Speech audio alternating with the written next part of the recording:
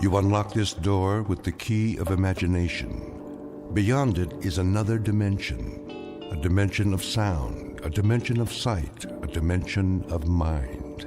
You're moving into a land of both shadow and substance, of things and ideas.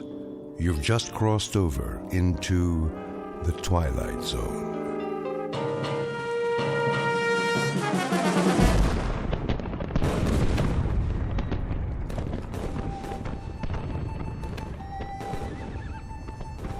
The date is Tuesday, September 11th, 1864.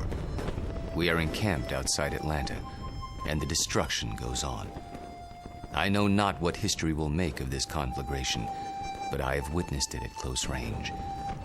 I feel it my duty to set down these observations before the prism of time colors them in a different light. As to the present battle, then my words may seem harsh, but I assure you, this is how it was. We charged the enemy's works and carried them with the bayonet. The earth ran red. The air was filled with the screams of the wounded and dying, but we were many, and they were few. And so we triumphed. Nonetheless, and despite urgings to the contrary, the battle raged on. The city was ours.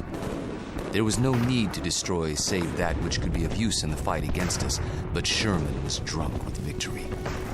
He himself started the fires, the flames which annihilated that great citadel of grace and beauty. One of us should have sent a ball into Sherman's brain. It would have been so easy. But somehow we couldn't, and that devil knew it. He knew it, and he mocked us for our cowardice. The good die young, I've heard him remark. If you're evil enough, you'll live forever. And with that, the entry from Major Skelton's diary ends. So it was that the Union soldiers burned Atlanta. Questions? Professor Jameson? Yes. The books I've read don't describe the Battle of Atlanta that way. Oh, I know. Confusing, isn't it? But as someone once said, history is bunk. Who was it now? I should know that. Henry Ford. Yes, of course. That's it. Mr. Ford. Thank you, Professor Kittredge. Helps when a Nobel Prize winner sits in on your class. You should drop by more often, Sam. You seem to do quite well without me. I could always use a good teaching assistant. So, to sum up today's lecture, the Union soldiers did indeed burn Atlanta for no good reason after the battle was won. You may have seen a more pictorial version in the motion picture Gone with the Wind, but I assure you, the conquering troops took no pleasure in their work. They were forced to it by a man they hated more than they could ever hate the rebels. An ugly, sullen, appallingly brutal general named William Tecumseh Sherman. The history books have glorified this monster, attributing to him qualities of courage and integrity. Trust me, he had no such qualities. He was just a small, evil man with tiny red eyes and a dirty beard and a way of talking that made you quietly want to slit his throat.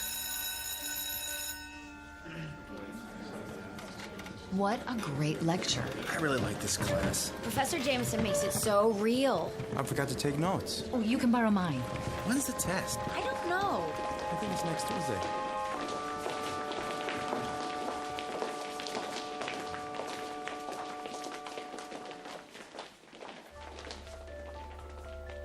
It has been said that universities are worlds unto themselves, inhabited by the young. These are the inhabitants of Collins University, a very small world indeed, young people hungering for knowledge, which can be imparted only by age. You have just met Walter Jameson, for 12 years the college's most popular and respected history professor. Students crowd his lecture hall and listen in fascination as he brings the dead past to life for them. It doesn't seem to matter what period of history he's discussing. He makes that period as real as this morning's headlines. Some explain this ability simply as the mark of a consummate actor.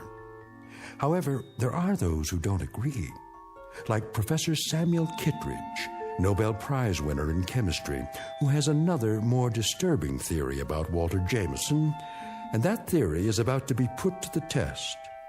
Very soon, we will find out whether our star professor received his degree from a major university or from the Twilight Zone. And now, The Twilight Zone and our story, Long Live Walter Jameson, starring Lou Diamond Phillips, with Stacy Keach as your narrator.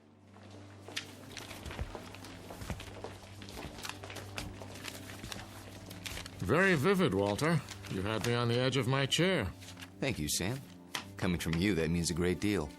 Now I see why these lectures of yours are so popular. Is that why you sat in today? Partially. Tell me something, if you have a moment. Certainly. Who was this Major Skelton? Oh, no one important. Just a lawyer who happened to enlist. And you acquired his diary? Yeah, lucky break. As I recall, an auction of Civil War memorabilia a few years back. What regiment? 123rd Illinois Infantry. Remarkable. American history is a hobby of mine, but I must say I've never heard of him. His diary's never been published. A fascinating document. May I see it? Surely.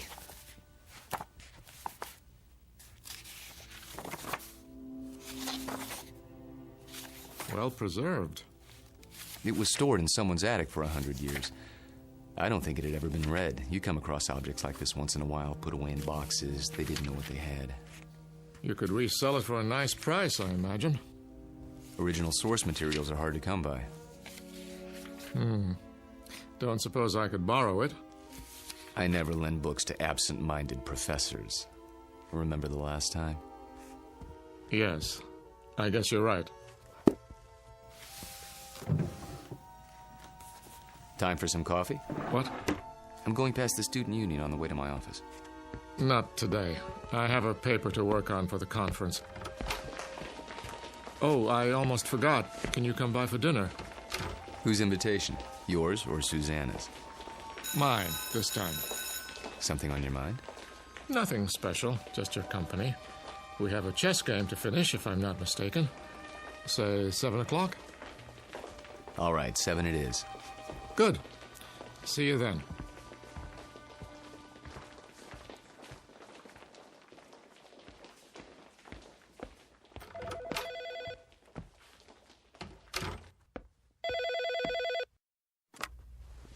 Hello?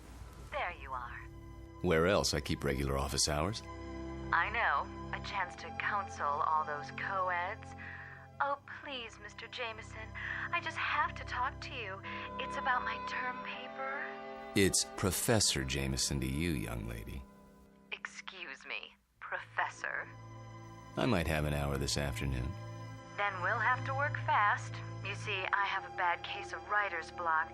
I need someone to, well, loosen me up. You don't need me. You need a cold shower and a massage. Speak for yourself. Daddy told me he invited you for dinner. He did. You mind? Not if you don't mind my getting some work done afterwards. My thesis is due in 10 days. How's it coming? Oh, it's coming. I'm just not sure I've said enough. Want me to look at it? Absolutely not. I have to know that I can do it on my own without help from you or Daddy. You will. Don't worry about it. I miss you. Me too. Only a few more days. Then we can spend more time together. We'll paint the town red. Oh, there's my 2 o'clock. I gotta go. Let me guess. Female, age 19, about 5'2", with eyes for her handsome professor. Be right there.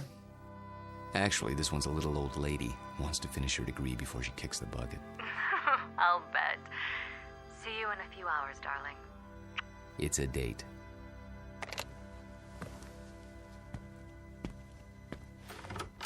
Oh, there you are. Come in, Janice. I was afraid I was late.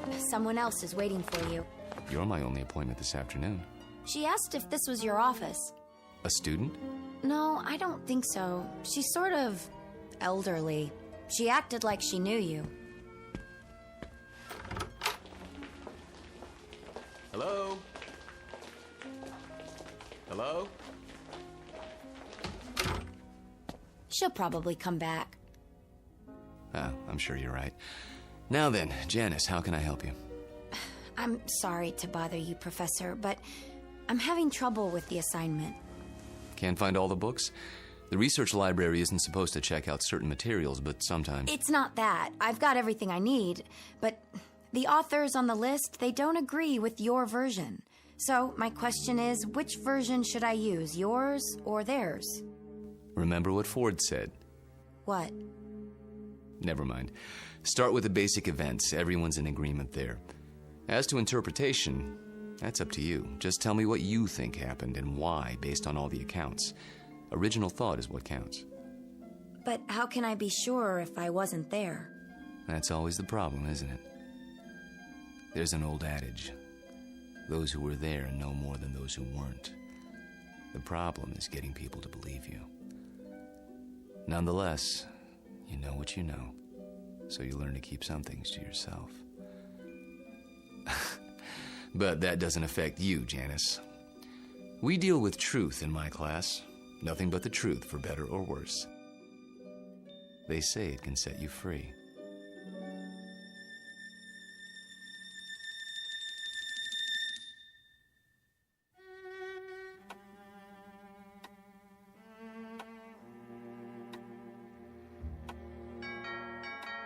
I'll get it, Father.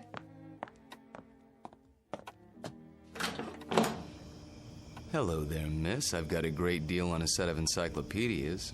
Sorry, we don't want any. Just let me get my foot in the door. Oh, really? You know what's wrong with you, Professor? What? You're always on time. Sort of takes the mystery out of things. Oh, so I'm not mysterious enough for you. That's just it. You're too mysterious.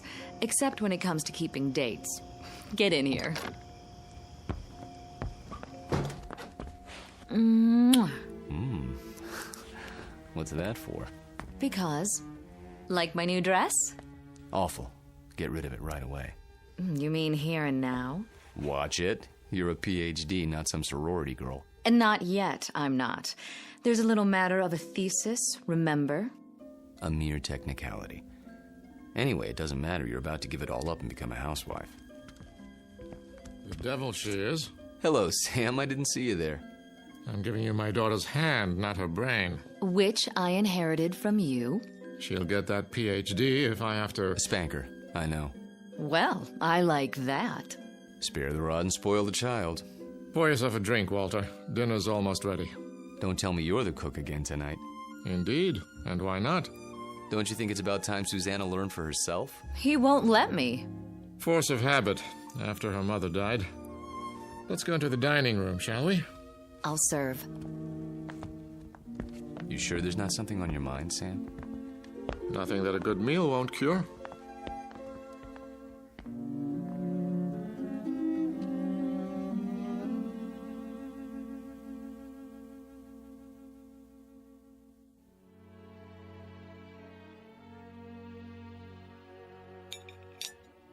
Had enough to eat?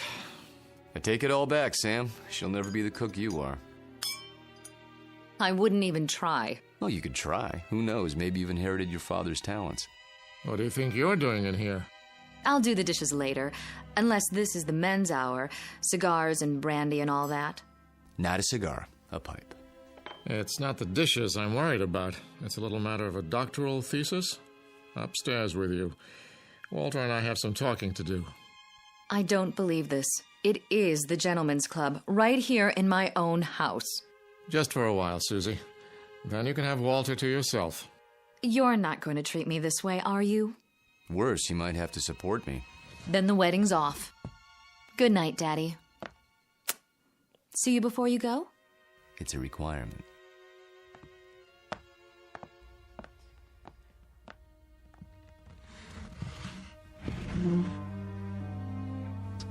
Brandy? Yeah, by all means. You know, you don't have to worry about her. She'll accomplish anything she sets her mind to, with or without us. Oh, I know that.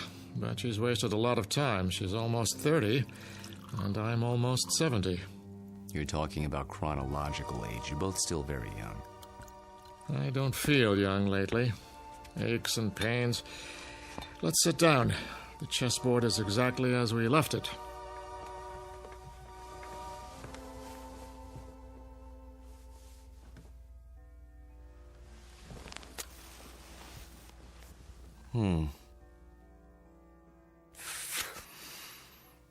My move, isn't it? Do your worst.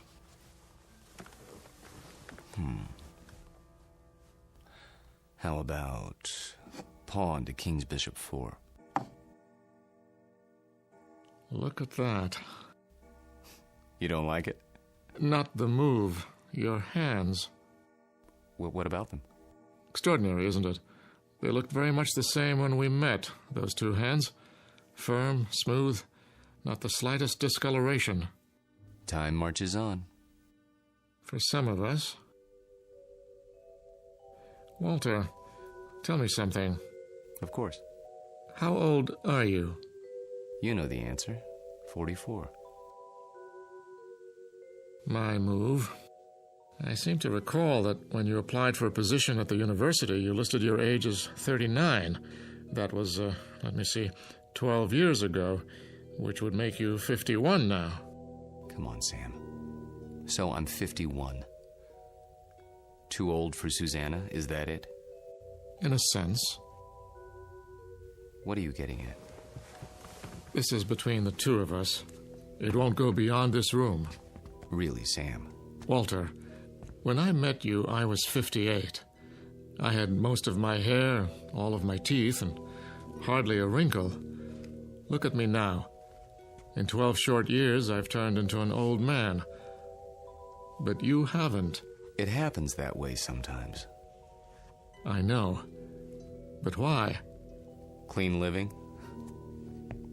Don't ask me, Sam. You're the chemist. I'm just a history teacher. Yes, and you teach it very well. Do you know what your students say? They say it's almost as if you witnessed history firsthand. I try to make it interesting. Fake it, you mean? You could call it that. Yes, that's what I thought. But somehow it didn't seem like you. You're such an honest, precise man. Ah, here it is.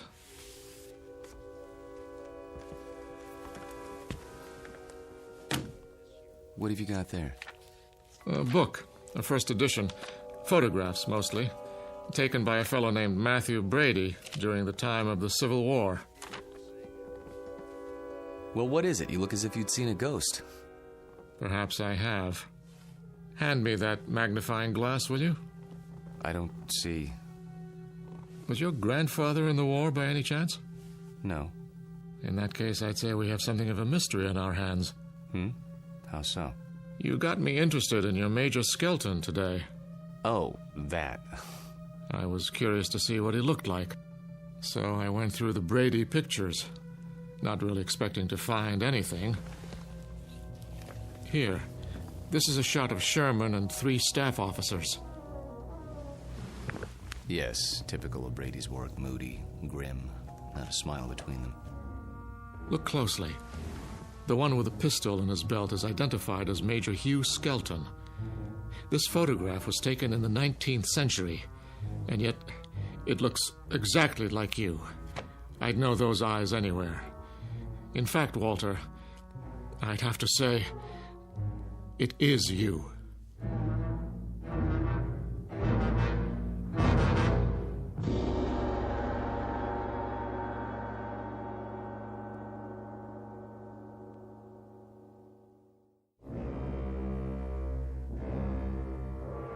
It is you, Walter, isn't it? Photographs can be deceptive. Poor lighting, grainy images. You shouldn't have kept the ring, you know. It's a dead giveaway. Ring? It is a bit like mine. Not like it. The same. Sam, really, you can't be saying what I think you're saying. That wouldn't make sense. It wouldn't be rational. It wouldn't... Come now, Walter. We're not children. You know exactly what I'm saying. I've been accused of many things in my time, but never of being inarticulate. Oh, you're joking. Just because a man in a picture happens to look like me. And happens to wear the same ring, and happens to have the same small mole on the left side of his face. Did you keep the pistol?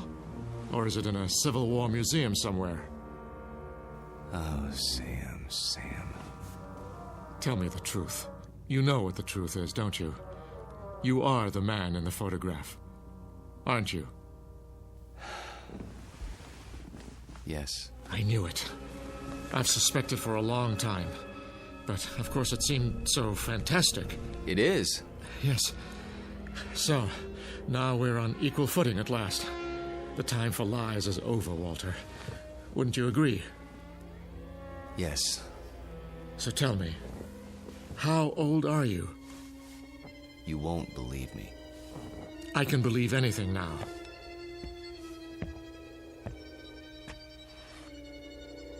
This bust on your mantelpiece? What about it? It's after a Greek statue, as I recall. The head of Cato the Elder. That's right. Let's just say, I'm old enough to have known this gentleman personally. But he lived more than 2,000 years ago. I said you wouldn't believe it. No, it isn't that, but 2,000 years? How, Walter, how? You don't know what you're asking. In heaven's name, this is what mankind has been dreaming of. Sam. To live forever. To go on learning and understanding eternally, without end, without death. Sam. Tell me the secret. I can't. You must. You owe it to the world. I owe the world nothing but contempt and pity. Then tell me any part of it. I'm almost 70 years old. I have a heart condition. I'm going to die, but I don't want to until I finish my life's work. Walter, listen to me. Do you understand? I'm not ready to die. I can't tell you the secret because I don't know what it is myself. What? I was like you, Sam. Afraid of death. Too afraid to face the concept head on. When I thought of all the things there were to know and the pitifully few years man had to know them, I went cold with fear. And with anger, too, at the impossibility of it all. The combination was paralyzing. Every night I dreamed, as you dream, of more time, of immortality. Only if man lived forever, I thought, could there be any point to living at all.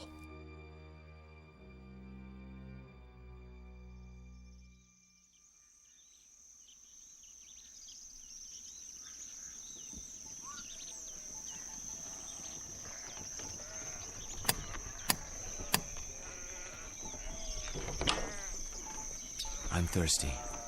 You have water? Come in, traveler. Thank you. You're very kind.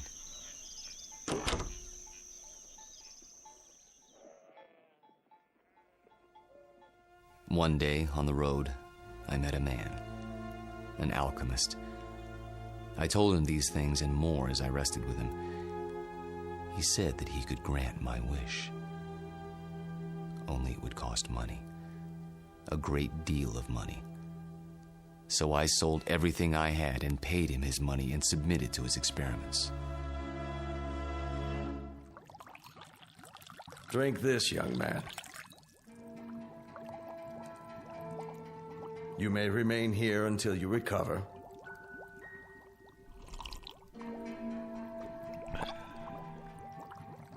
I feel strange.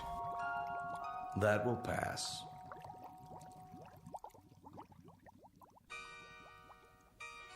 I remember very little of what followed, except that I was in a coma for many weeks. When I revived, I learned that the alchemist had been burned for blasphemy. You're not serious? An alchemist? The only legitimate one that I've ever known. You're asking me to believe something that goes against everything I know. Not without proof. But an alchemist? I'm a man of science. They knew nothing of chemistry. Lead into gold. Just as I thought. You won't believe it. Smoke and mirrors. Their methods were based on superstition, magic. What did he use? bat's blood and eye of toad. And once upon a time, germs were unknown, and blood cells, and pasteurization, and human growth hormone, and... Sam, all those things and more would have been called magic once. It's a matter of knowing what to measure and how. Do you realize that most of today's medicines come from plants? Witch doctors discovered a long time ago that they worked, even if they couldn't explain the reason. Don't lecture me. All right. But you'll grant that certain phenomena exist before we know why. Science is like history in that respect. A detective story, working backwards from known facts until we understand the cause. And I'm the most undeniable of facts. Unless you can come up with another explanation. Go on. There isn't much more to tell, really. I thought the experiment had failed, of course, because I didn't feel any different. But then, when I saw my wife and my children and my friends aging and growing old, this was a problem I hadn't considered, you see. But surely there's a way to get around that paradox. Such as? There must be. Is there? Think about it. If I tell you that somehow I can stop you from aging, where do you want to be stopped? At 30? Then you watch everyone around you turning old. At 70? Would you want to live forever the way you are now? Sick and weak? It's better than dying. No, Sam. You're wrong. I was wrong. It's death that gives this world its point. We love a rose because we know it will soon be gone. Who ever loved a stone? I'm not a rose, and I'm not a stone. I'm a man. Very old, very frightened. Of what? Death? Yes, of death. You're a fool. I want to die. Then why don't you? Because I'm a coward. Like all men. Because I'm tired of living and scared of dying. That's why.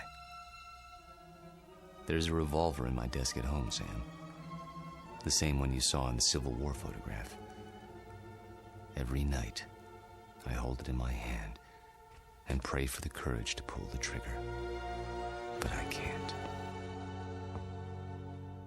You mean to say you've survived all these years without an accident, without being injured or wounded? Some people are lucky that way. They go through life without ever breaking a bone or seeing the inside of a hospital. Oh, I've come close to death plenty of times. But never close enough. Thank you. For what? For reassuring me. I thought that if a man lived forever, he would grow wiser. But that isn't true, is it? You grow tired. That's all. It must be lonely. That's a word that comes to mind. You say it as if you think it's a word I don't know anything about. I suppose you married more than once? Yes. How long with each woman, Walter? 10 years? 15?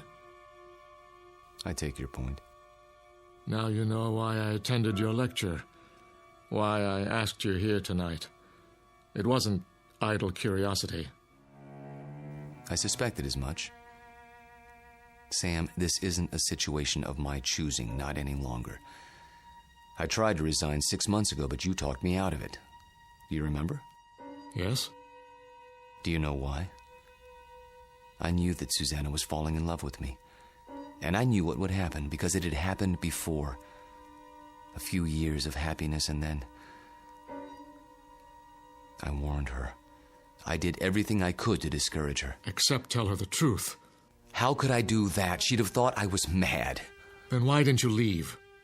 Because it was too late. I was in love with her. Everything was against it, all my reason and experience. But that didn't matter. And God help me, it doesn't matter now. It does to me. Walter, I can't let you marry my daughter. And why not? Susie. Well, go ahead. I asked a question, Father. We were just having a conversation. So I gather. How long were you standing at the top of the stairs? Long enough to hear that there's some sort of disagreement over me. Don't you think it would have been considerate to include me in the negotiation? It's not a negotiation. Please, don't misunderstand. Your father seems to think I'm too old for you, darling. Susanna, let me explain. That's the silliest thing I've ever heard. Good. In that case, you will marry me? I thought that's already been decided. You asked, and I accepted. Unless you're having second thoughts. Nonsense. If I had my way, we'd do it tonight. Are you serious? I've never been more serious in my life. I think you mean it. There's a justice of the peace in the next county. Go upstairs and get your prettiest dress. I'll go back to my place and pick you up in an hour. But... Go. Go. Daddy? I can't very well ground you, can I? You're of legal age. Oh, Walter, I do love you. Though your timing is a bit of a surprise. Life is a surprise. If we're not ready now, when will we be? Next week? Next year? We have to seize happiness when it comes, and it's here now. 1 hour, darling.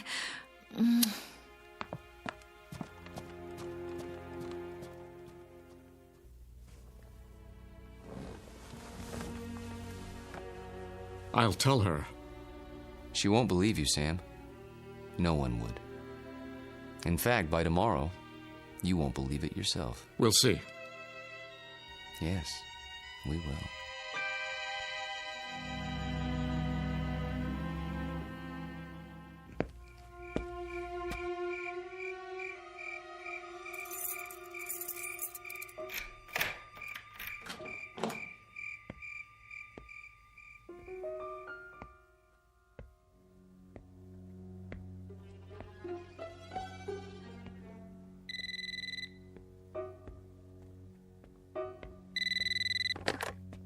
Yes? I'll give you one last chance, Walter, if that's your name. Sam, please. The irony is, I truly like you. We've been fine friends. But when it comes to my daughter... You deny her happiness? Is that what you call it? People who love each other don't have secrets. They share their lives. They grow old together. Susanna's entitled to the same thing. Not a mockery of it. You don't think this is easy for me. There's nothing ahead for her but a broken heart, as she sees herself age while you don't. How long do you think you can keep it from her? And if I go away, will that make her happy? She'll suffer, but she'll get over it. You don't belong here, any more than that antique pistol in the photograph. It's still here, in my desk drawer. And so am I. That's reality, Sam, for better or worse. She's upstairs now, packing. If you come back, I'll expose you. Not just to her, but to the university and the world, starting tonight. You mean it, don't you? You don't leave me much choice. Give me a few minutes. I need to think it through. Good. If you love her, you know what to do. Yes, I know what to do. Only, I don't know if I have the courage.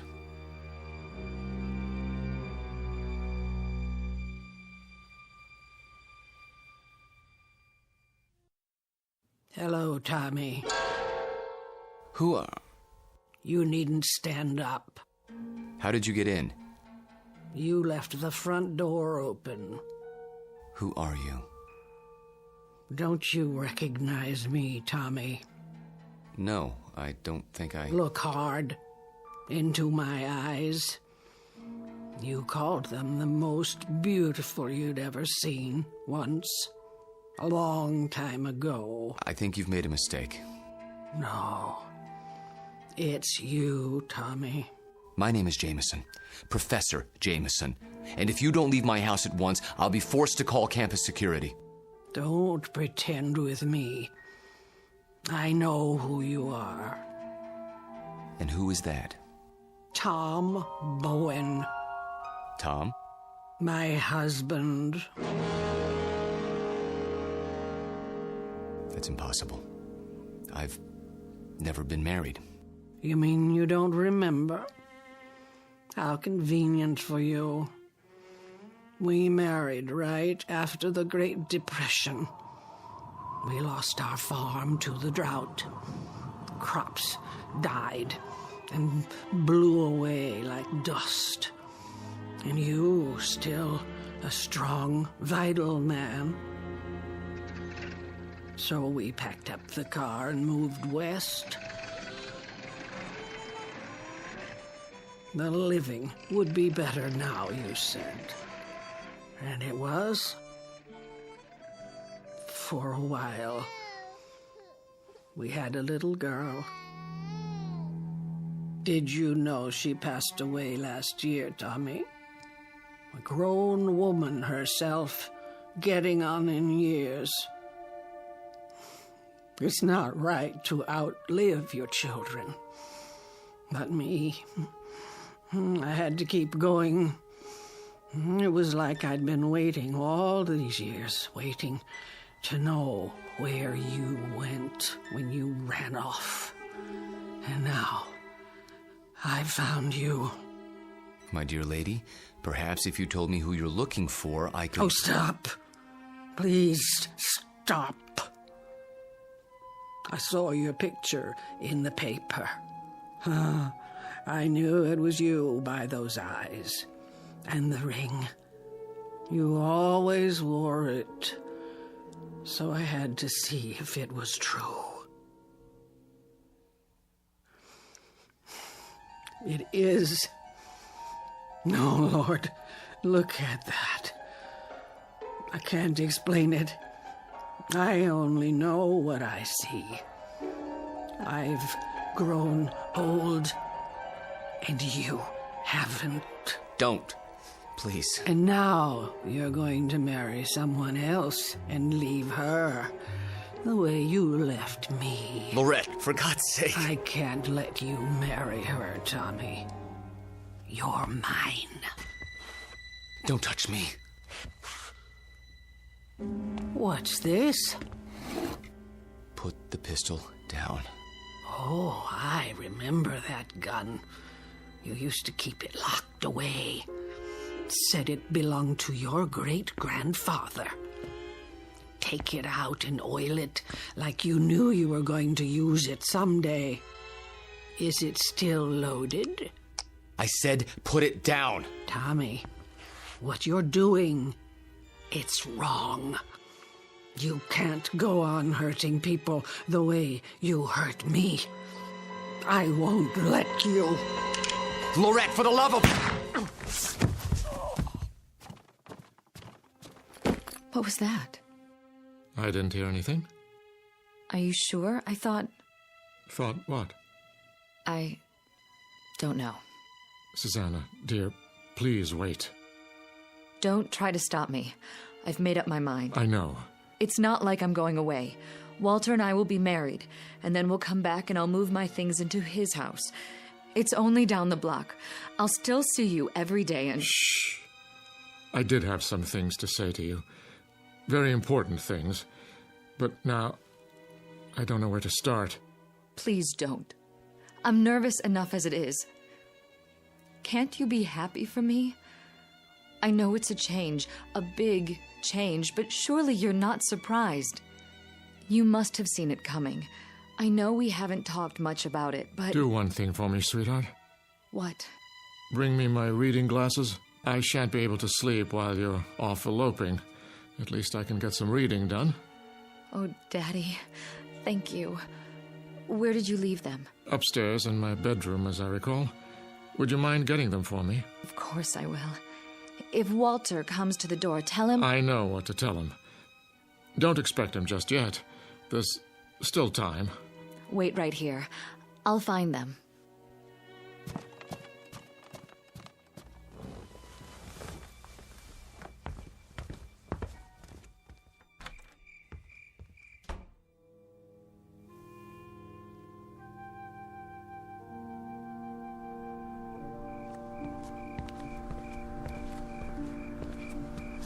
Oh. Excuse me, I didn't see you there. I saw my Tommy. He's resting now. Good evening to you, madam.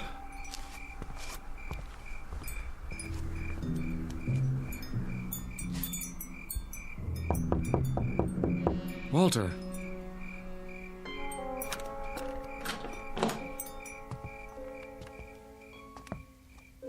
Walter, where the devil are you? Hello, Sam. Why are all the lights off? I was just, thinking. The window's open. I know. I'll close it. No. What's the matter? It's a strange feeling after all this time. What do you mean? I mean, I've come to my senses. Tell Susanna. Tell her if you would. You're hurt. Turn on the light. Stay away. I'll call a doctor. No. But your hand, there's blood on it. Hard to avoid that when you've been shot. It's dripping all over everything. I'm leaking, Sam. Everything that's been held inside for so long, it's running out. I feel light as a feather. Take my arm. Sit down. Quickly. A little late for that. I'm sinking, Sam. Right into the rug. It'll be quite a mess to clean up. What's happening to you? It's happening. At last. Your hair. Your skin. Sorry to fall apart on you. Oh. But nothing lasts forever.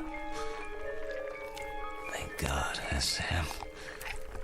Thank God in His wisdom.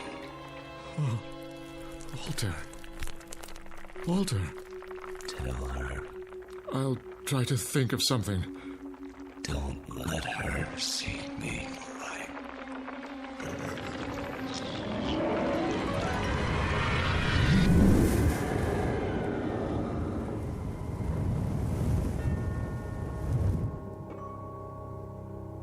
Dad? Walter? No, Susanna. Stay back. Daddy! Go home. Where's Walter? Susanna, please, go home, now. Walter? He's gone. Gone where? I wish I could tell you. But there are his clothes, his shoes. Daddy! Daddy, what else is on the floor? Dust, my dear.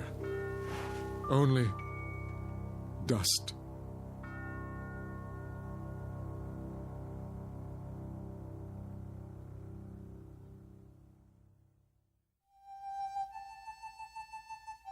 Professor Walter Jameson, an expert in the subject of times long past, and above all, a consummate actor, since before this university was founded. He's finally completed his life's work, a history of the world that begins in the cradle of civilization and ends in our time, because the future was not his specialty. In fact, the simple truth is he had no future left. The past has a way of catching up with us, sometimes when we least expect it. They say that time heals all wounds, but it also wounds all heals. Rest in peace, Professor. You've just passed the ultimate final examination in the Twilight Zone.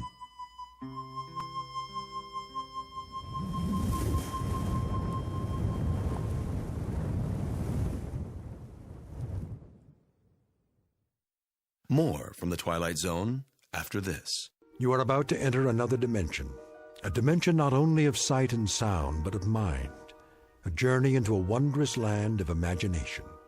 Next stop, the Twilight Zone. Hi, this is Stacy Keach. I'd like to take a moment to tell you about our Twilight Zone website at twilightzoneradio.com. At twilightzoneradio.com, you'll find the latest information on these Twilight Zone radio dramas, including behind-the-scenes photographs, plus the newest product releases, trivia contests, ways to contact us, other Twilight Zone-related info and merchandise, plus links to other fascinating websites. So make your next stop twilightzoneradio.com. Visit twilightzoneradio.com to purchase these Twilight Zone radio dramas on cassette and CD, or call toll-free 1-866-989-ZONE. That's 1-866-989-9663.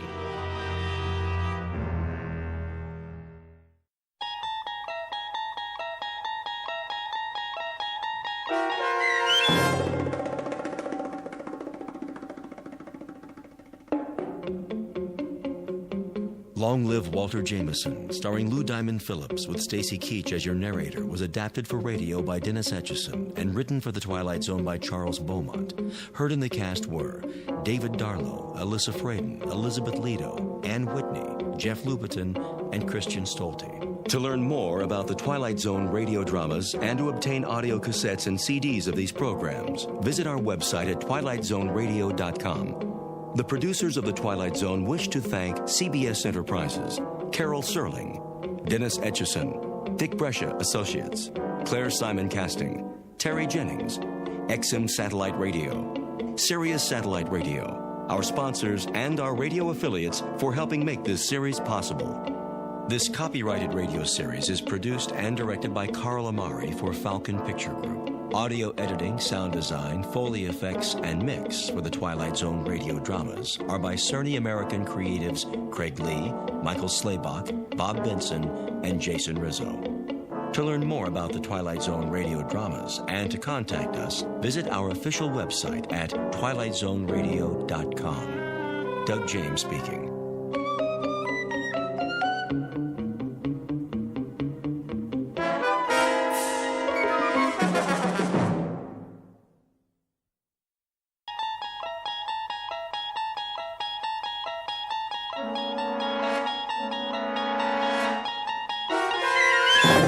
There is a fifth dimension beyond that which is known to man. It is a dimension as vast as space and as timeless as infinity. It is the middle ground between light and shadow, and it lies between the pit of man's fears and the summit of his knowledge. This is the dimension of imagination. It is an area which we call the Twilight Zone.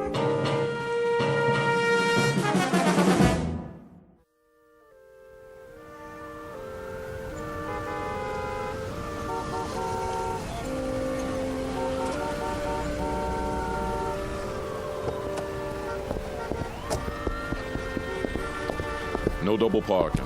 Move it, son. Yes, I heard you. I said move it. Oh, but you see, I'm not double parked, not at all. Then what are you doing? That's a yellow zone, ain't it? So it is. But I won't be a moment. I just have to use the payphone. That one right there on the corner. All right, officer? Loading and unloading only. One call. That's it. I've been driving up and down for blocks. 10 blocks, to be exact, in search of a phone. And there's phone booths all over the place. Yeah, and they're all out of order. Hard to believe. I know. In a city like this. Ain't my problem. No, but it's mine. I have a call to make, a very important call. Why don't you go home? You got a phone, don't you? Of course I do, but it can't wait. Layla might go out for the evening, and I got to catch her first and tell her, ask her if it would be all right to. I'll give you 10 minutes. That's it. Or you get towed. You don't want that to happen, do you? Oh, no, not at all. $87 plus the ticket. Take my advice. Find a parking space. I tried that, but there aren't any. 2 minutes. You'll see. I'll be right back. Go on around. Keep it moving.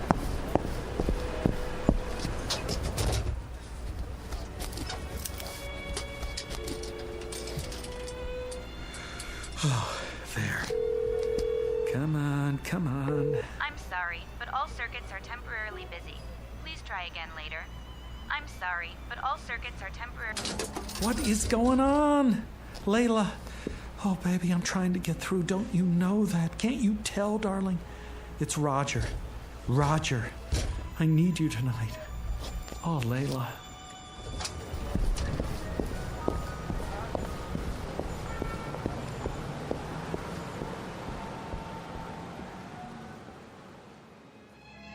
Mr. Roger Shackelforth, age youthful 20s, occupation being in love, full-time. Not just in love, but madly, passionately, illogically, miserably, all-consumingly obsessed with a young woman who has a vague recollection of his face, and even less than a passing interest. In a moment, however, you'll see a switch in attitude, because Mr. Roger Shackelforth, the young gentleman in question, will take a short but very meaningful journey into a calling area known as the Twilight Zone.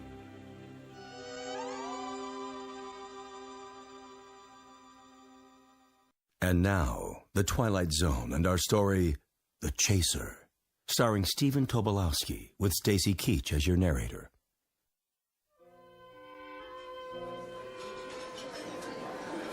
More coffee, Jenny. No thanks, Margie. Well, maybe just a smidge or it'll keep me up. Miss, can I use your... All the way in the back. No, not that. The telephone. Do you have a public telephone? Sure do, on the wall. Good, I'll need some change. Here. Better get in line, though. What? The young man's been at it for... I don't know how long.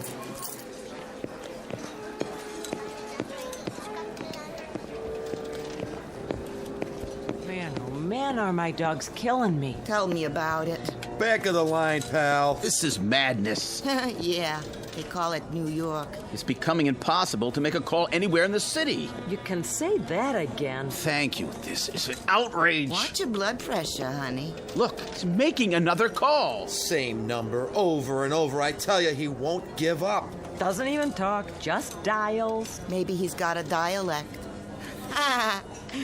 Gonna have to soak his finger in Epsom salts. Oh, I simply can't stand this. I must use the phone. Well, la-di-da. Who are you, Mr. High and Mighty? I have a business appointment and I'm late. Stand aside. Oh, no. We're all in this together.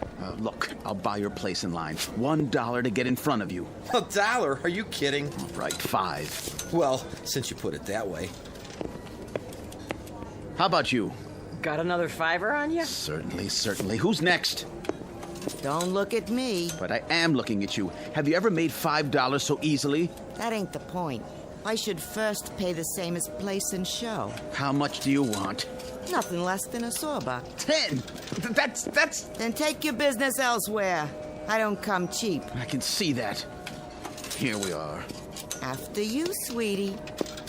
Time, young man. I've had quite enough.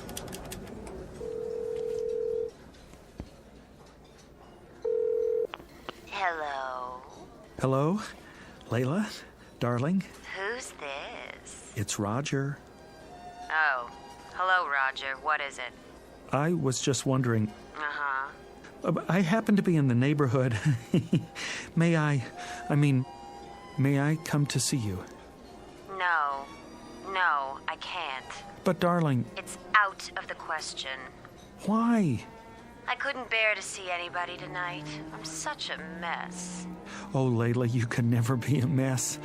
Listen, darling, I have to see you. Roger, it's impossible. But I must see you. Fiercely must. I love you.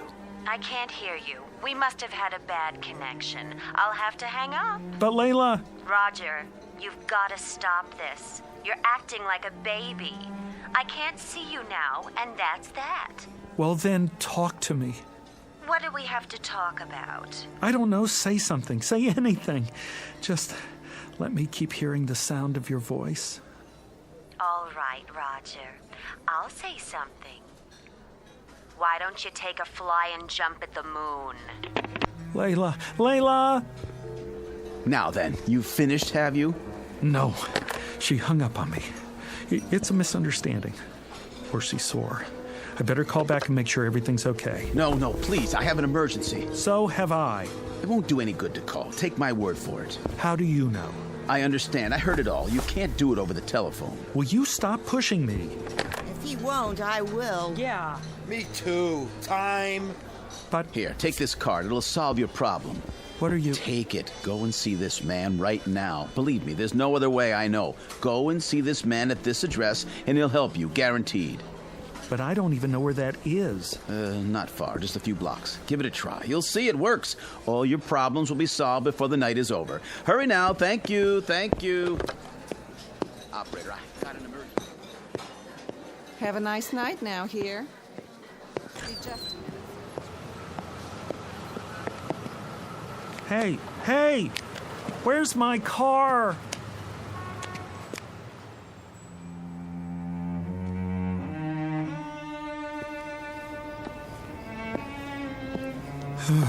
Number 182022. This must be it.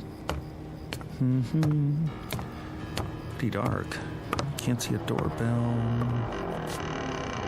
Ugh, some door. Didn't even touch it.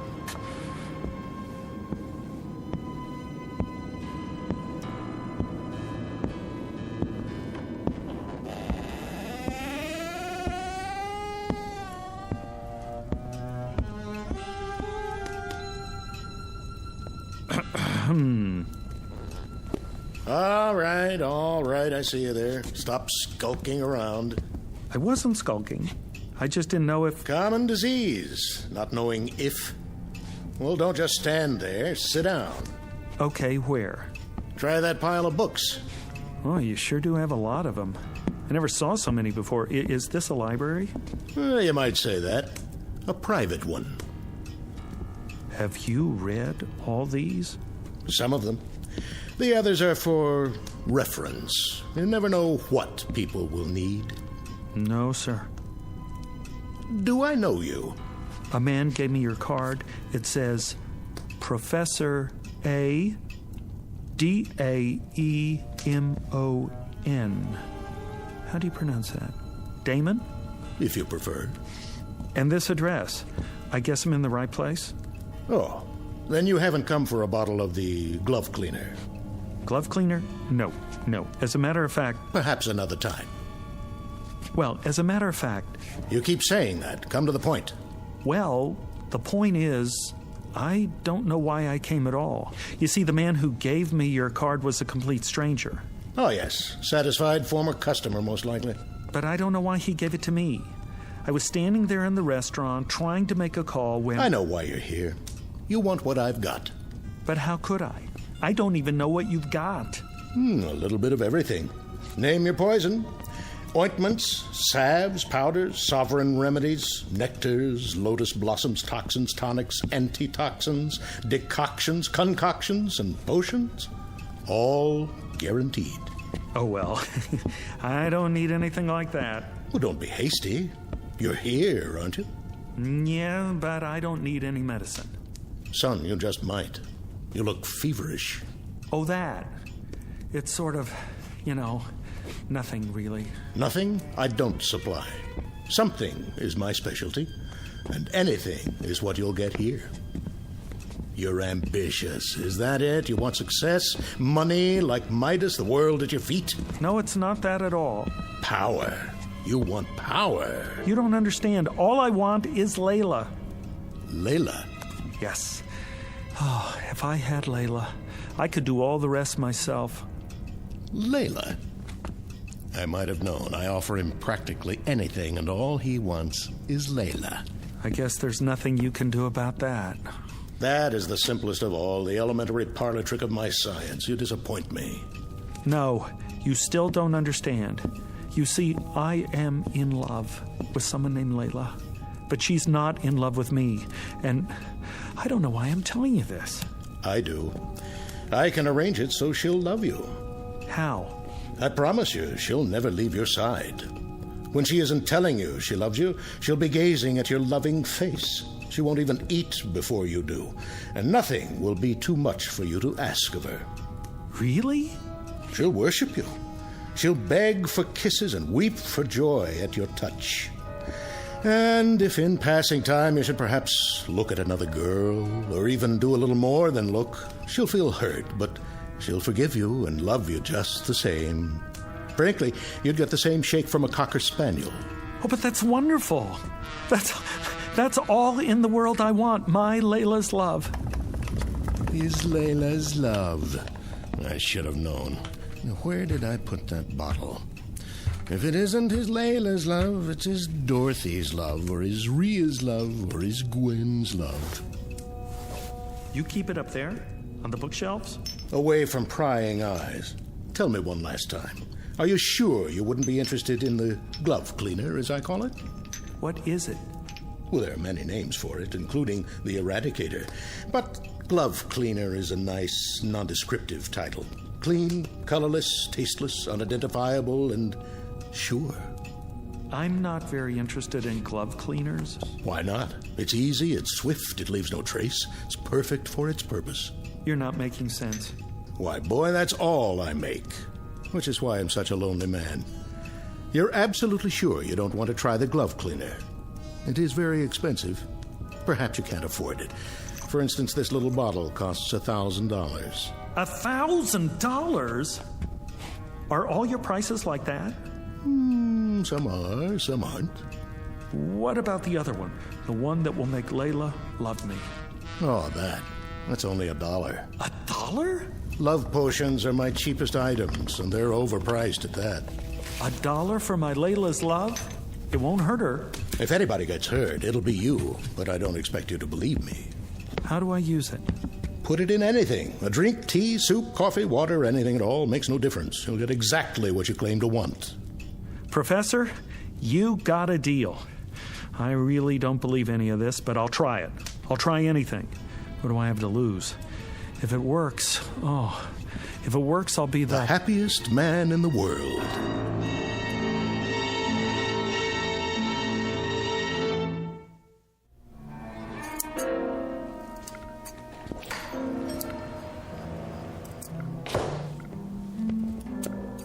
Yes?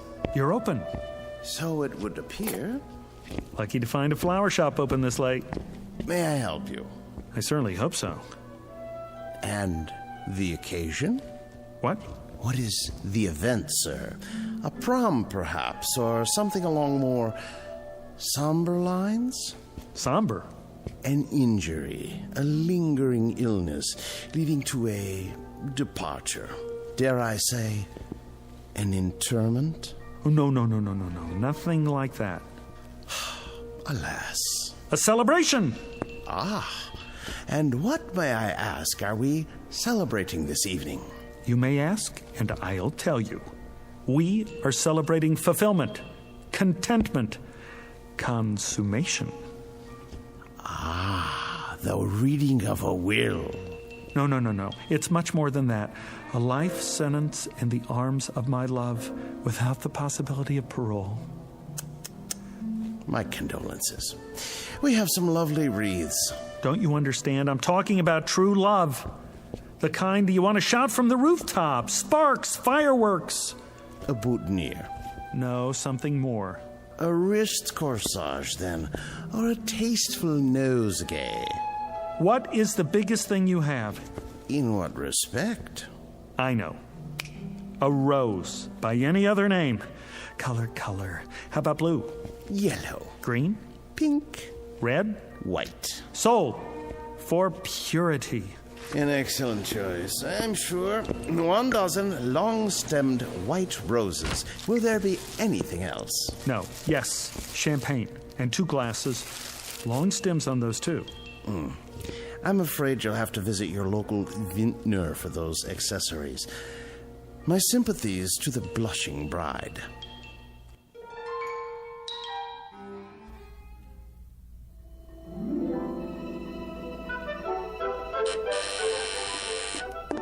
Who could that be? Yes? Layla, it's me. Roger, I told you I was busy tonight. Busy? How busy can you be in a dressing gown? I'm just about to put on my dress. Call me. When? Tomorrow. Just a minute, just a little minute. Flowers, see? And champagne. That's very nice, Roger. Thank you. Now, if you'll just run along. I couldn't have lasted the evening without seeing you, Layla. I'm sure that's not true. You don't know what it's like to love somebody, to love anybody so much, so desperately. No, I suppose I don't. It's good champagne. Just enough for the 2 of us. Now, that's not asking much, is it? All you have to do is give me 5 minutes for 1 drink. Roger, you are acting like a clod. A silly, stupid, sophomoric clod. I love you. Stop saying that. But you don't know what I went through to get here. My car was towed. I've been walking for the past hour. How can you be so cruel? All right, 1 drink. 5 minutes, and then you go. You won't regret it.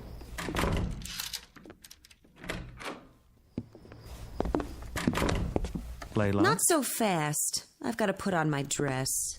Why? You look like an angel. I know, but wait here. Ha-ha! It's like a new millennium.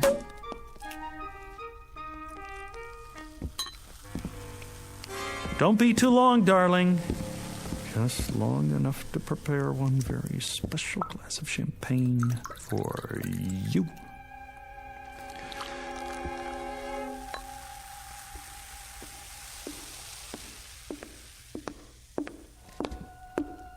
Well, let's get this over with. Wait, this one's yours. What's the difference? There's a little more in this one. If you say so. To us, darling. Well, time's up. Not so soon. Thank you very much for the drink and the flowers. Be sure to put them in water. Would you like me to do it for you? Goodbye, Roger. Excellent champagne, wasn't it? It'll pass. Very good year. No aftertaste. I suppose so. What are you looking at me like that for? In case it's my last look. All right, you've had it. The show's over. One last little kiss. Don't press your luck. But Layla... Roger, please, let's not prolong this. I haven't the time. All I'm asking is... Please go. Now. Look, I don't love you. I don't want you here. I don't even like you at the moment. Now go, please. If you're sure that's what you want. You look like a whipped dog. Oh, here. That's the best I can do. And it took all my strength. Thank you, I guess. Oh. What is it? I don't know. All of a sudden, I'm feeling a bit peculiar. You are? Roger, wait a minute. Perhaps I am being cruel. I don't mean to be. I understand. Do you? I'm sure I can do better than that. Let me make it a little nicer. If that's what you want.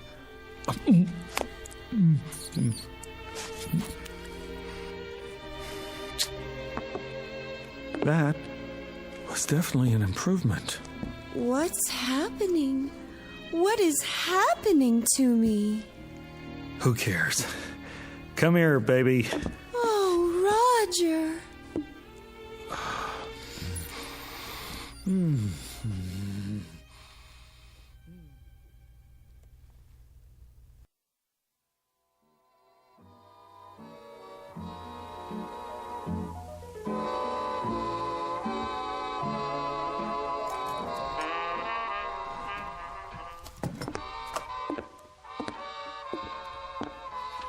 Can I get you anything, darling? No. Are you sure? Quite sure. Is the music too loud? No, it's fine. Let me turn it up for you. It's fine, I said. What are you doing? Reading. Oh. Is it a good book? Great. Because if it isn't, I can get you another one. Layla, would you sit down, please?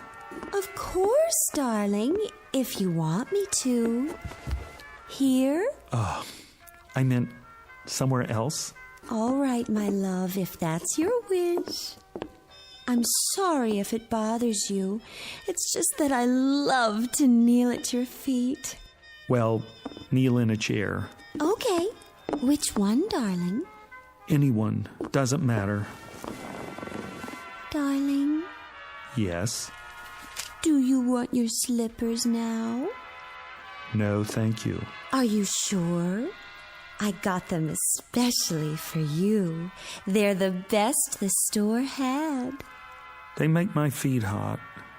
Oh, well, if your feet are hot now, I could soak my hands in ice water and then caress them.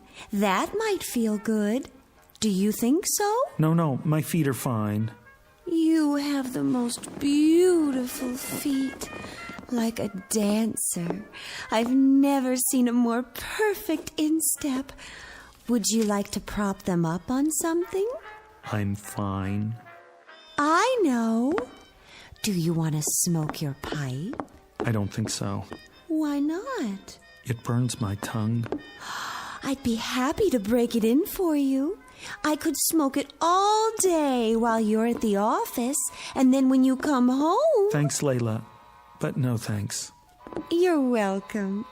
Oh, darling, I'm so sorry. I'll get you a cigarette. Don't worry about it. I should have put fresh cigarettes in the box by your chair. Here, I'll light one for you. Am I doing it right? Fine. Would you like me to rub your back, darling? You just finished rubbing my back. I know. It's just that I adore touching you, and I'd be glad to rub it again. Maybe later. Am I disturbing your reading? No.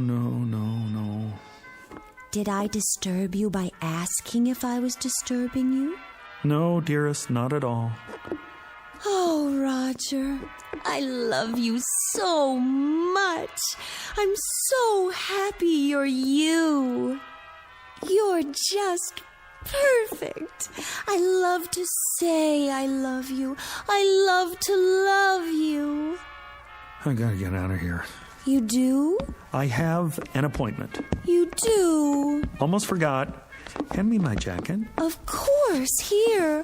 I'm sorry I didn't press it for you. Will you be long? I don't know. You don't? I may be late. Would you like me to go too? No. No, won't be that late. Why don't you stay here and hug my pillow or something? Is anything wrong, Roger, darling? No, dearest. It's just I got an appointment and I'm late and I need a little air. While you're gone, my love will grow and grow. And when you get back, do you know what will happen when you get back? I promise you that... I promise you that when you get back, I'll make you the happiest man in the world.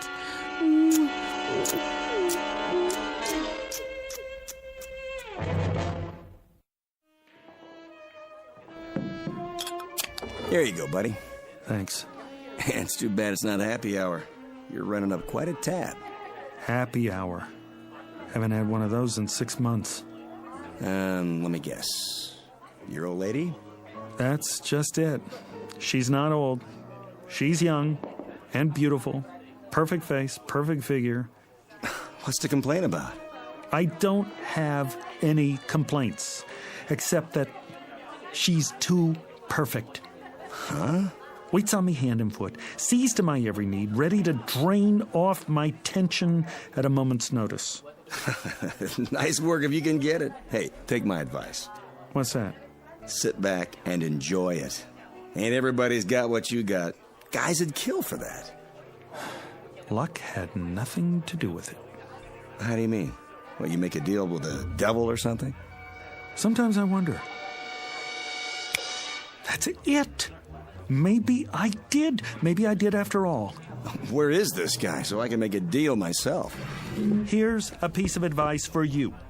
If anybody says he's got the solution to your problem, tell him to get lost. Keep the change. Thanks, buddy.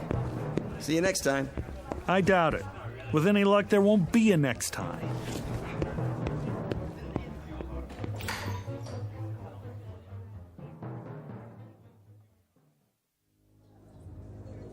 Have a nice night now here. I will, Margie. You take care. Excuse me. Be just a minute, sir. There's room at the counter. Hello? Yes? You remember me, don't you? Can't say that I do. You must.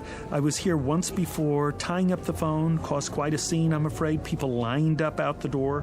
When was this? 6 months ago, exactly. You don't say. Been in here much since then? Not once. I didn't think so. I was desperate to make a call, you see. I kept standing at the payphone, dialing over and over again, and everyone got terribly irritated. It happens sometimes, but I can't say I remember you. Listen, there was a man here that night, middle-aged, carrying an overcoat and a package. He said he was late for a meeting uptown. He bought his way to the front of the line, and when I finally left, he gave me some advice. Handed me his business card, this one right here. What's this now? So he told me to go to the address on the card, said it would solve my problem. I don't know anything about that. That's fine. What I want to know is, do you remember the man? Is he a regular customer? Because if he is, I have to find him and ask him what happened to his problem and what he knows about the address on this card. Anything at all. Sorry, mister. I can't help you. People come and go all the time. Could have been anyone. Then at least keep the card. And if you ever see a man trying to give out one like it, grab it, tear it up. You can't imagine how much grief you'll save some poor soul.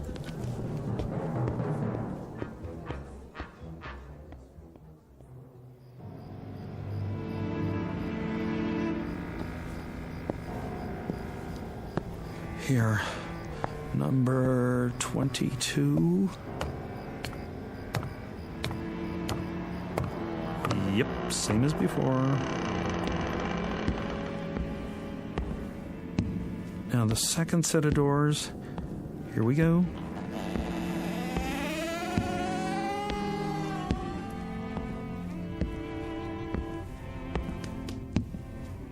Up. Hi there, Professor.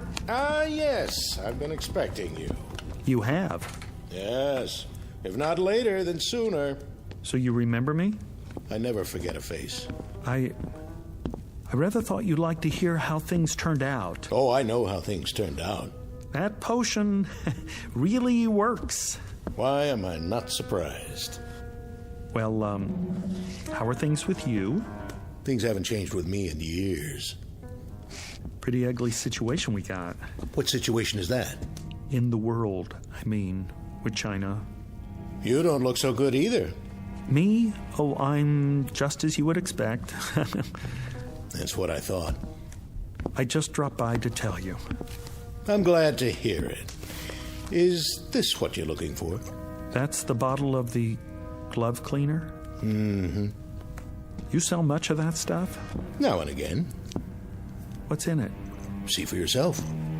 No color, no odor, nothing that leaves a trace, no way to detect its presence. And it's sure. Guaranteed. It's what you came for, isn't it? Me? No. Not at all. How much did you say? $1,000. And it's painless. Of course, it's perfect for its purpose. The only thing of its kind in the world. Interesting. She loves you as I said she would, doesn't she? A constant love, and nothing you can do to her will change it. You took the words right out of my mouth. She worships and adores you and hangs on your every syllable. To put it bluntly, yes. The price is non-negotiable, I'm afraid. Professor, I don't know what else to do. I'm going out of my ever-loving mind. I'm sure you are. I can't stand it anymore. It's only natural. I never imagined there was such a thing as being loved too much. Well, you wouldn't. Isn't there an alternative? Some way we could just quiet it down a little. If there were, I'd be out of business. You must have a potion that will transfer a little of her love to someone else, like a nice little teacup chihuahua, for instance, a Labrador retriever, St. Bernard. Not a chance. She's all yours. But she's so nice to me. So very good, night and day. The glove cleaner is the only way. I'll put it back. I can't do that. There must be another way. This is the only way. You don't know what it's like. All the time. Love, love, love. It's enough to give you diabetes. I do know. How do you think I came to invent the glove cleaner? But $1,000, that's all my savings. It's always that way. No trace. Absolutely undetectable. I take checks and credit cards. All right. Made out to... cash.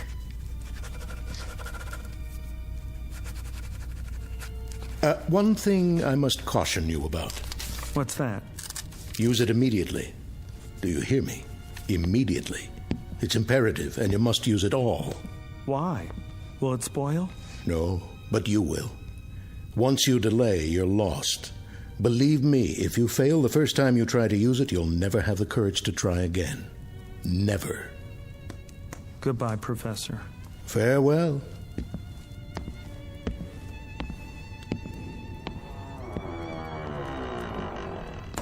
It never changes. First the stimulant, then the chaser.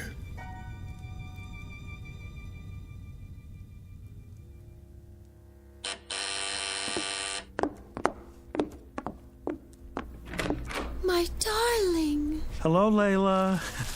Come on, take the chain off. Of course I will. Oh, Roger, I'm so glad to see you. I know you are. Why, look what you've brought me. Oh, I thought we ought to have a party. Just the two of us. After all, not every couple stays married for 6 whole months. Roger, what a lovely surprise. You said you might be late, and instead you come back with champagne and flowers. I'll put them in water. Later. I'll get the glasses. Can't have a party without glasses. It's just like the first time. Only tonight you don't have to beg to stay. Why don't you sit over on the couch? I'll open the champagne. Go on. If that's your wish. Do you want candlelight? It would be so romantic. Let's have candles, all right? Sure. Candlelight, schmandlelight. Anything you say.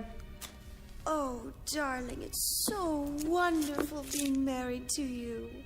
I've never been so completely happy in my whole life. I live to love you. Only you. That's nice. I mean, that's nice. Really. Do you need any help? No. I'll serve you.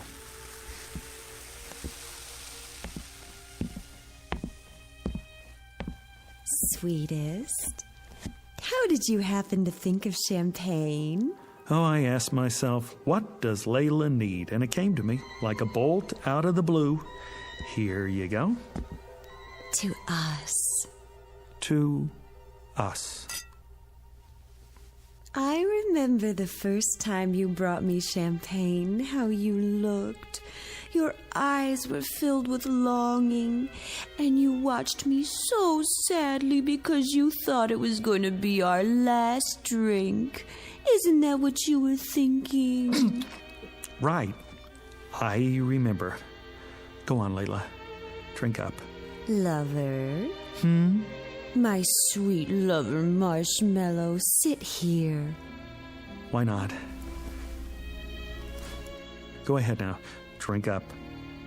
I'm not very thirsty. Good to the last drop. I'm not sure it's a good idea this time. Why not? Sit closer. Careful. What's this? What's what? Between the cushions. Have you taken up knitting? In this book, Dr. Spock? I've got news for you, my sweet little rabbit. Rabbit? I just got word from the doctor. What are you talking about? The test came back today, and it's positive. Isn't that wonderful? You don't mean you're... Oh, darling, we don't need champagne. We've got each other. All 3 of us. I suppose I could have just a sip. That won't do any harm. No, I mean, don't. Maybe just a little toast to celebrate. Not now. Give me your glass. I'll pour it out. Are you sure? I'm sure. I couldn't have done it anyway. I could never have gone through with it. Think of it, darling. This is only the beginning. We're going to be even happier than we are now. And it'll go on like this for the rest of our lives. Yes. The rest of our lives.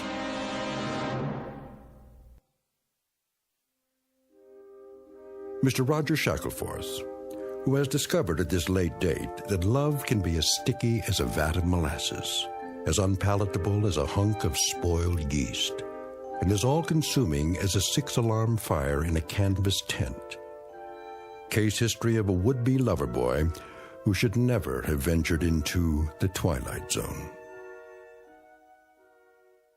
We'll return to the Twilight Zone in just a moment.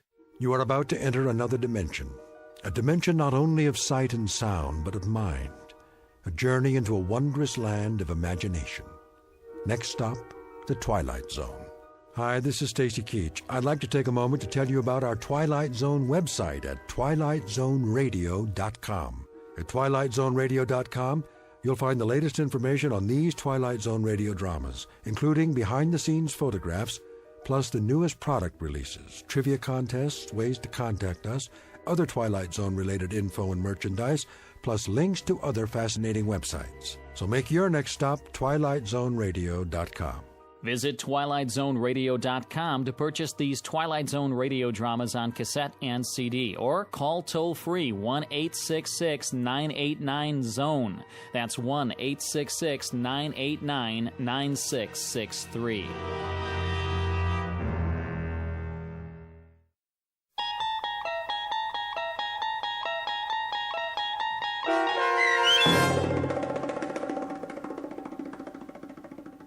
The Chaser, starring Stephen Tobolowsky, with Stacy Keach as your narrator, was adapted for radio by Dennis Etchison and written for The Twilight Zone by Robert Presnell Jr., based on a short story by John Collier. Heard in the cast were Michelle Graff, Roderick Peoples, Joby Cerny, Doug James, Jeff Lupetin, Carl Amari, Roy Melanzi, Meg Falcon, Jennifer Laterio, Linda Reiter, Peggy Roeder, and Craig Harris. The producers of The Twilight Zone wish to thank CBS Enterprises and the Rod Serling Estate for making this series possible. This copyrighted radio series is produced and directed by Carl Amari for Falcon Picture Group. Sound design and custom Foley effects for The Twilight Zone by Cerny American creatives Bob Benson, Craig Lee, Michael Slaybach, and Matt Sorrow. To learn more about The Twilight Zone radio dramas and to contact us, visit our official website at twilightzoneradio.com. Doug James speaking.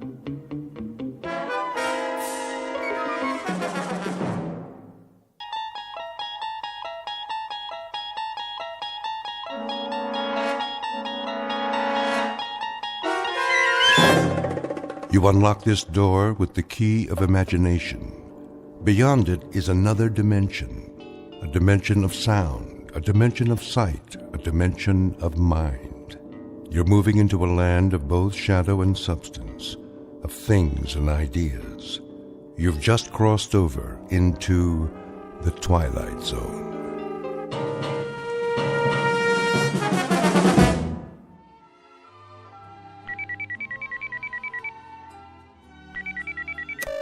Yes? Hi, Marilyn.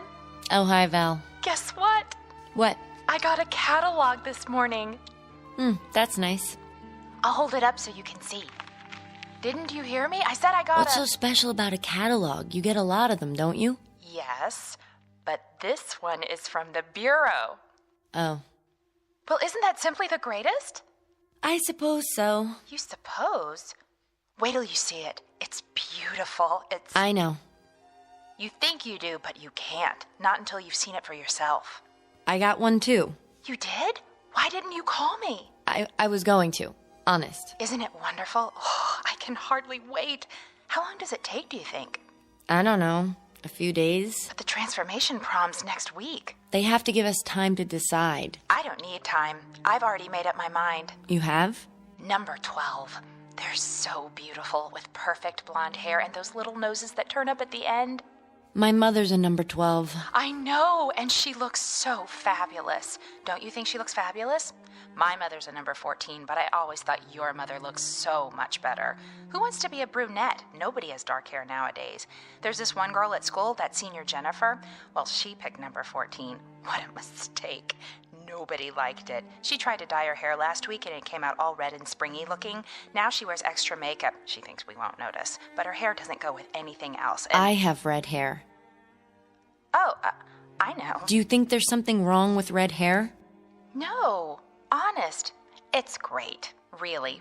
But when you think about what you'll look like after the transformation, isn't it dreamy? Maybe I'll pick number 15. They have such nice long legs. Of course, number 11 does too, just like a dancer. Not as slim as number 12, but... I gotta go. To look at your catalog, I bet. Hold it up to the phone so I can see. It's not here. Well, where is it? You didn't lose it, did you? Better check, because if you did... My mother's got it. Oh, good. I mean, I want to ask her a question. Do you think she's happy being a number 12? If she could give me her opinion before... Yeah, I'll tell her. Bye, Val.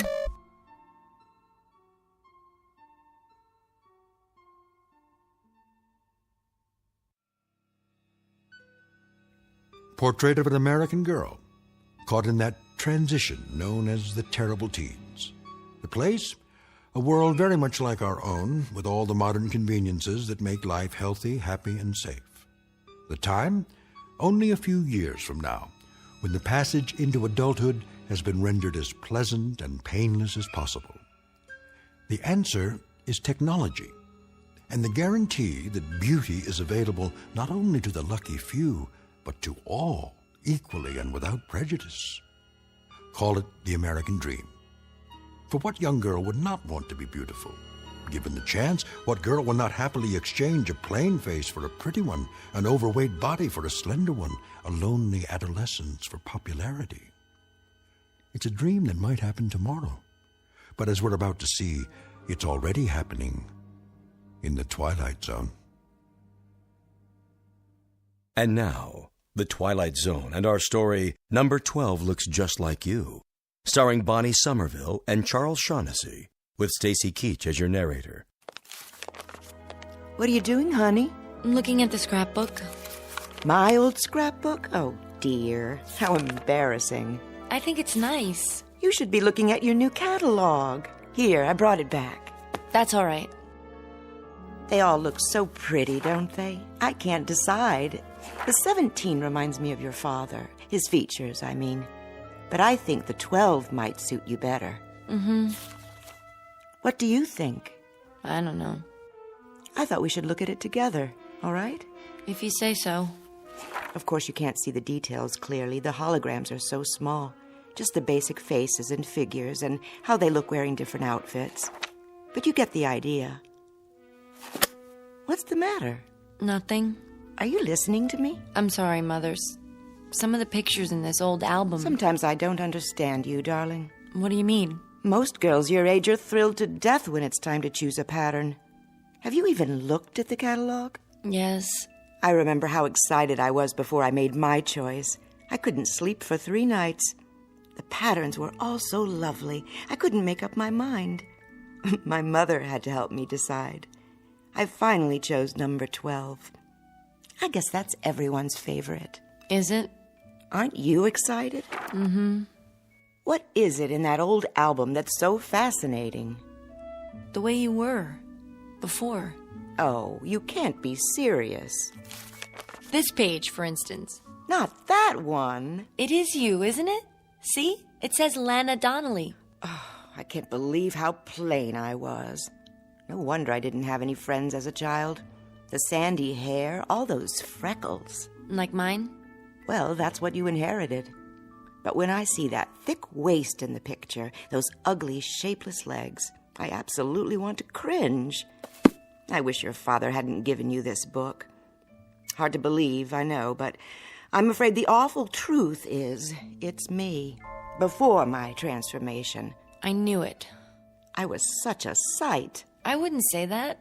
I think you were beautiful. I really do. Well, I certainly don't. I was unbearably homely. It was always hard on me at school until, well, Thank goodness for the transformation. It's the most marvelous thing that could happen to a person, and it didn't come a moment too soon. Am I very homely now? Of course you aren't. Not to me. But afterwards, think of it. You'll be beautiful. Mother. Yes, dear. May I ask you a question? Anything at all. Suppose I didn't want it. What? I wouldn't have to, would I? Darling, what are you talking about? At least I could wait a little while, couldn't I? Would that be all right? Oh, I don't think so. It has to be done at just the right time, a certain stage in your growth. Later, it's much harder. That's why the Bureau notified you. The time is now. But what if I'm not ready? You're just nervous, darling. There's nothing to worry about. Nothing at all. Say, I know what you need. You do? A glass of instant smile. I'll ring for Grace. I don't need anything. I think you do, if you could see yourself. But all of that will change. Just think. Turn it over in your mind and savor it. Very soon now, very, very soon, you can look like this. Or this.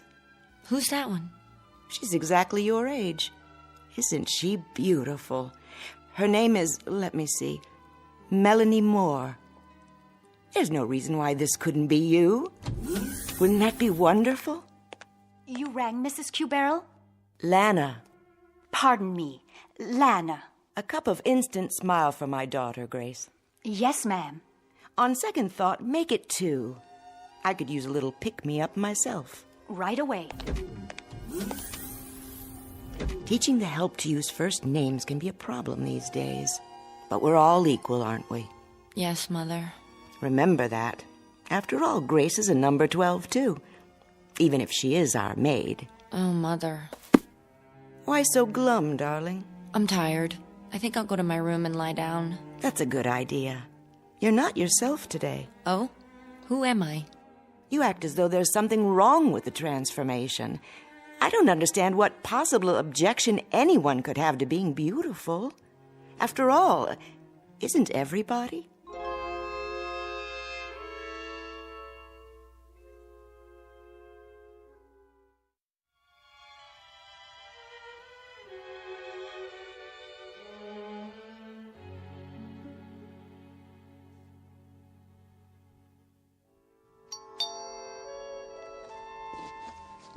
Someone's at the front door, Grace.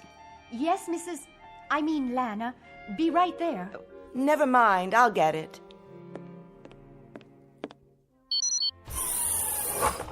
Hello, Lana. Oh, Rick. Thanks for coming by. How's Marilyn? The same. I almost couldn't believe what you said on the vidphone. I couldn't believe it myself. But it's true. She doesn't want the transformation. Can you imagine? Let me talk to her. I wish you would.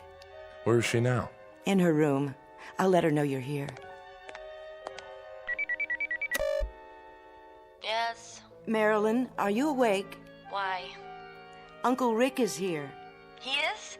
Be right there. That girl. You were her father's brother, Rick. What did he tell her?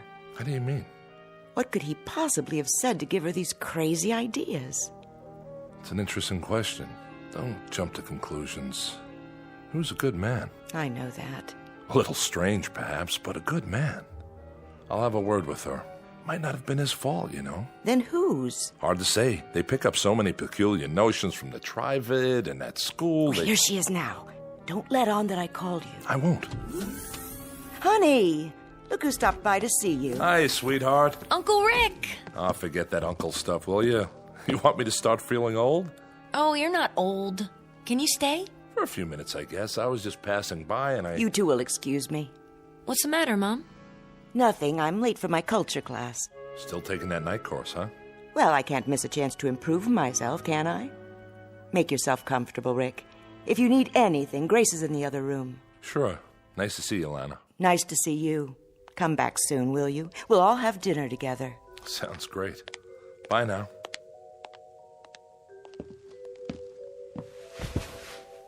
Now then, What's all this about? What's what about? Well, I gather your mother is worried. Oh. Don't say it like that. She cares very much about you. Because I don't want to be transformed? Something like that. Because I want to stay ugly. Stop it. You're many things, honey. Most of them delightful, but you're definitely not ugly. You're just... Just what? Not beautiful? Some people might say so. What would you say? You're different looking. Different good or different bad? Doesn't matter. The point is, people choose transformation when the opportunity comes along. I guess I'm not like other people. Your father chose it. I know. He was a number 17 just like you.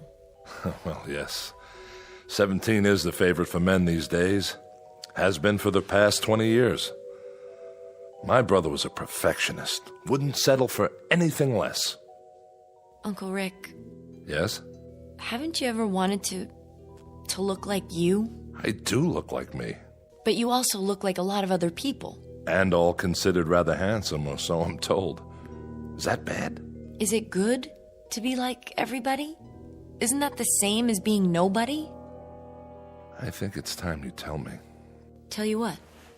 Where you've been getting these radical ideas. My father used to say... Your father was a handsome man, wasn't he?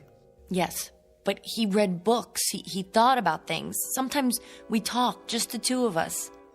Everybody talks. I mean about real things, not just electronic baseball or the super soccer team or where to buy a dress or fix your hair. Is there something wrong with sports, Marilyn, or buying new dresses? Think of all the businesses that would close down if nobody thought about them. But if you make that all there is in life... Sorry, sweetie, I have to be going. For now, I'd say you're out of sorts. It's not unusual at your age. You better have a glass of Instant Smile.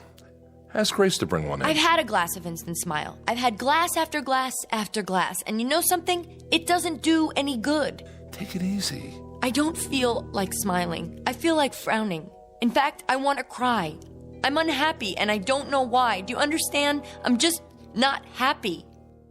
I'll tell you what you are. I don't know how it happened, but I'd say you're a very sick young lady. Why? Because I don't want to be like everyone else? I'll tell your mother to make an appointment with the doctor tomorrow. Till then, take care of yourself, sweetie, and try not to worry. We'll all be better very soon. You'll see. What's wrong with me? Somebody please tell me. What's wrong with me?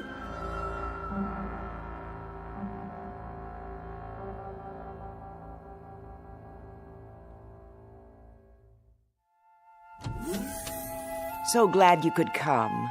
Thanks, Mrs. Q-Barrel. Lana, please. Oh, sure. Lana. We haven't seen much of you lately. I know. Marilyn, look who dropped by. Who? Hi, Marilyn. Val? Yes, it's me. Oh, I didn't recognize you. Doesn't she look fabulous? I feel fabulous.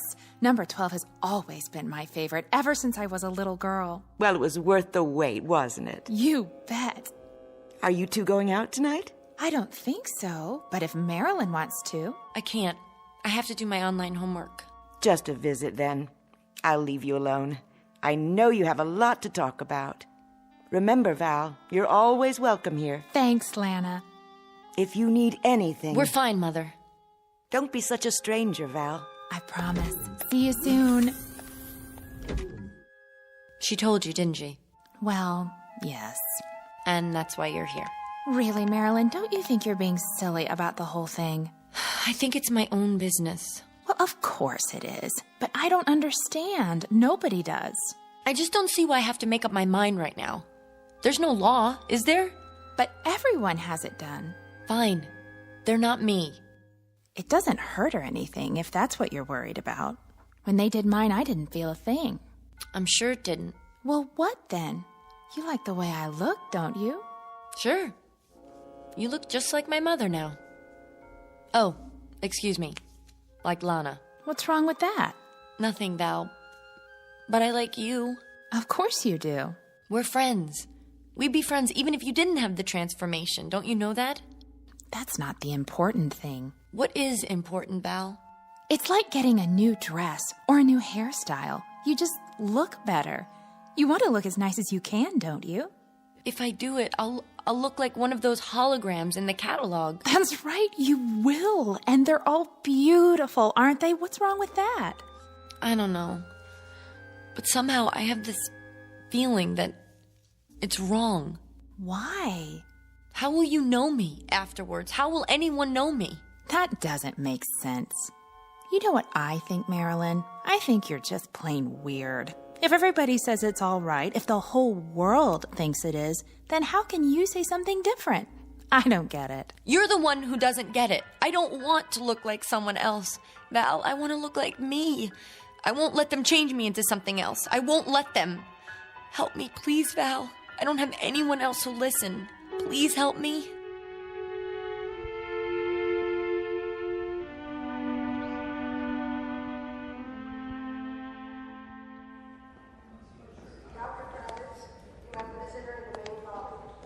Marilyn? Mother? No, I'm Miss Simmons. Oh, you must be a number 12, too. Why, thank you, dear. As a matter of fact, I am. Doctor will see you now. Where's my mother? She's already in the office. Would you like to come with me? All right.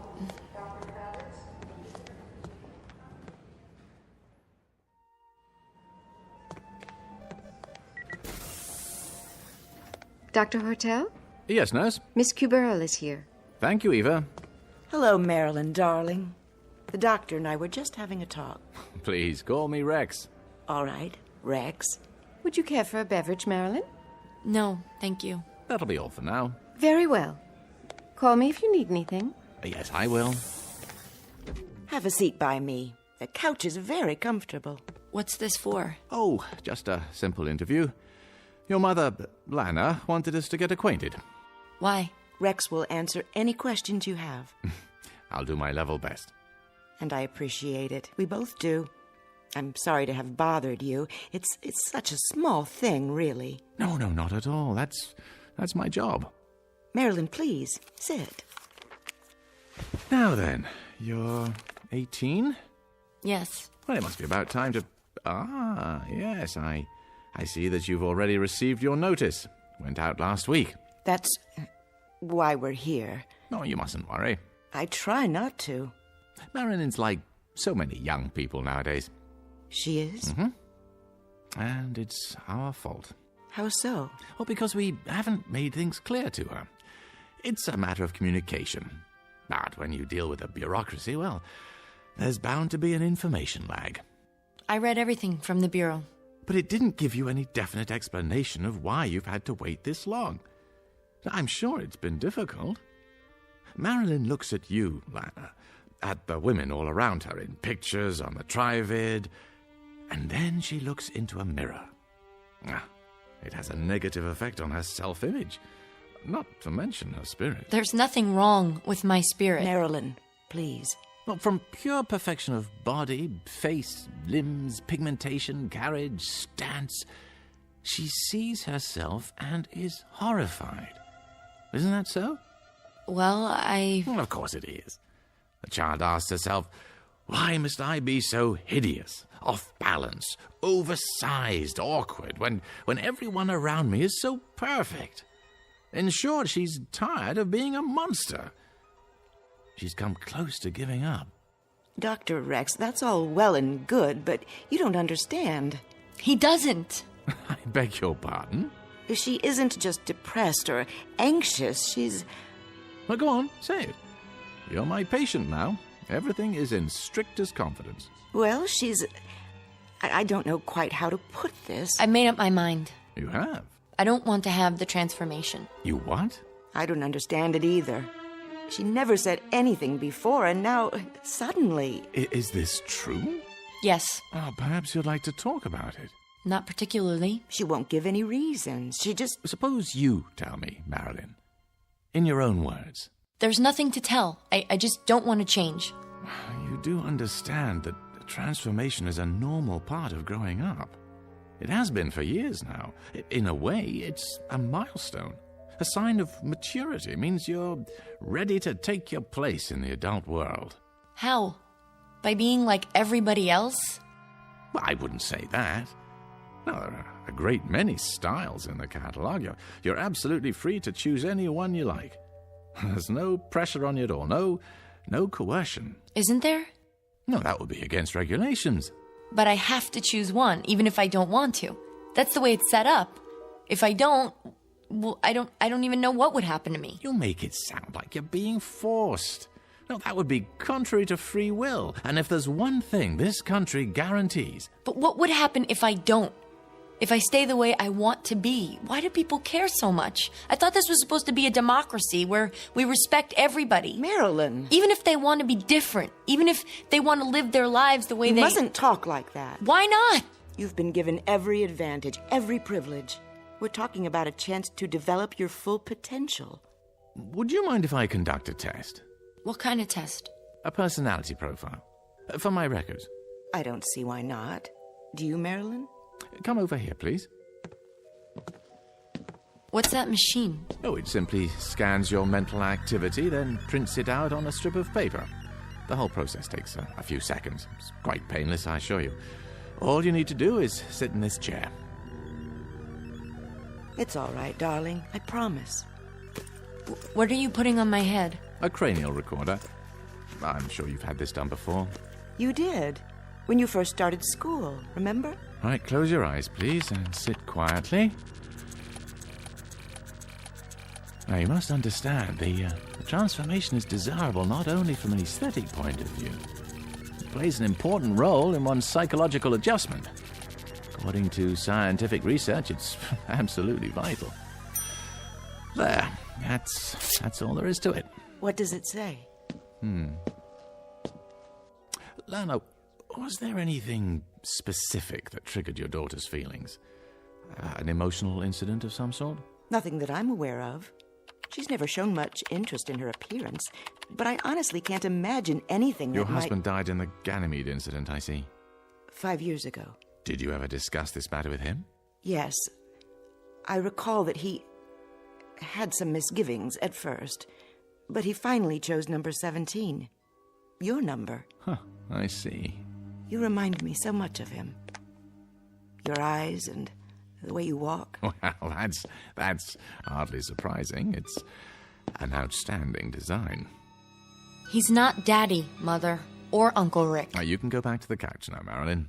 We're all finished. Just lift the helmet off. You were very fond of your father, I take it. Yes. And you respected his opinions, didn't you? He was very, very intelligent. Oh, I'm sure he was. Did he ever tell you that the transformation was bad? Not exactly. I'm sure he didn't. What did he tell you? He said he thought it was tragic. Jack had some ideas that were rather nonconformist, Doctor. But it was just talk. He had the highest physical and psychological rating with the rocket service. Well, this is a very unusual case.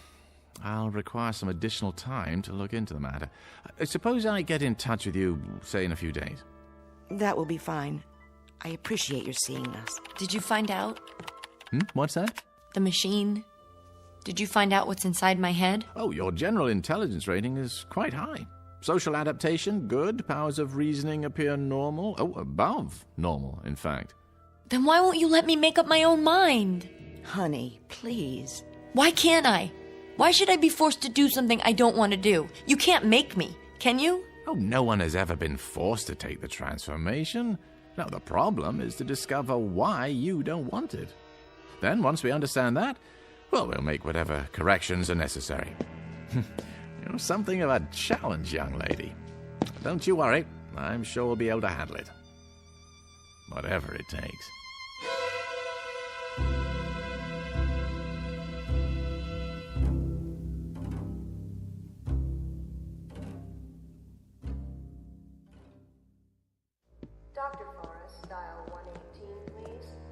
Where are we going?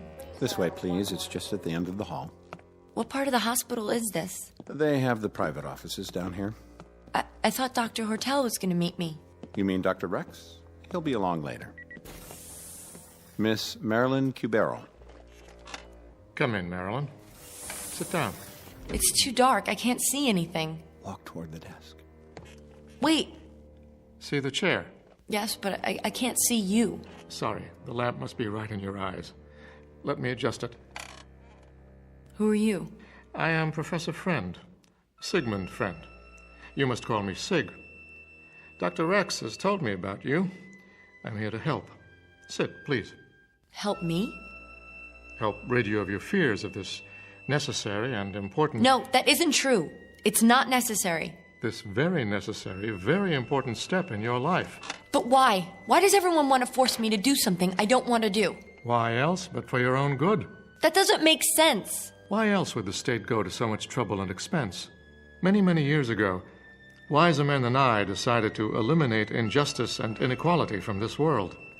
They saw in physical unattractiveness one of the factors that make men hate. And so they charged the finest scientific minds with the task of eliminating, or at least minimizing, ugliness everywhere. But I'm not ugly. I'm not pretty, but I'm not ugly either. To others, you may be. Not to those who love me. There's more to it than that. As we learn to reshape the features, remold the body, we also learn to eliminate most causes of illness, and thereby prolong life. Before the transformation, you might have expected to live 70, 80, perhaps 90 years. Now you may live twice that long, even 3 times. These are good things, don't you agree? Genuine advances for humankind. Yes? Your mother. She's lovely, is she not? At one time, her face and body would already have begun to show the marks of age, of decay. You would not deny her youth and beauty, would you? But you could do that part without changing me, couldn't you? I wouldn't mind just that. Someday you might. And then it would be too late for the transformation. No, I'll never change my mind. I've thought about it, and I'm positive. Why? Did you ever read Shakespeare? Or Shelley? Or Keats? Those books were banned many years ago. Where did you find them? My father gave them to me. And dozens more. Aristotle, Socrates, Dostoevsky. Did you know Dostoevsky was an epileptic? Ugly, deformed, but he wrote about beauty. Real beauty. Marilyn, I warn you. This sort of subversive talk... Those men wrote about life, about the dignity of the human spirit, about love. I've heard enough. Interjecting smut into this interview is not going to help your case, not at all. Then may I go now? I've arranged a room for you. You'll be quite comfortable. But I don't want to stay here. I want to go home. It's only temporary. Your mother will be informed, and you'll be allowed visitors. Mother, did you hear what he said? They want I'm to... not your mother, dear, but I am a number 12. This way. No, you can't make me stay here. I'm afraid you must let me decide what is best for you. This way. No, please. We're not going to hurt you. We're going to help you. Let me go! Let me go!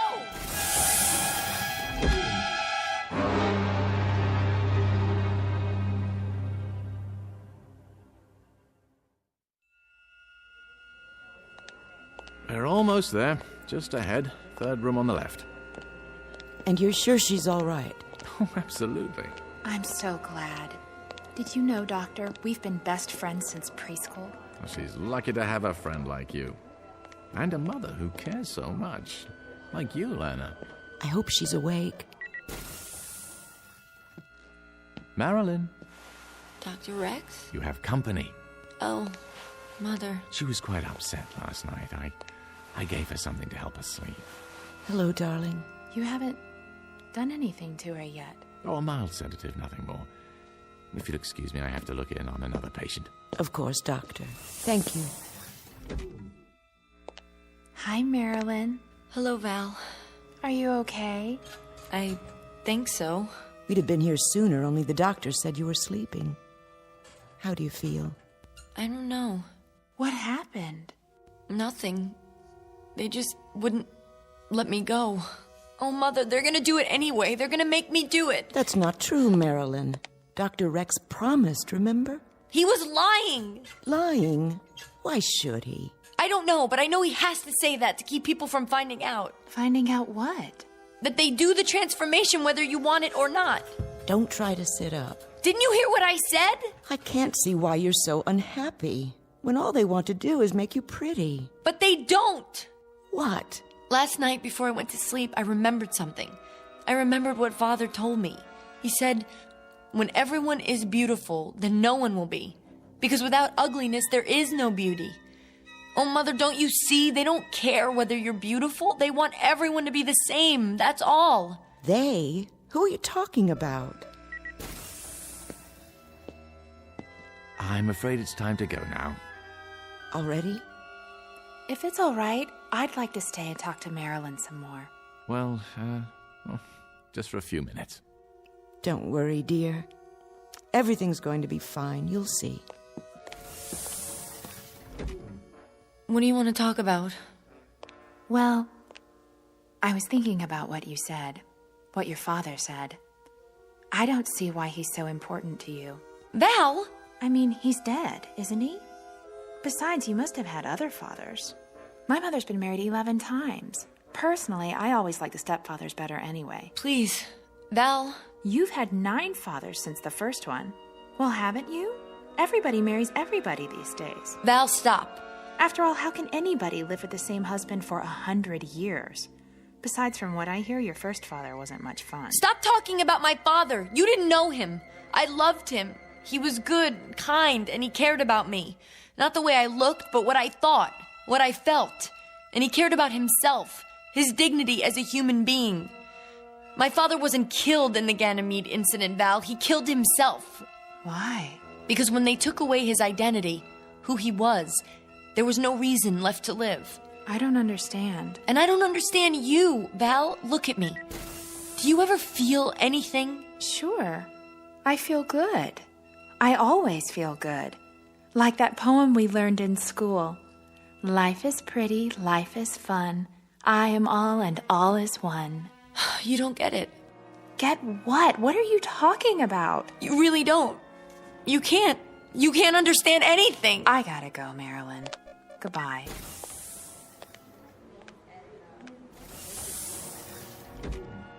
I have to get out of here.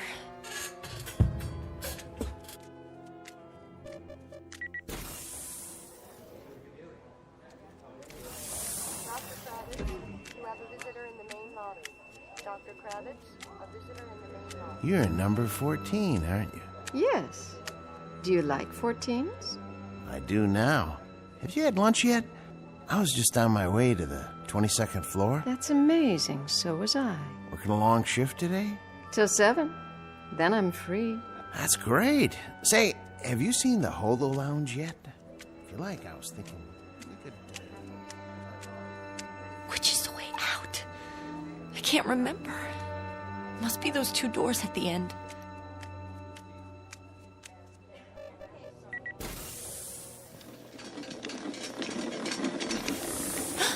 Mother? What's that? Is that my mother on the gurney? Is your mother pregnant? No. Then your mother must be at number 12. Are you all right? Yes, I'm fine. What are you doing in your hospital gown? I was just looking for the nurse. You better stay in your room. Push the button by the bed. The nurse will be along. Okay, I'll do that. Thank you.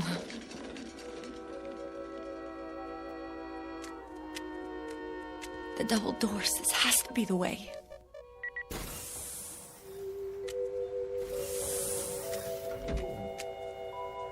Hello? What is this place? Somebody? Hello, my dear. We've been expecting you. Dr. Rex? Where am I? What? This is an operating room. No! No need to run. Sooner or later, everyone decides to be beautiful. What number have you chosen? No, please, please!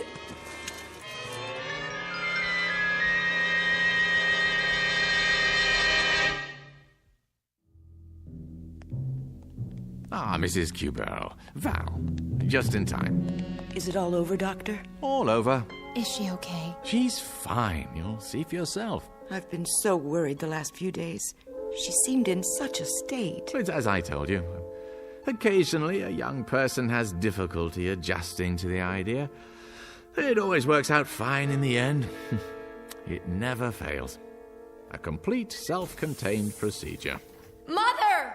Val! You see? What did I tell you? Look at me, Mother. Look at me. Marilyn? Well, what do you think? You're beautiful. Simply beautiful. Wow, I love your long legs. And the nicest part of all, Val, now I look just like you and Mother. Turn around so I can see you. Do you like my makeup? They even gave me some high heels. Of course, I'll need a new dress to go with my new look. Yes, yes you will. Come along, Marilyn. We'll do some shopping on the way home.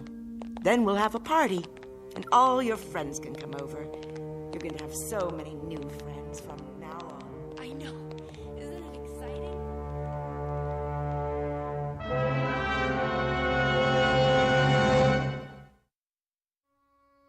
Portrait of a young lady in love for the first time with herself. Improbable? Perhaps. But in an age of plastic surgery, bodybuilding, an infinity of cosmetics, and an obsession with appearance, let us hesitate to say impossible. These and other blessings, some of them decidedly mixed, may await us in the not-too-distant future, or at least a future to be found in the Twilight Zone.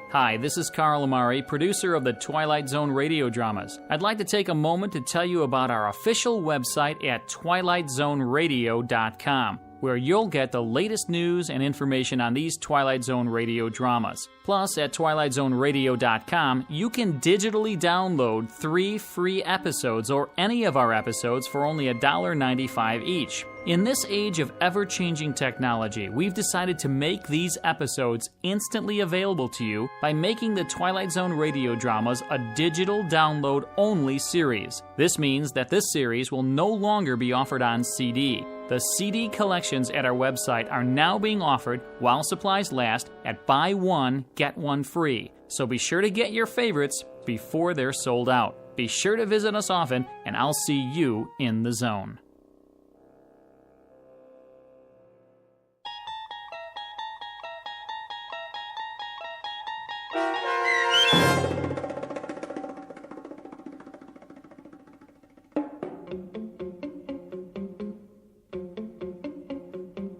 Number 12 Looks Just Like You, starring Bonnie Somerville and Charles Shaughnessy, with Stacy Keach as your narrator, was adapted for radio by Dennis Etchison and written for The Twilight Zone by John Tomerlin from a story by Charles Beaumont. Heard in the cast were Mike Starr, Linda Reiter, Rebecca Spence, David Darlow, Nick Sandys, Nina Lascelles, Tom McElroy, Rick Arthur, Chobi Cerny, Fernette Lebo, and Terry Lopez. This copyrighted radio series is produced and directed by Carl Amari for Falcon Picture Group. Sound design and custom Foley effects for The Twilight Zone by Cerny American creatives Bob Benson, Craig Lee, Michael Slaybach, and Matt Sorrow. To learn more about the Twilight Zone radio dramas and to contact us, visit our official website at twilightzoneradio.com. Doug James speaking.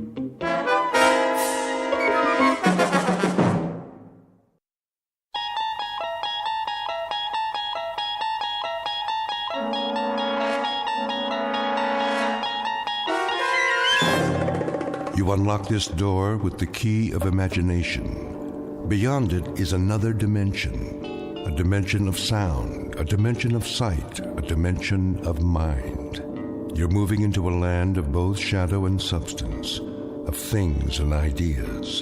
You've just crossed over into the Twilight Zone.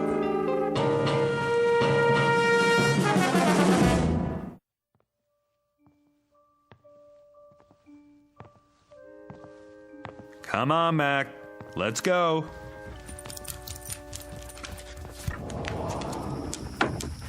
Out in the backyard. You got plenty of water, big guy. What's the matter? Something out there? Hey, maybe it's a squirrel. Nothing you can't handle. See you in the morning, big guy.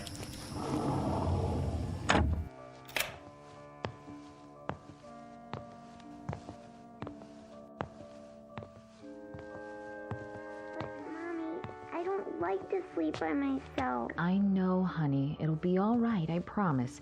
Daddy and I are in the next room. Hey, sweetie, ready for bed? Daddy, I want Mac. He's outside where he belongs. But I need him. No, you don't. This is where you belong, in your room. But You're a big girl, aren't you? Yes. A very big girl. And big girls have their own rooms. In the morning, I'll make your favorite breakfast. Waffles? Waffles. For all three of us. But it's scary in here. Tina, honey, stop it. Will you leave the door open? Sure, sweetie. Plus, you have your nightlight. Come on, Ruth. But, Mommy... If anything frightens you, call for me. I'll come right away. Nothing's going to frighten her. The house is locked up tight as a drum. But what if the bad man comes? Oh, Tina, really? Hey, then Mac'll get him. He's a good dog, isn't he? Yes. Go to sleep now. Can I have a drink of water?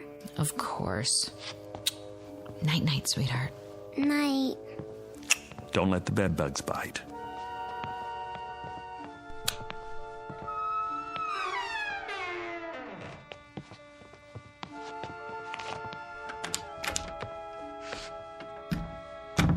She's been scared of her own shadow lately.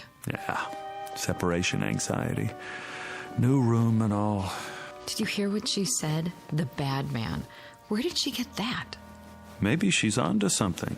What's that supposed to mean? Like Mac. He hears things, doesn't he? He's a dog, Chris. Well, kids hear things. See them, too. I remember when I was little, my sister used to tell me about the Nighthawk. The what? That's a good question. I never did find out. But she'd say, the Nighthawk's gonna get you. Kept me on my toes. What a mean sister. Maybe she was just looking out for me. I thought I saw all sorts of things. Face in the window, something in the yard. You would. Just the same, maybe there are things we can't see. Just kids and animals. That's enough, Chris.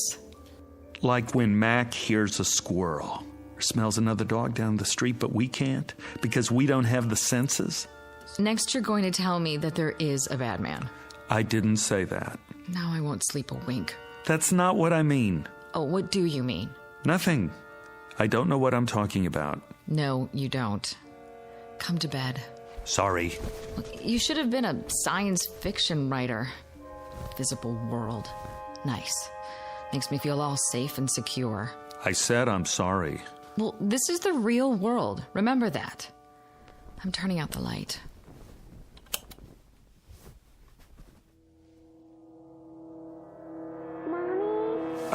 Now what? Oh, I forgot to get her a drink of water. If you get up every time, she'll never go to sleep. But I promised. One time. That's it. Agreed? Agreed. Mommy? Daddy? The voice of one frightened little girl. Name, Bettina Miller. Tina for short. Description, 6 years of age, average height and build. Blonde, quite pretty. Last seen being tucked into bed by her mother only a few minutes ago. Last heard, there's the rub as Hamlet puts it, for she can still be heard quite clearly, despite the curious fact that very soon she won't be seen at all. Not by her father or mother or anybody else. Present location? In the next bedroom, or so it seems. At this moment, it might be more accurate to say that she's just become a resident of an unseen world called the Twilight Zone.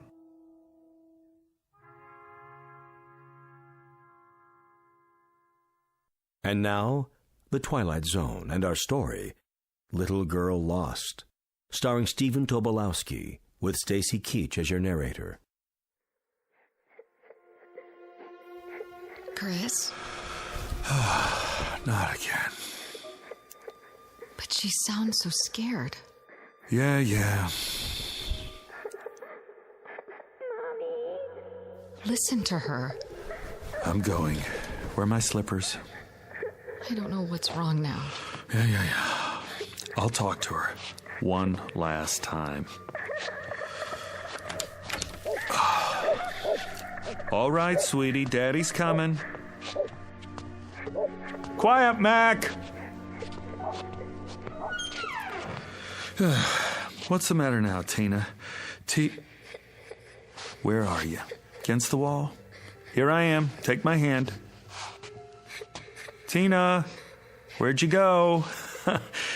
Did you fall off? I'll lean down. Not against the wall, huh? Did you roll under the bed? Take it easy. I'm here. Tina, where are you? Over here. Come on out, baby. You must have crawled under the bed. Now reach out. Reach out for my hand. What happened to you? Where in the... Hold on. I'll get the light switch. Daddy, help me. I'm trying, baby, but I don't see... Chris, what is it? I don't know. What's the matter? She's not here. What do you mean she's not? I turned on the light. I can't... Tina? Mommy's here. See for yourself. This is ridiculous. Tina? Tina! I already looked under the bed. All the way to the wall. It's clear there's nothing. Mommy, pick me up. I'm trying, baby. Chris? Where is she? I don't know. But I can hear her right in front of me. I can too. It doesn't make sense. I'm looking under the bed. The floor's clear. It's absolutely empty. I don't see anything. Honey, I don't know what to tell you. What are we gonna do? Quiet, Mac! Listen, what's happening to her? Where is she? I'm tired, Mommy. Going to sleep now.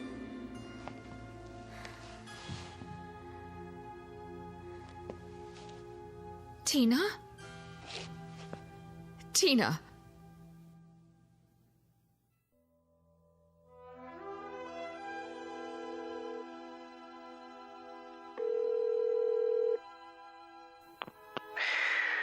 Hello? Bill. Yeah. Bill, it's Chris. Oh, hi. What time is it? Can you come over? When? Now? I'm sorry, but it's an emergency. What's the matter? It's Tina. What happened? That's just it. I don't know. You don't... She's disappeared. From the house? You mean she wandered off? No. Somebody took her? She hasn't been kidnapped. Well, then what? I can't explain. She's here. Is she injured? I don't think so, but... So she's okay? I don't know. Let me get this straight. She's there, and she's not hurt, and she's... She's here, but she's not here. I don't follow. Bill, for God's sake, get over here. I don't know who else to call. And hurry.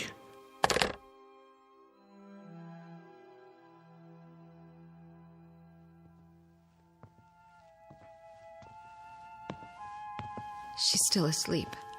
That's what it sounds like. Ruth, stand up. Shouldn't we wake her? I called Bill. Bill? He's coming over. He's a physicist. Maybe he can... What do we need a physicist for? It's all I could think of. Shouldn't we call 911? And tell them what? That our daughter rolled off the bed and now we can hear her, but we can't see her. Oh, God. Where is she, Chris? Where is she? I'm going to look under the house. Under the house? Why? There's no hole in the floor, is there? Not that I could see. Oh, I better let Mac in. He's going to wake up the whole neighborhood. Sit on the edge of the bed. Wait here for me. Get the flashlight. It's in the kitchen. Right.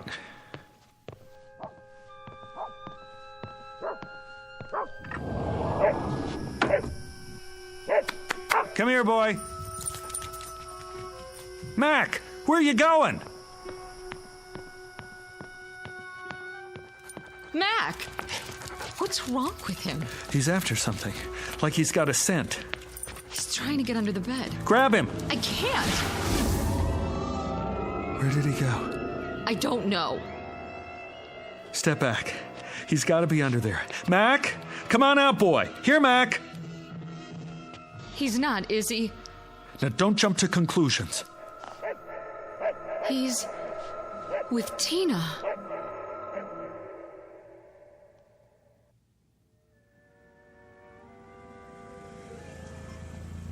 Oh, he's here.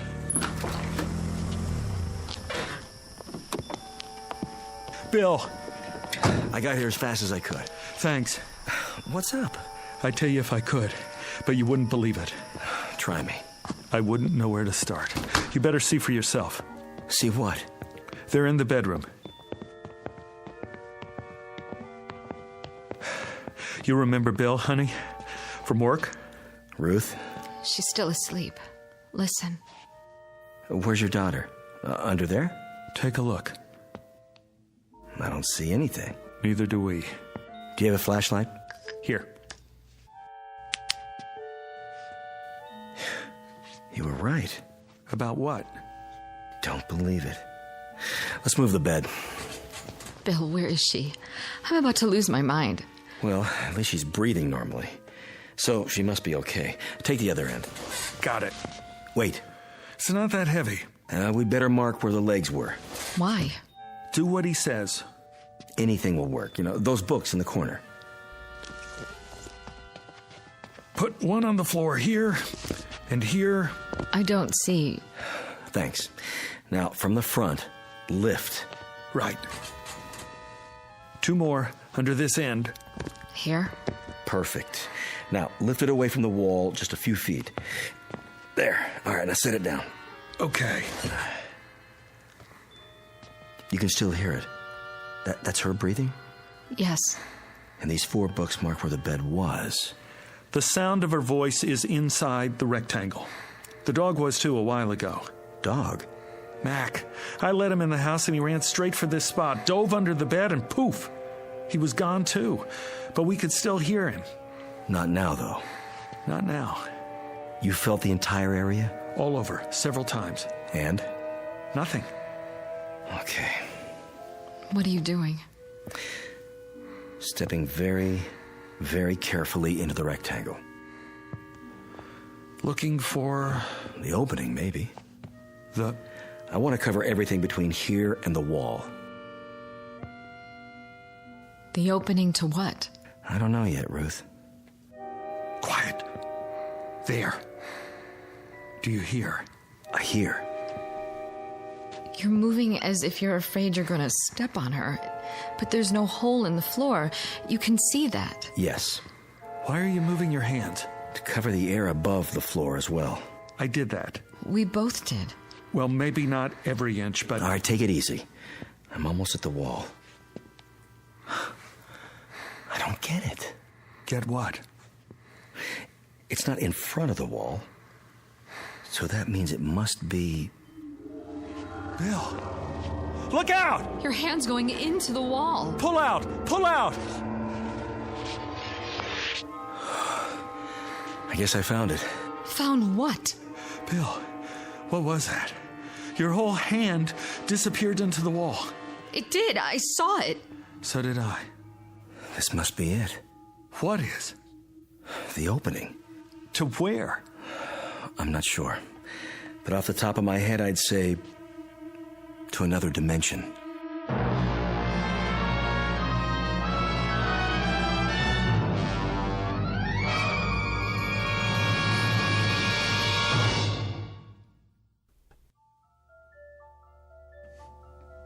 Another what? Dimension. You think this is a joke, Bill? No, I don't. Then why? I don't know if I'm right or not. I can't think of anything else, though. Anything else but... Look, there are 3 dimensions that we can see. Height, width, and depth. The 4th dimension is time. Now, if you know these, you can place anything. Where something is and when exactly. Like, what time is it now? 1:12 a.m. on this particular date in this location. Why are we talking about this? Wait, hear him out. There may be other dimensions as well. Science is still arguing about how real they are. But there could be doorways to these other times and places. Other realms. And some of those doorways have been verified. Have you heard of wormholes? I don't see what all this has to do with my little girl. Wait, I think I'm getting it. Tina must have fallen out of bed, accidentally rolled under it, and gone through, like my hand. Did that actually happen? I couldn't believe my eyes. One way to find out. Let's try it again and be sure. Bill, don't. Right about here, wasn't it? I was touching the wall to see if it was solid, and... It's happening again. Oh, this is it. An invisible opening of some sort. I can't see your hand. Pull it back. There. I'm okay. What did it feel like? There was no sensation. It's just that, for a second, my hand was out of the visible spectrum. Where was it? That's what we have to figure out. I don't care about the reason. I just want Tina back. That's where Mac went too? Must be. He's probably with her now. But why? He could have sensed it. Animals are sharper about that sort of thing than we are. He must have known she was in there and gone after her. But we have eyes too. Why can't we see them? Because some things may be right in front of us, but we have a blind spot. Such as? Do you have any change on you? What? Wait a minute, I do. Here's a quarter. Now, hold it out at arm's length, between your thumb and your finger. Yeah, that's it. Now, I want you to stare straight ahead at the ceiling light and move the quarter just off-center a few degrees to the right, approximately the 3 o'clock position. But don't move your eyes. Go ahead, try. Wait a minute. What do you see? Nothing. I can't see the quarter anymore. Exactly. But if you move it an inch or two right or left, or up or down. There it is again. It always was there, right in front of you, but you couldn't see it. Do you know why? Because you have a blind spot on your retina. It's a very small area where the optic nerves tie together. You'd never know it. How can you be aware of what you can't see? But whatever's there is still there, isn't it? I mean, whether you see it or not. I never noticed that before. You could go your whole life and never notice it, unless there was some reason to. But it's been there all along, invisible, like the quarter. Well, now that I know where she is, I'm going after her. No. Don't try to stop me. She's my little girl. We don't know what else is in there, or how far it leads. My daughter is in there. I know that, Ruth, but we can't just... Why not? You put your hand in and you pulled it out twice. We don't have enough information yet. Tina is right in front of us, on the other side of this dimensional opening, or whatever it is. All we have to do is reach in and... If it's that simple, why hasn't Mac found her yet? If I'm right, and this is a kind of gap or blind spot, an opening to another dimension, it wouldn't be laid out the same as our world, would it, Chris? There must be something we can do. Listen to the man, honey. You got a pencil? Anything to write with? Check Tina's drawer. Only crayons. That'll do. A black one. Here. Now, let's see just how big this thing is. I'll have to mark up your wall. Go ahead. This is solid. And this. And this. Ooh, but not here. The same spot I touched before. All right, I'll mark it with a dot. Take your hand out first. Right. And all around the edges, where it's still solid.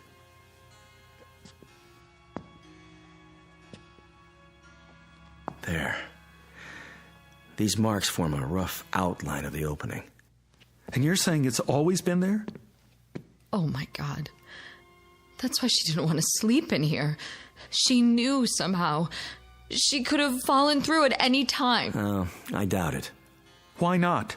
Because locations are in space and time. The fourth dimension, remember? Well, Lord knows I'm no expert on this, but... Well, it's still pretty theoretical, but for now, I can connect the dots in at least 2 of those dimensions. So you're establishing the perimeter? As best as I can. I suspect that junctures like this are anomalies, freaks of nature, or of the space-time continuum, if you prefer. Occurring, well, who knows how often? Rarely, though, I'd say. I hope. Now, If I take these points and extend them geometrically, and then draw lines to connect the limits, we should see the projected boundaries of our so-called doorway. That's it? The outline? All right, let's step back and see what we've got. Kind of a vertical rectangle. Looks like a doorway, all right. Not quite symmetrical, and a bit small. About 3 feet across, maybe 4 feet tall. Exactly the size of Tina. She could have stepped through. Do you still have that quarter? Here. Throw it. What? At the wall. What for? It's a test. Toss it between the lines, and we'll see what happens. Okay, here goes.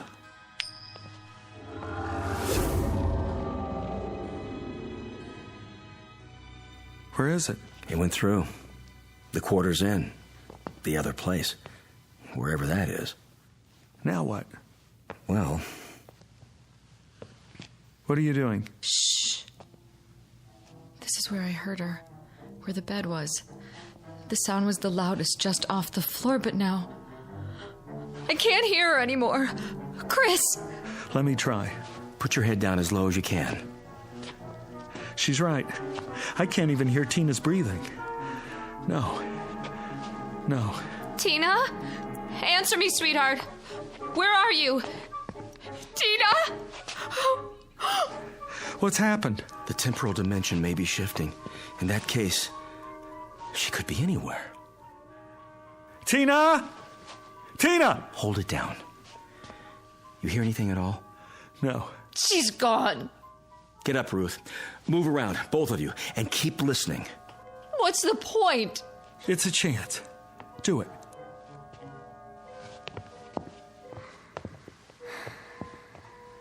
Psst.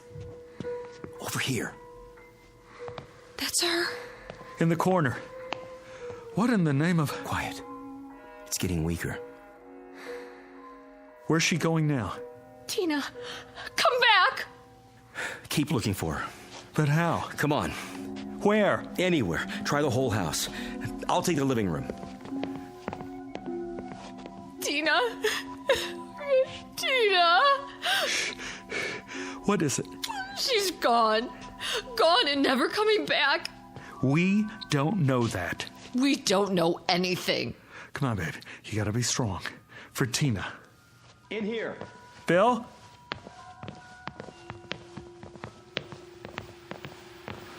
What are you doing by the television set? Put your ear next to mine. Daddy, I want my dolly. Tina? I'm here. Mommy, I can't see you. What is this? First, she was in the bedroom, now she's in here. I've told you what I think, Chris. But she went into this other dimension in the bedroom. What's she doing here? If I could tell you, I would. You've got to think rationally. How can we think rationally about an irrational situation? One step at a time. We try every possibility. Cross off the ones that don't work. I'm not going to wait. Neither am I. We can't get ahead of ourselves. My daughter needs me. I've got to go to her somehow, some way. Mommy? Daddy, help me. Help me now.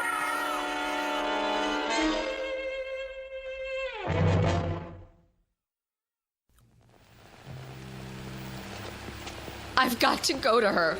I'm afraid it's not that simple. Get out of my way. Slow down. Let's think it through first. We have to do something. I know, but what? She could be somewhere else entirely now. Are you saying it's hopeless? Chris, if she's beyond our world, everything's different where she is. The normal rules don't apply. The slightest movement on her part might seem, to us, to be all over the place, but she might just be turning over in her sleep. Then what do we do? I have an idea. Call him. Who? The dog. Call him. Hurry. Mac! Here, boy! That's it. Here, that's a boy. There she is. I hear her. Where are you taking me, Matt? I don't want to go. Stop it. Tell her to go with him. Tina! She hears you. She hears you. Go with Mac, baby. Please, go with him. Where are you? Here, baby. I'm here. Just tell her to go with the dog. Sweetie, go with Mac. Right now, baby. Where is he taking me? Where we are. You want to be with Mommy and Daddy, don't you? Yes. Then go. Will he take me to you? Yes, baby. He will. All right, Mommy. Hurry, Mac. Let's go. The dog should go back to the place where he entered. Yes.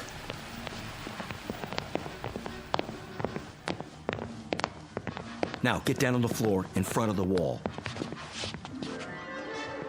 I don't hear anything. Call the dog again. Mac! Here, boy! Here! Nothing. Bill, can't we help her? It'll have to be the dog, Ruth. We can't take a chance going through ourselves. Why not? If Mac could do it. Mac has a better sense of smell and hearing. He might be able to find his way. Mac! Come here! Right here! Come on! I hear him. He's doing it! Man! What a mutt! They're not getting any closer. This way, Mac! Come! Tina? Mommy. I can hear him. But they're not coming through the wall.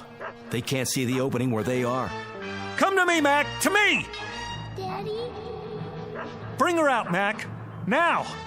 Daddy, where are you?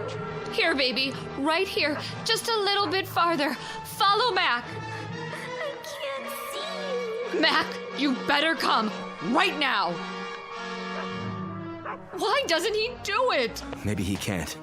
He's confused. If you can't see him, he can't see you. No, I won't have it. What are you doing? Reaching in. Stop! Pull your arm back! Tina! Take my hand! No, Chris, it's too dangerous. Let go of me! My hand, Tina! Take hold of it! I can't see it, Daddy. I'll lean a little further. See it now? No. Chris! Here!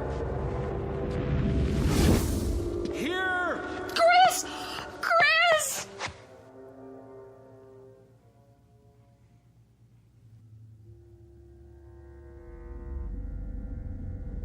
Chris? Yes! You all right? I'm okay.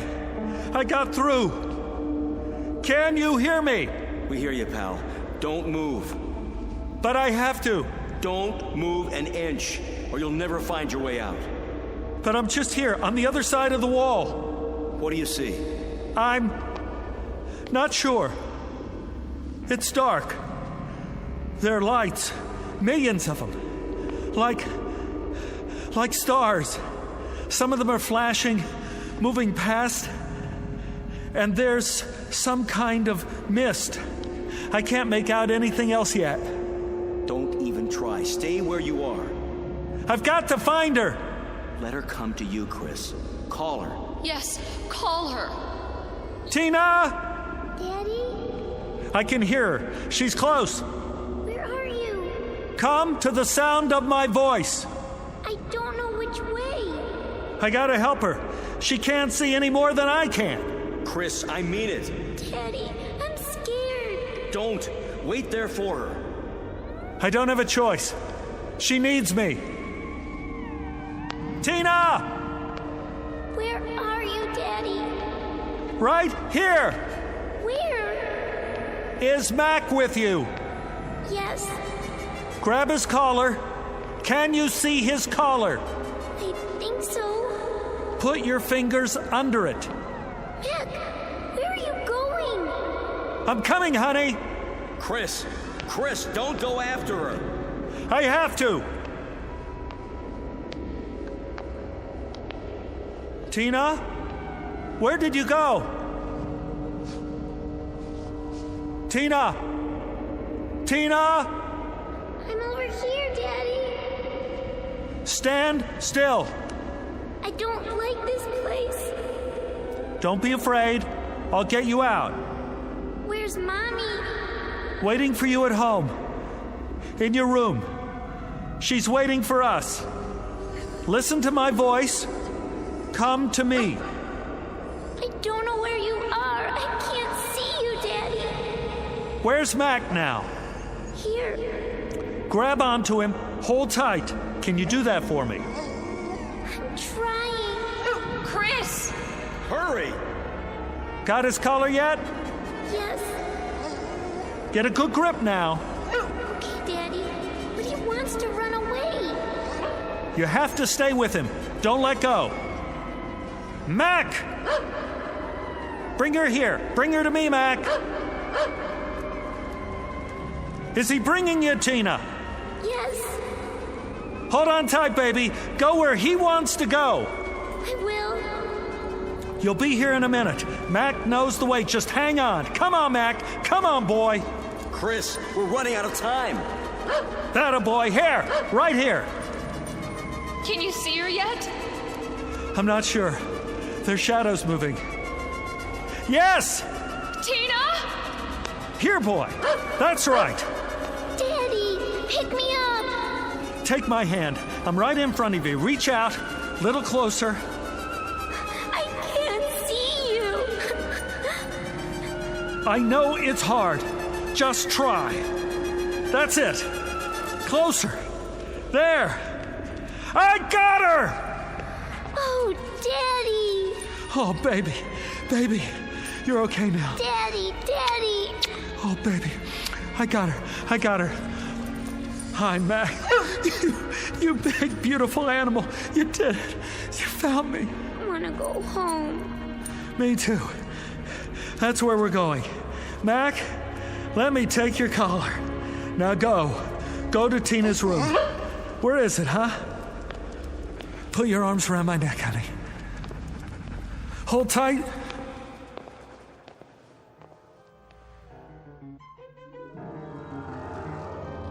Here they are.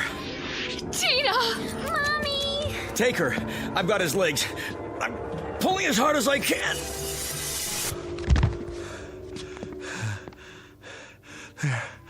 There. I told you you'd make it. Oh, Chris. How does she look? Fine. She looks beautiful. Mommy. Come on, honey. Let's get you out of this room. I better go with them. Sit down on the bed. Get your bearings first. Oh, man. What happened anyway? I pulled you out. Feet first? How did you do that? Half of you was still here. But I was walking around. You only thought you were. I was holding on to you the whole time. I didn't feel it. I know you didn't. How come you kept telling me to hurry? Because. Yeah? The opening was getting smaller. What are you talking about? The time element. At least that dimension was changing, or starting to. And if it had happened, we would have lost the location on both sides. For how long? I couldn't begin to guess. The opening was shrinking? See for yourself. Solid all over, now. Including the area inside the lines. It was closing up the whole time. You mean... Another few seconds, and it would have finished closing. With half of you here and the other half... there. I would have been cut in two. Yeah. Mac? Oh, you did good, Mac. Real good. How would you like to sleep in the house from now on? Keep an eye on things. Yeah, that a boy. Better put some boards on the wall for now, until we can figure out what happened and make sure it doesn't happen again. Can we do that? Well, we can try. Meanwhile, you might not want to let her sleep in here for a while. Are you kidding? No way. Tina will never have to sleep in here again. Looks like she got her wish after all. From the mouths of babes, huh, Chris? From the mouths of babes. And good old boys like Mac here.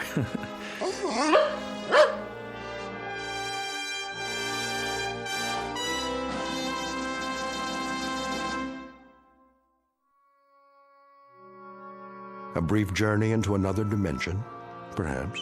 But which? The fourth? The fifth? Or one not yet charted by theoretical physics?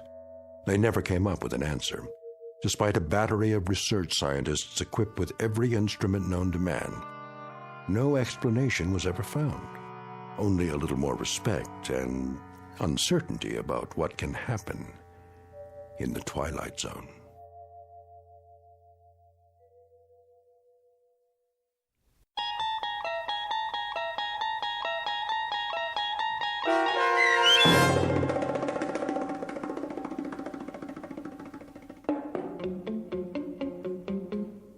Little Girl Lost, starring Stephen Tobolowsky with Stacy Keach as your narrator, was adapted for radio by Dennis Etchison and written for The Twilight Zone by Richard Matheson. Heard in the cast were Alyssa Frayden, Dana Bokor, and Doug James. The producers of The Twilight Zone wish to thank CBS Enterprises and the Rod Serling estate for making this series possible. This copyrighted radio series is produced and directed by Carl Amari for Falcon Picture Group. Sound design and custom Foley effects for The Twilight Zone by Cerny American creatives Bob Benson, Craig Lee, Michael Slaybach, and Matt Sorrow. To learn more about The Twilight Zone radio dramas and to contact us, visit our official website at twilightzoneradio.com. Doug James speaking.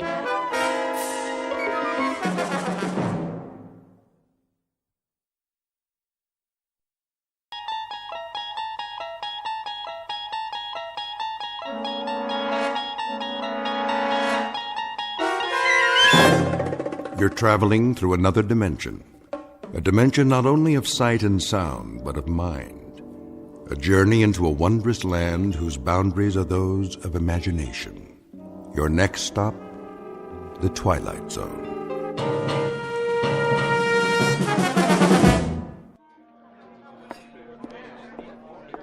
One martini and a Manhattan.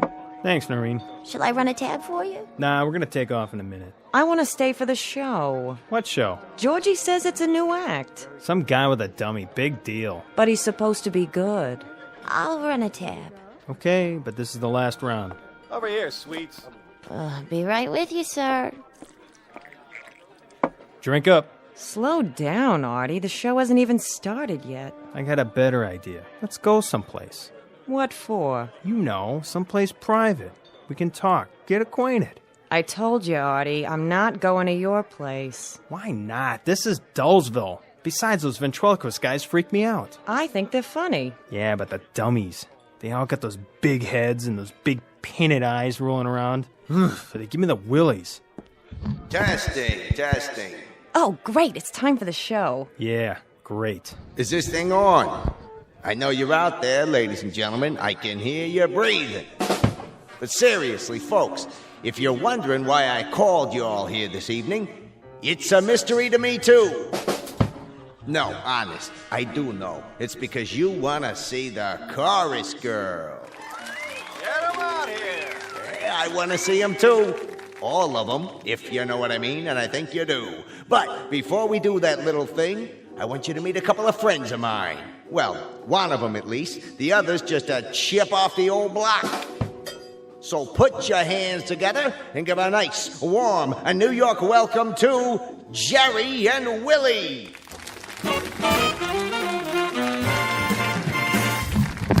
Hi there, everybody.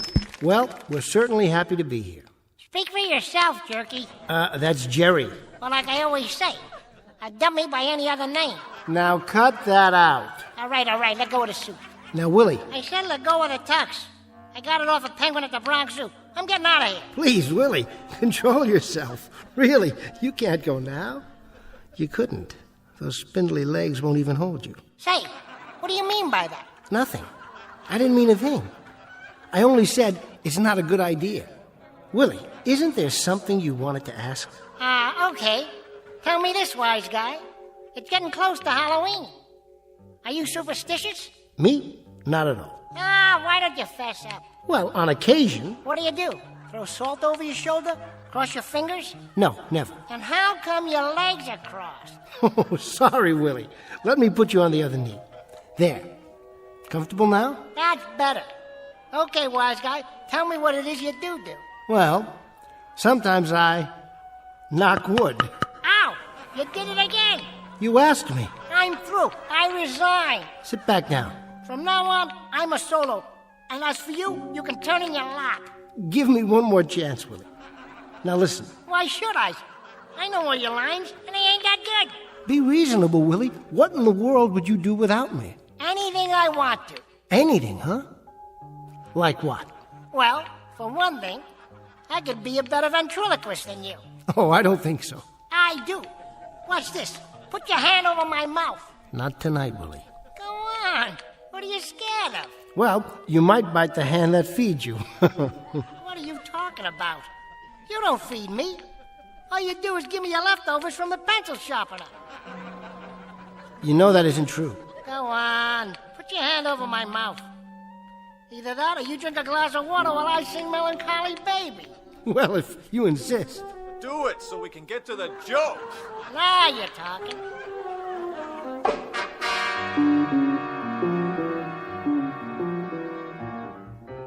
Meet a ventriloquist named Jerry Etherson, a voice thrower par excellence. His alter ego, sitting atop his lap, is a brash stick of kindling about 2 feet tall, whose sobriquet is Willie. But in just a moment, Mr. Etherson and his knotty pine partner will discover that they've been booked into an out-of-the-way bistro on a small, dark back street known as the Twilight Zone. And now, The Twilight Zone and our story, The Dummy, starring Bruno Kirby, with Stacy Keach as your narrator.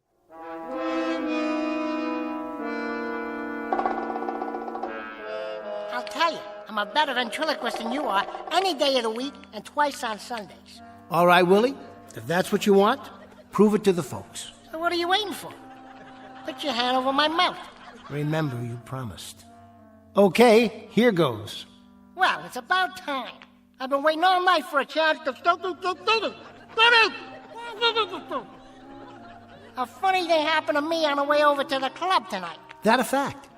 What happened, blockhead? I was out in front of the Ritz Savoy. That's where you live? Yeah, that's where I live. In front of the Ritz Savoy. You put formaldehyde in those jokes? Why do you ask? Something must preserve them. Don't be insulting, Mr. Woodshop. It just so happens I'm not only a comedian, I'm also a lover. A lover? With that profile? You like it? I've seen better-looking mugs in a coffee house. Oh, yeah? Well, listen, I've got 100 women tearing their hair out for me. That a fact? That's a fact. I'm just tired of bald-headed women. Willie, I think you've proved your point. You can throw your voice just as far as you can throw the bull. All right, Willie, I'll take my hand away. Now, why don't you be nice and say goodnight to these wonderful people? In a minute. First, I want to show them something. What's that? You can do anything I can do better? All right, wise guy. How about this? What are you going to do? I'm going to turn my head all the way around like Linda Blair. Are you serious, Willie? How's that for a 360? Not bad, but doesn't it hurt? Of course it does. What are you, the exorcist? I hope you didn't eat any split pea soup tonight. Come back tomorrow, folks. I'll be all alone up here. Promise. Just you and me. Come on, little pal. We're cutting out. Let me tell you something, folks. When I shake this busher and get me a real act, you're going to see some class. Let's go, Willie. We don't want to overstay our welcome. What welcome, jerk? Good night, everyone. And thanks for being such a... Help! I'm being kidnapped! You got your hand over my mouth again. Call my lawyer. Call my carpenter. Call my tree surgeon. Never mind the surgeon. Just get me to the nurse on time.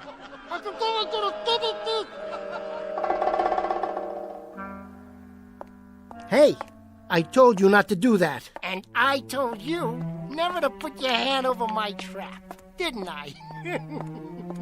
You okay, Mr. Etherson? Yeah, thanks, Rich.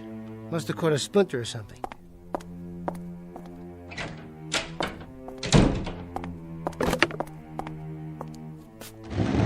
What did you do to me, you little creep? Thanks a lot. Well, what are you looking at? Mind if I sterilize the hand?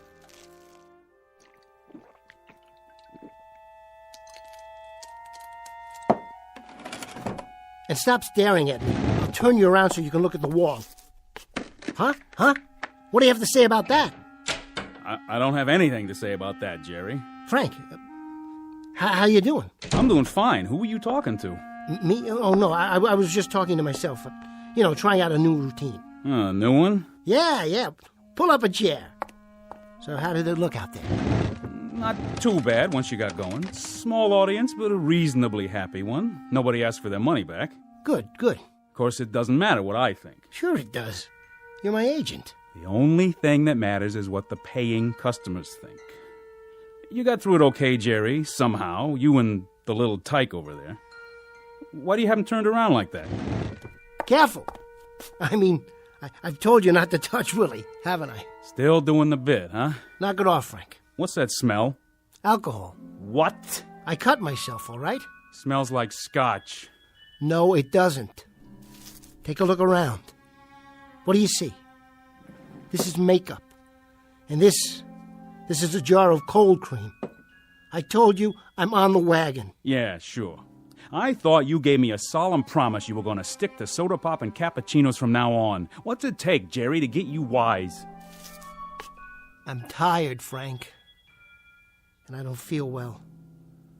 Give me a break and clear the area, will you? First, I'm going to clear the air.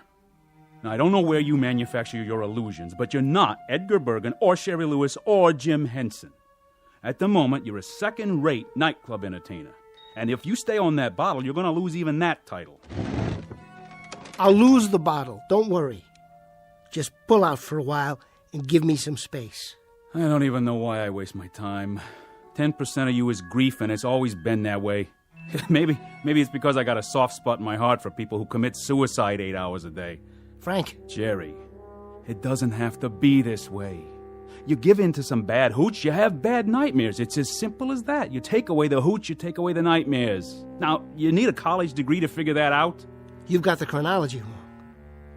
First it's the nightmares, then it's the bottle. I wouldn't drink if I didn't need to. And I wouldn't be a second-rate nightclub hustler if that filthy, miserable little... Frank, I keep telling you, I want to get rid of him. I have to get rid of him. That stick of wood? That fugitive from the fireplace over there? How many psychiatrists you have to see, Jerry? How many hours on the couch? How many $80 an hour visits? I can't help it. You can help it. You know what it is. You've been told. Often, endlessly, up to my craw and overflowing. Schizophrenia. I know it by heart. Patient feels helpless and manipulated by forces beyond his control.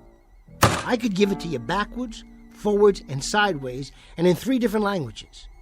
It's like a well-rehearsed off-color joke. So the patient makes the transference between himself and his lifeless dummy, but is then unable to separate himself from the object of his transference. Now that's all very psychiatric, and it's worth about $2.50 a word. But that's not it, Frank. I told them, and I've told you. It isn't schizophrenia or paranoia any more than it's athlete's foot or a head cold. Willie is alive, Frank. I tell you he's alive.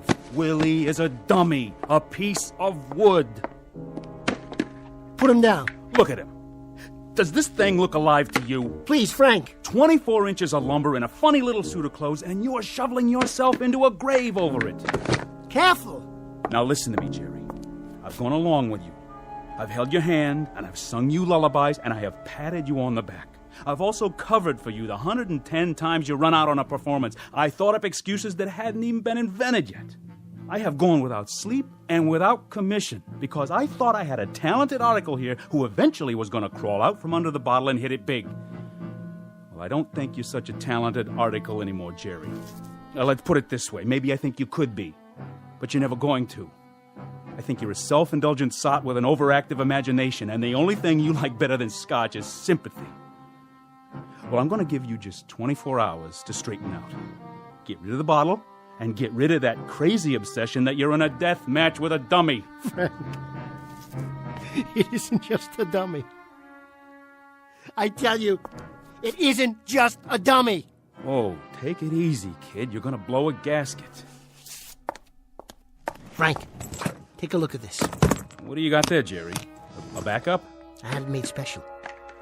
Didn't know if I'd ever have the guts to unpack it. But now there's no choice. Frank, say hello to someone very special. I'd like you to meet Willie's replacement.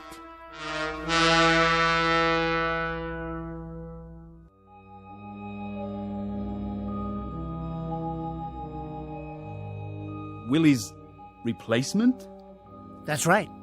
I call him Goofy Goggles. See the big, thick glasses? Great, huh? From now on, he's going to take Willie's place. You mean in the act? You got it. I'll get rid of Willie. I'll scrap him. I'm going to do a whole new routine. A whole new routine takes time. You got another show in half an hour. I won't be able to go on for the late show. Tell him I'm sick or something. I've already told them you're sick or something. The trouble is they know it's something that's bottled in bond. Frank, you got to back me up on this. You be out on that stage when you hear your music. I don't care which dummy you bring, but you be out there. This is one I'm not covering for. New routine, right. Come on, Goofy, we can do it. There you go. You sit right here on the table, and we'll cook up some gags. Sure, it'll be easy. What are you looking at him for? Don't worry about Willie. I turned him around so he can't see. Better put on a little more pancake. It's hot under those lights. How you doing? Clean your glasses for you? There. Okay. Now, say, Goofy Goggles, why don't you have your glasses fixed? You look kind of nearsighted. Are you kidding? I don't need them. My eyes are A-OK. I'm a grown boy. Goofy, you're looking at the band leader. I'm over here. Keep talking. I'll find you. Why don't you sit on my lap? There you go. Isn't that better? Say, Mr. Etherson, I've been meaning to tell you. You put too much starch in my collar. Too much starch in your collar? Well, that's so you'll stay awake for the whole show. Heads up. Did you see that chorus girl over there? Where? See? What did I tell you? But listen, you gotta be subtle about it. Don't stare at them when they walk by. Your whole head wobbles like it's gonna fall off. Yeah, that'll work. We're gonna make it out there. You and me, Goofy, and nobody else, just you and me. Willie, I saw that. You turned your head around. Don't look at him in the mirror, Goofy. He's nothing anymore. As soon as I lock him in his suitcase, he's through. Washed up, finished.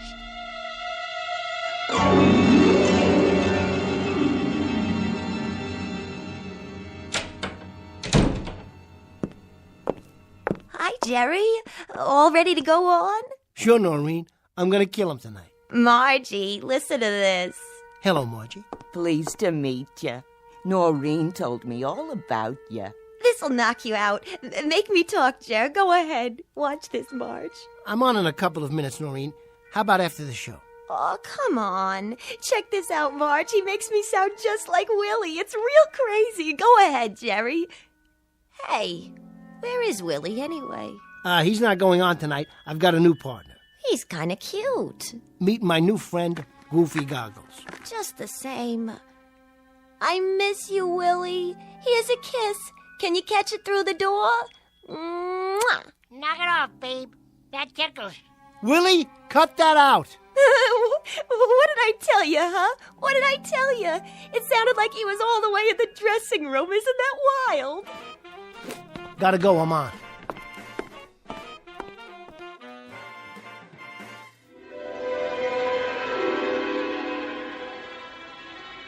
Goofy, you're talking to the band leader. I'm over here. Now listen, I think it's about time you got new glasses. I really do. My eyes are 20/20. What are you looking for? Keep talking. I'll find you. You know something? I think you ought to have an eye test. My eyes have a great IQ. Trust me. That's what you said to your toothpick. All right, now, let's try it. Look at this card. Oh, where? Are you trying to trick me already? What does this say? Give me a hint. Come on, Goofy. It's as plain as the nose on your face. It ain't that big. Goofy, it's a letter that's between D and F. I got it. It's an E. My, how did you do that? I cannot tell a lie. That'll be a first. Well, I saw that card before and I memorized it. I thought so. Well, I got a mind like a steel trap. A mousetrap is more like it. Now, what do you say we get out of here? Wait a minute. Wait a minute. For my big finish, ladies and germs, I'd like to sing my favorite song. I only have eyes for you. You are here, so am I. Maybe millions of people go by, but they all disappear from view. With a voice like that, Goofy, it's no wonder they're all disappearing. For the exit. I'll make the jokes. You just move your lips. 'Cause I only have eyes for you.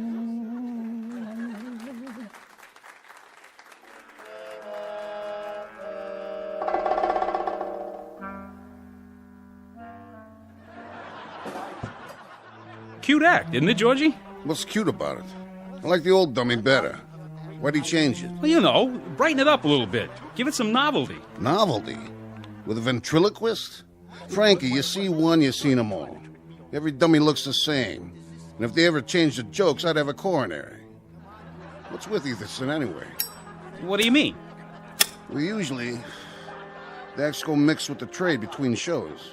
You know, walk out on the floor and do a little drinking with the customers. That's how we make our nut. On drinks. But this guy thinks he's Greta Garbo. Locks himself in the dressing room like a regular prima donna.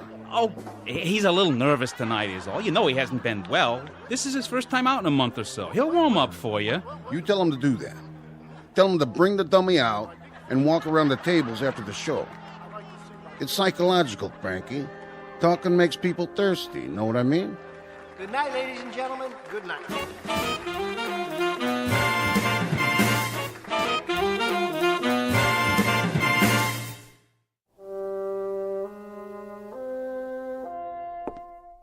That was great. Really. Thanks, Marge. And him, oh, he's a living doll. Oh, Goofy, you are the only man for me. Mwah. Hey, careful with the merchandise. That's enough, Marge. Goofy doesn't like to be touched. Say, what's the matter with him?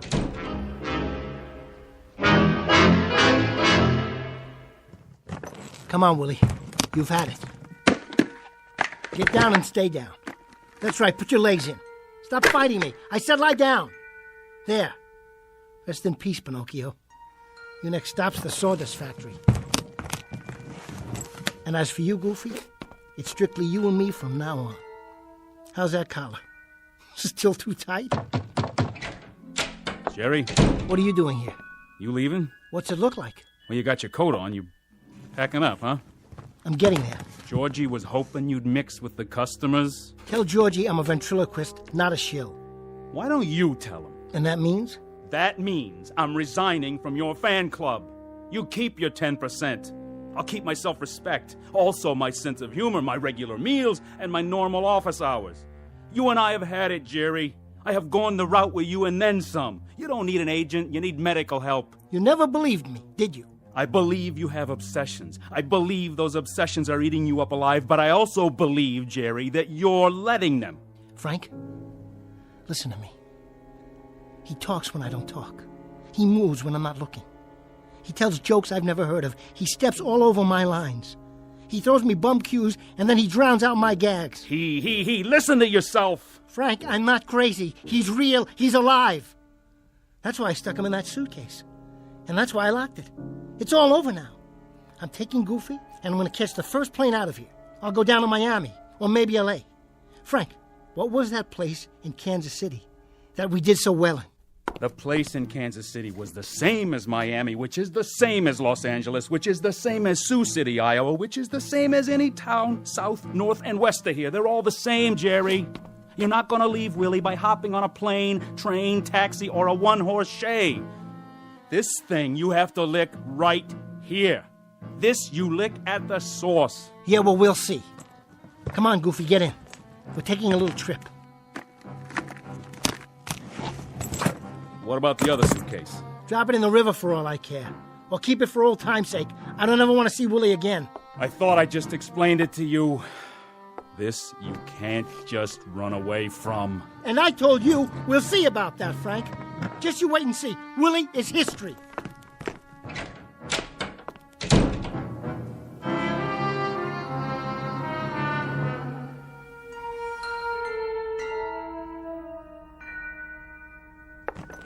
Come on, Goofy.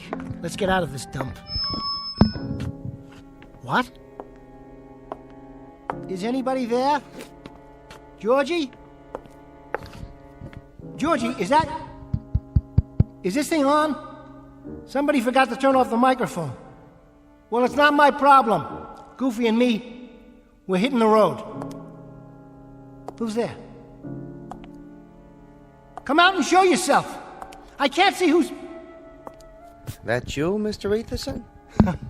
Oh, hi, Rich. Yeah. It's me. I was just closing down. Rich, don't forget to turn off the mic. Okay, but I thought I did. Then somebody must have turned it back on. Wonder who did that. Well, take her easy, Mr. Etherson. Nice show. Thanks, Rich. Night. Good night.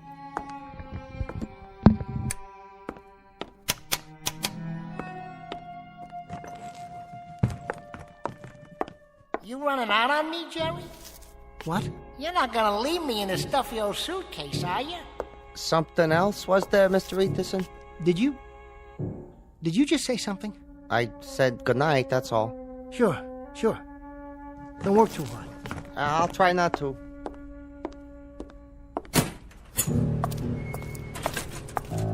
Come on, sport. I wouldn't lock you in a suitcase. Where are you? Where? Hey, Geppetto, did you forget something? Or someone? You leave me alone.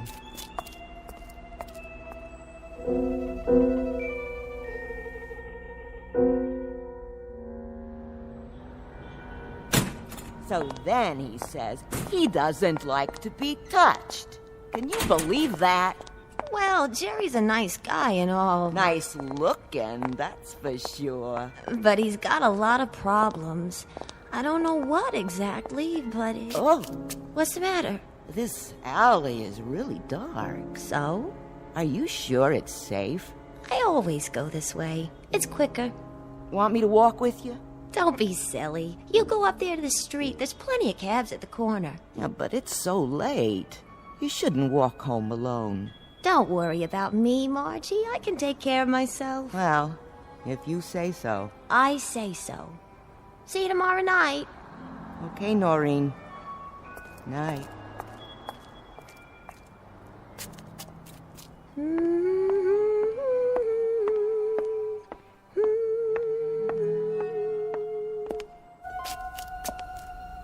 That you, Margie?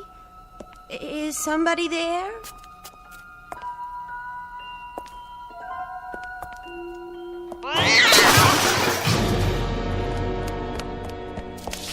Let go of me! Hey, take it easy, Noreen.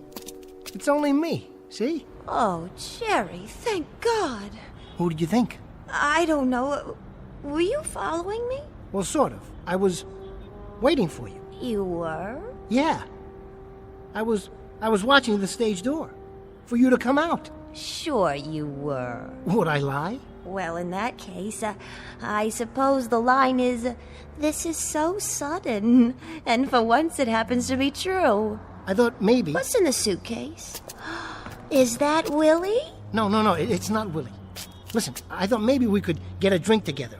Or maybe a sandwich and a cup of coffee. What do you say? You want to go with me? Why not? I've been meaning to tell you. I've been meaning to tell you that I think you're very, very good looking. Really? Yeah, you're the best looking girl at the club. No kidding. So what do you think?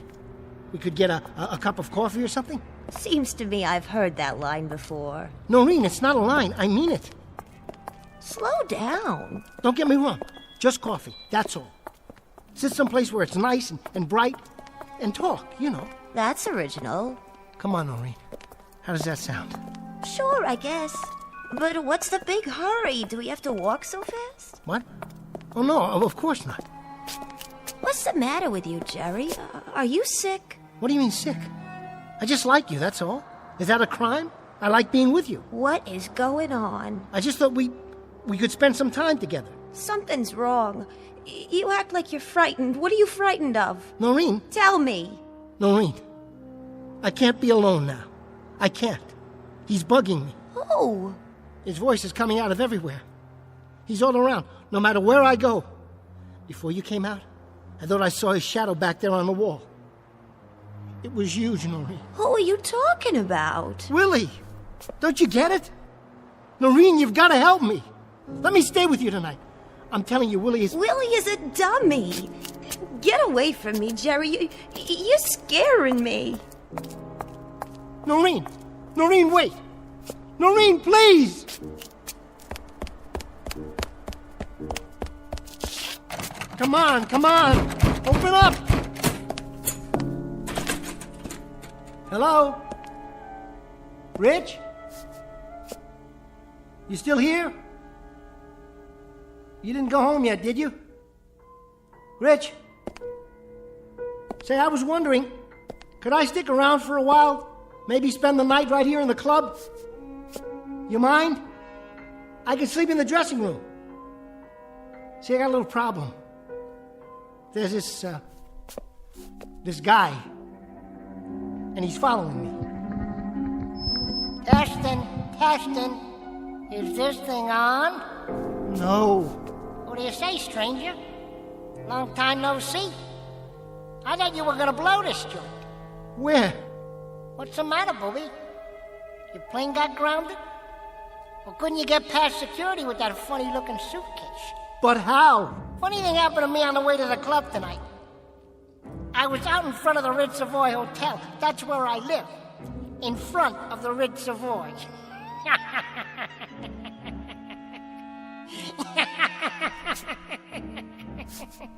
Where did you go? You're not on the stage. The microphone isn't even there. Want to play hide and seek? Guess what, Jerry? You're it.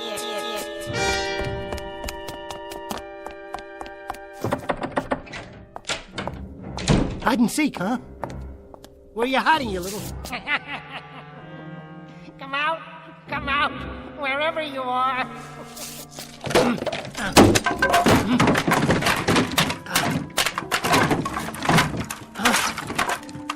The other suitcase. You're still in there, where I left you. You gotta be. There you are. I'll kill you, Willie. There. What do you think of that? Now let me see you try to follow me. Wait a minute. What are these glasses doing here? These are goofies. I know, I backed them myself when I put them in the... Goofy. I didn't mean to hurt you. I took the wrong one. How could I leave the wrong suitcase? Open the other one. Go on, Jerry. Open it. The one you've been carrying around. I was in there a long time. Now I gotta get my pants pressed. Let me give you a tip, Jerky. Don't ever run with a suitcase under your arm. I almost lost my lunch.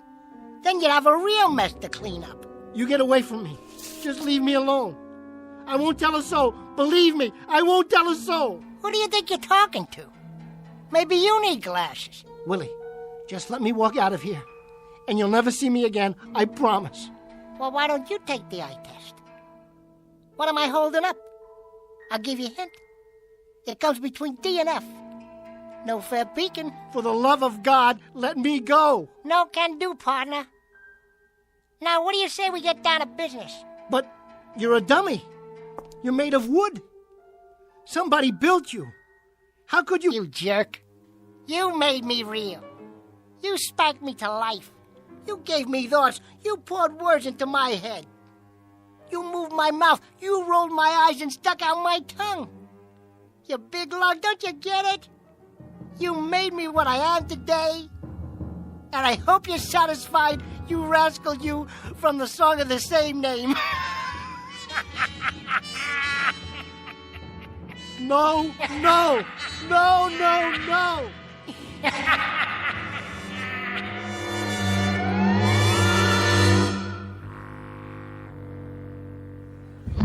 Evening, everybody. And now, direct from the Big Apple, New York City, the funniest pair of cuckoos you'll ever see here in Kansas City or anywhere else, Willie and Jerry. Come on, folks, let's give them a big Kansas City welcome.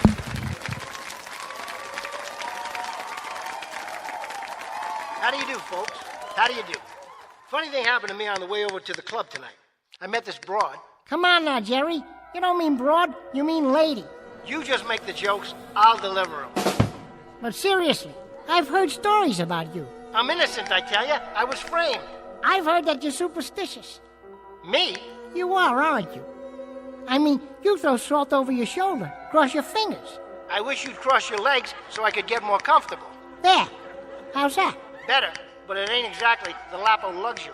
Now, Jerry, I asked you a question, remember? Of course I remember. What do you think I am, a blockhead? We're talking about superstitions. All right, wise guy, what do you do? I knock wood. Ow!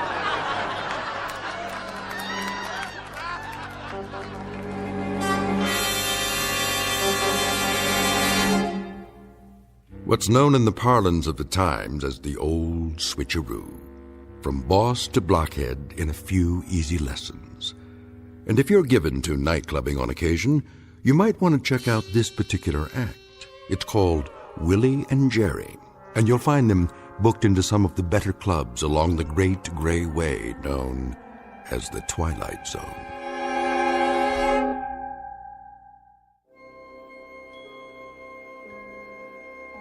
Hi, this is Carl Amari, producer of the Twilight Zone Radio Dramas. I'd like to take a moment to tell you about our official website at twilightzoneradio.com, where you'll get the latest news and information on these Twilight Zone radio dramas. Plus, at twilightzoneradio.com, you can digitally download 3 free episodes or any of our episodes for only $1.95 each. In this age of ever-changing technology, we've decided to make these episodes instantly available to you by making the Twilight Zone radio dramas a digital download-only series. This means that this series will no longer be offered on CD. The CD collections at our website are now being offered while supplies last at buy one, get one free. So be sure to get your favorites before they're sold out. Be sure to visit us often, and I'll see you in the zone.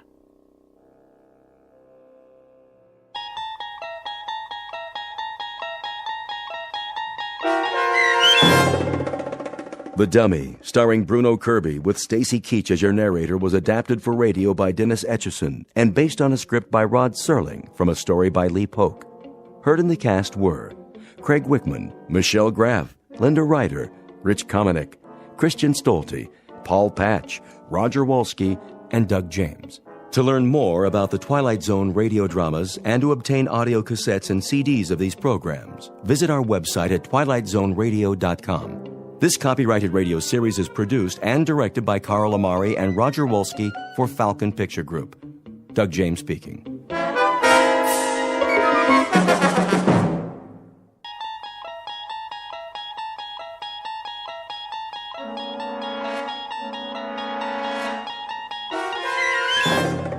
You're traveling through another dimension.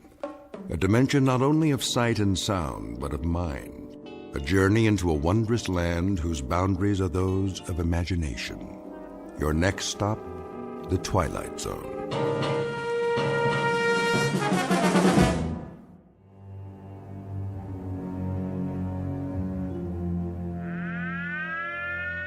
This is the Emergency Broadcast Network. The Office of Civil Defense has just announced a red alert. Enemy missiles are approaching the United States. Repeat, this is a red alert. Enemy missiles are approaching the United States at a high rate of speed. Arrival time is estimated at only a few minutes from now. All citizens are advised to get off the streets immediately and take cover. This is not a test. Repeat, this is not a test. The first missiles have just hit. Are we still on the air? How long do we have? Good Lord! It's actually happening. This is real, folks. This is not a test. This is real. How's that, Mr. Radin? It should do nicely. The volume could be a bit higher, though. Higher? You got to be careful not to break those speakers. I thought you installed subwoofers, state-of-the-art, as I requested. Oh, we did, for later. Wait till you hear them. When the explosion hits here, you'll really feel it. Good. I don't know where you got your sound effects, but you'd swear a bomb was going off outside. I mean a big bomb. That's precisely what I want. I got the other TV hooked up, sir, at the end of the hall, like you said. Let me see. Here's the remote control. You got your on, and then you got your off and your volume. Did you load the videotape? Sure did. As soon as the monitors go on, it starts rolling. Why don't you show me? All right, Mr. Raiden. Let's give it a test run. Look at that, would you? There's the street outside. Only now it looks like the beginning of World War III. Yes. Yes. Well, this calls for something of a celebration. If you don't mind me asking, where'd you get the footage? Some special effects guys out in Hollywood? Oh, you might say I have my contacts. Given adequate funding, anything is possible. Yeah, some setup you got here. All part of the show, huh? This is not a show. It may be, let us say, an illusion. But this room is not an illusion. It happens to be the best designed bomb shelter on the face of the earth. But tonight it's for gags, right? Something of the sort. A practical joke, and I trust a most effective one. You could say that again, Mr. Raiden. When those sound effects start and that stuff goes on the TV, you'd swear the whole world was getting blasted. That's the general idea. I've got 3 guests coming this evening, rather special guests, and I wouldn't want them to be disappointed. Well, it fooled me, and I put most of the wiring in. A drink before you go, gentlemen, to a job well done? No thanks. It's getting pretty late. Are these friends of yours? How's that? You're doing all this to fool 3 of your friends. They must be, they must be real, like, special friends. Oh, they are. They are indeed very special friends. This, in a sense, is the moment a man lives his entire life for. Yeah, I bet. That about it, Mr. Raiden? Yes, I'd say that just about does it. Well, we gotta go. So long, Mr. Raiden. Good luck on your party. Party? Yes. You might call it the best party ever. Bye, Mr. Raiden.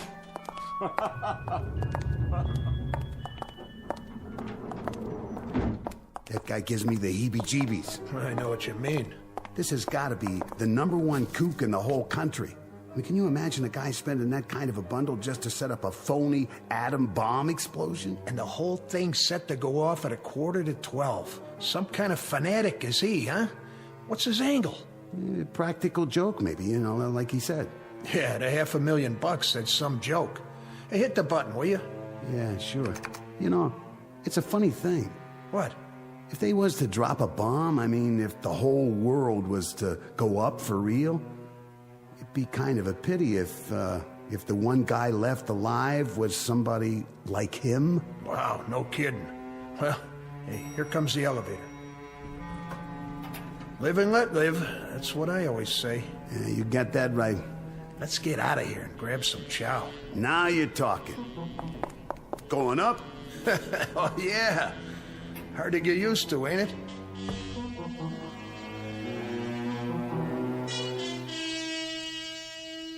This is the basement of a fashionable midtown skyscraper and office building.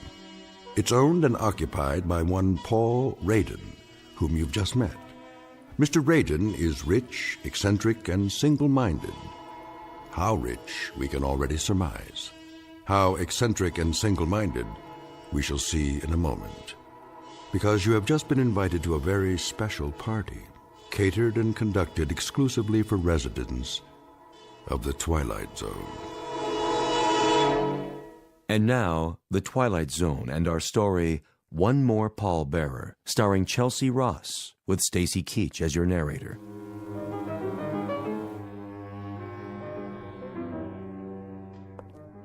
And here's the main course, dear. Baked fish, just the way you like it.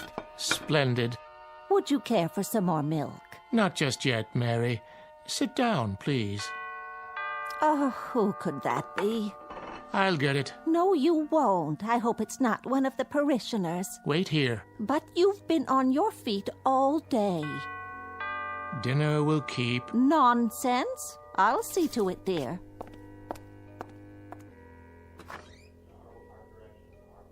Oh, yes, I'll tell him at once. Who is it?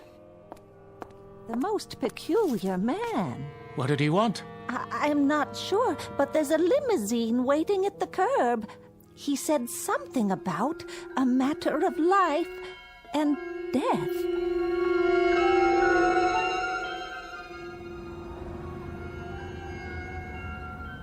Odd, isn't it? He said exactly the same thing to me. And beyond that, Colonel, you've been told nothing. Hardly a word. The driver appeared at the club, something about an old acquaintance. And you, madam? I'm as much in the dark as you are. I was busy grading papers when that very strange man in the front seat came to my door. It sounded terribly urgent. I'll have a word with him. Driver! Yes, sir. Where, may I ask, are you taking us? Be there soon, sir. Yes, but where? Who do you work for? My employer wishes to remain anonymous. Well, isn't this mysterious? Like an Agatha Christie novel. But surely you can tell us if there's a life in the balance. Here we are. Where the devil? A very nice part of town by the looks of it. Please exit from the right of the vehicle. See here, if this is some sort of joke. I assure you, sir, it's no joke. Yet you can't even tell me who gave you your orders. It is an impressive building. You may use the private elevator. I know this building. That fountain. Elevator? To what floor? This one has only one button, and it says down. I'll enter the code for you. Well, if it doesn't go up, then it must go the other way, of course. This is outrageous. I demand that you return me to the officers' club at once. Driver? Driver! It appears that we've been left to our own devices. It was ever thus. After you, madam.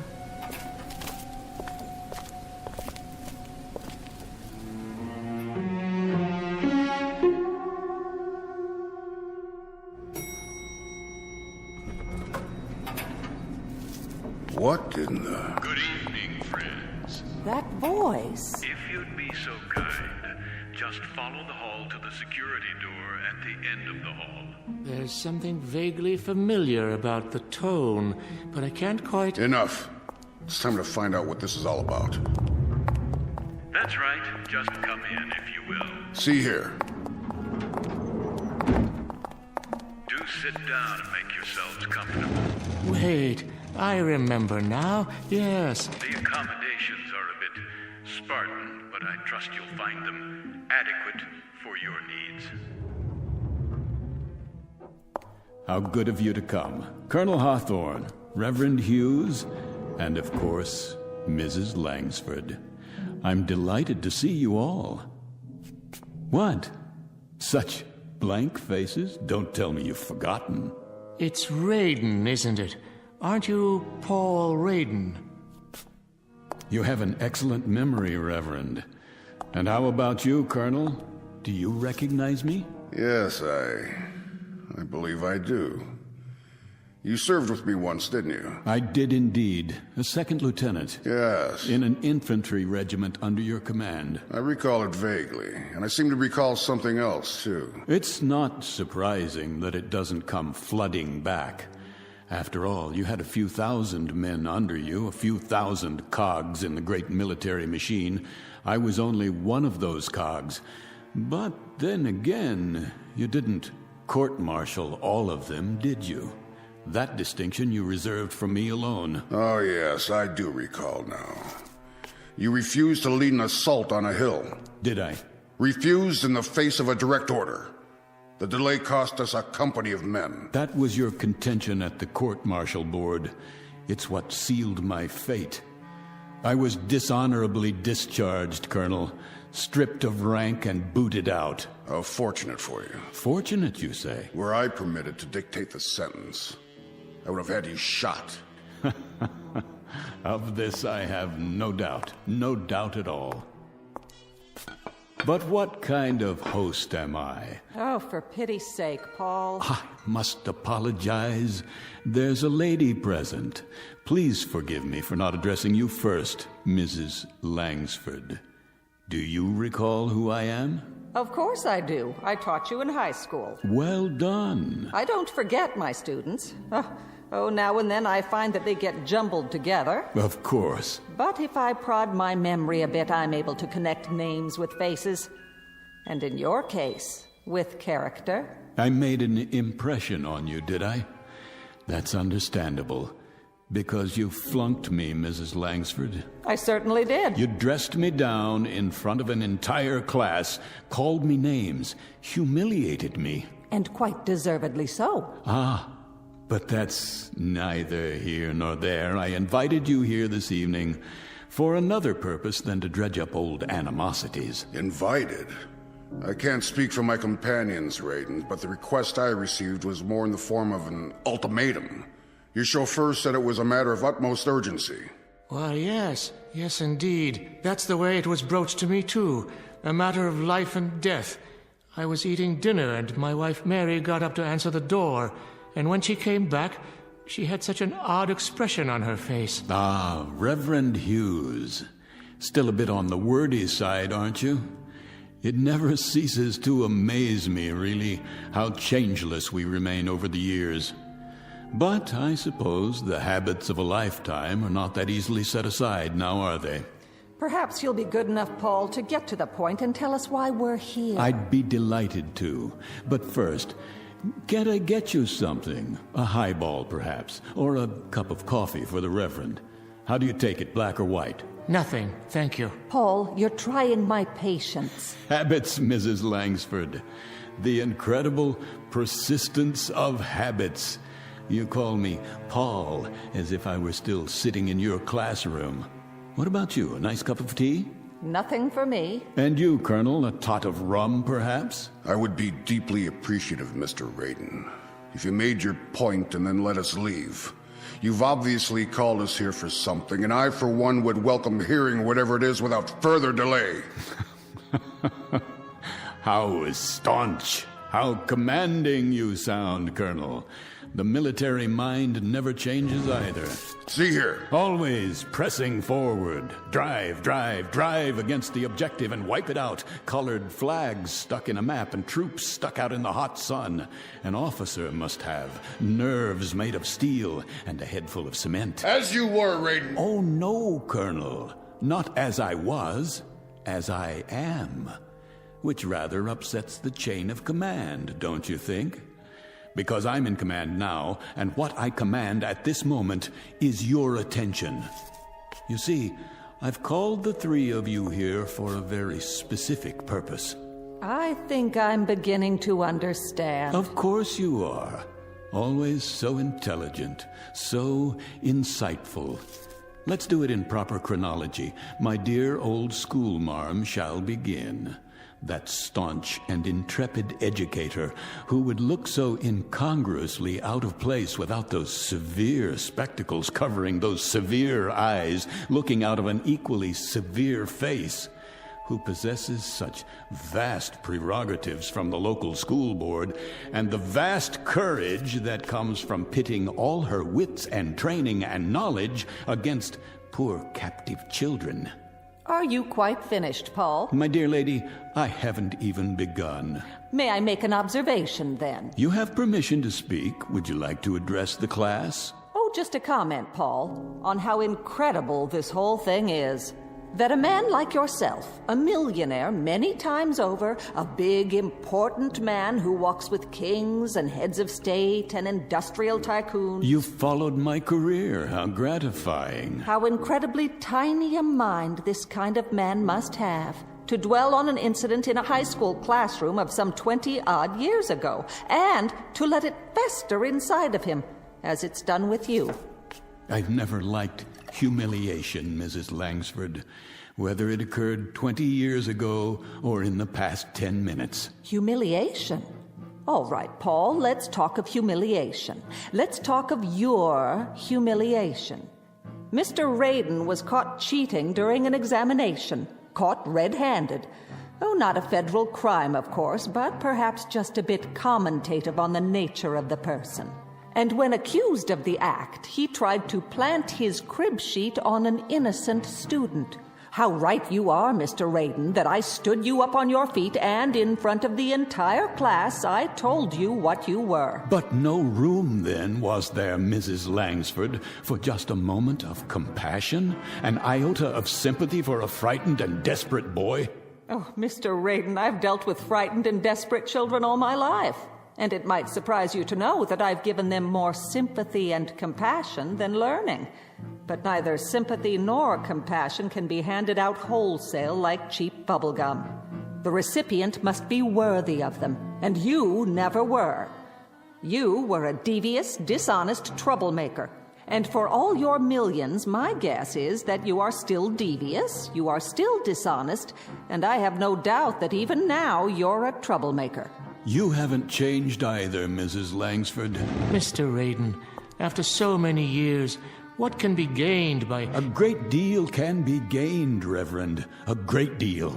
But surely... You can go to the devil, Reverend. Raiden! You too, Colonel. And that's not a figure of speech. Tonight, my friends, just a few short minutes from now, you all most assuredly can and will go to the devil.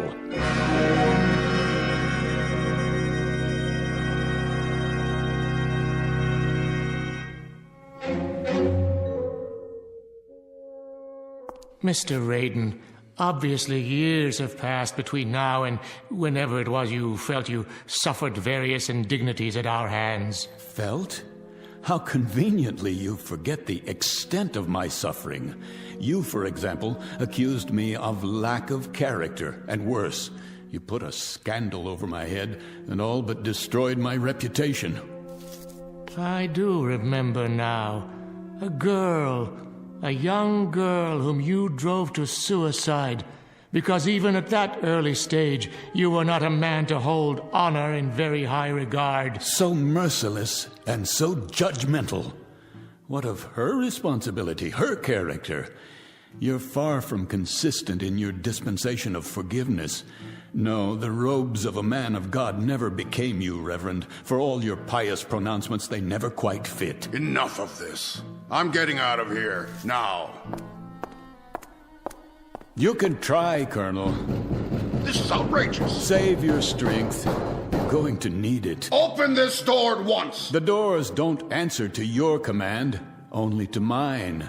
They're made of solid steel. The walls are 18 inches of reinforced concrete sheathed in 6 inches of lead.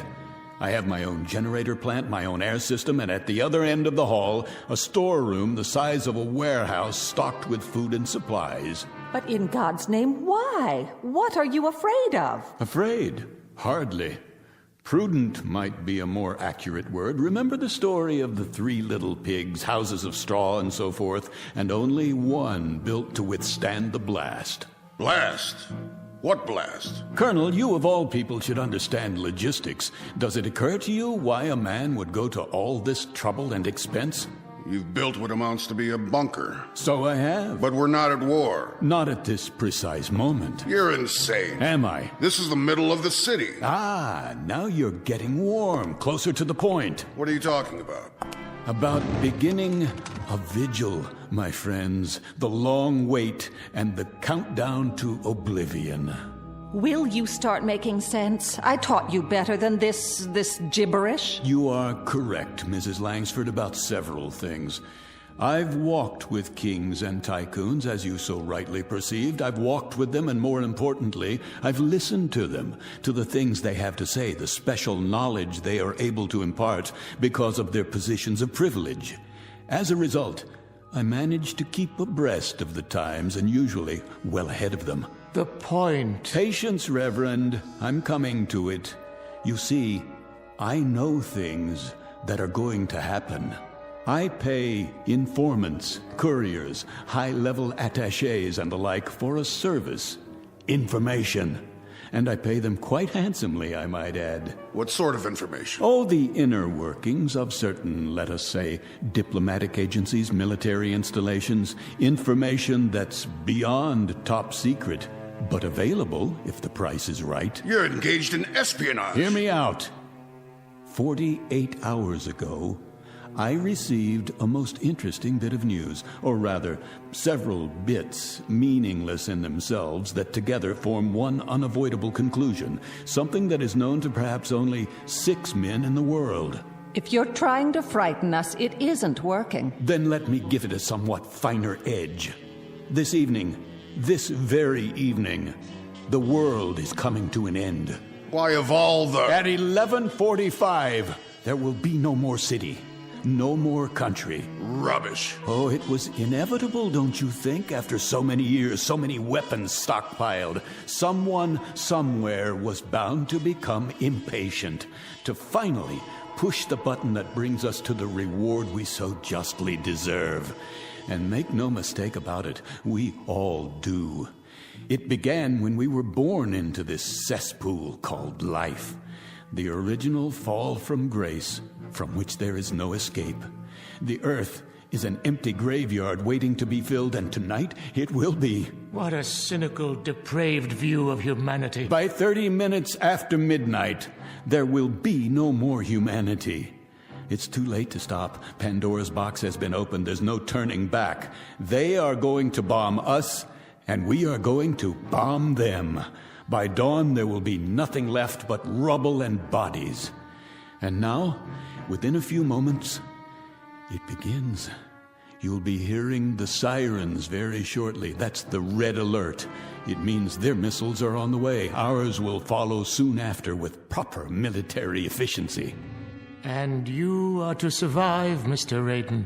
Is that the idea? I am to survive. As long as I stay here 300 feet under the ground. Already buried, one might say. How about you, Reverend Hughes? Or the rest of you? Would you care to survive too?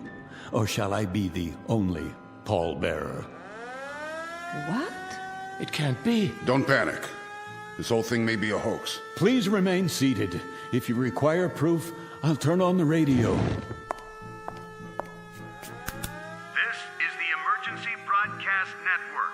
The Office of Civil Defense has just announced a red alert. Enemy missiles are approaching the United States. Repeat, this is a red alert. Enemy missiles are approaching the United States at a high rate of speed. Arrival time is estimated at only a few minutes from now. All citizens are advised to get off the streets immediately and take cover. This is not a test. Repeat, this is not a test. The first missiles have just hit. Are we still on the air? How long do we have? Good Lord! It's actually happening. This is real, folks. This is not a test. This is real. Comments? Perhaps a little military sophistry now, Colonel.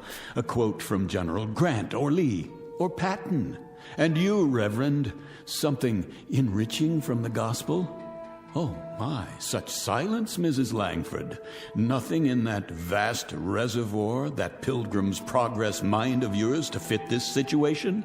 No mental eraser you can use to wipe out reality? I've got to get to my wife. Oh, by all means, Reverend. Certainly, get to your wife. Hold hands and die together. Take your hands off me. You turn my stomach, Reverend Hughes. You know that. Find your wife. I intend to. That's not what's on your mind. What's on your mind is what's on the Colonel's mind and the school marms over there. Your precious hide, your sanctified flesh. That's what preoccupies you at this moment. Let go of me, Mr. Raiden.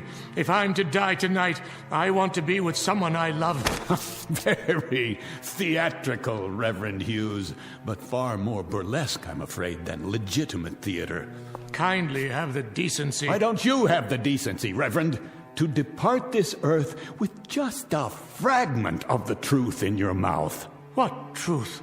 Tell me to my face that you are so scared, so miserably frightened, that you'd sell your wife by the pound if it meant your survival. Admit it.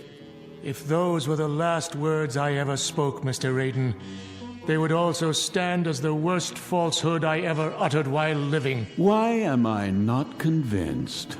Will you open the door, Mr. Raiden? Will you let me leave now? Take a look at the monitor first. You might want to consider what awaits you outside before you open that door. How did you know, Raiden?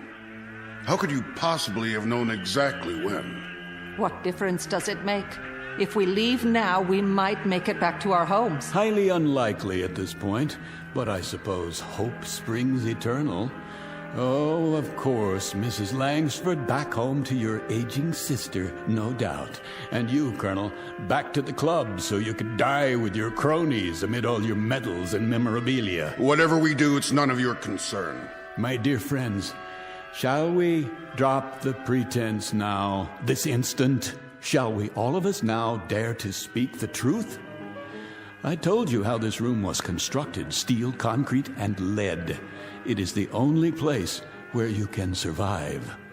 Now, what is all this nonsense about going back to your homes? You mean to say you'd walk out of here to certain death, when by simply staying where you are, you're assured that you'll live?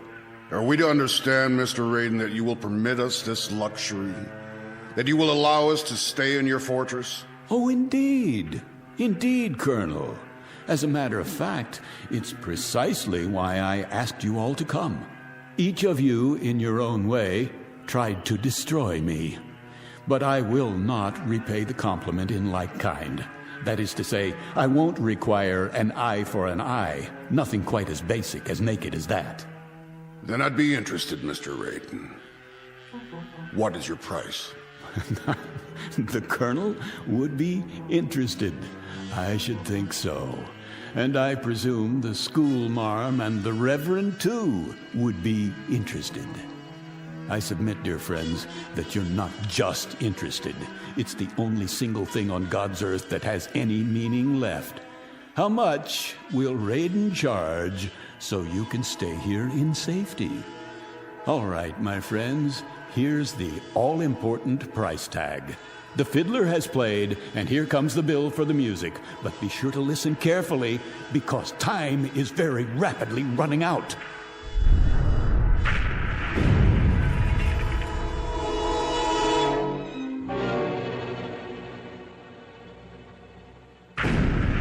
Say it, man. What is your price? You will, each of you, each one of you in turn, beg my pardon, ask my forgiveness. And if need be, you'll get down on your hands and knees to perform that function. Is that all? That's all. Our Father who art in heaven. I suggest you prepare your requests without delay. The first bombs have just exploded somewhere near the city. I assure you, the next ones won't miss. Did you hear what I said? I need your decisions now. Say pretty please. I beg your pardon? Pretty please with sugar on it. How's that, teacher? Speak up! Pretty please with sugar on it, Mr. Raiden. It's what children say to exact a favor. Children, Mr. Raiden, but they say it by rote. It comes out pure. There's no meanness to it, no cruelty. That's something that comes much later in life. The capacity to damage other human beings. That's enough. Not quite. You let me out of here, Mr. Raiden.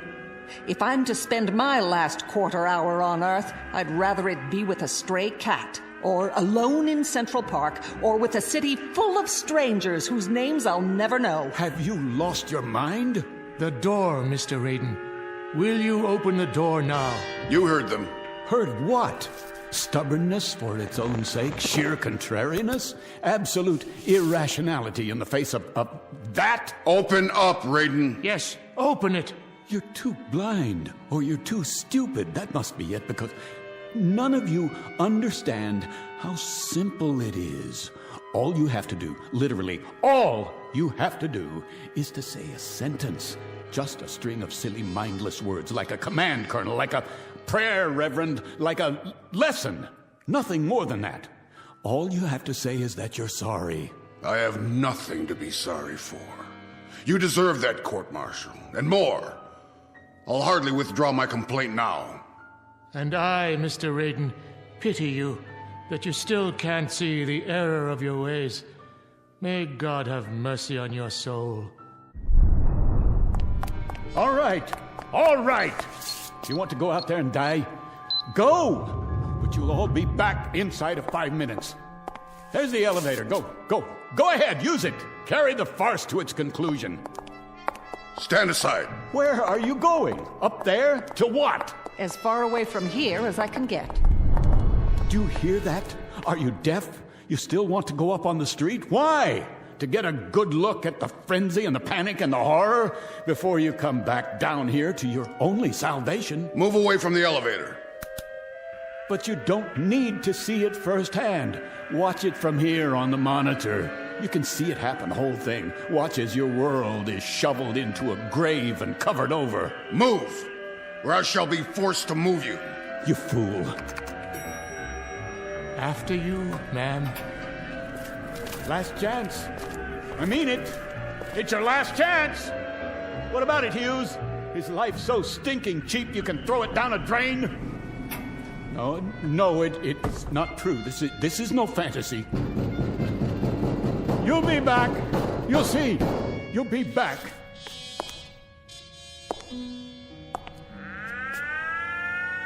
This is the Emergency Broadcast Network.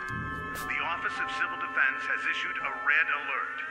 The United States is under enemy attack. The first wave of bombers and long-range missiles slipped through our defenses by unknown means and are on the approach now.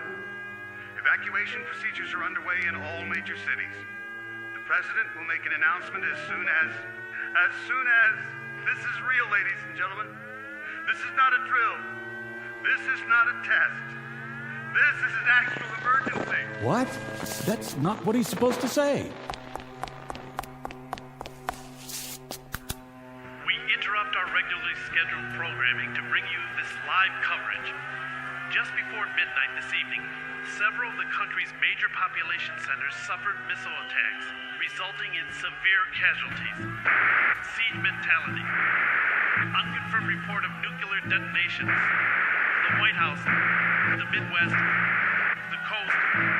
We will remain on the air for as long as... What's wrong with this? Off! I want this tape off!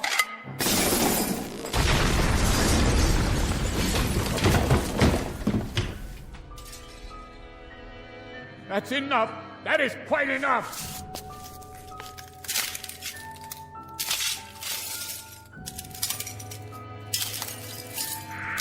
Ladies and gentlemen, this is my last assignment as a broadcaster.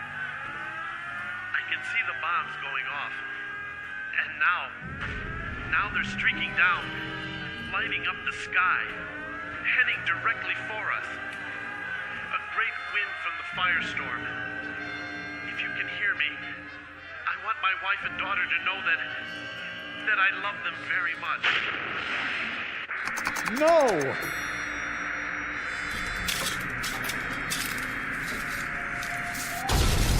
No! No!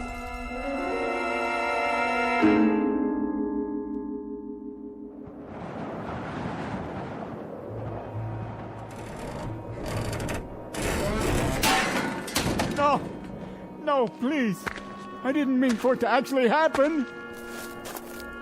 There's nothing left. Nothing. The city is gone. Is there no one else alive? Somebody? Anybody?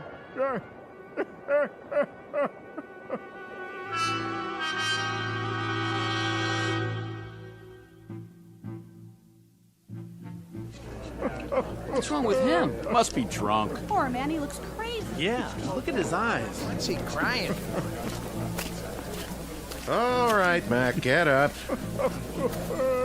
Hey, Mac, what's the matter with you? Got a little too much to drink, huh? On a beautiful night like this. Well, now, let me take you home. Where do you live? Can you tell me that?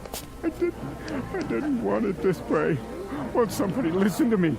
Isn't there anyone left in the world who can hear me? Someone! Someone! This is Saunders. I'm in front of the Raiden building. I want to send a car over here right away. Some poor devil's lying on the ground off his rocker. No ID. Yeah, it could be anybody. Yeah, okay. It's okay, Mac. Help's on the way.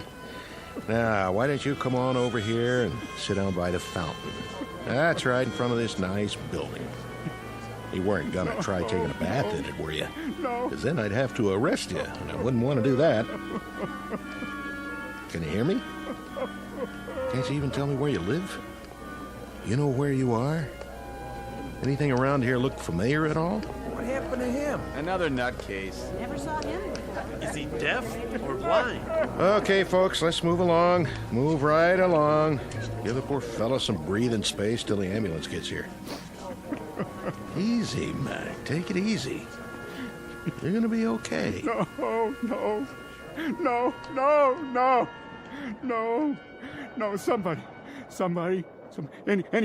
anybody. Is anybody left alive in all this rubble? Not another human being anywhere in all the world? Please. Oh, please, God, oh, please.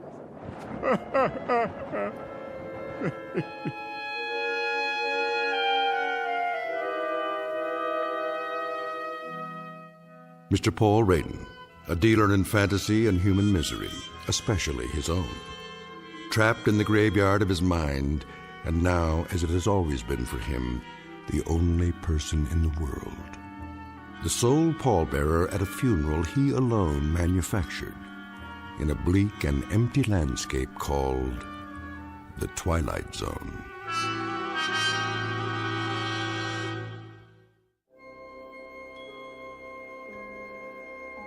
Hi, this is Carl Amari, producer of the Twilight Zone Radio Dramas. I'd like to take a moment to tell you about our official website at twilightzoneradio.com, where you'll get the latest news and information on these Twilight Zone Radio dramas. Plus, at twilightzoneradio.com, you can digitally download 3 free episodes or any of our episodes for only $1.95 each. In this age of ever-changing technology, we've decided to make these episodes instantly available to you by making the Twilight Zone Radio dramas a digital download-only series. This means that this series will no longer be offered on CD. The CD collections at our website are now being offered while supplies last at buy one, get one free. So be sure to get your favorites before they're sold out. Be sure to visit us often, and I'll see you in the zone.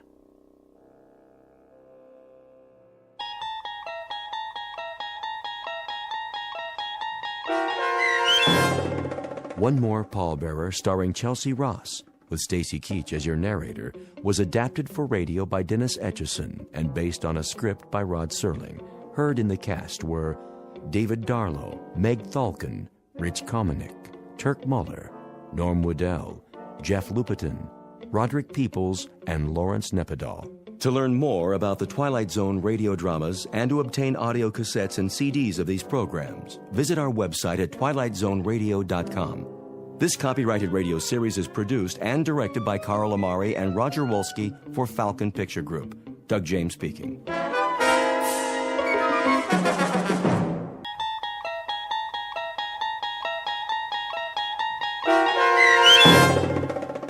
Long Distance Call, starring Hal Sparks with Stacy Keach as your narrator, was adapted for radio by Dennis Etchison and written for The Twilight Zone by Charles Beaumont and William Idelson.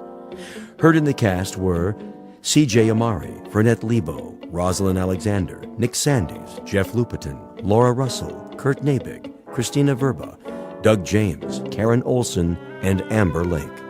This copyrighted radio series is produced and directed by Carl Amari and Jason Mallow for Falcon Picture Group. Doug James speaking.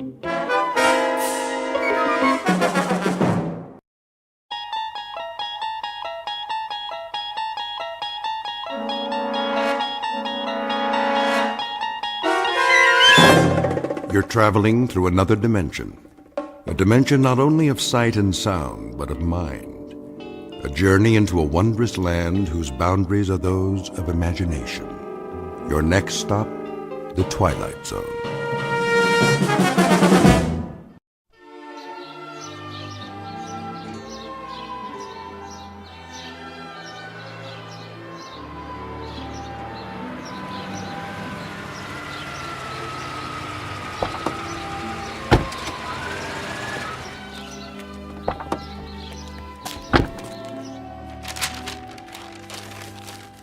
There. Superhero wrapping paper. Billy's going to like this one. Hi, Mommy, we're back. So I see. We picked up a few things. You did, huh? Grandma! Don't bother your grandmother, Billy. She's resting. I want to see her. She'll come downstairs for the party. When? In a little while. I'll call you when it's time. Why don't you go play for now? Just on the patio, though. Okay, Pumpkin? Okay. How is she? Okay, I guess. She didn't want any lunch. The doctor said he'd try to stop by. Maybe we should cancel the party. No, it'll cheer her up. You know how much she loves Billy. But the excitement... She wouldn't want it any other way. Well, we'll make sure it doesn't take very long. I'll go up and see how she's doing. Oh, and there's something in the bag for Billy. Mother asked me to get it. If you have a chance, maybe you could... I'll wrap it up. Thanks, Sil. I'll be back in a minute. Take your time, honey. But I think she's asleep.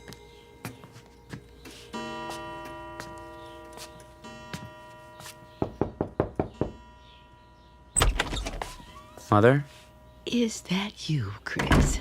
How you doing? Oh, fine. Just resting my eyes. Well, you go right ahead. We've got everything under control. Where's Billy? In the yard, playing. Oh, such a big boy. And today, another birthday. I can hardly believe it. Neither can I. Did you get him a present for me? I sure did. The one you asked for. Sil's wrapping it up. Good. Take the money from my purse. No, don't worry about that. It's all taken care of. I insist. And I insist that you relax. Dr. Unger's coming in a little while. You want to look pretty for him, don't you? Oh, Chris, you're such a teaser. Well, who do you think I learned it from, Mama? Just like Billy. He's so much like you, in so many ways. Oh, I don't know about that. He's got Sylvia's nose and mouth. And your eyes. When I look into those eyes, I see you at that age. I don't know where he gets so much energy. From his daddy, of course. Now, hold on. I was the quiet type. Oh, you were a bowl of fire. Running this way and that, full of curiosity. I find that hard to believe. But it's true. Billy's the spitting image of you. If you say so, Mother. Take your nap now. Can I get you anything? Nothing at all. Just remember to call me when it's time for Billy's party. He can come upstairs if you like. Oh, nonsense. I wouldn't miss it for the world. All right, Mother, you win. Just don't try to walk on your own. I'll let you know when it's time. You do that, dear. Tell Billy I'll be there. I will. Now get some rest.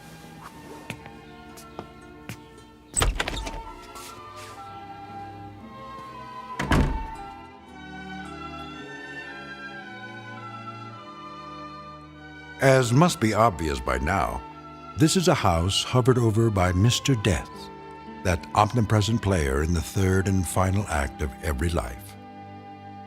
It has been said, and perhaps rightfully so, that what follows this life is an unfathomable mystery, a bridge into darkness, passage over which is reserved exclusively for the dead. Or so the philosophic claim. But in a moment, a child will try to cross the bridge that separates light from shadow. And of course, he must take the only known route, that indistinct path through a region called the Twilight Zone.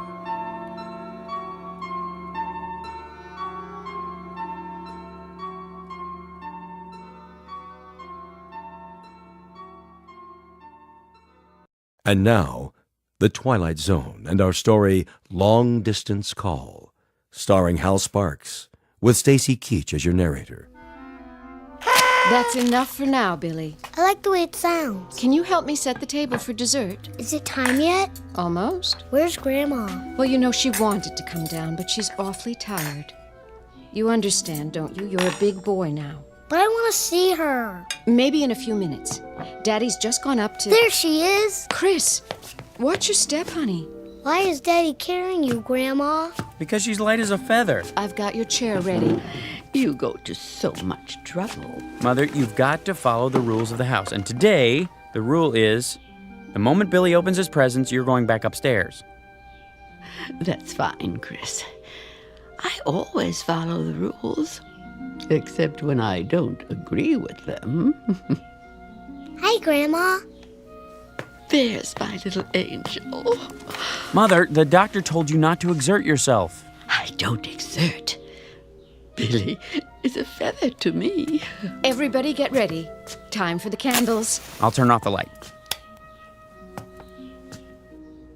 Happy birthday to you. Happy birthday to you. Happy birthday, dear Billy. Happy birthday to you. Go on, son, blow them out.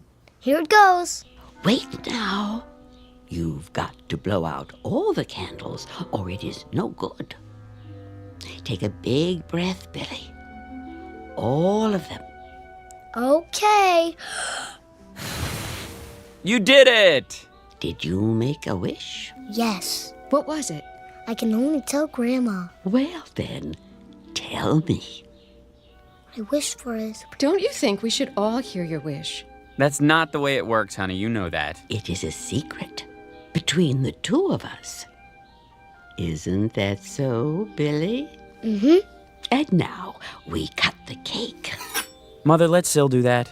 What? You think I'm too old to hold the knife? He didn't mean it that way. When I am that old, you get the shovel and dig a hole. I have a shovel and a pail. Billy. Yes, my angel. I know you do. To play with. We had some good times at the beach, didn't we, Mama? All of us together? Lovely times. Like tonight. I'm so happy. My heart is so full. I would like to say something. May I? Sure. Oh, my little Billy. My wonderful little boy. He gave me life again. An old woman, good for nothing but to complain. He held out his hands to me and made me alive. Why are you crying, Grandma? I don't know, Angel. You don't? Baby, it is because I won't be here with you for very long. Now, Mama. Why not? I am going away. Where? No, please. Don't lie to him. Tell him the truth. I will be gone. But where? Come on, Billy. Grandma's tired. I want a piece of cake. Good idea. After we open the presents, let's go into the living room. Yeah, presents. Is anything wrong, Gran? No, a little short of breath. That's all. Take my arm. It's not necessary. You go. I can walk. We'll go together, all right? Look at that, son. A real cowboy gun. Bang, bang. Sit here, Mama. Open this one next. Okay. Wait. Billy, do you want to see what Grandma got you? Yeah. Which one is it?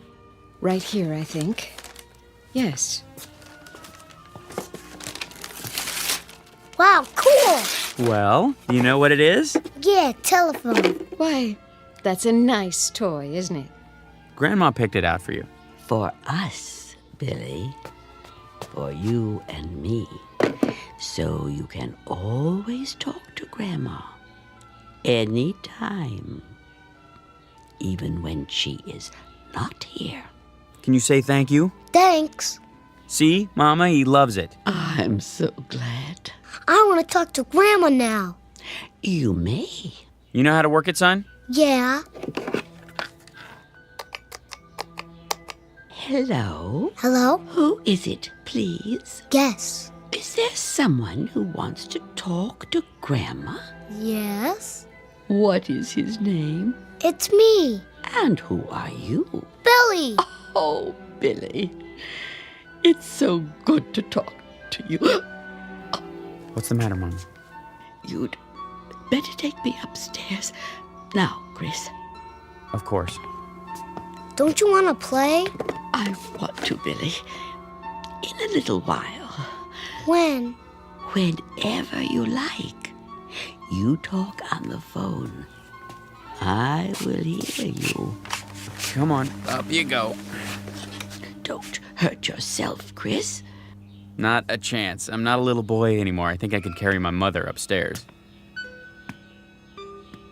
Can I call now? Not yet, Billy. I have a message for her. Hello? This is me. Grandma, please don't be sick. Don't be sick, Grandma. Can you hear me? I don't want you to be sick anymore.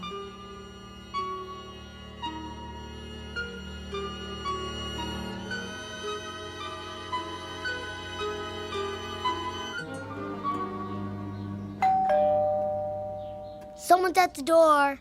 I'll get it. You stay with Mom. Come sit next to me, Billy. Dr. Unger. Chris, Thanks for coming by. how is she? The same. Sylvia, Hello, Doctor. how are you holding up? Oh, don't worry about me. Grandma? Billy, stay here. Is Grandma okay? Of course she is. I'll just look in on her. Let me walk you upstairs. I know the way. Can I go too? Later, Billy. Sit here with us. But I want to tell her something. Oh, darling, we can't see her right now. Why not? She's not feeling very well. Is she gonna get better? I hope so, sweetie. I really do.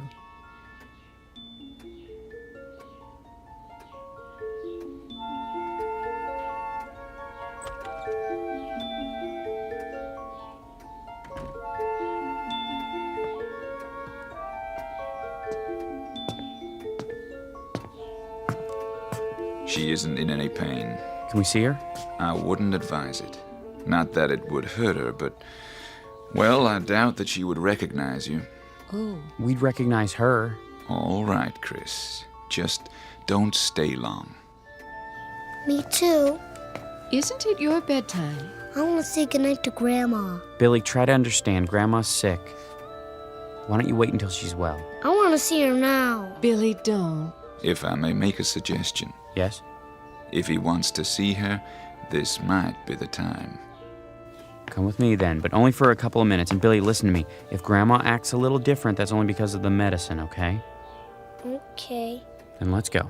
Sylvia? Now? Do you think... I think we'd better.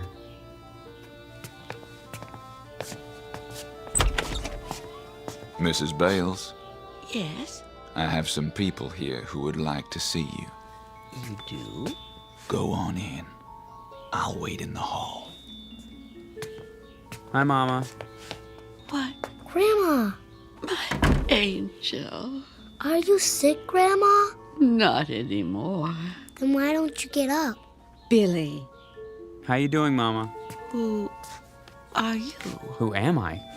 I don't know you. It's Christopher, your son. My son was taken from me by a woman. This is my son now. My only son. Little Billy. Does it hurt, Grandma? No. There is no pain. Then what's the matter? It will be so lonely. Oh, Billy. I wish you could go with Grandma. Go where? Away. Far away. Together. The two of us, Billy. I want to go. You and me, Billy. No one else. Just you and me. Grandma? Grandma? Grandma? Oh, Mama. Goodbye, Gertrude. Goodbye. I want Grandma. I want to talk to her. I have to. I need her. I want to talk to her.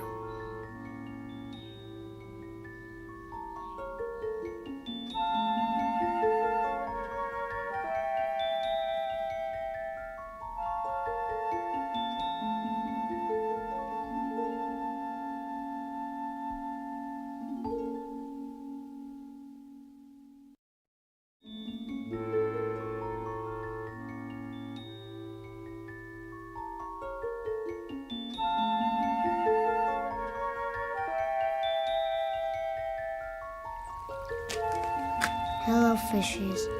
Do you want to play with me? Billy? Billy, where are you? There you are.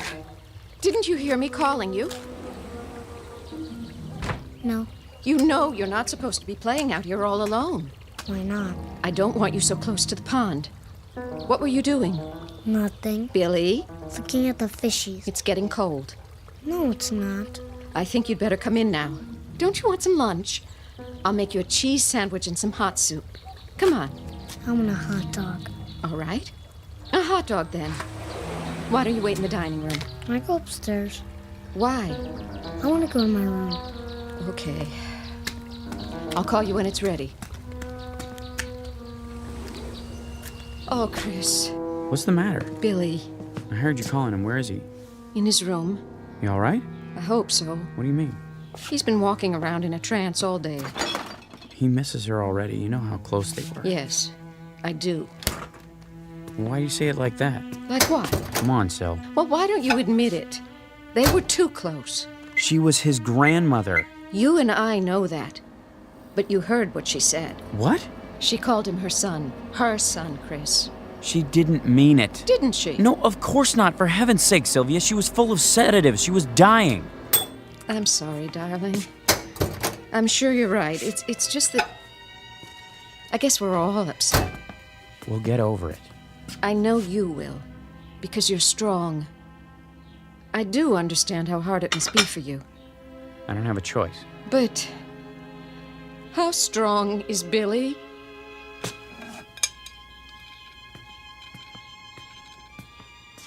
Billy! Lunch is ready. Billy? Are you still upstairs?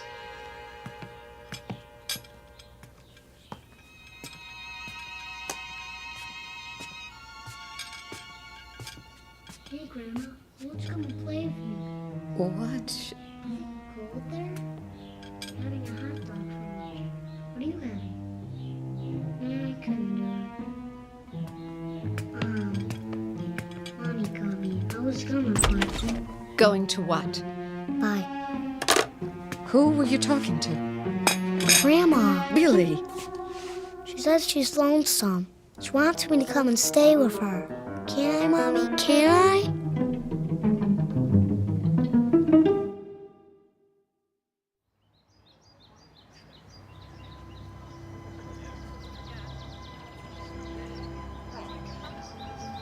I just wanted to say, well, how much we all liked your mother. She was a fine woman.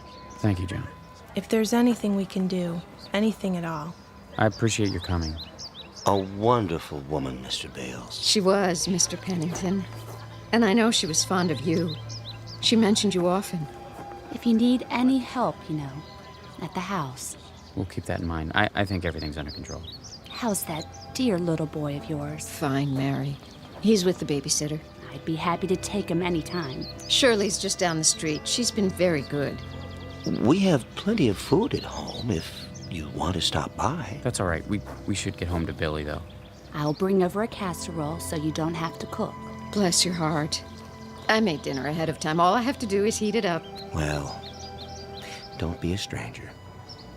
You two, both of you. We should see each other more often. Very kind of you to come.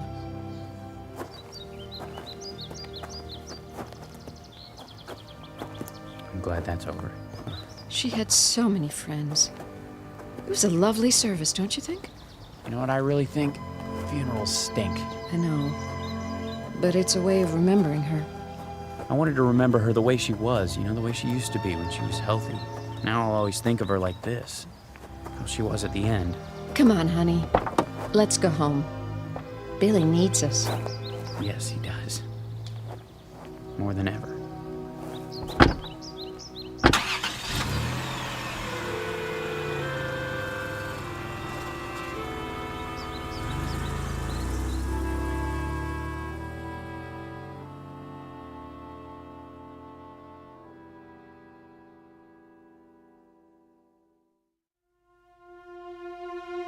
What? I'm not sure. They went to the funeral. I don't know when they'll be back. Yeah, I'll call you. No, don't come by. I told you I don't know. Oh, he's a good kid. Kind of depressed with his grandmother dying and all. Doesn't want to play or anything. And oh, wait a minute. Hey, Billy boy. Where you going? Outside. Is that okay with your mom? Yeah. You sure? What are you gonna do out there? Play. Oh, yeah? Well, that's good. That's real good. How come you decided to play? Somebody wants me to. Wants you to what? Go outside. Just don't go out of the yard, okay? Okay. Oh, nothing. He's just going out to play. It's the first time he wanted to do that today. No, I don't have to watch him. He's a good boy. He never wanders very far. He just sits and plays by himself. It's sad. I don't... Wait, what was that? Something's happened. I gotta go.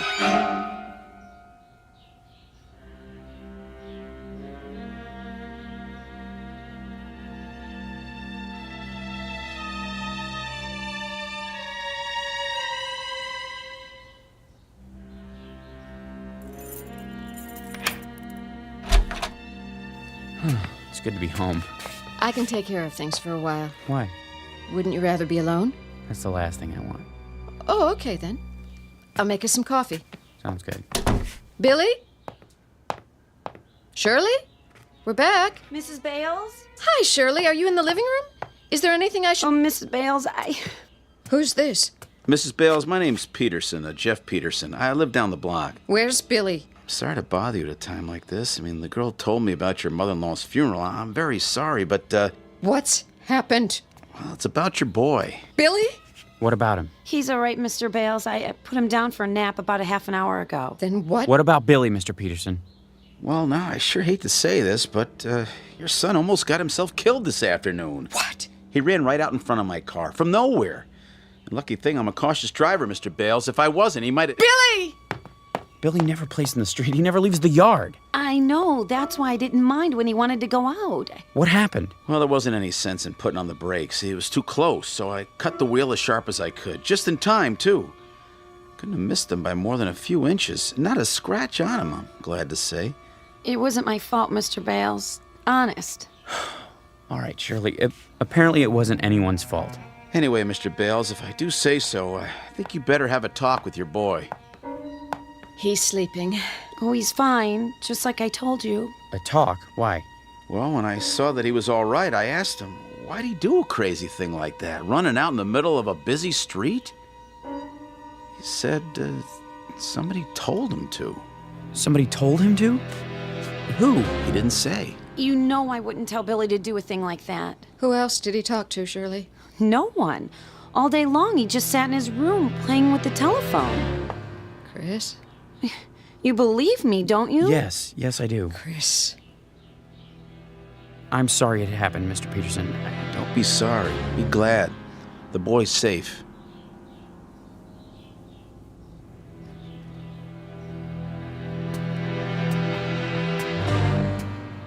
What is it? You'll see. Well, he is all right, isn't he? He's not really asleep. He was faking it. Oh, for crying out... Listen. Listen to what? He's talking to... That's enough. Hi, Daddy. Hey, Pumpkin, we're back. Would you tell me something? Sure. What's this running in the street business? Billy, you know you worried us. I'm sorry, Daddy. Well, why'd you do it? I don't know. Billy? Who were you talking to on the phone just now? nobody. I asked you a question, young man. Don't fib to me. Who were you talking to? Nobody. You'll tell me, you hear? Oh, no. Sylvia, let go of him. All right. Let's see what you can accomplish, which so far is nothing. Mommy hurt me. She didn't mean it. She doesn't like Grandma, does she? Of course she does. She's just upset. Why? Billy, I've got to tell you something. And I want you to try to understand, okay? You're a big boy now. What? You won't be seeing Grandma anymore. She didn't go away like we said. She died, Billy. Do you know what that means? Yes. Now, I know you're only pretending to talk to her on your telephone. I know it's a game you made up, but please, will you do me a favor, Billy? Okay. Don't do it around Mommy anymore. Why? Because... Well, just because. I'll explain it to you someday. Deal? Deal. Okay, I'm gonna go talk to Mommy now. I'll see you in a little while, okay? Okay, Daddy.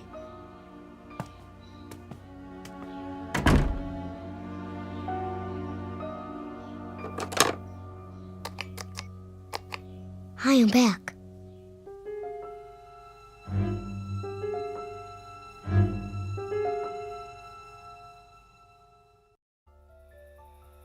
All finished in the bathroom? Hmm. Shall I turn out the lamp? What? The light. Do you want it off, or do you want to read for a while? Yes. Yes, which? Whatever you like. Oh, Chris. It's not what I want, it's what you want. I don't care. Please, don't shut me out. Sorry, I was just thinking. I know. So, Yes? I know how hard it was for you. What you went through these last weeks and months, you did more than anyone. But I hope you understand. Understand what? My mother didn't mean any harm. I suppose not. It's the truth. She had 2 other children before me, and she lost them, and she couldn't let go. I was all she had. Except for Billy. Billy was me again. At least as far as she was concerned. A chance to go back, to pretend that none of the years had happened after Dad died. I know it wasn't right or fair to you, but honey, believe me, whatever she did out of love. Love for whom? What does that mean? I'm sorry, I didn't mean it the way it sounds. Really, I didn't, Chris. You're trembling. It's cold. Pull up a blanket. Let's get some sleep. Yes. It's been a long day. The longest.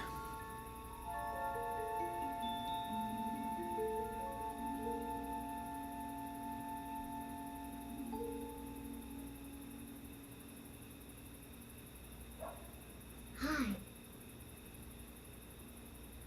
Yeah. Me too. Is it cold there? Billy? You give me an ice cream bar? Oh, that would be cool. How about some candy? Me too. No! I won't have it! Mommy! Who are you talking to? What's the matter? Give me that! What is it you're hearing? I want to know! That's my phone! Hello?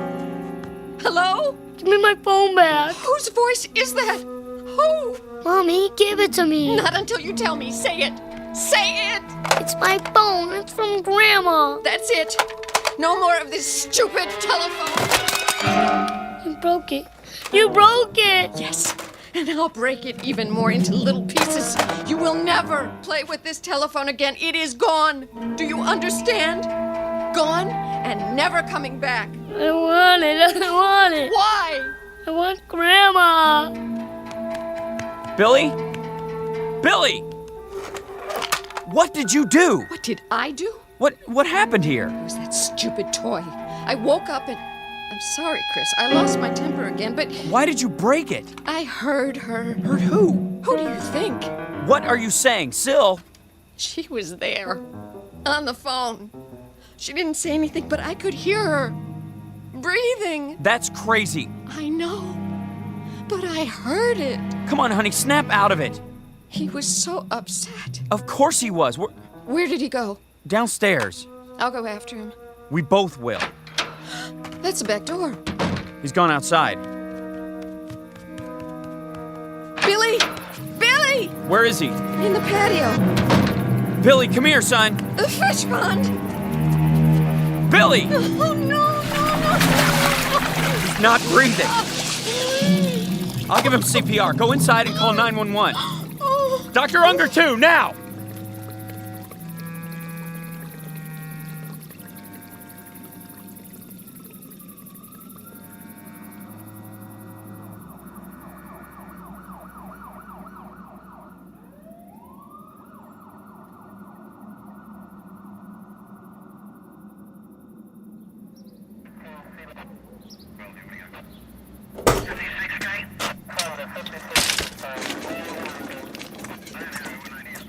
Lifton, careful. I got him. How is he? He's breathing. Thank God. We'll do everything we can. Put him in the ambulance. If we had gotten here a few minutes earlier... I'm going with you, Billy. Oh, my Billy.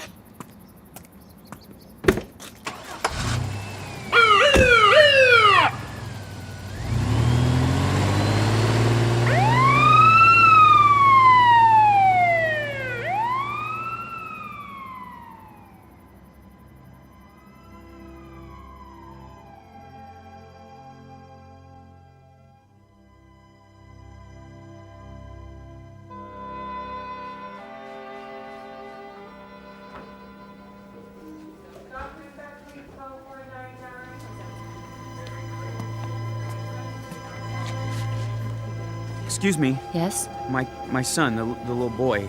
Oh, yes, Mr. Bales. How is he? He's out of IC. They're moving him to a private room. Is he conscious yet? I'm afraid not. I brought some of his things. He's gonna come out of it, isn't he? We're doing everything we can. My wife's having a hard time. The doctor will be here in a minute. He'll give her something. Please tell him to hurry. Now, if you'll wait over there. Yes, of course.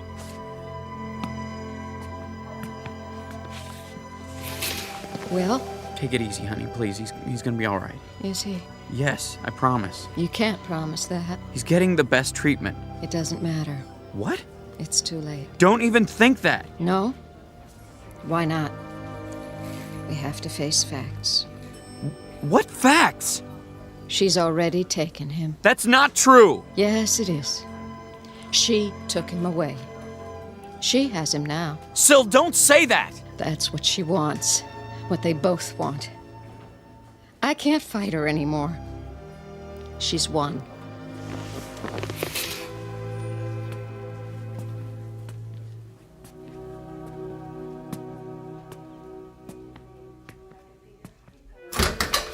Just a minute, sir. Is this room 511? Yes, but no visitors are allowed. I'm his father. I brought some of his things. You can leave them with me. Give me a minute with him. Well, just a minute, until Dr. Unger gets here. Hi, Pumpkin. It's Daddy. You hear me? You're gonna be all right, you know. I swear you are. Why did you do such a crazy thing? Going in the fishing pond. Mommy and I will take care of you from now on, you'll see. She doesn't mean to get you all upset. She's sorry. She's so sorry. She only meant you don't need that telephone anymore. It was Grandma's idea, but I'm the one who got it. I shouldn't have listened to her. Grandma's at peace now. You have to accept that. Please, Billy, try. She didn't want you to do anything like that, I'm sure of it. Anyway, I brought your telephone so that I can use it one more time, okay? Just once, and that's it. I have to try. You hear me? I know it's silly, but I have to. It's the most important call I've ever made.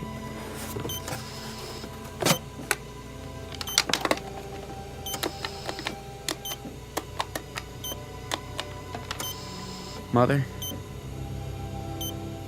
if you can hear me, by some miracle you can hear me at all, please listen to me now. You said you loved Billy, remember? On his birthday, you picked him up on your lap and hugged him and said that he gave you life again. I know you meant it. You did, didn't you, Mama? Well, if you did, if you really meant it, I'm asking you now to prove it. Give him back to us. He's 5 years old. Do you know how young that is?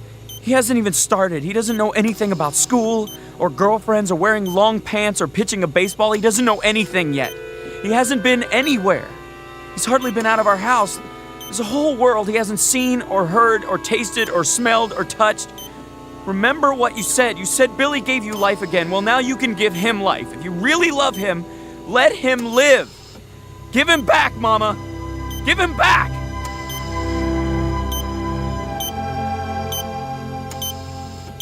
Nurse! Nurse!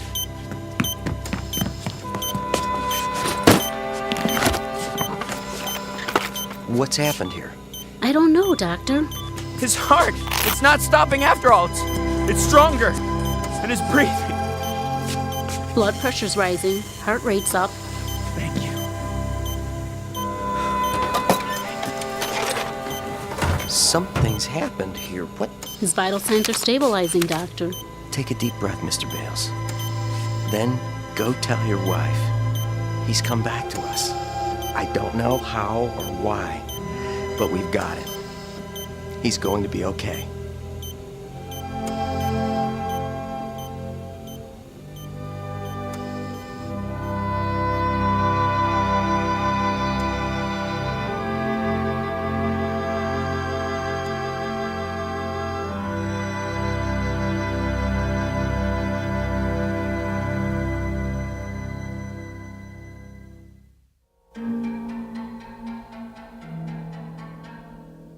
Toy telephone, an act of faith, a set of improbable circumstances, all combine to probe a mystery. To fathom a depth, to send a facet of light into a dark after region. To be believed or disbelieved, depending on your frame of reference, a fact or a fantasy. A substance or a shadow.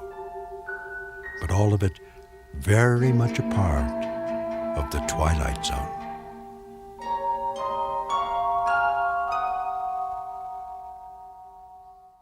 We'll return to the Twilight Zone in just a moment. You are about to enter another dimension, a dimension not only of sight and sound, but of mind, a journey into a wondrous land of imagination. Next stop, the Twilight Zone. Hi, this is Stacy Keach. I'd like to take a moment to tell you about our Twilight Zone website at twilightzoneradio.com.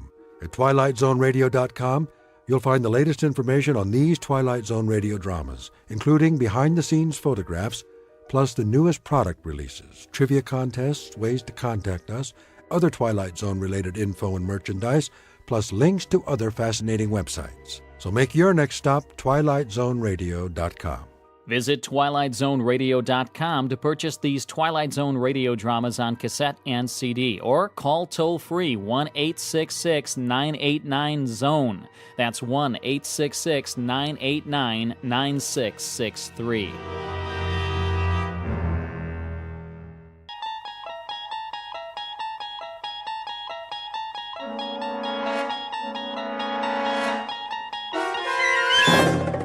You unlock this door with the key of imagination. Beyond it is another dimension, a dimension of sound, a dimension of sight, a dimension of mind. You're moving into a land of both shadow and substance, of things and ideas. You've just crossed over into the Twilight Zone.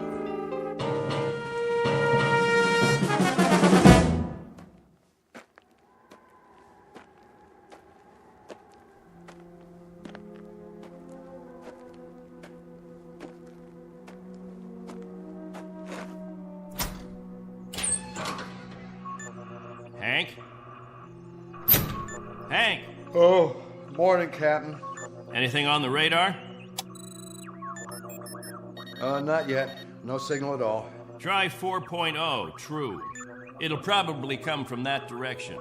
I had her on that all morning, sir. Still nothing. You're past your time, aren't you? Who's your relief? Al Baines, Captain. Baines? I'll see what happened to him. Yes, sir.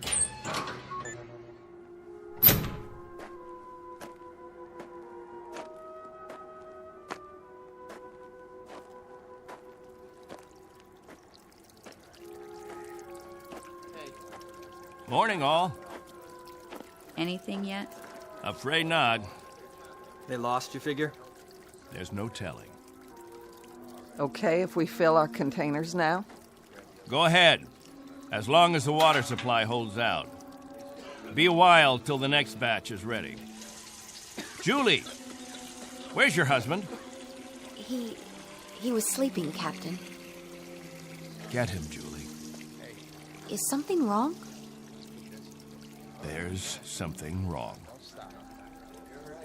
Yes, sir. How does it taste today, Henry? Same as always, hot, flat, and unforgettable. But wet. Suffer it a little bit more. 6 months from now, you'll be drinking chocolate ice cream sodas.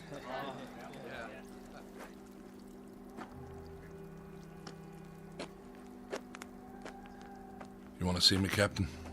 There's a man in the radar tower who'd like to see you, Al. He would have liked to see you 2 hours ago when you were supposed to relieve him. I overslept. Tell that to Hank Parker up there in the tower. Tell him you overslept, and then be good enough to tell him, Al, that you'll stand his watch all day tomorrow. That's not fair, Captain. It doesn't happen often. Once is too often, Al. More than once is intolerable. And many more than once is a case history of Albert Baines who likes his sleep. I prefer it to a stupid game in the hot sun, both of them. A game, Al? What are we listening for? 30 years of 2 shifts a day. What have we ever heard? Wind noise. And what have we ever picked up on the radar screen? Dust particles? But anything to make you happy, Captain. You listen to me. There's a ship on its way, and when it reaches this atmosphere, it may want to be vectored in. They may want landing instructions, wind direction, ground temperature. And if Al Baines is in the sack, we may spend the rest of our lives here. Is that what makes you happy, Al? How do we know there's a ship out there, Captain? A lot of garbled static 2 months ago that you told us was a message, and then nothing. 2 whole months, and you decide there's a ship coming here to take us back. You make the rules and set the watches and plan the days, and now you tell us the Messiah is coming. And you tell us to pray? The difference between you and me, Captain Benteen, is that I do my dreaming when I'm asleep. You do yours on your feet. There's a ship coming, Al. All of us believe it. Because he tells you to. And we believe him. Whatever Captain Benteen says, that's what will happen. Sure you believe him. He tells you this is the best of all possible worlds, and by God, you break into song. You're sweating your lives away on this rock, but the captain says it's paradise, and we have to clap our hands. Rule by hypnosis. Al, there's a ship coming. This happens to be a fact. There's a ship coming. Believe it. I tell you, it'll happen. And you know it's real, just as you know this is real. You haven't forgotten our ship, have you? The Pilgrim One? The first spaceship sent up to colonize the outer regions? And this plaque, placed here by the 130 men, women, and children who established the first off-Earth colony. We owe them our belief. Because they had faith. Don't ever forget that. Now, if you'll excuse me, I better go check on the generator.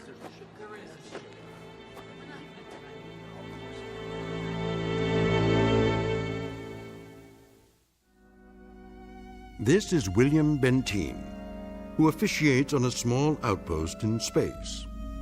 An outpost slowly disintegrating under the heat of 2 suns, with the holes, the cracks, the fissures that are the residue of despair. He tries to fill them with faith and to retain a faith of his own.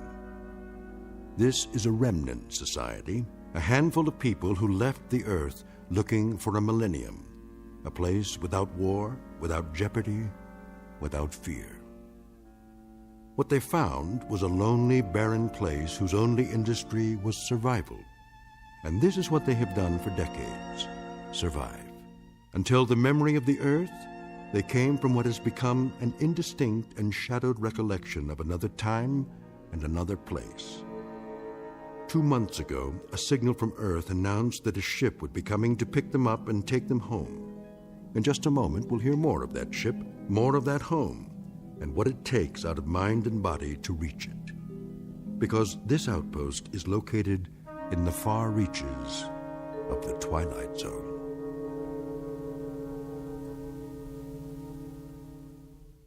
And now, The Twilight Zone and our story, On Thursday We Leave for Home, starring Barry Bostwick with Stacy Keach as your narrator.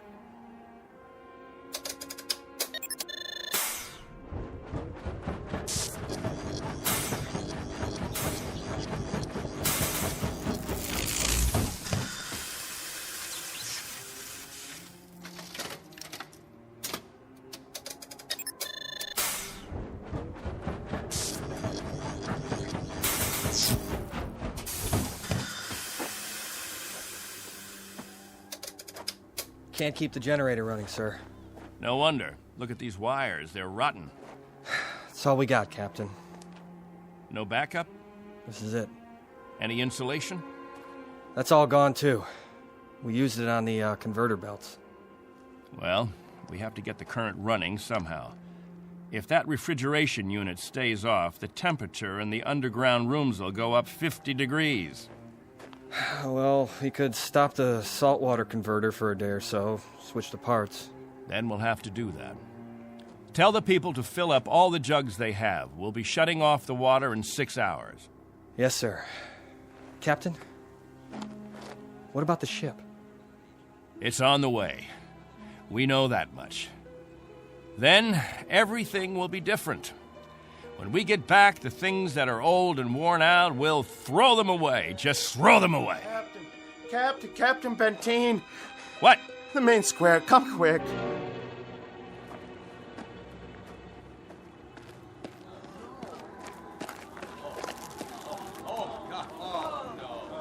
It's Mrs. Rodale. She's hanged herself. Cut her down.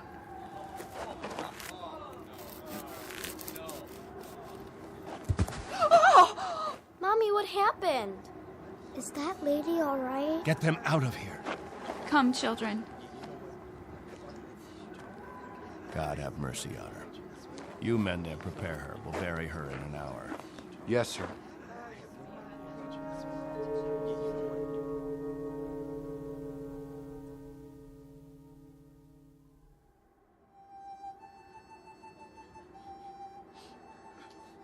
We now consign to this planet the remains of Mary Rodale. We ask God in His infinite mercy to give her the serenity and joy that she sought while she was with us. And we ask His forgiveness for her sin. Amen. Amen. We ask that this good woman be allowed to rejoin her beloved husband who preceded her in death 11 years ago. Bid your farewells now. Forgive her, Lord. Have mercy on her, Lord, for what she's done. A terrible thing. She didn't know what she was doing. She knew what she was doing. Better and clearer than the rest of us. This is a funeral, Al. The 9th funeral in the last 6 months. Nobody talks about it. We just let it go by. But there have been 9 people who thought that maybe heaven is a place where they can get a drink of water without salt in it, where they'll be able to breathe air without choking on the heat of it. If you want to talk blasphemy, Al, take it away from here. I'm talking truth, Captain Benteen. I'm saying that this woman and the others, they took their own lives because living became intolerable. And I say that dying was their right. Anything else? Just this question. I put it to everyone here. Al, please. No! Isn't living tough enough that we don't have to do it by the book? Isn't it hot and blinding and miserable enough that there shouldn't have to be rules? So that we shouldn't have to suffer by the numbers will anyone make the simple observation that there's far more happiness going into that hole than what's left above ground? There's more peace of mind in that dead body than in all you mourners put together. All we've got here is anguish. Captain Benteen, let us live with it or die from it in our own way. Young Mr. Baines here wants us to lie down in the sun. Young Mr. Baines would have us given to death when there is still life. He would end all the rules. He'd throw away the regulations. There'd be no standing in line for water. Let the strong take it away from the weak. No rationing of food. Let the young steal it from the old. And when that ship comes down to take us back to Earth, it won't find a society. It will find only a pack. There'll be no human beings left, only animals. There's a ship coming. It's winging its way in now. It's on its way. Say it. Say it out loud. Let me hear you say it. There's a ship coming. There is a ship coming. There is a ship coming. There's a ship coming. There's a ship coming. There's a ship coming. There's a ship coming. There's a ship coming. That's right. There's a ship. A ship. Yes. A ship that's coming to take us. Hear that? Can you hear that, everyone? Do you hear? It's the... Meteor storm! It's a meteor storm! Find shelter. Get inside. Up to the cave. Get up to the cave.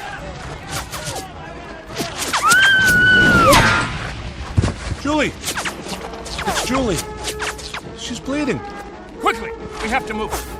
I can't. Something hit my arm. I think it's broken. Stand aside, I'll carry it.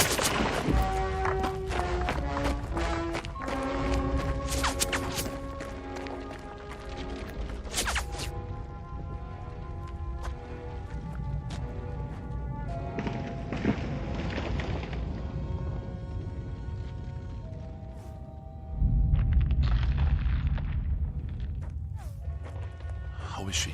It's just a cut to the forehead, not very deep. But keep this bandage on it. Julie? Julie, honey? Can you hear me? Al? Don't let her move just yet. She may have a concussion. How's your arm? It's not broken. Must have been a rock that hit it. Captain, thank you. For a little first aid. No thanks necessary. I deliver babies, too. You might want to keep that in mind. Now, I'd better go see to the others.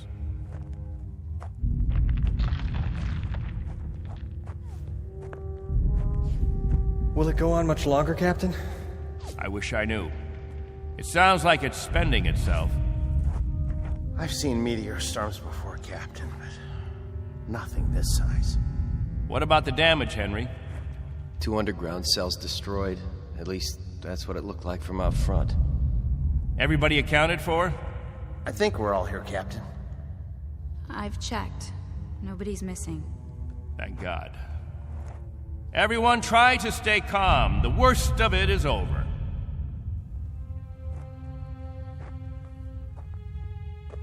Jojo? Yeah, Captain? You're not scared, are you? Well, kinda. Now, we can't have that. Mind if I sit for a minute? We'll talk, you and me. Captain, tell me about the Earth. Would you, Captain? Tell us what you remember. Yes, do. Well, all right, I guess I can do that. We'd like to hear. You, over there, is that you, Fran? Yes, Captain. And you, Buck. Yes, sir. You fill in the holes if I leave out anything. Straighten me out if I'm wrong about any of my recollections. Jojo, I was a boy of 15 when we arrived here. But I remember Earth. I remember it as a place of color. I remember that in the autumn, the leaves changed. They turned different colors, red, gold, orange. And I remember streams of water that flowed down hillsides, and the water was sparkling and clear.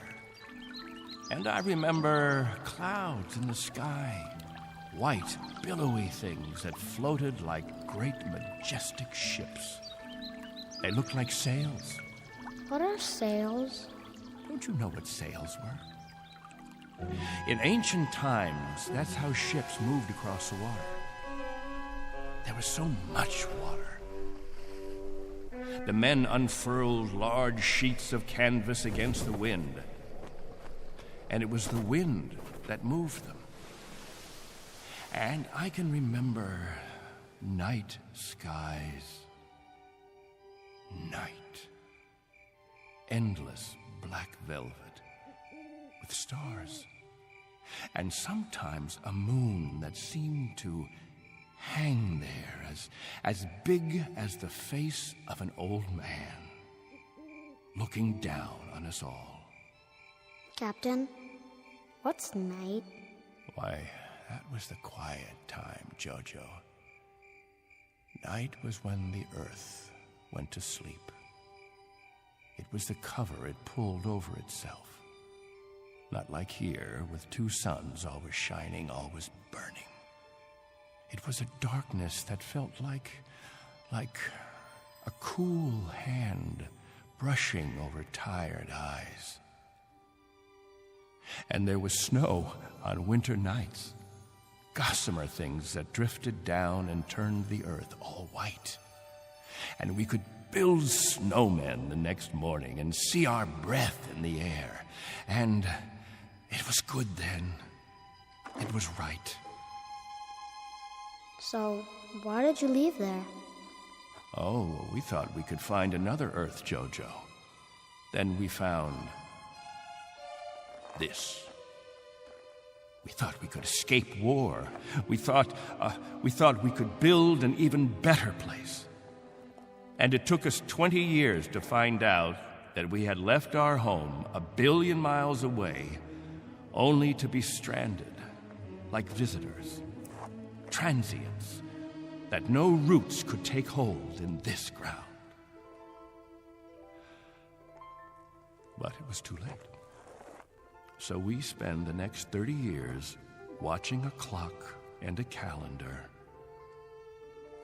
and waiting. But we can't wait any longer.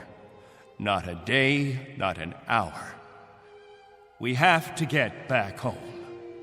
There's no more time. I'll go outside and survey the damage.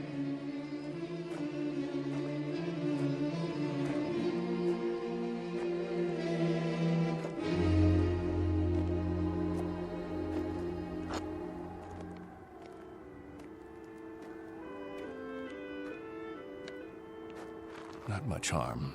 Radar tower's still standing.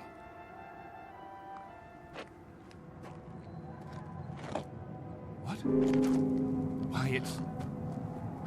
Al! Al Baines, do you hear that noise? All of you, come out here. Do you hear it? What is that? That's not a meteor. That's not a meteor. And it's not wishful thinking. Not this time. Those are rocket engines.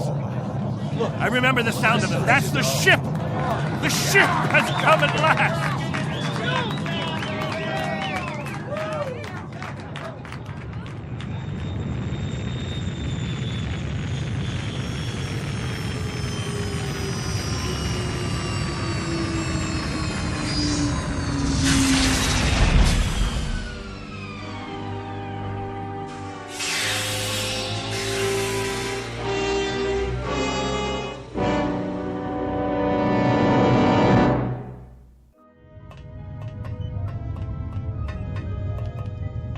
Wow, what a ship!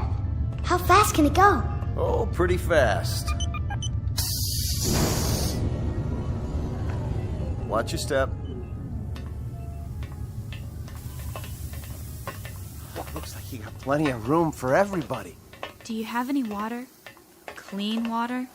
We have enough. Oh, doesn't that sound wonderful? Delicious. Careful. I better talk to your leader. You have one, don't you? Sure do. Captain Benteen. I don't see... He's standing over there. Hey, Captain, come see the ship. Mr. Benteen? I'm Benteen. Colonel Sloan. I command the Galaxy 6. Our orders are to transport you all back to Earth. Colonel, what took you so long? 6.5 months, Mr. Benteen. 100 times that. We've been waiting for 30 years. Does it all look like this? Salt flats and scrubby mountains. 2 suns, hot and perpetual. 30 years of it. 30 years. The children have never seen Earth, and some of the older ones don't even remember it. They'll see it now. Our orders are to get you aboard as soon as possible. We figure that we should be able to lift off on Thursday. Are you still using Earth time? Of course. Good. That'll give you 3 days to prepare. Unfortunately, your people will only be able to take what they can carry. Over 200, aren't there? 187 men, women, and children. It may be a little crowded, but we'll fit you all in. You've been used to a lot of space, Mr. Benteen, haven't you? Space? Room to move around. That's all there is here. That and the heat. I can feel it. They'll make the trip standing on their heads if necessary. I'm sure they will, but I don't think that'll be necessary. Do you know, can you understand what a godsend this is for all of us? It's hard to imagine. I can only say your country's very, very proud of you. What of the Earth? Has it changed? Not too much. Still green? Still green. And the cities? The cities still stand. And war? As always, I'm afraid. One dies down, another one springs up. But through some miracle and the grace of God, we never had the big one. Now, Mr. Benteen, all things considered, I think you'll find it very much as you left it. Captain Benteen. Captain? That's what the people call me. This place, their very lives, it's all been my responsibility. You've done quite a job, Captain Benteen. But you can rest easy. I'll take over the responsibilities now. No need. I'm used to the job, Colonel. The living quarters, they're underground? I was saying, Colonel, I'm used to the responsibility. I wouldn't quite know how to function without it. Is it cooler there, Mr. Benteen? I'm sorry, I didn't... Your underground rooms, are they much cooler? Yes, they're refrigerated. It's... Captain. Morning, Captain. George. The best morning ever. We just wanted to say thank you, Captain. Why? For what? For keeping us alive all these years. That's right. Without the captain, none of us would be here. That's not necessary. You better believe it, Colonel. I do. I do believe it. Captain Benteen. Go ahead, Colonel Sloan. That's all right. I'll see to the others.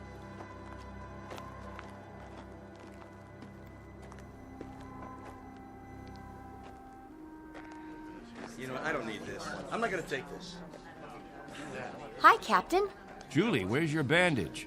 Oh, I don't need it anymore. But we put one around your head so the cut would heal. What's this? Isn't it incredible? It's called a medicinal patch. You wear it for 24 hours. It accelerates the growth of new skin. Look at her forehead, Captain. You can hardly see the scratch. Better put the sling back on your arm, Al. I don't need a sling. Just this metal band. It's magnesium. Colonel Sloan said my arm would be perfect by the end of the week. Well, I seem to have had my practice taken away from me. But while we're here, I'd use that sling. I'll bet I've fixed about 500 broken wings in my time, and the only way to be sure it heals properly is to keep the limb immobile. Where's Colonel Sloan? I want to ask him what to pack.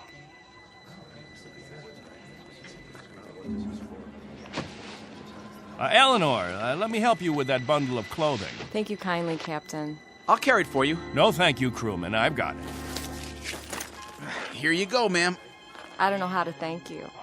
Are all the crew as strong as you? That's our job, ma'am. Nothing to it.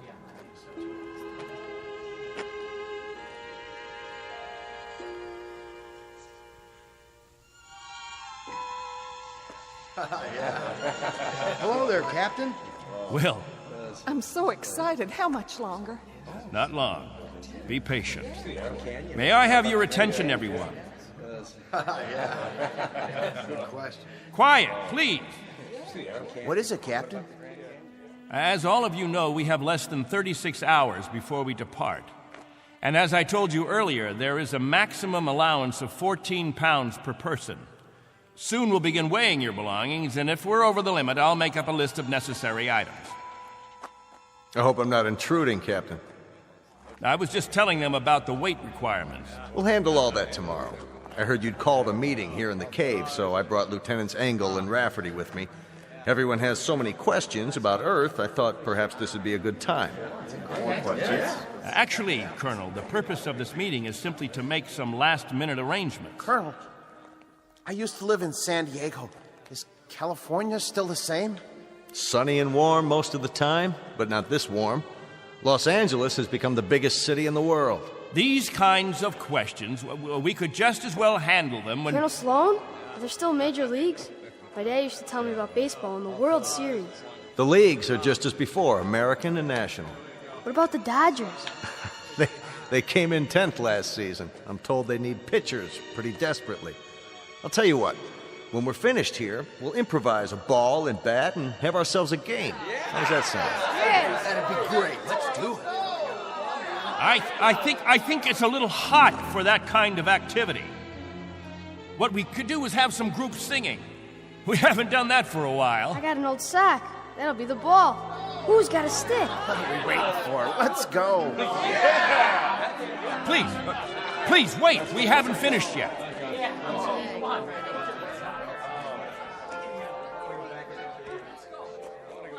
Jojo, I haven't told you a story in a long time. How would you like to hear a story about... What have you got there? This is what they call candy. One of the spacemen gave it to me. It tastes... Sweet, Jojo. It tastes sweet. Yeah, sweet, Captain. Want a bite? No, thank you, Jojo. Back on Earth, we can get all we want. Something, Captain? I'm not sure. I'm not at all sure. You've promised them all candy. You've made it sound as if that was what the Earth is made of. Sugar and spice and everything nice. Maybe they ought to be told the truth.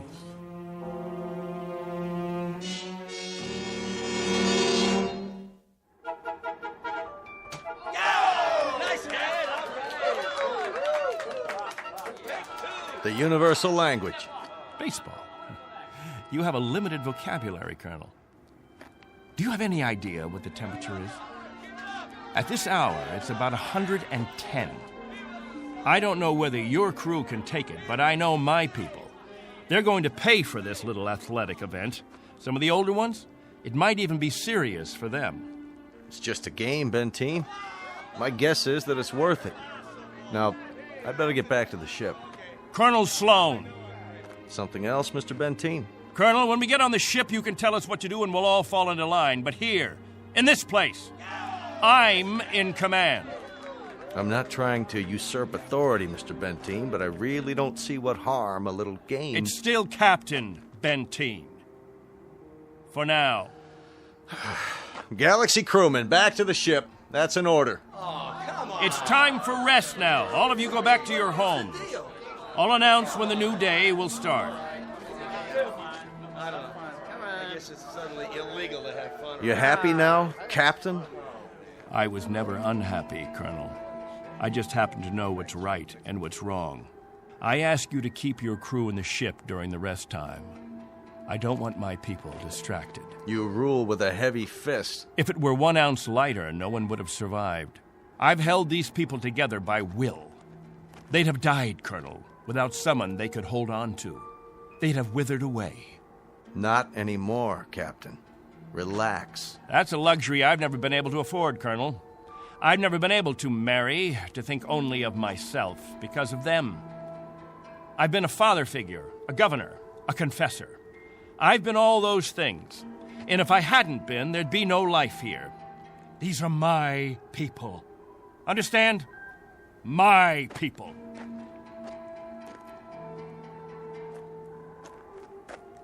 What's with him, Colonel? I'll bear with him a little bit longer, fellas. He's really quite a man. He's got just one minor aberration. And what's that? He believes he's God. As far as he's concerned, we're booting him out of heaven.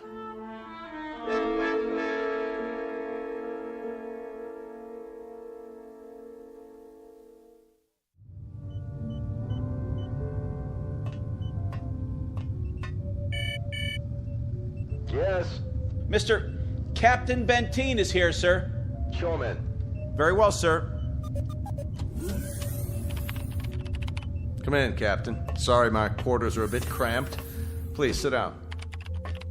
Colonel Sloan, this is a list of all passengers with their approximate weight and the weight of their belongings after each name. The scale we have is pretty beat up. My guess is that it underweighs by about 4 or 5 pounds. Fine. All I wanted was an approximation. We'll weigh them in on our own equipment before blast off. This is Wednesday, 12 midnight? I keep getting confused with the constant light. When do the people get up? About 2 Earth time. The hours from 7 until 1:45 are the hottest. That's when we try to stay indoors. Then we have our meetings at the cave about 2 hours afterwards. We've had to improvise our own schedule. You've improvised very well, Captain. I looked at the saltwater converter, your electro plant, the sun shields you put up over the crops. Very inventive. Necessity hasn't been the mother of invention here. It's been the father and the whole family. Well, you'll be able to give way to progress now. Though I wonder if all of it'll be to your liking. The way you'll be lionized when you get back to Earth. You're referred to in the press as the Lost Pioneers. They're gonna make quite a thing of you when we land. Oh? Wherever any of your people settle, there'll be keys to the cities, brass bands. I expect they'll scatter all over the U.S. The government's had inquiries by, well, it must be thousands of relatives. My guess is that they'll just about have time to look into a television camera and then get whisked off. Well, they won't be scattered, Colonel. They'll go as a group. We'll find a place where we can settle, and that's where we'll stay. I'm talking about when we get back to Earth, Captain. That's what I'm talking about. They won't be splitting up. Not my people. Captain, as a point of interest, did you ever ask them? Ask them what?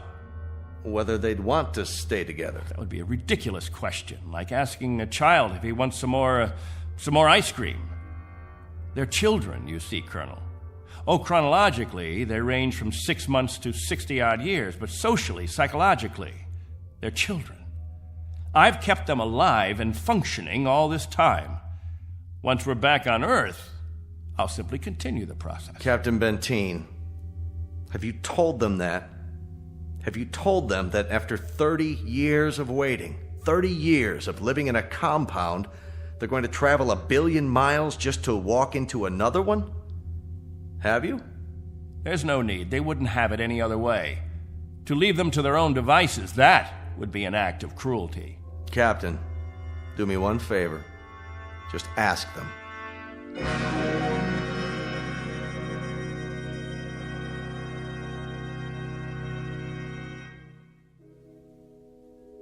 Naturally, we won't have to concern ourselves with the colder climates, the northeastern states, the upper regions of the Great Plains. We'll find an area much farther to the south, perhaps Florida or Texas. Southern California has a temperate climate. Captain, you better tell us about frostbite treatment, because I'm moving to Wisconsin. That's where my family settled originally. What about Oregon, Captain? That's where Joan and I plan to settle. I've heard about the forest there. New York. Please, wait a minute. You don't understand. Let me make this clear. All of you will have a chance to meet your relatives. I see no reason why visits can't be arranged, perhaps even for a week or more. But naturally, we'll remain together as a community in whatever land grant we obtain from the government, or whatever given area we can arrange. I can assure you of one thing, and I hope put all your fears to rest. I'll remain as your guide, your consultant. And I guarantee that no one will lack for my help or my advice. Captain? Julie and I were thinking of farming. Why, that's a fine idea, Al. We'll farm just as we have farmed, but much more easily. The rainfall back on Earth is so plentiful. And as I told you, there's only one sun, so you won't have to shield the crops. Of course we'll farm. Certainly, we'll farm. Julie's got relatives in the state of Washington. You couldn't take the cold. None of you could. But I guarantee that wherever we settle, the farming will be good. I'll see to that. What's the matter? Don't you understand? We don't plan to stay together. You don't understand, Al. You've never understood much of anything. If we split up, I seriously doubt that we'd survive. Al, explain it to him.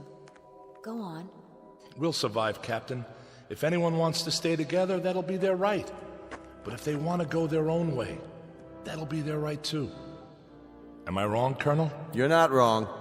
We're to take you back as a group.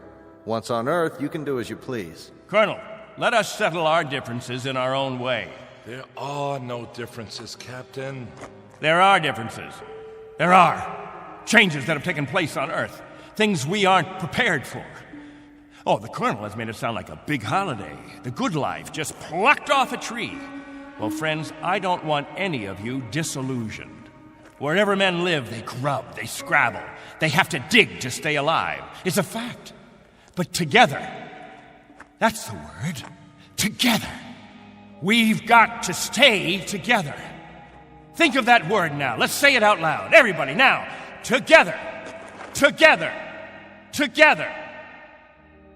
Together. Together. Looks like the congregation isn't with you anymore, Captain. What's the matter with all of you people? Wait.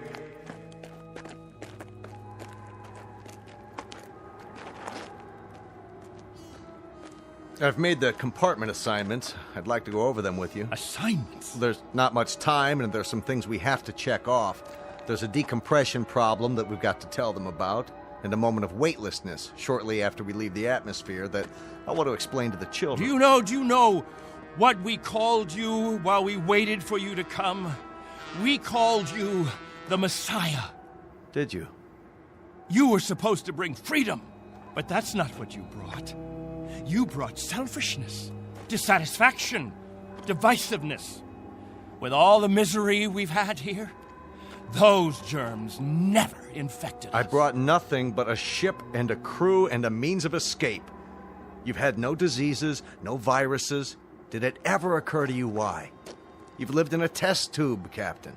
Antiseptic and germ-free and sterile. Sure, you're a group, a cell, but that's all over with. Now it's time for you to be what God meant you to be, individuals. Time to break the test tube. Time to rejoin the human race. What I'd like to know is why in the name of God you're so reluctant about it. Because I remember the human race. This is incredible. Oh, it's really incredible. I was wrong, Colonel. I've been telling them about an Earth that doesn't exist. An imaginary garden. No. We can't go back. It's too late. Captain, really?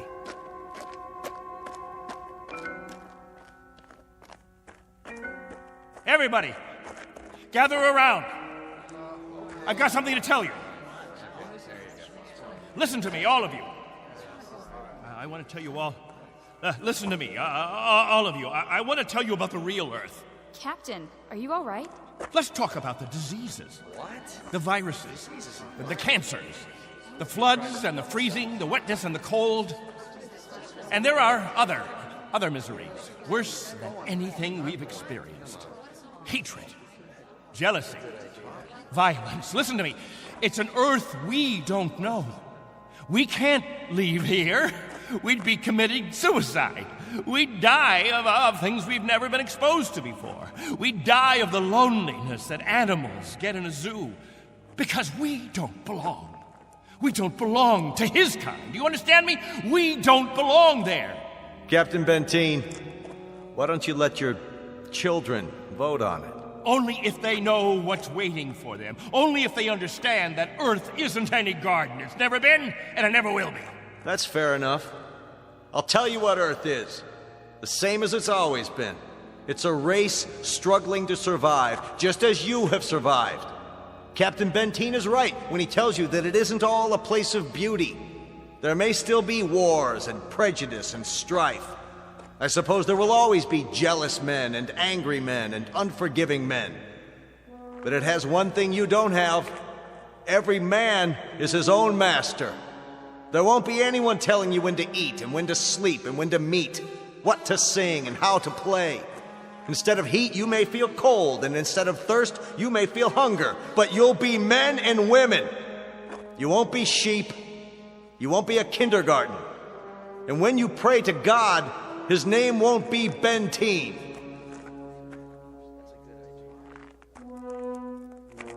A vote now, Captain, and the majority wins.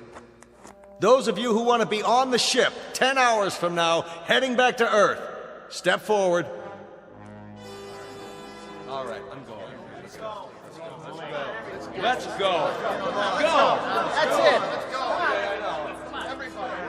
I suppose that makes it unanimous, Benteen. Even you, Jojo? Well, I want to go with the Colonel. Give me something, anything. Give that sledgehammer. Here! No, let it go. Angle! Rafferty! There, sir. Stop him! He's running from the ship! No. Captain, no, please. I gotta grab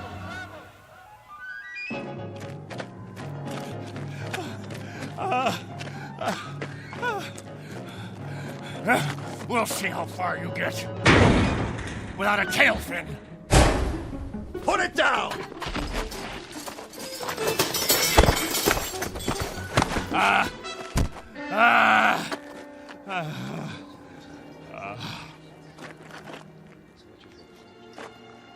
You all right, Colonel?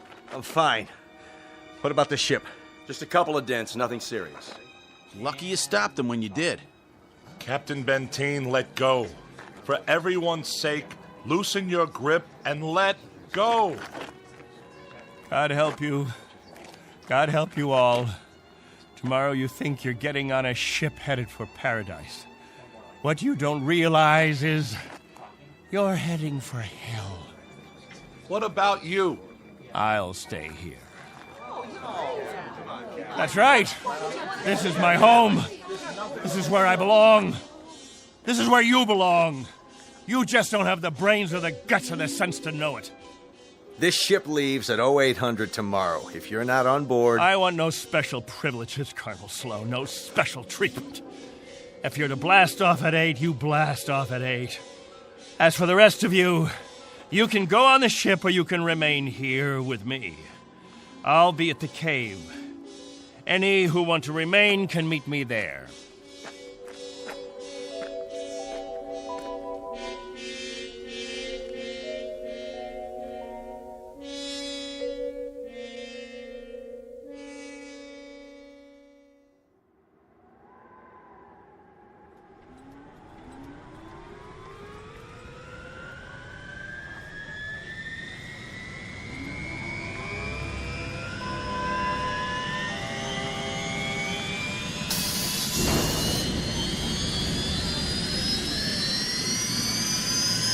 That's it, folks. The rocket's fired up. Everybody on board, single file. What about the captain? I'll give it one last try. Lieutenant Engel, see to the passengers. I'll be right back. Yes, sir. Where are you going, sir? To the cave.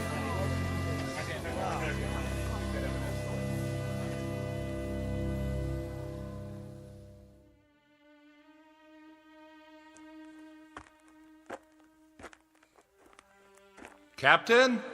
Benteen? Benteen, we know you're in here. Please, let us talk to you. He's not going to show himself, Colonel.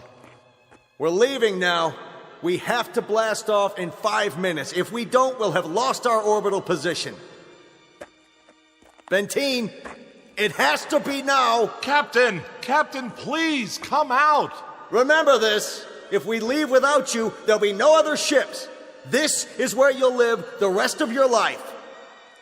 And this is where you'll die. All right, Benteen. As you prefer. Let's go, Baines. Goodbye, Captain.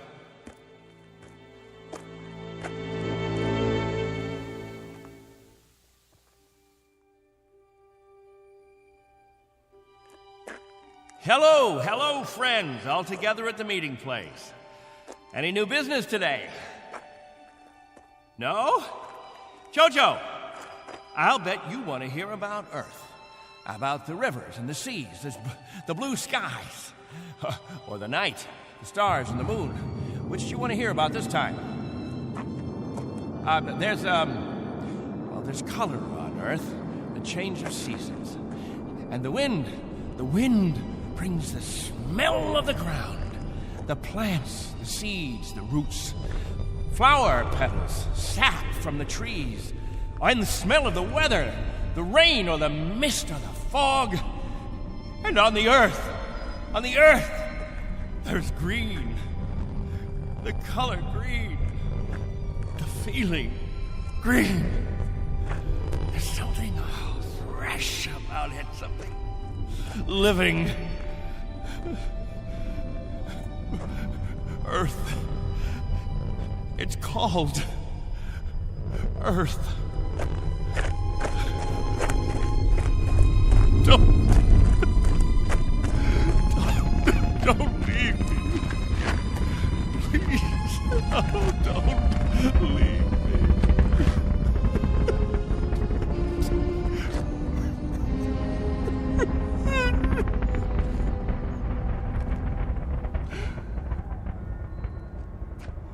No!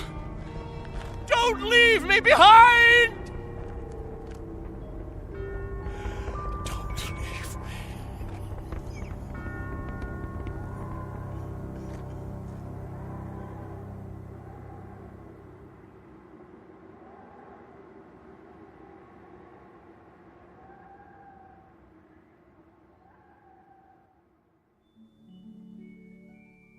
A man named Benteen, sometimes known as Captain, who had certain prerogatives.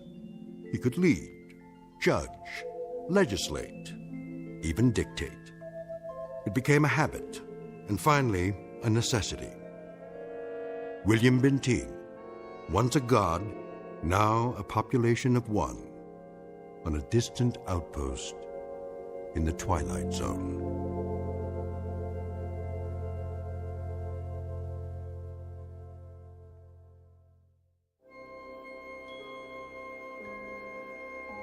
Hi, this is Carl Amari, producer of the Twilight Zone Radio Dramas. I'd like to take a moment to tell you about our official website at twilightzoneradio.com, where you'll get the latest news and information on these Twilight Zone Radio dramas. Plus, at twilightzoneradio.com, you can digitally download 3 free episodes or any of our episodes for only $1.95 each. In this age of ever-changing technology, we've decided to make these episodes instantly available to you by making the Twilight Zone Radio Dramas a digital download-only series. This means that this series will no longer be offered on CD. The CD collections at our website are now being offered while supplies last at buy one, get one free. So be sure to get your favorites before they're sold out. Be sure to visit us often, and I'll see you in the zone.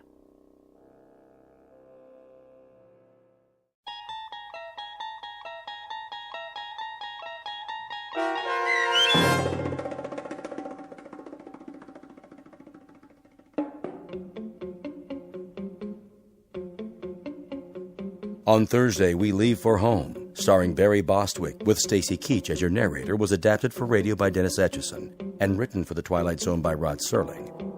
Heard in the cast were Mike Starr, Christian Stolte, Elizabeth Lido, C.J. Amari, Richard Hensel, Justin Kaufman, Kurt Nabig, Joby Cerny, Jennifer Joy, Meg Thalken, Tracy Hernandez, Jake Salins, Doug James, Jeff Lupetin, and Amanda Amari. The producers of The Twilight Zone wish to thank CBS Enterprises and the Rod Serling Estate for making this series possible. This copyrighted radio series is produced and directed by Carl Amari for Falcon Picture Group. Sound design and custom Foley effects for The Twilight Zone by Cerny American creatives Bob Benson, Craig Lee, Michael Slaybach, and Matt Sorrow.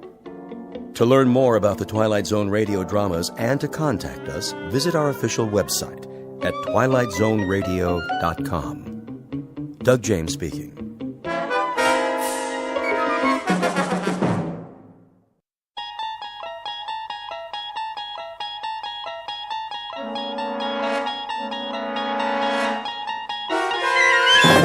There is a fifth dimension beyond that which is known to man.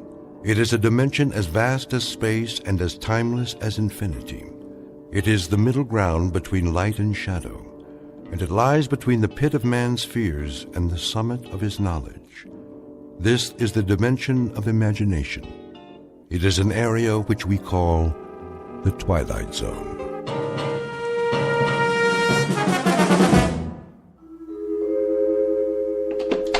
Good morning, Mr. Stasiak. How are you today? Morning, Mrs. Ricciardo. Ask me after I have my coffee. Don't you be running in the hall now, little Paul. Okay. And good morning to you, Mr. Beavis. Top of the morning, Mrs. R. Top of the morning. Did Mrs. Chatfield fix your hot water yet? I'm sure she will, Mrs. R. Our landlady has a lot of important things on her mind. But how did you take your shower and all with no hot water? Oh, it's no problem, really. In fact, I think I prefer a nice cold shower. Do you remember Bernard McFadden? Who? One of the fittest men who ever lived. Published magazines dedicated to health. He always bathed in ice water. Said it got the blood flowing. Do you know he never came down with so much as a cold? Hi, Mr. Beavis. Hi there to you, Paulie. How's old Ironsides coming? She's coming. Maybe she'll be ready tonight. We'll see. Hey, going downstairs? Oh, I thought I might, seeing as how that's the only way to get to the street. Don't you bother the man now, little Paul. That's all right, Mrs. R. Paulie and I are friends, aren't we? Sure are. Well, then, go down and play with the other children. Don't you go far, and don't be crossing the street now. I won't. Well, what do you say, Mr. Beavis? I don't know this morning, Paulie. Come on, the coast is clear. You sure? I'm sure. Well, then I guess, like the man said, why the heck not? Stand back. I'm coming down by the seat of my pants. Stand back, everybody. He's sliding down the banister and he's gonna take off. Whoa, whoa, whoa. Hey. Excuse me, everybody. Lost my balance there at the end. Of course, it's not the first time. Gee, Mr. Beavis, are you ever gonna get it right? Practice, Janie. That's all it takes. Just a little more practice. That's what you always say. And that's what I mean. Think how much time I save every morning. Sliding down one whole floor. At least 15 seconds. Let's see, that's a minute and a quarter every week. 5 minutes a month. Why, in a year, that gives me a whole extra hour before I go to work. Do it again. Well, now, that would defeat the whole purpose, wouldn't it? But tomorrow, maybe tomorrow, I'll finally take flight and land square on my feet. What are you laughing at? Your bow tie's on crooked. So it is. Thank you, J.D. Now, who wants to help me carry my briefcase? Pick me, Mr. Beavis, pick me. I can do it, Mr. Beavis, pick me. Well, then, you'll just have to take turns. And you know something else? Why, I just happen to have a whole pocket full of shiny new pennies. And they're getting awfully heavy. I don't mind tipping, for extra special service. Let me see. Anybody around here want one? Me. Morning, Mr. Beavis. Here's an apple for you. Why, thank you, Tony. Don't know what I'd do without one of your apples every day. Well, I never. Who does he think he is, Rockefeller? Oh, that's just Mr. Beavis. Well, he acts like some kind of crazy person. Oh, he's not crazy. Maybe just a little, eccentric. The children all love him. Just the same, I wouldn't trust a man like that. Look at him. What kind of example does he set? I'd say the man never grew up, like that Pied Piper fella. Isn't that the truth? He's our own Mr. Beavis, is who he is. Guess you could say he's one of a kind.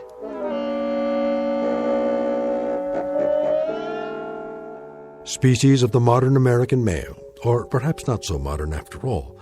Name, James B.W. Beavis. He has a penchant for animals, children, attractive women, aged women, in fact, people in general. He also likes zither music, all things old-fashioned, professional football, at least as a spectator sport, as well as polkas, Major League Baseball, and Charles Dickens. Should it not be obvious by now, James Beavis is a fixture in his own private, optimistic, hopeful little world. A world which has long since ceased being surprised by him. Mr. Beavis, on whom Dame Fortune will very shortly turn her back, but not before giving him a paste in the mouth. Mr. James B.W. Beavis, who lives just one block into the Twilight Zone. And now, The Twilight Zone and our story, Mr. Beavis, starring Bruno Kirby, with Stacy Keach as your narrator.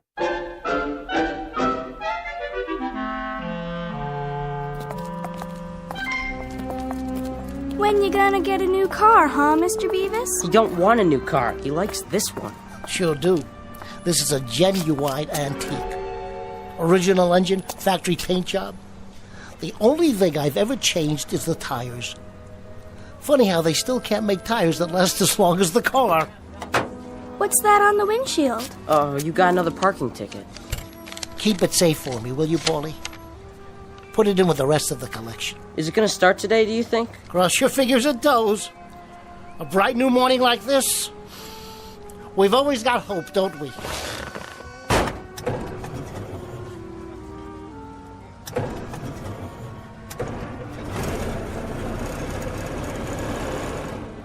Okay, do you kids know what to do? Yeah, we sure do. That's right. Get behind it and push. All right, she's moving. Let her go. Everybody stand back. You can pop the clutch now, Mr. Beavis. Oh, yeah, you got it going. Thanks, kids. See you after work.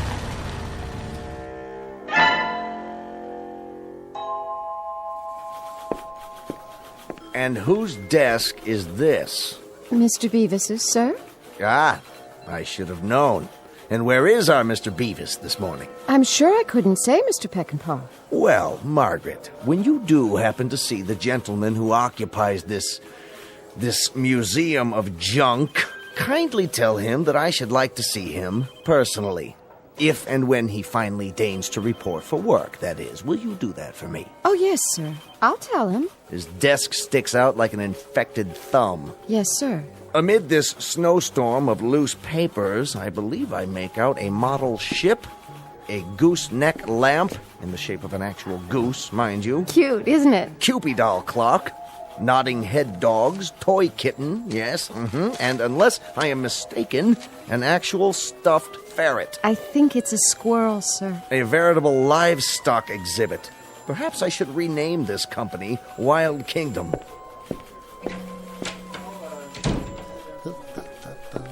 Morning, Mr. Beavis. How you doing? Is everything okay? Everything's dandy. Perfectly swell. Marvelous and fabulous, as always. And good morning to you, Midnight the cat. Spike the dog. And you, Mr. Rocket J. Squirrel. Been a good boy while I was gone. Mr. Beavis. You're looking nice too, Margaret. Pert and chipper as usual. Thanks. Mr. Peckinpah wants to see you. He does? Afraid so. I'm just delivering the message. Message received, loud and clear. Just as soon as I water my potted plant. I think he wants to see you now. Right away. Must be something special. All right, then. Into the breach. Good luck. Oh, Margaret. Yes? One thing while I'm gone. What's that? Pet Midnight for me, would you please? She needs human contact. Yes? It's James Beavis, sir. In the flesh, so to speak. You may enter. What's up, do you think? Peckinpah looked pretty mad. Is he gonna get fired? You can't fire Beavis. Well, if he does, I quit. Your desk, Beavis, is an abomination. It is? And furthermore, you keep a ledger like an ape. I'll take that as a compliment, sir. Apes are very intelligent. Did you know that of all the land mammals, the ape... Your desk is an affront to civilization. Your filing system is non-existent. In short, your eccentricities are beyond human understanding. I'm eccentric? You're saying I'm eccentric? With all due respect, sir. Bringing phonograph records of zither music to play at lunchtime. I just love the Third Man theme, sir. Don't you? I've always loved it. The first time I saw that movie, it's been years now, but I'll never forget. I said to myself, Beavis, you have to get that record. Hiring carolers to come in and serenade the office during our busiest hour. Only at Christmas time. If you'll let me finish.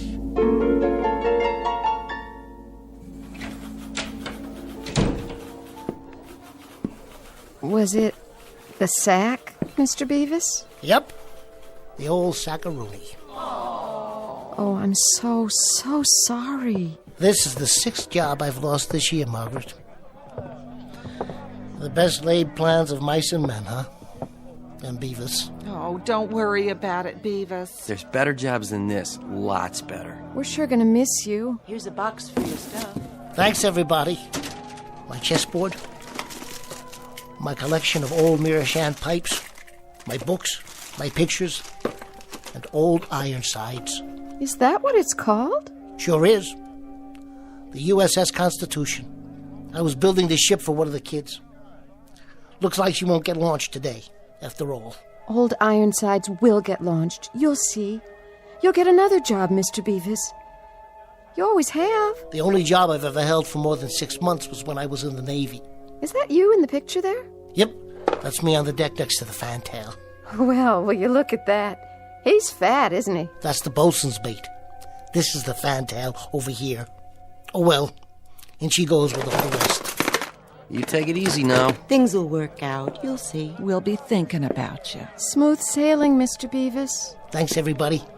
I'll drop you a postcard from my next port of call.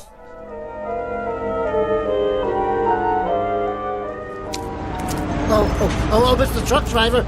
Mr. Truck Driver, you don't have to double park. No, what am I supposed to do? Park it on the sidewalk? Park behind me. I'm leaving anyway. Which one? Oh, let me guess. The old rattle trap, right? Anybody get hurt in that wreck? You can have both spaces as soon as I put my stuff in the back. Can you hurry it up? Let me get the door open here. First, set the box down. Then get the keys out. Hey, Mac. I ain't got all day. Just one more minute. If you ain't moving in 5 seconds, I'm pulling in behind you. Be careful, would you please? This is an original Essex. Stock parts. Okay. Watch the bumper. It's rolling. I only tapped it a little. I must have forgot to set the handbrake. That's your problem, pal. Hey, somebody stop that car.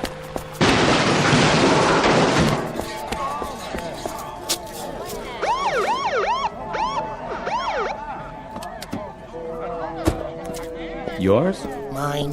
Does it do this often? Never has before. Now it looks like it never will again. Too bad. It's been kind of like an old friend to me. Stand back, everybody. Show's over. I'll phone for a tow truck. You do that. You wouldn't be interested in purchasing an original Essex, would you? For parts, I mean, they're kind of scarce. No thanks, pal. Me? I've kind of got my heart set on a 1924 Maxwell. Or maybe a 25. Thought I'd wait till the new models come out so I can make me a better deal. Sure. I understand, officer. Ever have one of those days? All the time, son. All the time. The difference between me and you is I get paid for it.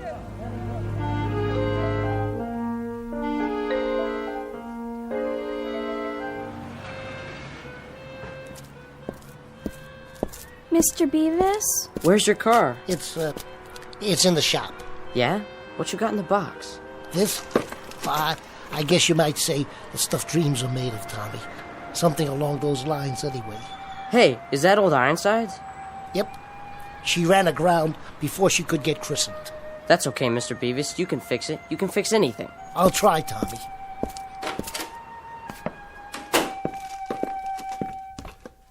Afternoon, Mrs. Chatfield. You'll find all your things in the hall, Mr. Beavis. My things? Your Victrola, your stuffed animals, all of it. Your clothes, too. Okay, I give up. What are they doing in the hall? You're being evicted, Mr. Beavis. I'm not sure I catch your meaning. Evicted. 6 weeks in arrears on your rent. That's it as far as I'm concerned. Mr. Beavis, you're still gonna finish Old Ironsides, aren't you? Well, there may be a slight delay. I'm going to have to change shipyards. But we'll get her launched. Yes, we will. That's a promise. We'll get her launched somehow. Yeah, but how? I don't suppose you've ever had one of those days, have you, Tommy? Not yet, but I think you're having one. You know what else I think, Mr. Beavis? What's that? I think you better say your prayers and be real good. Because right about now, you need a miracle.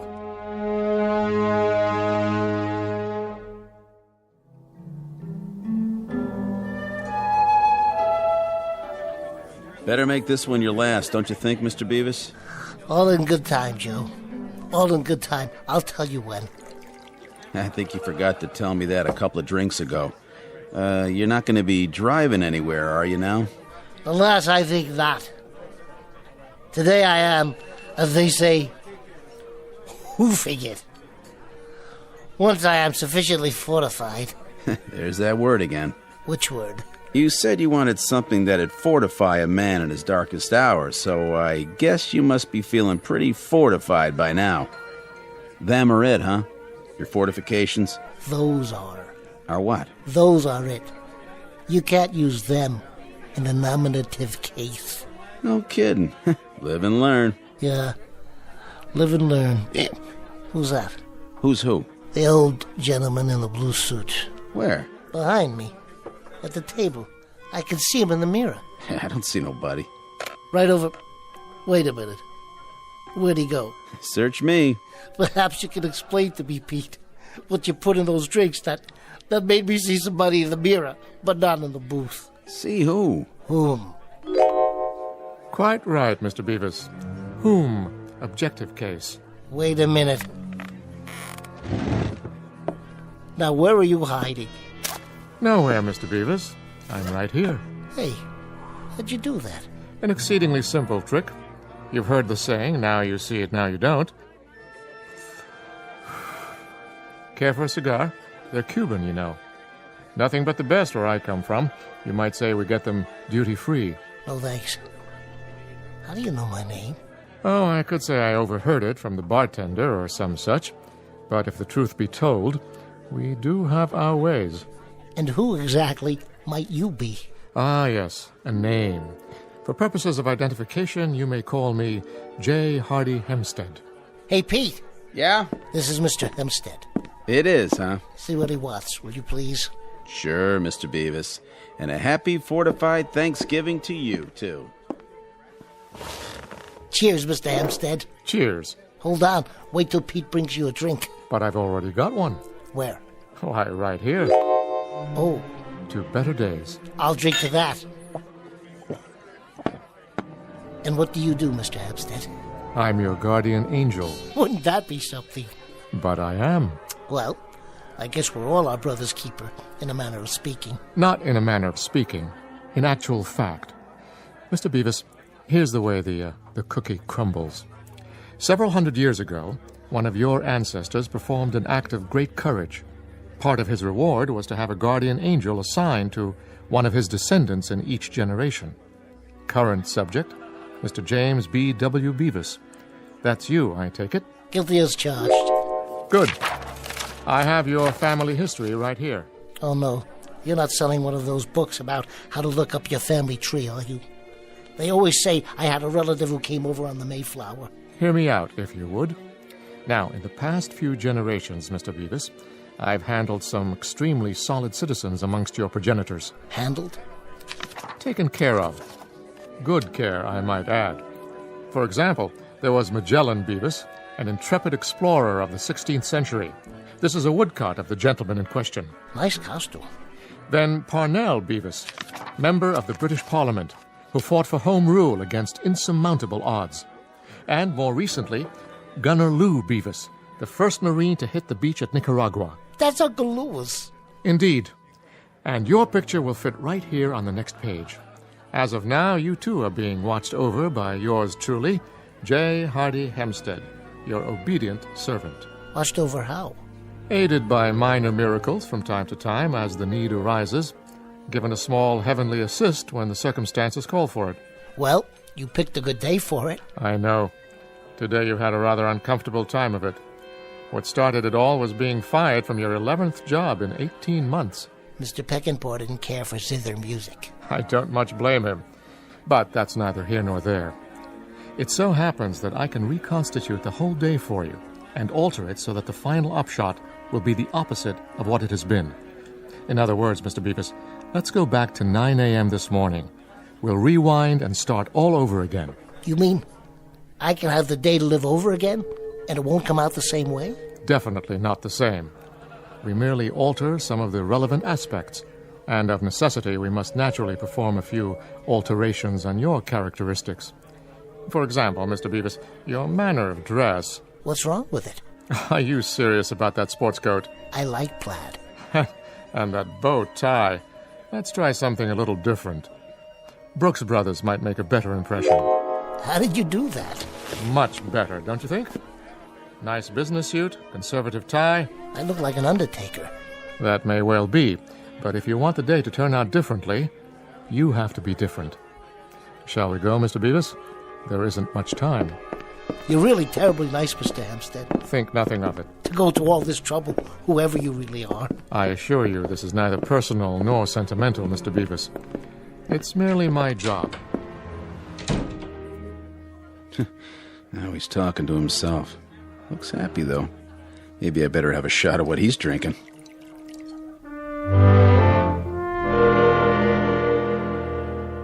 Good morning, Mr. Stasiak. How are you today? Morning, Mrs. Ricciardo. Ask me after I have my coffee. Don't be running in the hall now, little Paul. Okay.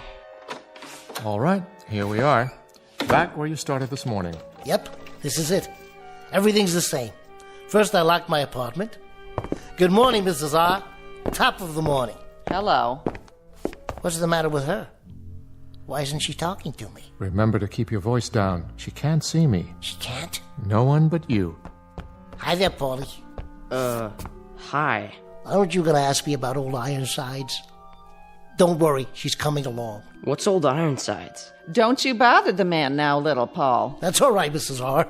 We're friends. Aren't we, Paulie? Aren't we? Go down and play with the other children. Don't you go far, and don't be crossing the street now. I won't. Well, what do you say, Paulie? Looks like the coast is clear. The banister's nice and shiny. Don't even think about it. Hey, what's going on? That nonsense was for the old Beavis. You're the new Beavis, remember?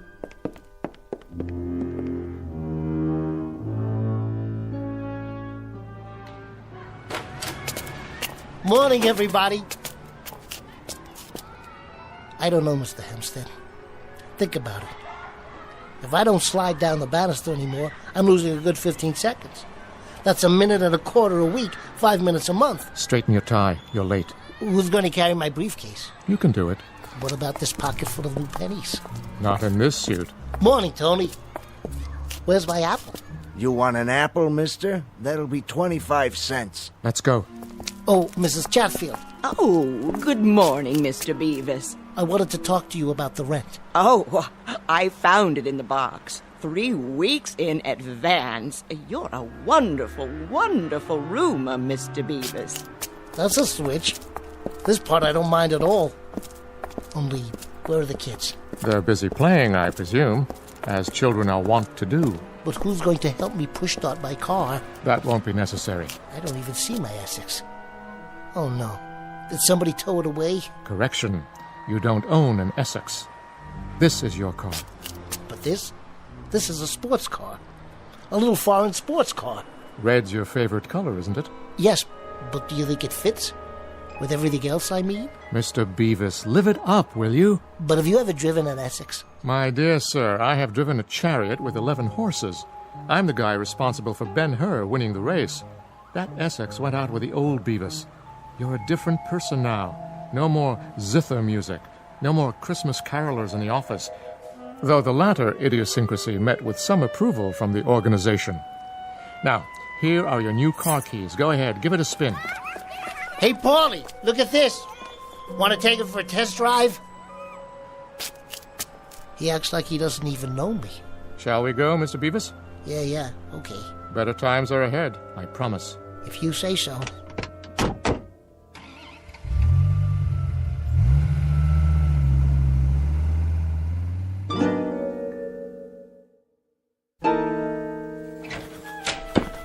Well, here we are, Mr. Beavis. Looks like the office is already humming. Where's my desk? Same place it's always been. Right over there. But it doesn't look the same. Somebody's already cleaned it out. No such thing. Your workday hasn't started yet. Look at the clock. You're not even late. It's only 8:58. Morning, everybody. Good morning, Mr. Beavis. Where's my gooseneck lamp? And the clock I won at the carnival? And midnight and Rocky? Where's the ship I was building? I don't know what you're talking about. Good morning, Beavis. Good morning, sir. Friends and associates, a moment, please. Everyone, I should like you to hear a bit of good news. As of this day, Mr. James B. W. Beavis is being given a raise in salary 10% a week. May I add, Beavis, your work is admirable, and since you've been with us for 11 months now, I think a raise is very much in order. A raise, Mr. Peckinpah? Quite right, Beavis, quite right. Thank you, sir. Think nothing of it. The least we could do, considering. Mr. Peckinpah, sir. Yes, Beavis? What about the... Yes? The zither music and the Christmas carolers. The zither music? The Christmas carolers? I'm afraid I don't know what you're talking about. Mr. Beavis, you no longer have an interest in any of that nonsense. Oh. Oh, what? Nothing, sir. Very well, then. See you later, Beavis, and keep up the good work. Why, this desk looks... It looks absolutely nude. It doesn't look decent somehow. Margaret, where is old Ironsides? Are you feeling all right, Mr. Beavis? I think I better get some air. Yes, that might be a good idea. I got a raise. Naturally. Where are you going now? You only just arrived. Outside for some air. Or I might go back to my place. So early in the day? I was thinking, maybe I'll play some stickball with the kids in the street. Mr. Beavis. Yeah? They won't play with you. Why not? You're not the same, Beavis. Not anymore. You mean everything's changed? Even that? It's only today that we can see the changes. Actually, they started some time ago. I'm beginning to understand. Good. Well, Mr. Beavis, still want to get on the elevator? Yes, I think I will. Why? Things seem to be going your way, don't they? I guess they are, Mr. Hempstead. Beavis, what do you say we level with one another? I mean, really, what is it you want? After all, for a person like yourself, 10% is the most even I can get for you. Frankly, I don't get you. I'm used to Beavises with big dreams, gigantic hopes, fantastic aspirations. Magellan Beavis sailing around the Horn. Parnell Beavis standing alone in Parliament booming out his convictions. Gunner Lou Beavis. Over the top men, Semper Fidelis, nobody lives forever, let's go, boys! That was the spirit. Mr. Hempstead, sir, I don't want to seem ungrateful. But the things I want, the things I believe in, I know they're odd. But they're worth considerably more than 10% a week. I take it then that you prefer your bow ties and plaid coat and old Ironsides. I'm afraid that's the case. And you realize things will be as they were. There'll be no job, no car, no place to live for a while. It's been that way before. I see. Complicated, is it? Hardly. Take a look out the window. Hey, there's my old Essex down at the curb. You'd best feast your eyes. It won't be around for very long. The truck will hit it as previously ordained. You'd better go back in for a minute and get it over with. Here comes old Peckinpah now. This time he won't be talking about a raise. You know something? It doesn't make a bit of difference. Not one bit.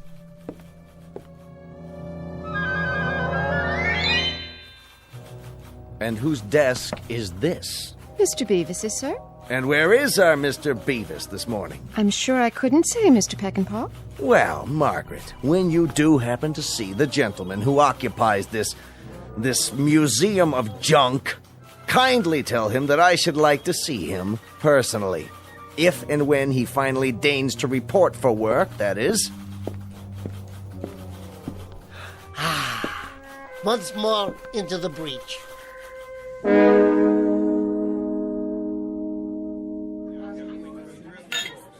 How do you feel, bud? Fortified? I do indeed. Today I lost my job, my car, and I've been evicted, or I'm about to be all over again. But you know, I love zither music and model ships. And if I can't bring kids into an office at Christmas time to sing carols, then what's the point of being alive? Beats me. Well, there really is no point. There is no point at all. I'm going to try and find a job, an apartment, and then I'm going to finish Old Ironsides for a little boy 8 years old with a dirty face who happens to love model ships just the same as I do.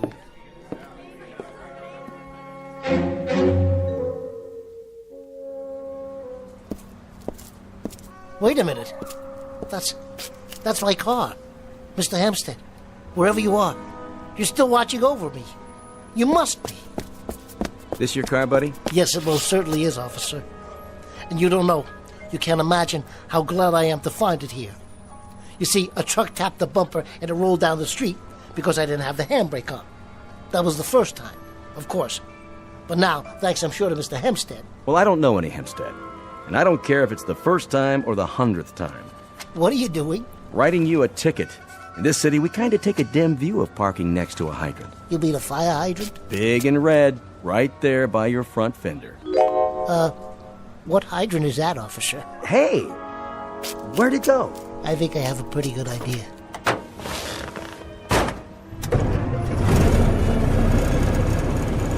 Still with me, Mr. Hempstead? Still with you, Mr. Beavis. Still with you.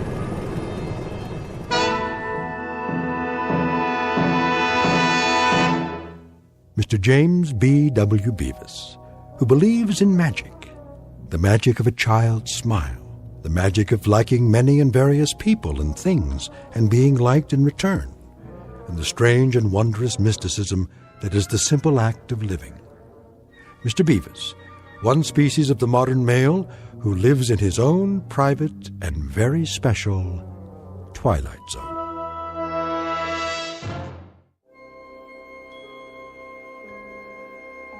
Hi, this is Carl Amari, producer of the Twilight Zone Radio Dramas. I'd like to take a moment to tell you about our official website at twilightzoneradio.com, where you'll get the latest news and information on these Twilight Zone radio dramas. Plus, at twilightzoneradio.com, you can digitally download 3 free episodes or any of our episodes for only $1.95 each. In this age of ever-changing technology, we've decided to make these episodes instantly available to you by making the Twilight Zone radio dramas a digital download-only series. This means that this series will no longer be offered on CD. The CD collections at our website are now being offered while supplies last at buy one, get one free. So be sure to get your favorites before they're sold out. Be sure to visit us often, and I'll see you in the zone.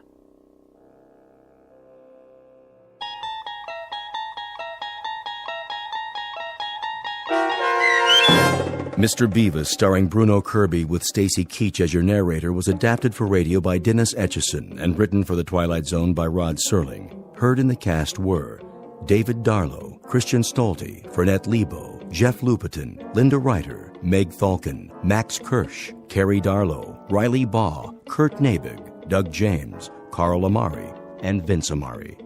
To learn more about the Twilight Zone radio dramas and to obtain audio cassettes and CDs of these programs, visit our website at twilightzoneradio.com. The producers of The Twilight Zone wish to thank CBS Enterprises, Carol Serling, Dennis Etchison, Dick Brescia Associates, Claire Simon Casting, Terry Jennings, XM Satellite Radio, Sirius Satellite Radio, our sponsors, and our radio affiliates for helping make this series possible.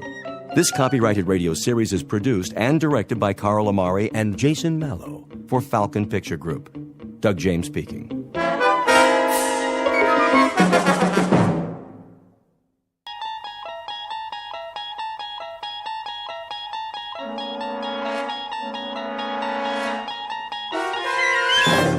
You unlock this door with the key of imagination. Beyond it is another dimension, a dimension of sound, a dimension of sight, a dimension of mind. You're moving into a land of both shadow and substance, of things and ideas. You've just crossed over into the Twilight Zone. Where would I find the thimbles? Well, you'll have to ask Mr. Armbruster, the floor manager. Over there, the The man with the flower in his lapel. Thank you. Sir? Yes? I'm looking for the thimbles. The symbols? No, you know, for sewing. The pretty little gold ones. Well, that would be in gifts. Oh, thank you. Which floor? Is this dress on sale? Yes, madam. Oh, good. Can you help me? The sales girl will ring it up for you. Is gifts... Mr. Armbruster to cosmetics. I'm sorry, what did you say? Is it upstairs or down? Mr. Armbruster, please come to the cosmetics counter. One moment. I'm needed. Is this the final markdown? Let's see. Yes, 40% off. I'll take it. Will that be cash? Charge. Oh, and can you gift wrap it for me? Well, certainly, ma'am. Customer service is downstairs. You take the elevator on your right.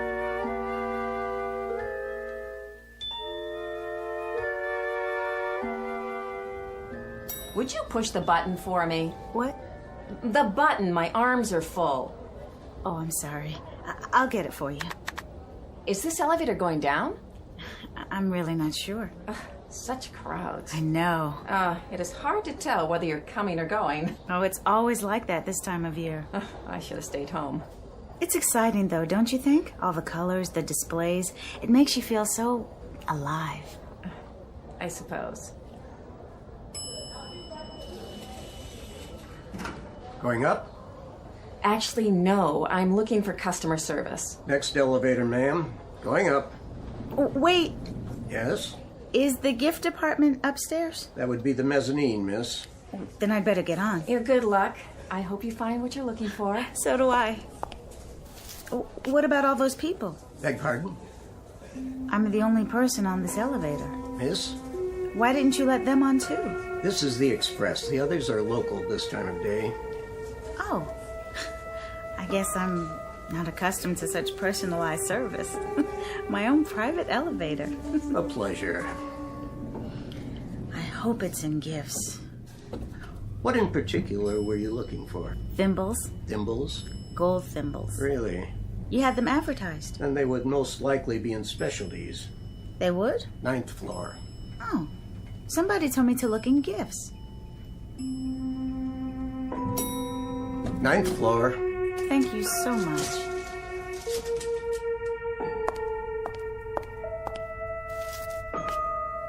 Wait, there must be some mistake.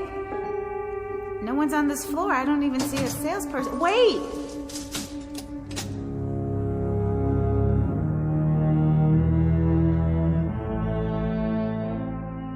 Express elevator to the 9th floor carrying Miss Marcia White on a most prosaic, ordinary, run-of-the-mill errand to the specialties department looking for a gold thimble.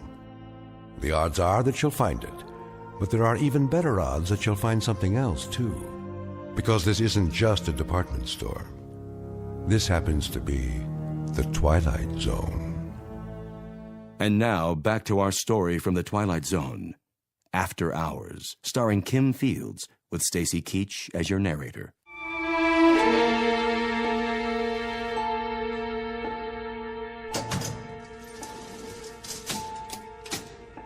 Wait, you can't leave me here.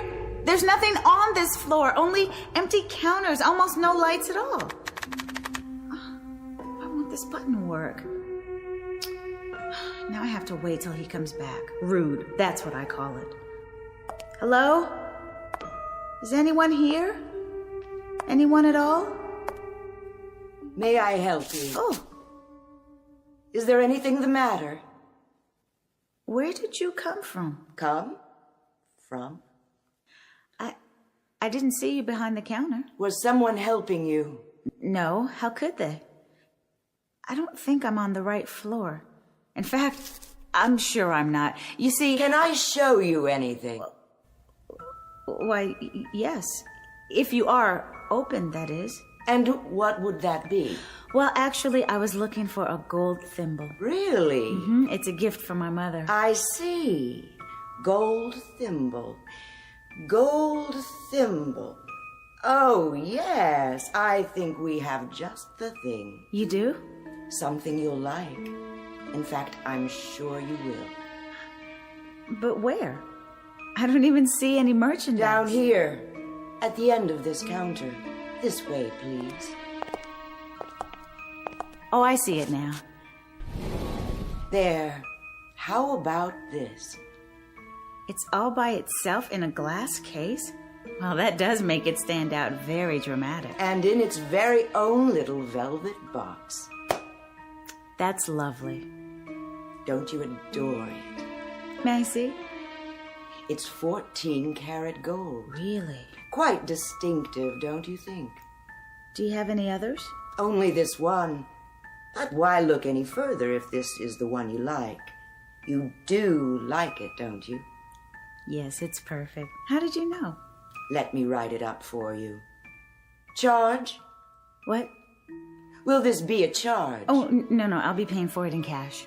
As you wish. It's easier that way, at least for me. Applying for credit, waiting to be approved. I never have enough time to go through all that. Do you know what I mean? I know exactly what you mean. Do you want it gift wrapped? Yes, please. If you have the time. On second thought, I'd better wrap it myself. Of course. It seems that there's never enough time, is there? Oh, I forgot to ask. How much is it? $22.80 plus tax. Is that all? Quite reasonable. It's our annual markdown sale for preferred customers. How nice. $25 even. Here you are. Perfect. You know, this is so... What?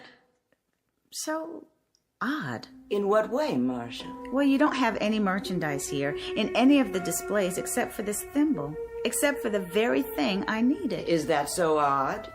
We pride ourselves on catering to the discriminating shopper. I'm not sure. The whole floor looks so empty. And all the cases... You called me Marcia. Did I? I'm sorry. That was forward of me. I should apologize. How did you know my name? Aren't you a regular? I've probably seen you around the store. No, you haven't. I've never been to this department before, and I certainly have never seen you. Are you sure?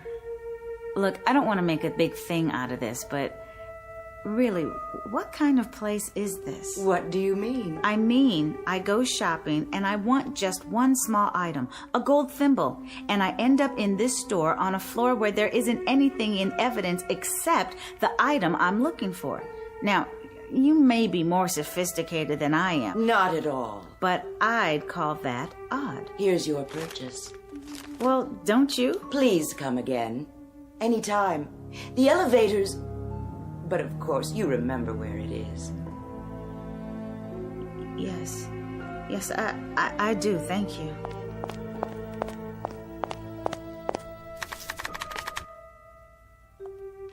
Why won't it come? Oh, Miss White. What did you say? I was wondering. What? Are you happy? Am I happy? You'll have to forgive me, but it's really none of your business. Is that so?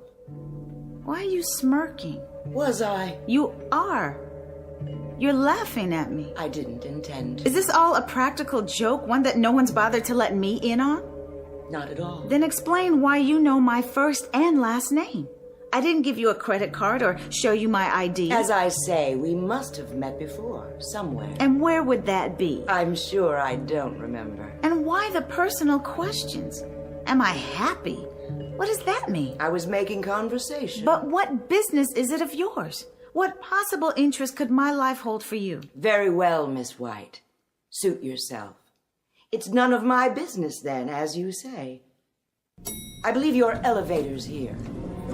Going down. What did she think was so funny? Pardon? Nothing. Did you find what you were looking for? As a matter of fact, I did. Excellent. Also, as a matter of fact, it was the only thing for sale on that floor. You don't say. Somebody ought to hire an efficiency expert or something. Oh, dear. One entire floor devoted to the sale of a single gold thimble. And an extremely odd sales lady. Somebody ought to look into her while they're at it. Odd, you say? You don't believe me? See for yourself. A very nice choice. Wait, this is scratched. I didn't notice. I can't send this to my mother. It's scratched terribly and dented, too. You see here? Main floor. Just look at this thing. It's scratched and it looks like somebody stepped on it. Main floor.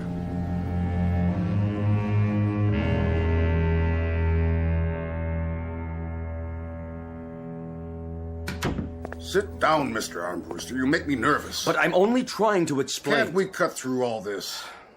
You're in charge of the floor. You're supposed to handle any problems. I have a department store to run here. I know that, Mr. Sloan, sir. I distinctly told her that... What's your point? That all the gold thimbles we have would be in gifts. And that if the item is in its original packaging, we would make good on it, either by replacement or refund. I distinctly told her that, Mr. Sloan. Then what's the problem, Mr. Armbruster? The problem is that the customer claims she didn't get the item in gifts. She got it in another department. Then have her go to the department where she purchased the item. You know the policy. Oh, that's the point, Mr. Sloan. She has some idiotic story about having purchased the gold thimble on the 9th floor. 9th? That's what she said over and over again. I trust you explained to her, Mr. Armbruster, that this store doesn't have a 9th floor? I tried, sir. Lord knows I tried. Mr. Sloan, believe me, I have tried desperately. And I really mean desperately, to acquaint her with that fact. But she insists she was taken up to the 9th floor, waited on by a rather odd woman. An odd woman, no less. A personality trait she would be particularly knowledgeable about. Well, at any rate, a woman who allegedly waited on her... Never mind, Mr. Armbruster. I'll talk to her. Thank you, sir. She's right outside.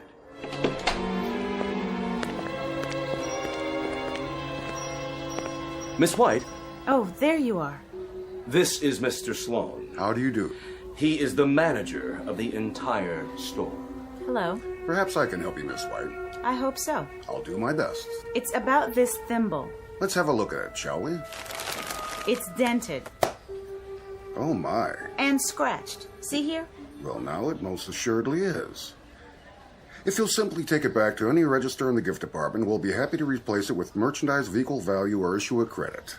If that's all... Mr. Sloan, I've already explained to your Mr. Armbruster here. I didn't purchase this in the gift department. Where then? Now it begins. I was taken up to the 9th floor. Taken? If I may interrupt you right there. That's what's so difficult to understand, Miss White. What is? You see, we don't have a 9th floor. But that's ridiculous. As long as I've been with the store, which, by the way, is a considerable number of years... A considerable number. Well, I know what I know, Mr. Sloan. There's an old saying, those who were there know more than those who weren't. And I was taken up to the 9th floor, definitely. There's no question in my mind. I saw the numbers flash by, and then the elevator operator opened the door. Taken by whom? The express operator. And after that, he took me down again to this floor. Express, did you say? Yes, the express elevator. And I was waited on by a very odd woman. Is your receipt in your bag? My receipt? I didn't get a receipt. You see? I paid cash.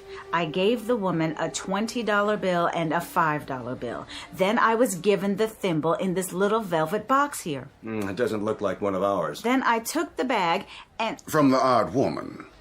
She was odd. Anyone would say so. Can you be more specific?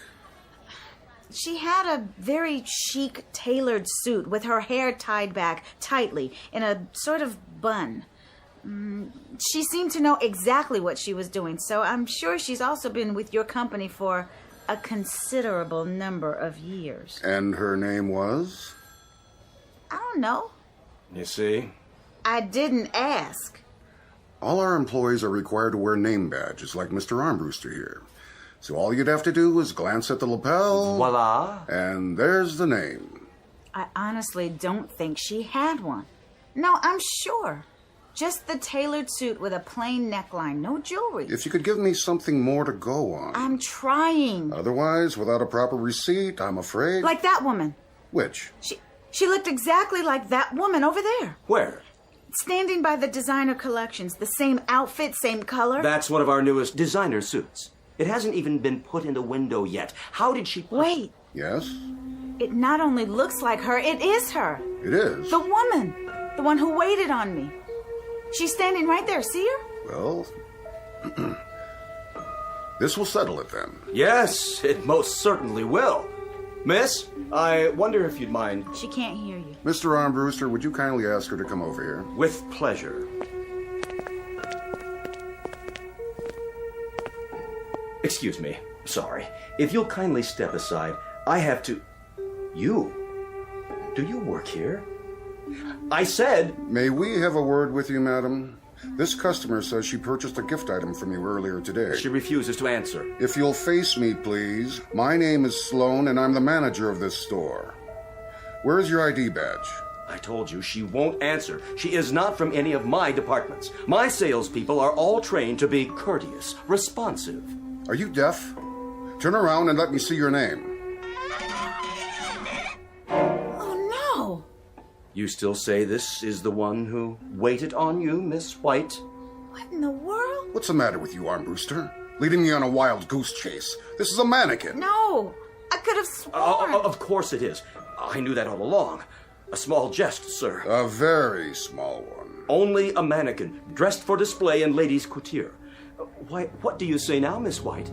A dummy! Not a sales girl at all. A mere dummy. Armbruster, what are you doing in ladies' lingerie? Sir, I'm waiting to see if our favorite customer, alleged customer... Miss White? You mean she's still here? In the ladies' lounge. I thought I told you to show her the door. She didn't feel well. She wanted to lie down. I thought it best to accommodate her. You never know about these crazies. Lawsuits, insurance claims... Oh, all right. Let her rest. But send someone in to see how she's doing. It's almost 6 o'clock. Yes, sir. Miss Keever? Yes. Well? Mr. Armbruster? Well, how is she? Oh, Miss White. She'll be all right, Mr. Armbruster. She was feeling a bit faint. I think she may have gone to sleep on the couch. Wake her up, then. Get her on her feet. We'll be closed in a few minutes, and I want her out of here. Post haste. Oh, I'll see what I can do. As soon as I ring up a sale, Now, Miss Keever. Yes, sir. Tell her we're closing. She can come back tomorrow, and we'll get her a replacement on her merchandise, or a refund, or anything she wants. I'll tell her, sir. What I'd like to give her is a bus ticket to any department store west of Cleveland. Preferably one in Chicago, Los Angeles, or Honolulu. Miss Keever, did you hear me? Closing time.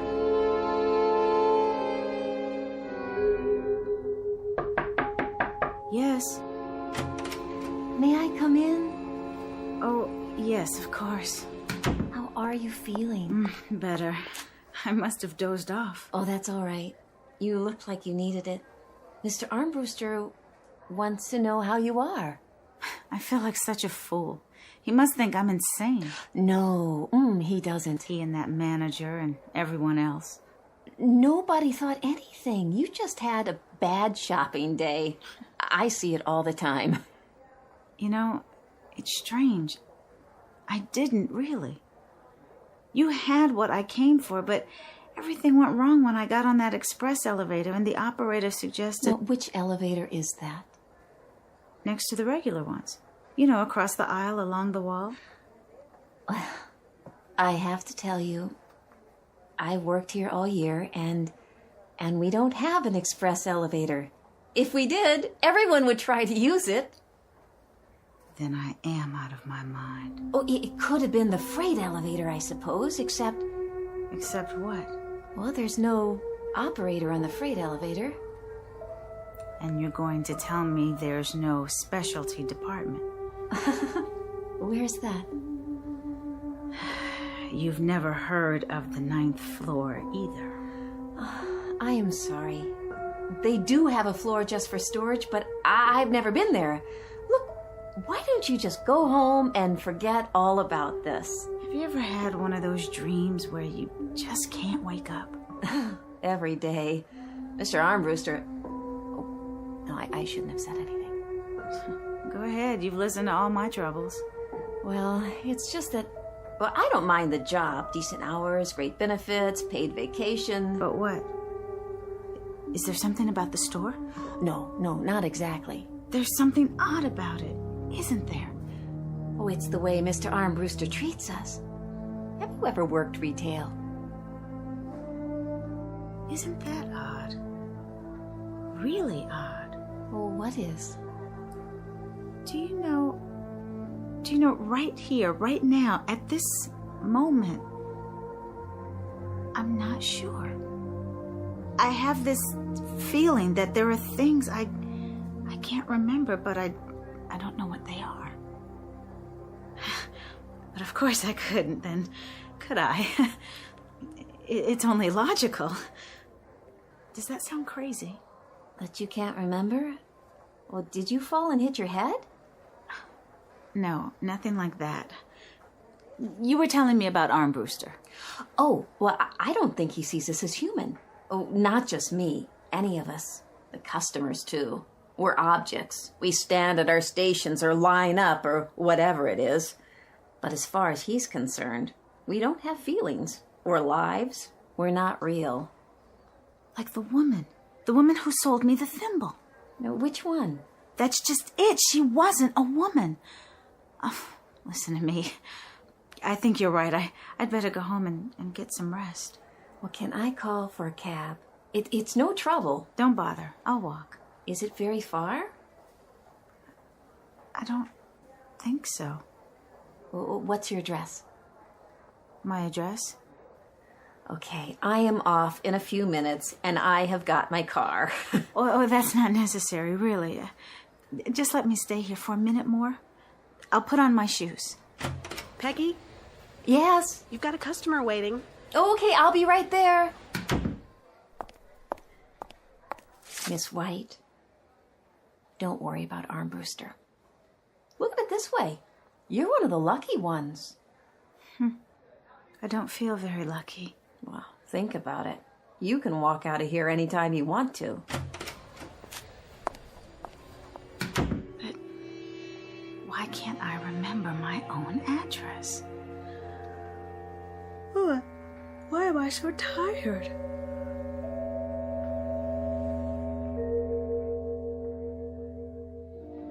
The store is now closing.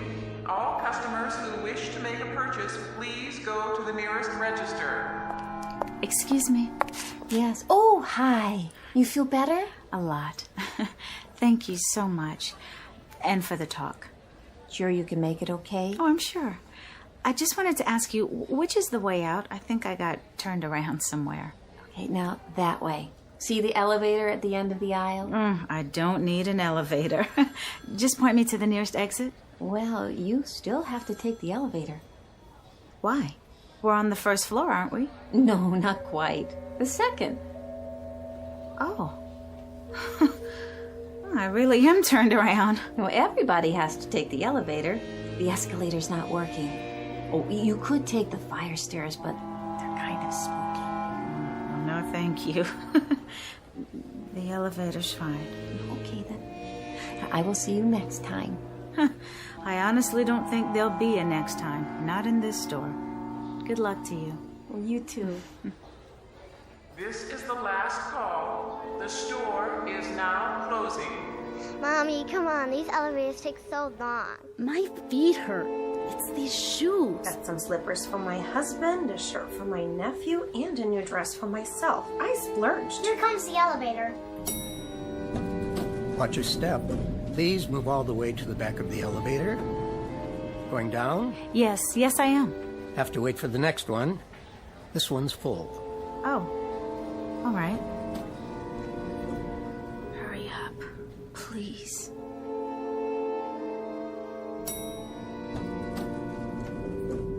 Going down. Yes, please. Step into the elevator. But why is it so dark? Did your light fixture burn out? Step in. Wait, aren't you the operator from the other elevator? All the way to the back. You are. I just saw you in the elevator on the right. How did you... I said, step in. I won't. It's completely dark. I can't even see the floor. That's because there is no elevator in this shaft. What? Going down now. Let go of me!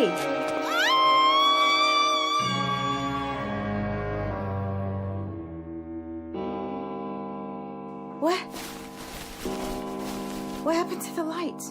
I'm still in the lounge. Oh my God, I must have fallen asleep again. Oh, what an awful, awful dream.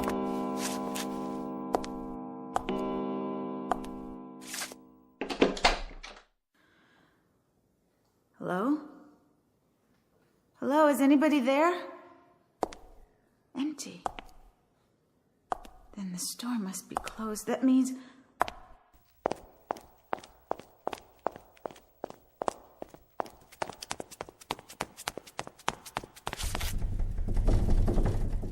I'm locked in. Please, someone, anyone. There. You. Yes, you, Mr. Security Guard. Oh, please, over here. Look over here. Yes, here. I'm locked inside the store. He must have a key. Of course he does. Of course he does. Here he comes. He'll unlock the door and I'll go home. Just go home and like the girl said, forget all about this. And no, he can't see me with the lights off. Use your flashlight. He can't hear me. Come back, please. Please, oh, please. Can anyone help me? Anyone? Help me. Somebody, please, please. Help me.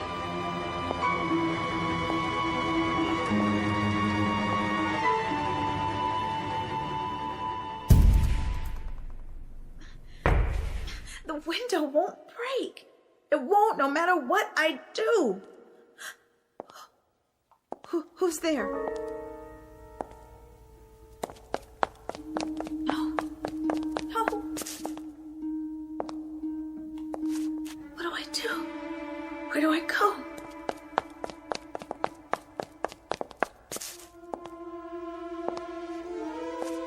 I'll hide. That's it. I'll hide. He won't find me. Whoever he is, where? Men's department. No, not that way. Toy department, yeah. Yes, that's a good place to hide. Behind these boxes. If I can squeeze down. Hi! Want to play? Bet you can't catch me! Want to play? Bet you can't catch me! Catch you!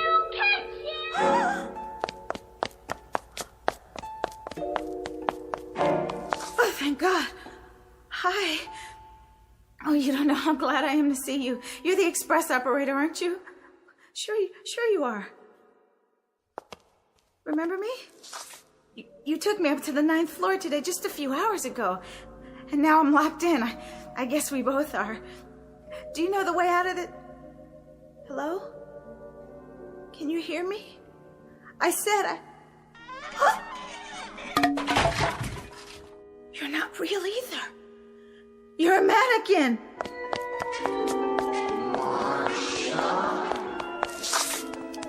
Who do you think you're fooling, Marcia? Come on, dear. Climb off it. You remember, Marcia? Do you know who you are? We do. We do. We do.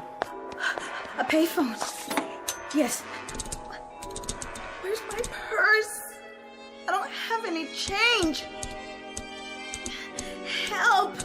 Someone, please!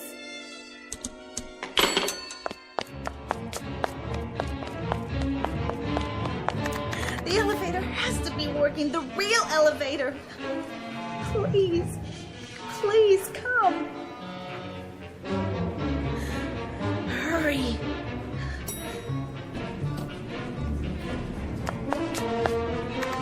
Any floor, I don't care. Move.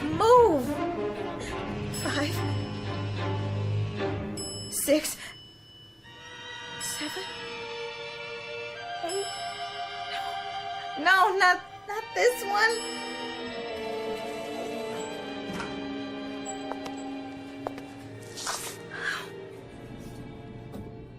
Wait, not come back. What do you want from me? Well, Marcia, dear, you'll forgive an observation, but you're acting like a silly child. Who are you? Can't you see? Come into the light. You're not real. You're not even the model for that mannequin in the women's department. You are the mannequin. That's all you ever were. Only? Are you sure? Take a good look. You know us. You're all dummies, dressed up in department store clothes. What are you doing here? Come now, Marcia. Think. Concentrate. And why am I... Remember now? All of us will try and help you. We want to help you. We'll help you concentrate. Stay away. Remember now? Is it coming back to you? Stay away from me, I said. Come on, Marcia. You can do it. We know you can. We have faith in you. What? That's odd. Is it really, dear? I don't know, but suddenly I do seem to Remember? She remembers. Of course she does. She couldn't forget us. She didn't forget. We knew you'd be back. You did? We've been counting on it. Then I must be... Say it. One of you too. There. Was that so hard? No. Of course it wasn't. Why should it be? Yes. That's what I am. One of you, and this is my address, isn't it? It's where I live. Good girl. And it was my turn to... Go ahead. Say it. Your turn to leave us for a month. Becoming much clearer now, isn't it? You left us last month to live with the outsiders. But you were due back yesterday, and you didn't show up. And you know, Marcia, that's selfish, my dear. All of us wait our turn, and then when it comes, we simply do not overstay. It was my turn, starting last night. I'm one day delayed already. Of course. Of course. I'm sorry. I forgot. When you're on the outside, everything seems so normal. As if it will go on forever. As if... As if what, Marcia? As if we were like the others. Like the outsiders. Like the real people. Well, my dear, no serious harm done. And now, I'll see you all in a month. Take care of yourselves. We will. Have a nice time. Enjoy yourself. See you in 30 days. Did you enjoy it, Marcia? What? Your turn. Oh, yes. Was it fun? Yes, ever so much. Ever so much fun. Tell us about it. Please? I want to know. Did you get to wear what you like? Eat and sleep? Have a normal life? Were they nice? What did you see? You don't have to talk anymore now. There'll be plenty of time later. Time to tell us all about it. But for now, welcome back, Marcia.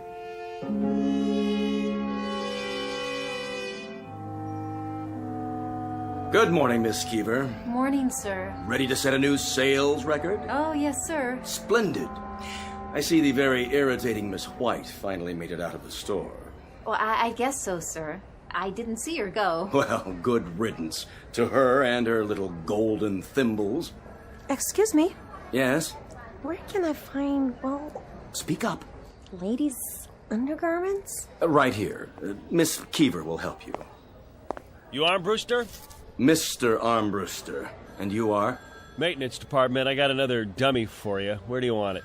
On the pedestal in the window. As soon as it's properly dressed, of course. Right. Hold on. Yeah? Is that a new model? Don't ask me. For a moment there, that is, reminded me of someone. That right? Someone I believe I've seen in this store. I can almost place her. Oh, well, I'm sure it doesn't matter. I have much more important things on my mind. All right, setting her up over here, Mr. Armbruster. Marcia White, in her normal and natural state, a wooden lady with a painted face, who 1 month out of every year takes on the characteristics of someone as normal, as much flesh and blood as you and I. But it makes you wonder, doesn't it? Just how normal are we? And who are the people we nod our heads to as we pass on the street? A rather provocative question to ask, particularly in the Twilight Zone.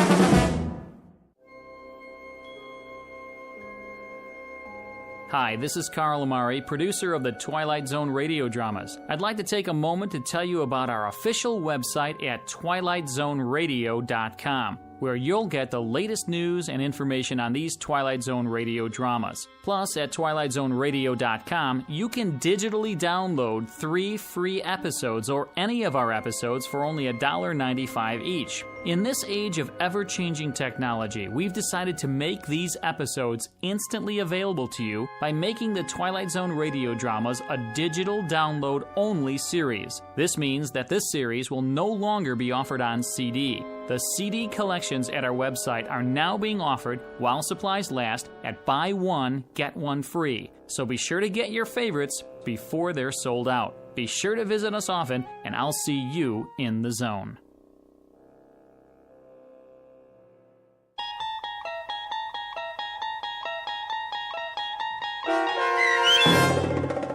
The After Hours, starring Kim Fields with Stacy Keach as your narrator, was written for The Twilight Zone by Rod Serling and adapted for radio by Dennis Etchison. Heard in the cast were Taylor Miller, Doug James, Rich Komanek, Turk Muller, Linda Ryder, Guy Burrell, Lynn Foley, Natalia Reed, Lauren Patton, and Irene Olson. To learn more about the Twilight Zone radio dramas and to obtain audio cassettes and CDs of these programs, visit our website at twilightzoneradio.com. This copyrighted radio series is produced and directed by Carl Amari and Roger Wolski for Falcon Picture Group. Doug James speaking.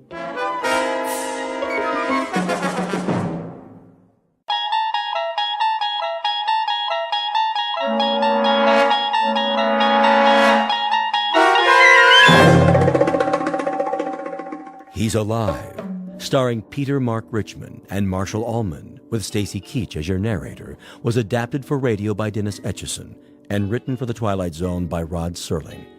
Heard in the cast were Roger Mueller, Jason Bradley, Christian Stolte, Doug James, Jeff Lupiton, Amanda Amari, Elizabeth Lido, Vince Amari, Alex Sopner, Frenette Lebo, Carl Amari, Kurt Nabig, Peggy Roeder, and Jason Mallow. This copyrighted radio series is produced and directed by Carl Amari and Jason Mallow for Falcon Picture Group. Doug James speaking.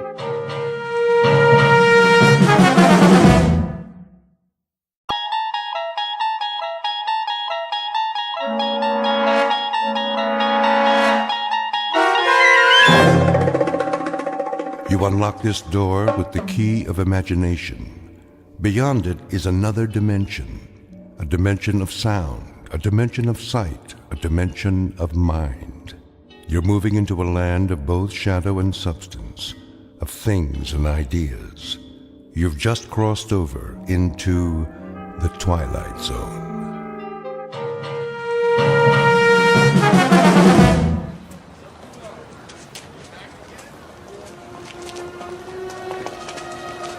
That looks like a good spot. Where? Up ahead on the corner. Yeah, we'll set up some boxes. I don't know. It's perfect, I tell you. All these people taking a walk after dinner, they'll listen. Oh, they'll listen, all right. Just hand out the pamphlets for now. I have to work on my speech. What speech? You don't need one. Just say it the way you say it to us. These people, they don't know what we stand for. So tell them, Pete. We'll make sure they listen. Put the flag up against the building. Which one? Both of them. Ours and Old Glory. The big two. There's some boxes. You can stand on them. I'll go set them up. Man, oh man, this is gonna be the night, huh, Pete? Well, I guess it's now or never. Got that right. How's my uniform look? Here, straighten your tie. The cap, the boots, perfect. You look like a leader. Big time. Go, Pete. Give him a dose of the truth. Hey, mister. Excuse me, little girl. Are you in the army? No army you ever heard of, sweetheart, but you will. My daddy's a lieutenant. Are you a lieutenant? Better than that, kid. A lot better. Now stand back. You're in the way.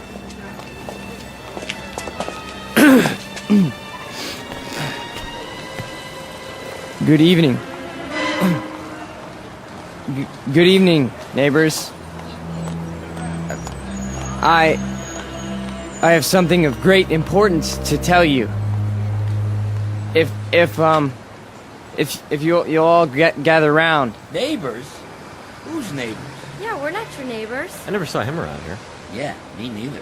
Look at those crazy outfits they're wearing. Yeah, they look like real idiots. I bring you a message that you'll all want to hear. What are you selling? Vegetable choppers? Because I already bought one. It's... Well, hear me out, folks. Hey, what's with the goopy flag? Yeah, it's got lightning bolts on it. Well, maybe they're looking for a few good men for Halloween. I want to talk to you about international communism and the secret masters of the World Bank. I'm not joking, neighbors. Do you know who's really behind it? Look at our economy. It's falling apart. It's because of the bankers. That's right. The economics of the world, now, then, and forever, have always been the breeding ground for a certain type. An insidious type. The worshippers of the golden calf, whose religion is gold, whose loyalty, first and foremost, is to money, and only money. And we know who loves money more than anyone else, don't we? We know what tribe. He's just getting warmed up. Yep, in a minute he'll have him in the palm of his hand. The tribe of traitors. And they're here, in our homeland. They're in Washington. Those swine have captured the reins of government. Yeah, they're rotten apples, and I got an apple for you. Hey, knock it off, people. Yeah, show some respect. I'm talking about traitors. Listen. Boring. Ice cream. Get your ice cream. I want one. Come on, Angie. We'll both get one. Then we'll go home. Yeah, there's nothing happening here. No. Listen to this. What about foreigners? Huh? Foreigners. Take a look at the way that they're controlling us. The lines lead directly to Palestine and to the Vatican. Yeah, I've had about enough of this. Let's go. It's a conspiracy, I tell you. A conspiracy of men who aren't like us. Yellow men, brown men, black men. They come here and they infiltrate our economy. They're right here on our doorstep. If there's anybody sitting on your doorstep, buddy, it's the man in the white coat. Here, take a tomato with you. You think that's pretty funny, don't you? You think it's funny that your country can be sold out? That they can sell out your flag and your birthright? You think that's funny, huh? Well, the day will come. Oh, shut up. Let him talk. What's the matter? No more big talk? He's just a scrawny kid with a big mouth. Real big. As long as he got a couple of punks to protect you. We gotta do something. Where's Nick? Go on, get out of here. Back off. This here's a real American. Yeah, a real jerk. Why, you? Get out! Cut it off! Cut it off! Right now! Portrait of a Bush League Führer named Peter Vollmer, a young man who feeds off his self-delusions and is left perpetually hungry. Like his goose-stepping predecessors, he searches for something to explain this hunger, to rationalize why the world passes him by without saluting. In his own twisted and distorted lexicon, he calls it faith, strength, truth. But the particular brand of truth he seeks can be found in any sewer.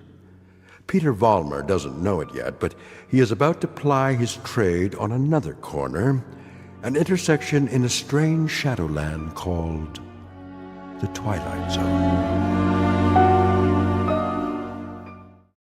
And now, the Twilight Zone and our story, He's Alive, starring Marshall Ullman and Peter Mark Richmond, with Stacy Keach as your narrator.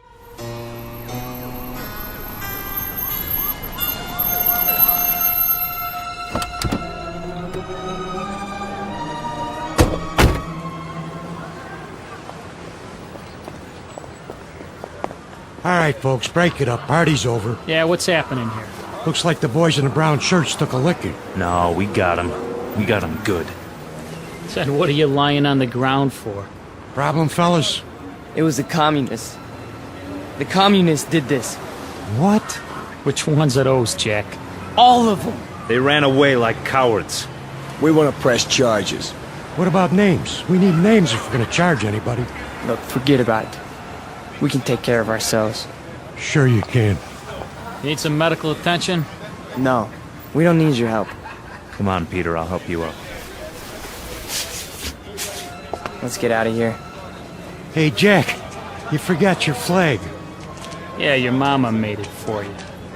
Give it to me. Sure. There'll come a day when guys like you will crawl on your belly to salute this. There'll come a day. Yeah, well, let me know the date, Jack, so I can stay home sick.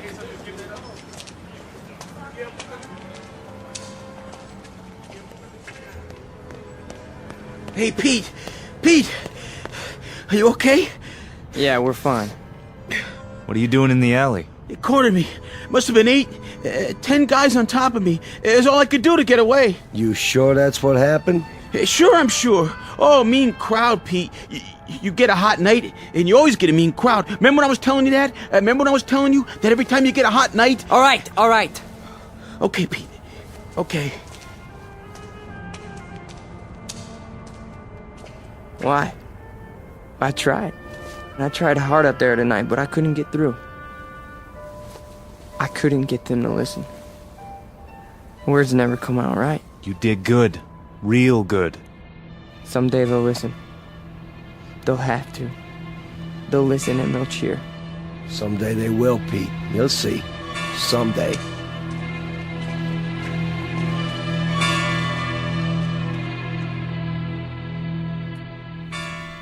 Now, hold still.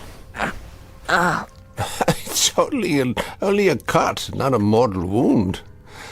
Wash your face when you get home and put some iodine on it. I think you will survive. Now, do you want a cup of coffee? I'd rather have a drink. A drink, is it? May I have a drink, Ernst? I have some wine. Will that do? Yes, please. Very well. You are a man now.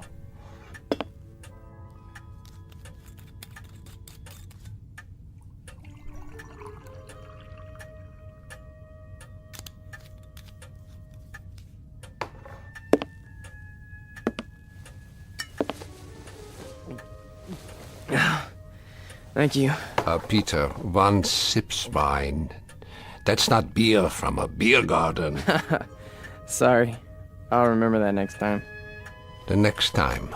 Just how many next times do you suppose a human being has in the scheme of things? Oh, come on, don't lecture me, Ernst. I'm sick, I'm tired, and I took a beating out there. Did you? Yeah, can I stay the night? Yeah, the couch remains in the corner, as usual. You're a good friend, Ernst. You understand. Sad to say, I do. A man does what he believes in.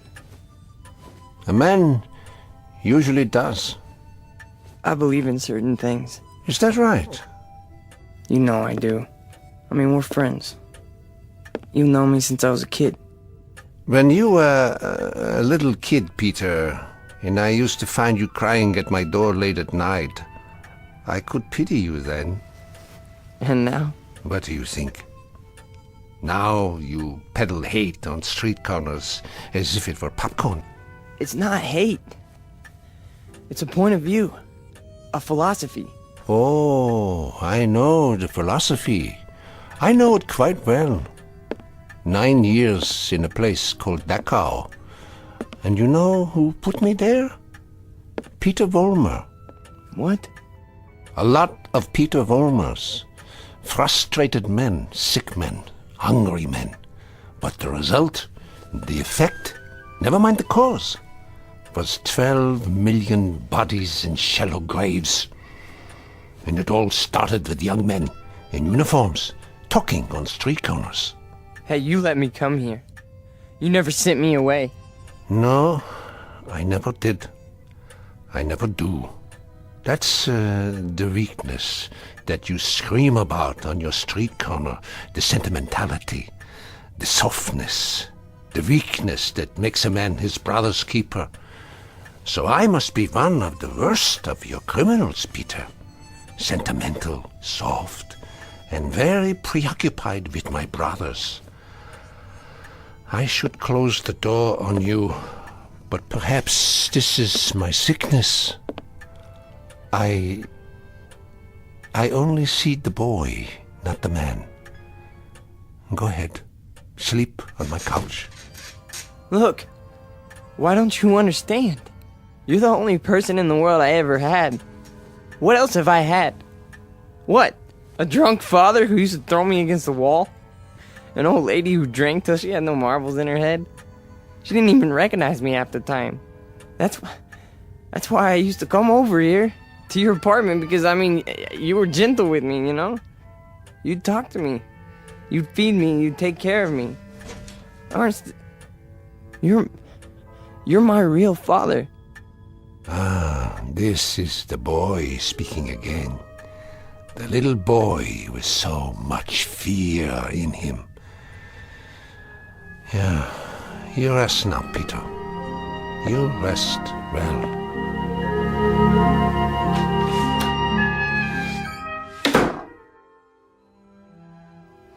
No. No. No. No. No.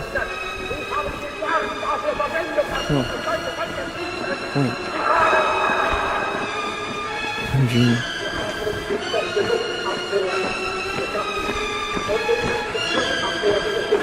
What? What? Peter! Who's that? Peter? Who's out there? Who is it? A friend, Mr. Vollmer. A friend? You have need of friends, yeah. Allies.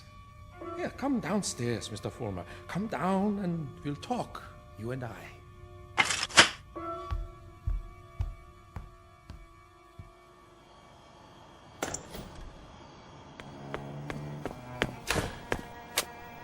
Hello, Mr. Vollmer.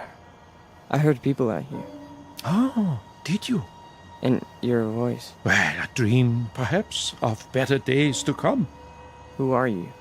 Take a good look. Do you not recognize me? Surely you have seen my picture. Wait. That hair. With the mustache. No.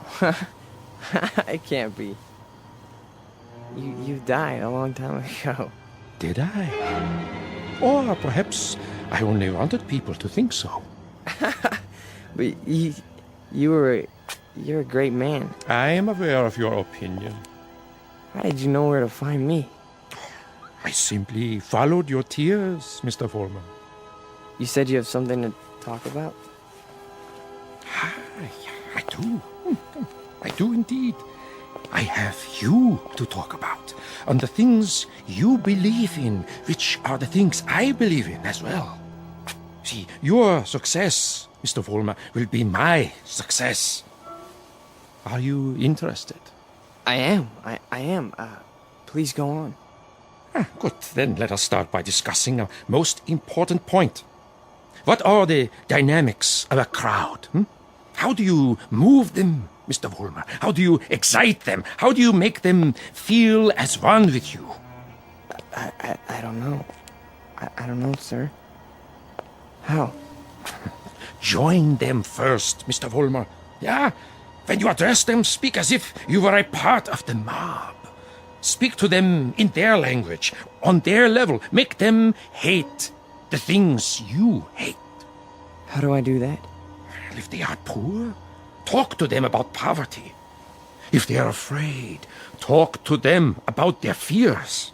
And if they're angry, Mr. Vollmer, if they're angry, give them objects for their anger. But most of all, what is most of the essence is that you make the mob an extension of yourself. Say to them things like, things like this. They call us hate mongers. They say we're prejudiced. They say we're biased. They say we hate the minorities. The minorities. Understand the term, neighbors. Minorities. Shall I tell you who the minorities are? Shall I? We are. We are the minorities. That way, Mr. Vollmer. See, you started that way. I think I understand. That's right.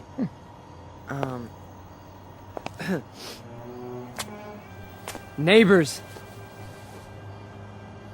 Neighbors. They call us hate mongers. That's it. More. They say we're prejudiced. They say we're biased. Yeah. Now you have got it. Go on. The minorities? Understand the term, neighbors. The minorities. Shall I tell you who the minorities are?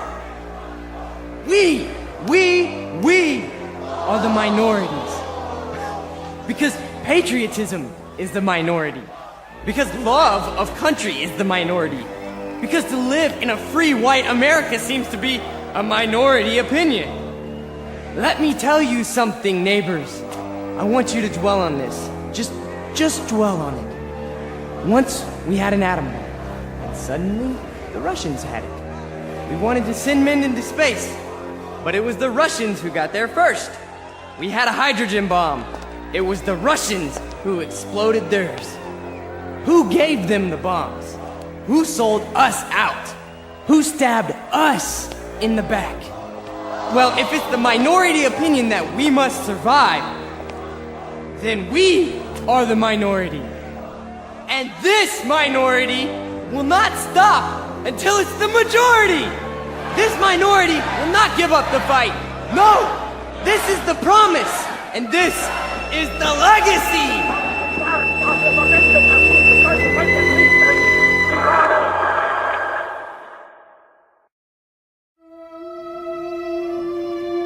Look, I'm not gonna wait much longer, you understand? Gibbons, cool it. Pretty good crowd tonight, huh? Great crowd, and you were great, Pete. I mean it.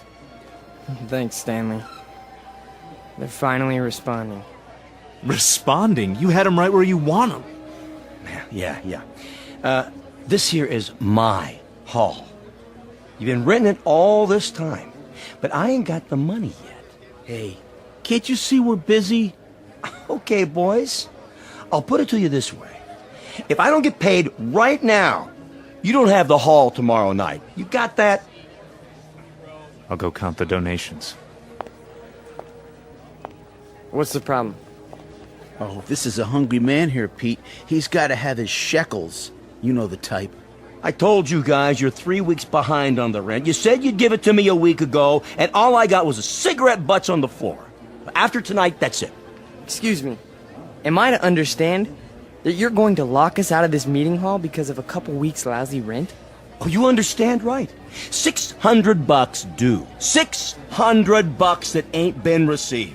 We happen to be a young movement. We're still struggling. We need time to grow. I don't rent time. I just rent the hall. It's the money. Or you put up a soapbox in the street. A soapbox in the street? What do we do, Pete? We gotta do something. I don't see why we have to tiptoe around this guy. Why don't I just educate him? Look, Frank, I don't know. Why don't you just hold on a second? I can do it, guaranteed. Well, I know you can, Frank. Somebody left this for you, Pete. Who? Nobody saw him. Just left this envelope at the back door. Your name's on it.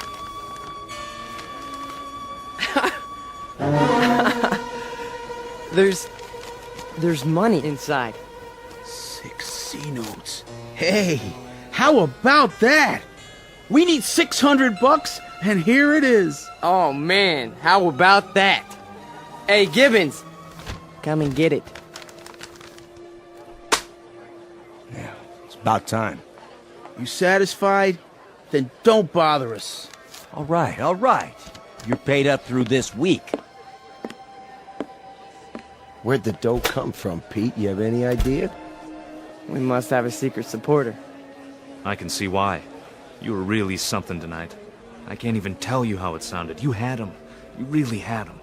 Hey, we're gonna make it. And now something tells me we're really gonna make it.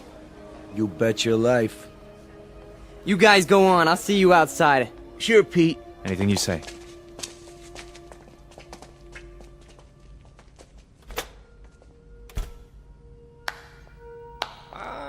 Excellent performance, Mr. Vollmer. Yes, very effective. Very effective. You learn quickly. Well, thank you. I didn't know you were here. I am always here. Pleased to be of help. You learned the style very well. You delivered it precisely as I told you. Well, I'm very obliged. And the money? Oh, it was the least I could do. We couldn't have you thrown out into the streets, yeah? I happen to feel that your work is very important. You're with us? With you?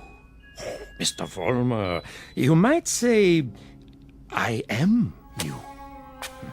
Now, I have some suggestions. I'll continue to give you speeches, but there's a matter of importance that must be taken care of.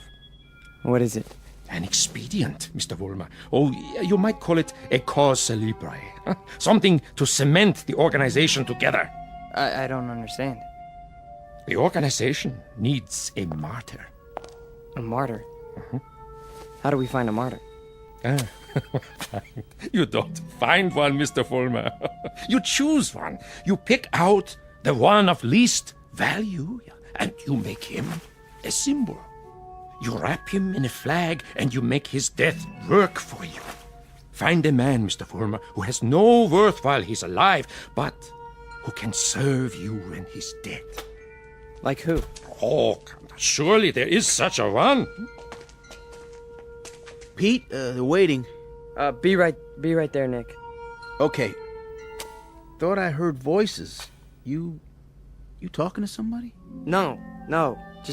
I'm just practicing my next speech. Look, hey, tell Frank to come in here, would you? Right away. Alone. Sure thing, Pete.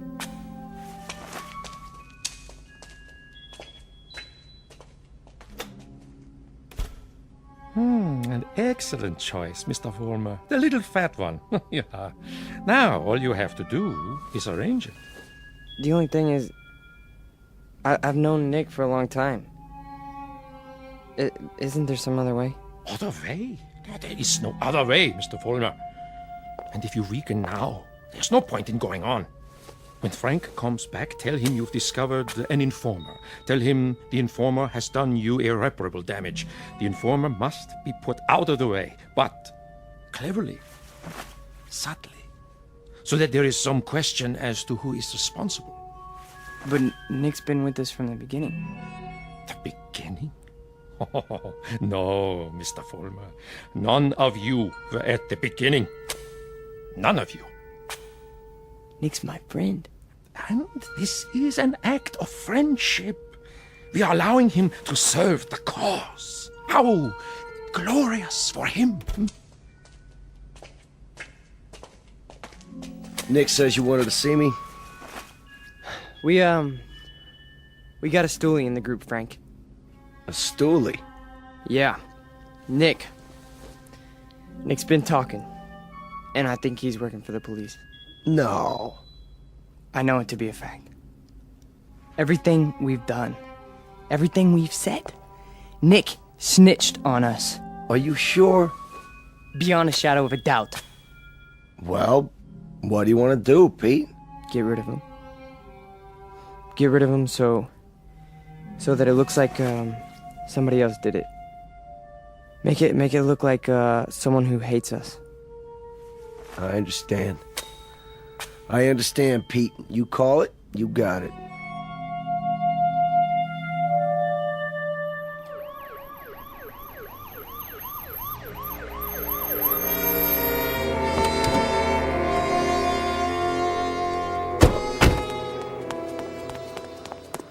There you are, officers. Thank God.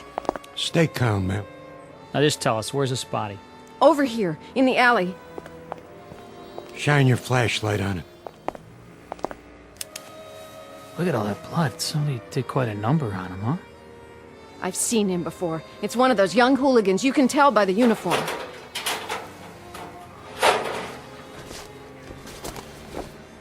He's dead, all right. Call a meat wagon. What was this one's name? Wait a minute. There's a note pinned to his chest. What does it say? A good fascist. What do you suppose that means?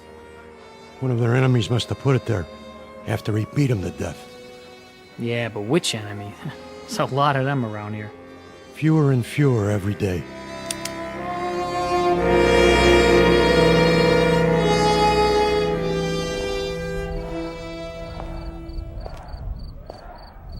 Hurry up, Frank. We've been waiting for you. Is it done? Cross off the little creep. Anything else? Then, we finally have our martyr. Pete, you better go on. They're going nuts in there. It's a good crowd tonight? Right to the ceiling. What's the matter, Stanley? Oh, nothing. Then why the look? It's just that... Nick was a nice guy, Pete. I miss him. Stan, you listen to me. You forget about Nick right now. He was a fat pig with no guts. He was a greasy big mouth who copped out every time he took a breath. A nickel and dime Judas who got exactly what he deserved. So don't mourn for Nick. He doesn't rate mourning. Not that pig. You got that, Stanley? Look at me, Stanley. You got that? Yeah. You have his poster ready? Blown up bigger than life. Just like you said. Good. When I give the signal, unveil it behind the podium.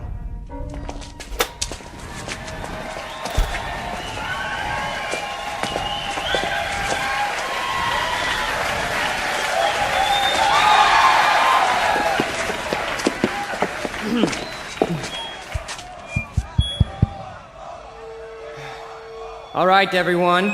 I have something very important to say. A man of honor has died tonight. A decent, courageous fighter for the cause of freedom. He gave his life. He gave his life for us. Some skulking assassin murdered him. But friends and neighbors and co-fighters, Nick Bloss did not die in vain. They stilled his great heart, but they could not stifle his memory. They could not obliterate his courage. They could not wipe away his honor. He lives, my friends. He lives in you, and he lives in me. He lives deep in the gut of any human being who believes that the United States of America should be free, should be untainted, should be free from the mongrels who try to enslave it. Now, Stanley, look at this portrait of Nick Bloss in his uniform. He wore it proudly. He died for it. And you and I, neighbors, we will live for it!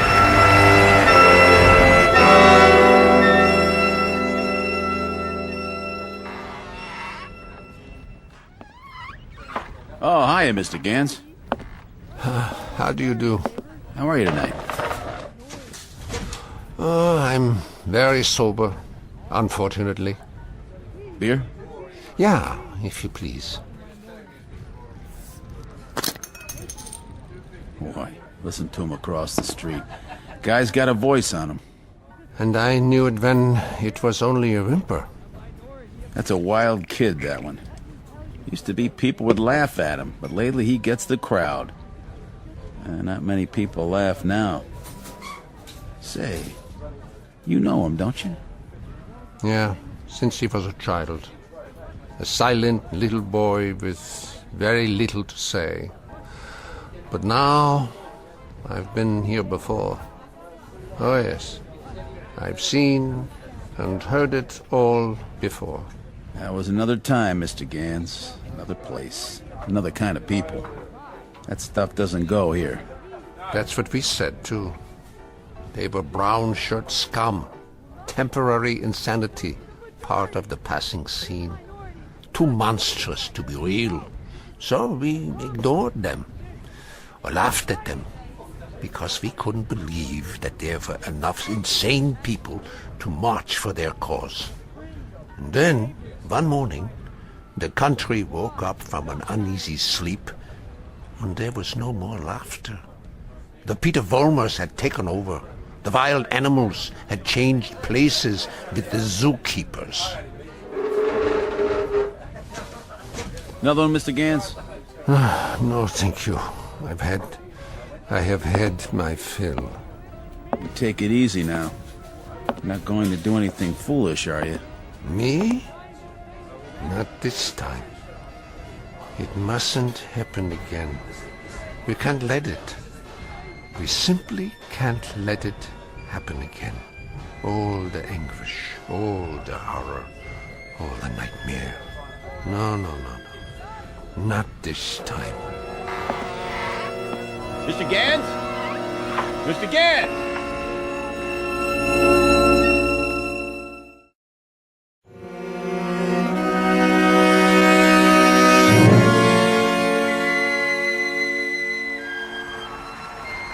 And so I tell you, my friends, we will take it to the streets. There's going to be a big meeting tomorrow night with searchlights and banners and drums and armbands. For every one of you who wants to join us, we have armbands. And soon, very soon, we will have uniforms for all of you. When we march! Who's that? Search me. Go on, Mr. Volmar. You were saying? Ernst, what are you doing here? I can tell them what you were saying. I have heard it all before. I have heard it 1,000 times before. In Munich, in Berlin, on 100 different street corners. It was drivel then, and it is drivel now. Ernst, you've got to stop. And what is this one here? The latest model? A new Führer right off the assembly line? Well, this one isn't so new. He is just a cheap copy. Oh, let me tell you about this one. About the breed, the species. They are all alike. Problem children with delusions. Sick, sad neurotics who need applause like a needle. That's enough, Ernst. Please. Listen to me, Peter, and let them listen, or I will tell them about a quaking, whimpering boy who cried on my couch, who still cries on my couch. Ernst, don't! They need parades and torchlights and slogans like therapy. They need uniforms and armbands, because without them they are naked and pitiful. This one grew too old to bite his nails, so he made believe he could lead others. Pete, don't let him have the mic. Put him down, or I'll put him down. Yeah, put me down, Peter. Shut me up. Stifle me, huh? Why don't you? Why can't you? Because this is your courage right here. The symbol on your sleeve. A torch on a lightning bolt. A crude drawing for children. I'm warning you, Ernst. This patch is your strength. This and the crowds and the sick aisles. And if I tell you to your face, Peter, that your courage is made out of cloth, that your ideas are filthy garbage, and that you are something less than a man, what do you say to that? How do you answer me? Like this! Oh, the rebuttal. The only answer your kind knows how to give. Is that the best you can do? A bloody nose? This is your Führer? He is yours. I give him to you. A gift from the sewers. You see, folks, the way it is. Hey, Pete, don't worry about it. He's just an old man. One crummy old man. The way it is, I knew him. I knew the old man once. Is that a fact, Mr. Former? Yes, that is a fact. I used to know him. And... Who's he talking to? Mr. Former, I have no interest in who he is. My concern is in what he is. He cheapened you in front of these people. You barely had the strength to strike him a slap, like a woman. Your voice is like a lion, but your instincts are rabbits. And you? Instincts like a rabbit. Slap like a woman. You stand in the darkness and plan the battles. But you're never there when they're fought. No. Why don't you come up here alongside me, huh? Why don't you let them see who you really are? Why don't you make a speech? Mr. Fulmer, I was making speeches before you knew how to read them. I was fighting battles when you were struggling to get out of a womb. I was taking over the world when your universe was a crib. And as for my standing in the darkness, Mr. Fulmer, I invented darkness. Then you take the stage. Go on. It's all yours. Pete, who were you talking to? Where are you going? You can't run out.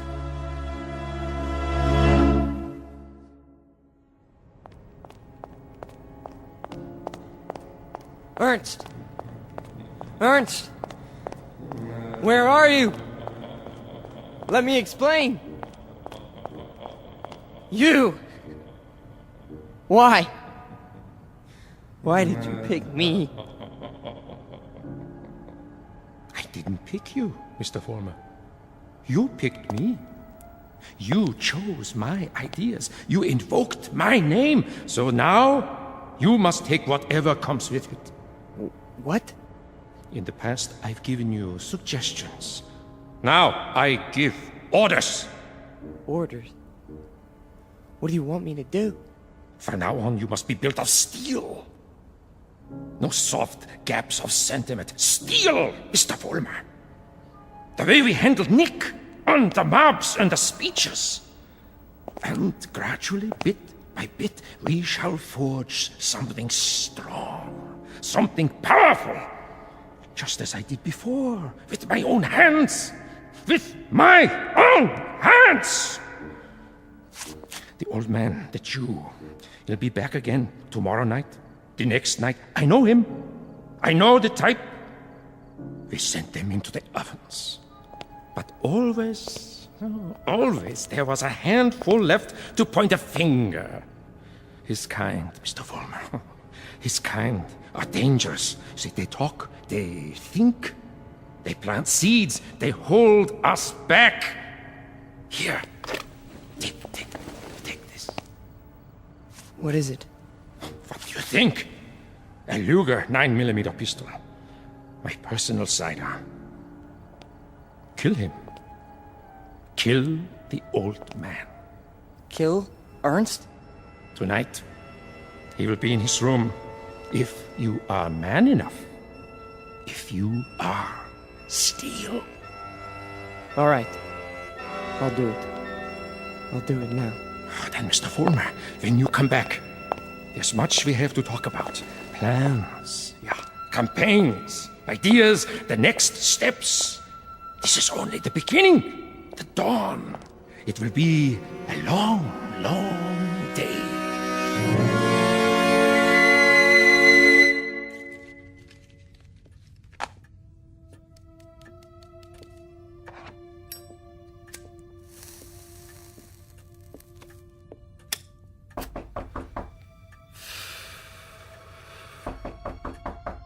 Yeah? Come in.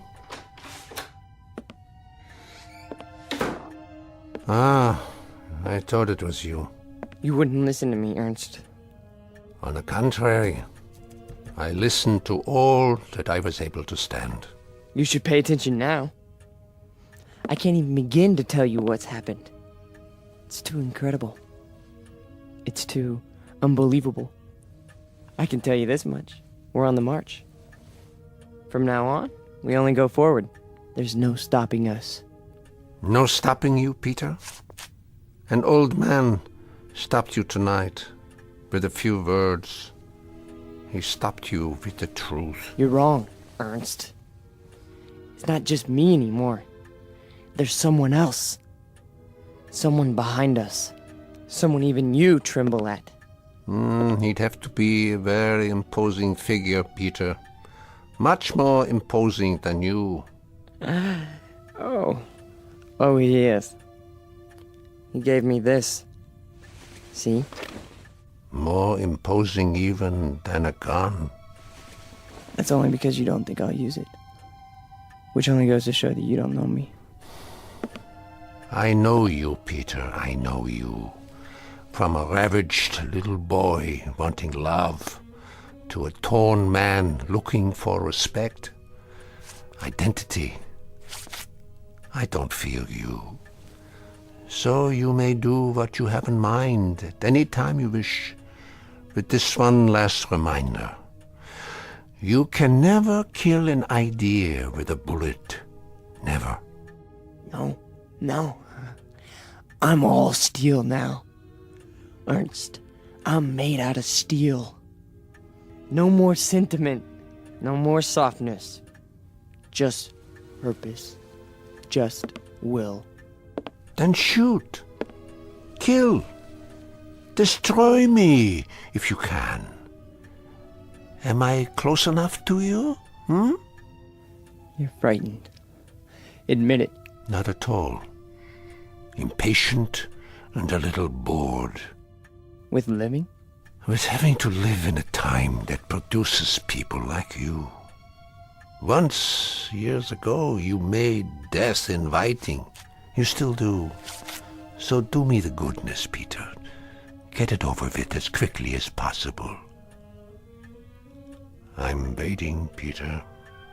Kill him, Vollmer. Kill the old man. Kill the Jew. Use strength. Use will. Be made of steel, Vollmer. Kill him! Kill him now! You see, Ernst? I told you! I'm made of steel! All steel. All strength. But at the expense of things that most other men have. Some fragments of decency that tell them right from wrong. That make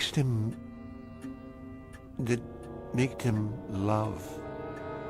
Yes, Peter, you have steel, but now you have no heart.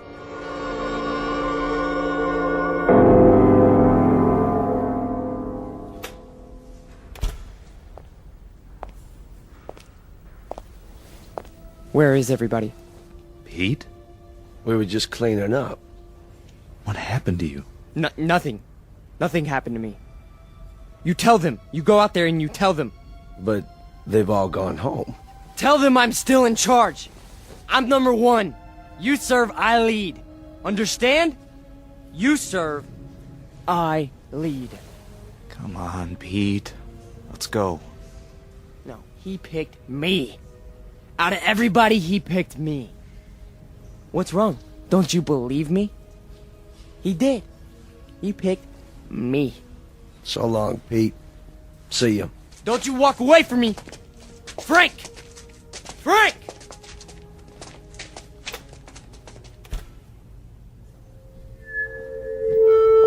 Who's there? Who is that? Vollmer? You. I did what you said. Sentimentality, Mr. Vollmer? None! Steal? Steal. And no regrets. None. What did you destroy tonight? Only a disease. A growth on our flesh that had to be removed. Not a man, then. No. Hardly a man. How did it feel? It felt like I was immortal. Mr. Vollmer, we are immortal. Yes. Yes.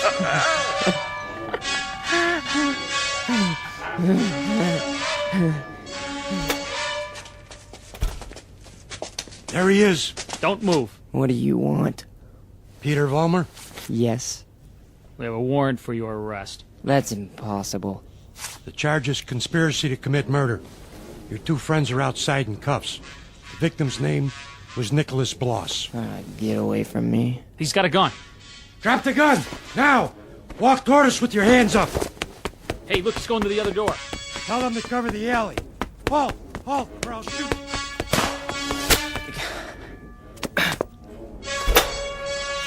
Hold it right there.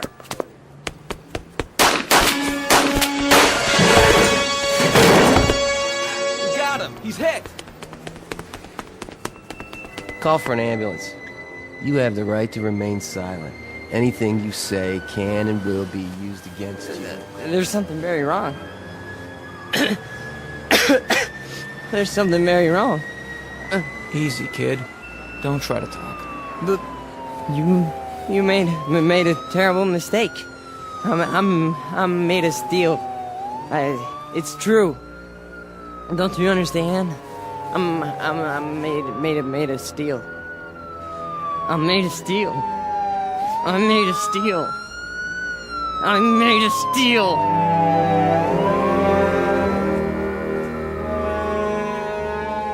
Where will he appear next? This phantom from another time, this resurrected ghost of an old nightmare. Chicago, Los Angeles, Miami, Florida, perhaps. Vincennes, Indiana, Syracuse, New York. Any place, every place where there's hate, where there's prejudice, where there's bigotry. Because he's alive. He's alive so long as these evils exist. Remember that when he comes to your town. Remember it when you hear his voice speaking through the mouths of others, no matter who they may be. Remember it when you hear a name called a minority slandered. Any blind, unreasoning attack on a people or any human being. He's alive. Because through these things, we keep him alive.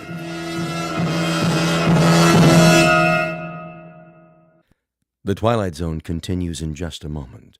You are about to enter another dimension. A dimension not only of sight and sound, but of mind. A journey into a wondrous land of imagination. Next stop, the Twilight Zone.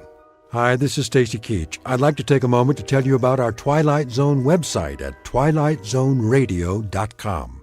At twilightzoneradio.com, you'll find the latest information on these Twilight Zone radio dramas, including behind-the-scenes photographs, plus the newest product releases, trivia contests, ways to contact us, other Twilight Zone-related info and merchandise, plus links to other fascinating websites. So make your next stop twilightzoneradio.com.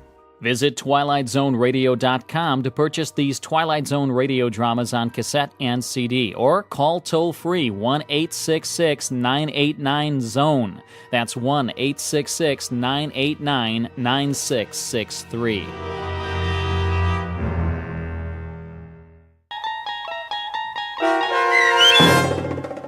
Gentlemen, be seated. Starring Stan Freberg and Mike Starr, with Stacy Keach as your narrator, was adapted for radio by Dennis Etchison and written for The Twilight Zone by Charles Beaumont.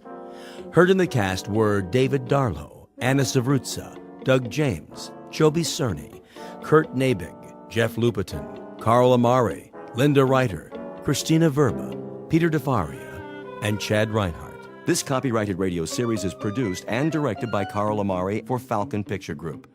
Doug James speaking.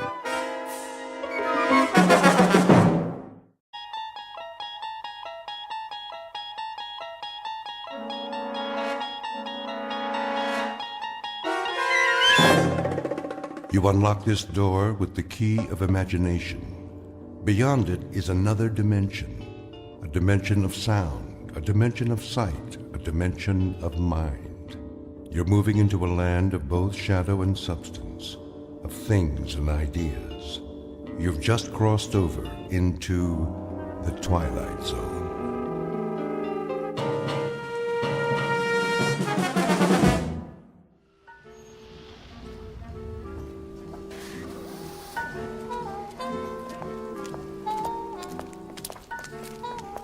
Welcome to the Madison Avenue track. Step onto the moving sidewalk. Single file, please. No pushing or shoving. The time is 8:37 a.m. Excuse me. Certainly. I'm in line here. Yes, of course. I was next. I don't believe... I have to get to work. Do you? We all do. If you don't mind... Make room, please. I'm late. The line starts back there. Are you being rude? Why, no, I don't think I am. But if we all enter the pedwalk at the same time... You stepped on my toe. That wasn't me. I believe it was. I believe that's the imprint of your heel on my shoe. If it were, you'd have even worse fallen arches. I don't appreciate that attitude. I have a suggestion. If we all go barefoot, there'd be more room. You know, more foot space per square inch. Squeeze in the heel to toe, so to speak. Why, I never... Of course, if someone fat comes down too hard, those little piggies would suffer, crying, wee, wee, wee, all the way home. Or to work, as it were. Your remarks are most distasteful. Not making a joke, is he? No, I assure you. He was. Completely inappropriate. Yes, indeed. This is a serious world we live in. No place for that sort of thing. None at all. I've a good mind to report him. I give you my word. I would never make a joke about anything. That's better. Unless someone weighs over, say, 250 pounds. It'd be hard to take that lightly. Did you say something? Me? You. Not at all. Well, see that you don't. Absolutely. I should hope so. You have my word. Some people... Not another syllable. You gave your word. Positively. These are serious times. For serious people. It's a necessity. With all that's going on in the world? I couldn't agree more. Well, then, see that you do. My lips are sealed. Madison Avenue, next corner. Step off the moving sidewalk. Single file, please. No pushing or shoving. The time is 8:39 a.m. Excuse me. I have to get to work. Wee.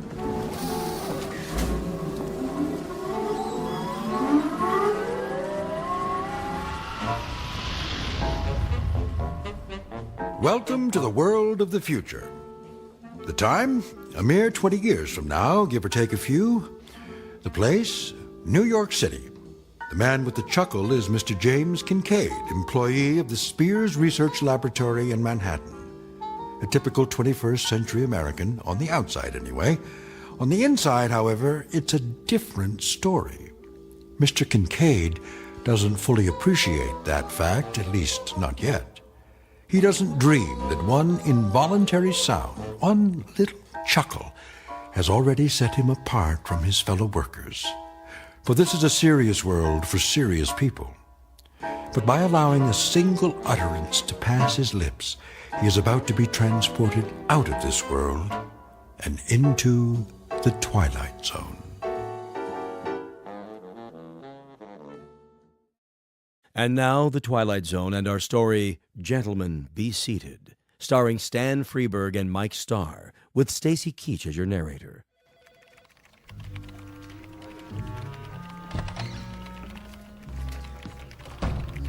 Morning, Kincaid. Morning, Miller. Not late, am I? You're cutting it pretty close. Sorry, Lindsay. Little skirmish on the pedwalk this morning. Skirmish? So many people nowadays. I hear there used to be cabs in New York. Think of it. Cars with drivers that took you all over. Up one street and down another. Shortcuts. Sounds like a nightmare. Yes, I guess it does. Biddle's not in yet, I take it? Mr. Biddle's never late. It's 8:59 now. That means he'll be here in, well, less than a minute. 30 seconds, to be exact. Morning, Mr. Biddle. Yeah, morning, Mr. Biddle. Hello, sir. Good morning. Well, enough chit-chat. Back to work. Yes, sir. Yes, sir. Look at that. What? Biddle. Somebody moved the electric coffee maker. So? He doesn't see the cord. He's going to trip on it. Shouldn't we tell him? No, wait. This is gonna be good. How can you say that? Mr. Biddle! Mr. Biddle, watch where you're going.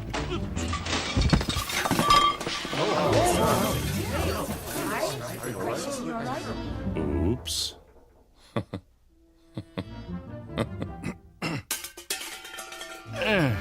Who said that? Why, no one, Mr. No one Biddle. said anything. Yeah, nothing at all. Was it you, Miss Capshaw? Me, sir? I only meant you should watch where you were going. There was an oops, followed immediately by what I took to be a chuckle. Oh, no, sir. I didn't laugh. No one laughed. Was it you, then, Kincaid? None at all, sir. I didn't say a word.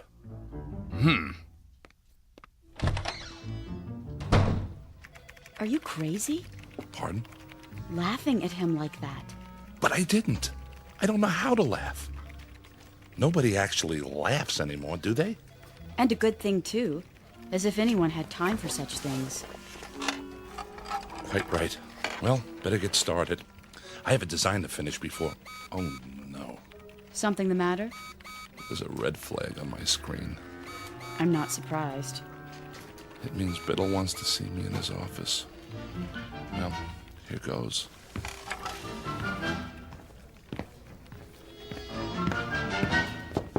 Yes. Kincaid here. Come in. You wanted to see me, sir? Sit down. I could come back later if you That want... chair right there. Yes, sir, Mr. Biddle. I suppose you're wondering why I called you in. Not really. What? I mean, yes, I am. What was that? The door. I locked it so we won't be disturbed. Is that necessary, sir? Cigar? Beg pardon? A cigar. They're quite good. Oh, I don't smoke, sir. Pity. I have them made special. I thought there was no smoking in the building. Oh, it's all right. This office is airtight and soundproofed. Are you absolutely sure? Quite sure, but thank you anyway. Now then, as to that difference, how significant it is, I don't know, but you may recall that a few minutes ago, on my way to my office, I tripped. Do you recall that? Someone should have been more careful with the electrical cord. I should have. I hope you weren't... What was your reaction? Why, regret, sir. Indeed? Yes, sir. It's a serious world we live in, and that is why we must be serious. Don't you agree? Definitely. Definitely. A man never knows what might happen at any moment. Unquestionably. Even the simplest things. They might not be what they appear to be. I'm not sure I... Terrorists, my boy. Spies. That sort of thing. They're everywhere. What if there were an explosive charge, say, hidden in this very office? It could go off at any time. Surely not. Oh, there's no telling when it might happen. Any time at all. I sit here at my desk, puffing away, while we talk about serious things, and the seconds tick by until it goes off. It was right under my nose, in the cigar, you see. What do you say to that? Aha! I knew it. Excuse me, are you all right? Of course. Oh, a little worse for wear. By the way, is my face blackened? Eyebrows singed? A bit. Here, take my handkerchief. Nonsense. It was only an exploding cigar. Tell me something, my boy, and be honest. Do you find yourself chuckling often? Well, How did it feel? I'm afraid I don't understand. Did it feel strange? Yes. But not unpleasant, right? Not as such. We could describe it then as a strange but not unpleasant sensation? If you say so, sir. Good. Splendid. Oh, splendid. Will that be all, sir? I should get back to work. Yes. I'll unlock the door.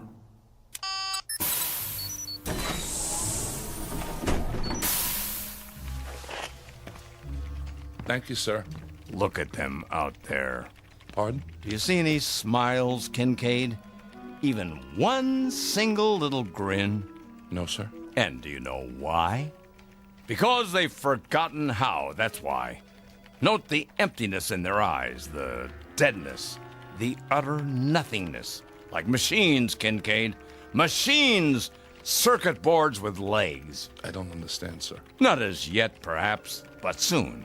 Oh, my boy, if there ever is to be joy again in this world, and love, and happiness, and laughter, especially laughter, it's going to depend on you and those few like you. Oh, trust me on this.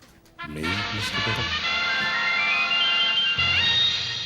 And now, a report from the executor.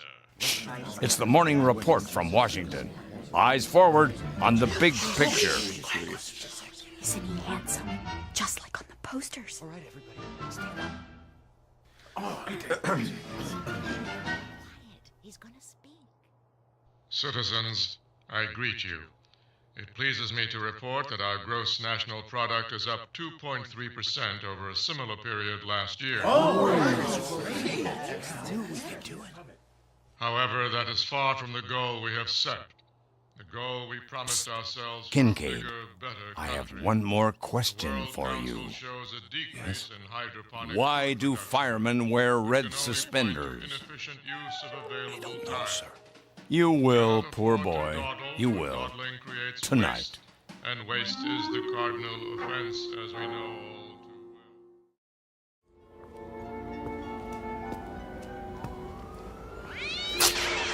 all What in the... Here I am, my boy.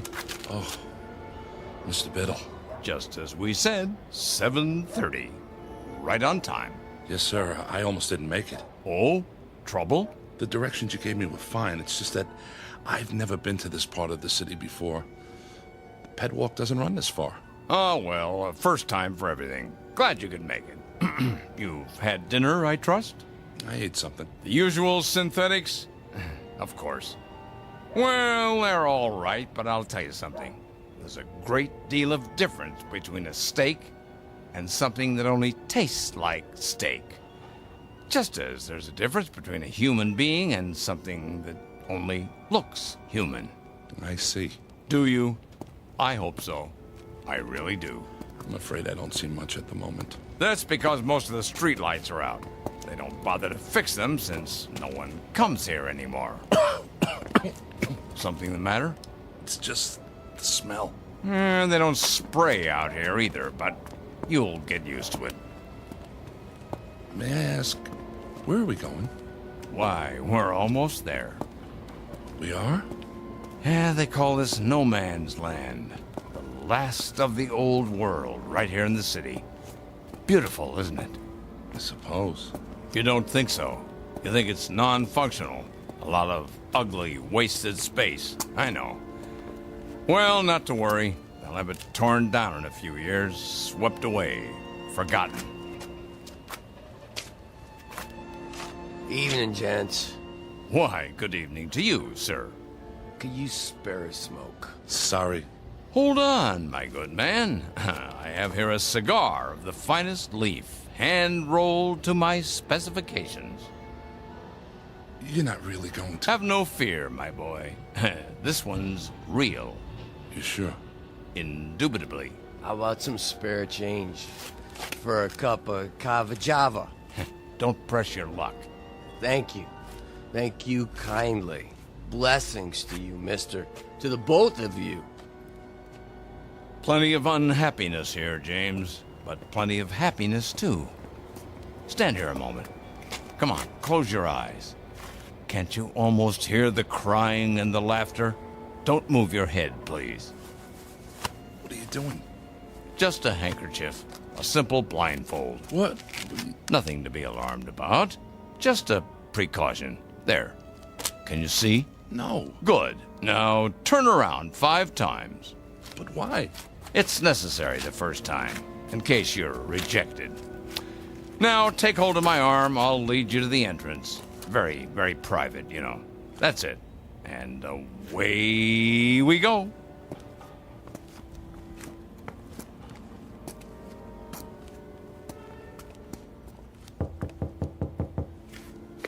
Why does the chicken cross the road?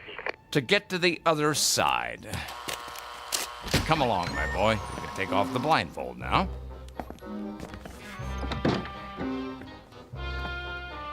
Mr. Biddle?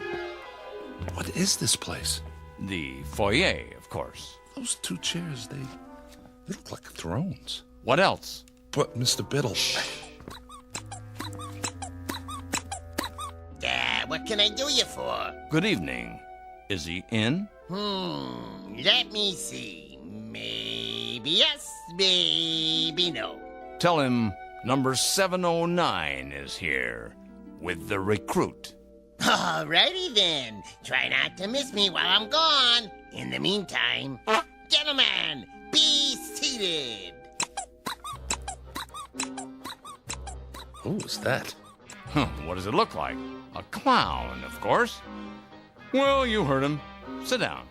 I recommend the chair on the left. You say so. There. Feel better? I suppose. My turn now.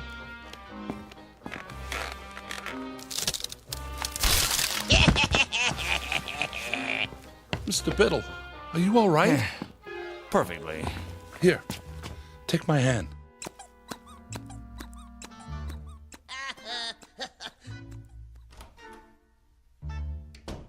I'm disappointed in you, Kincaid. You are?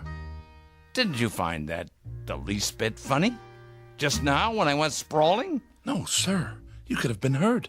Oh, James, please. Try. Don't tell me you've forgotten how to laugh. Not you. I was so sure. Sir, if you'd only explain to me... No, there's too much explaining in the world and not enough laughing. We're all turning into a race of machines. Cold, efficient, heartless machines. Ta-da! Who are you? Feast your eyes. Ever seen the smug before, huh? The executor. He does wonders with makeup. For a court jester, that is. The face doesn't quite go with that 3-pointed hat. What's the matter? You don't like it? I didn't say that. Then I guess the yoke's on me. Well, don't just stand there with egg on your face. What goes up the chimney down but not down the chimney up, huh? Quickly. I don't understand the question. Would you repeat it? Too late. Timing is everything.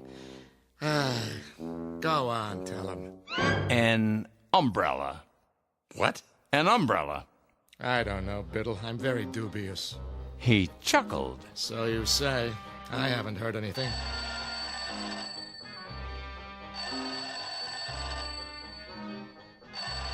What's that? Sounds like the phone to me. Well, don't just do something. Stand there. Jester here. It's for you. It is? Hello? I say, hello? Sir, it squirted me right in the eye. Must be an overseas call. Better clam up. I'm all wet. You sure are. Now I really need a towel. Oh, Biddle. Yes? I've got something for you. Watch out! Spoil sport. But he's got something behind his back. Where? Right here. But I don't like pie. Lemon meringue. You're positively reeking.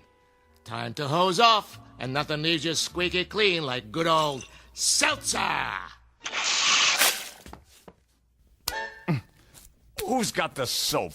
Forget soap. You need your rubber ducky. Or a lifeboat. Now, wait a minute. It's not possible. What's wrong, Kincaid? You'd better get a change of clothes, Mr. Biddle, or you'll catch your death. You see, hopeless. That's it. Wait. He's only a beginner. But we must be so careful, Biddle. Yes, but give him a chance. Very well. One last test. Glad to meet you, Mr. Kincaid. Put her there. I don't... Go on, shake. Ow! Oh, that didn't hurt. It's just a joy buzzer. You wind it up, and when someone shakes your hand... That's it. I've had it. I don't know what any of this is about, but I know one thing. I don't want any part of it. You people, you're out of your heads. You're all loony. You're psycho. I'm getting out of here right now, and don't try to stop me. Uh-oh. Another fine mess you've gotten us into.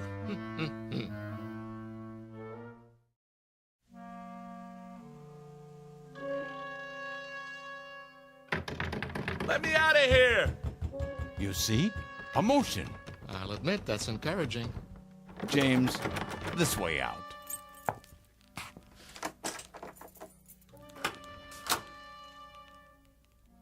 If you please, it's just through here.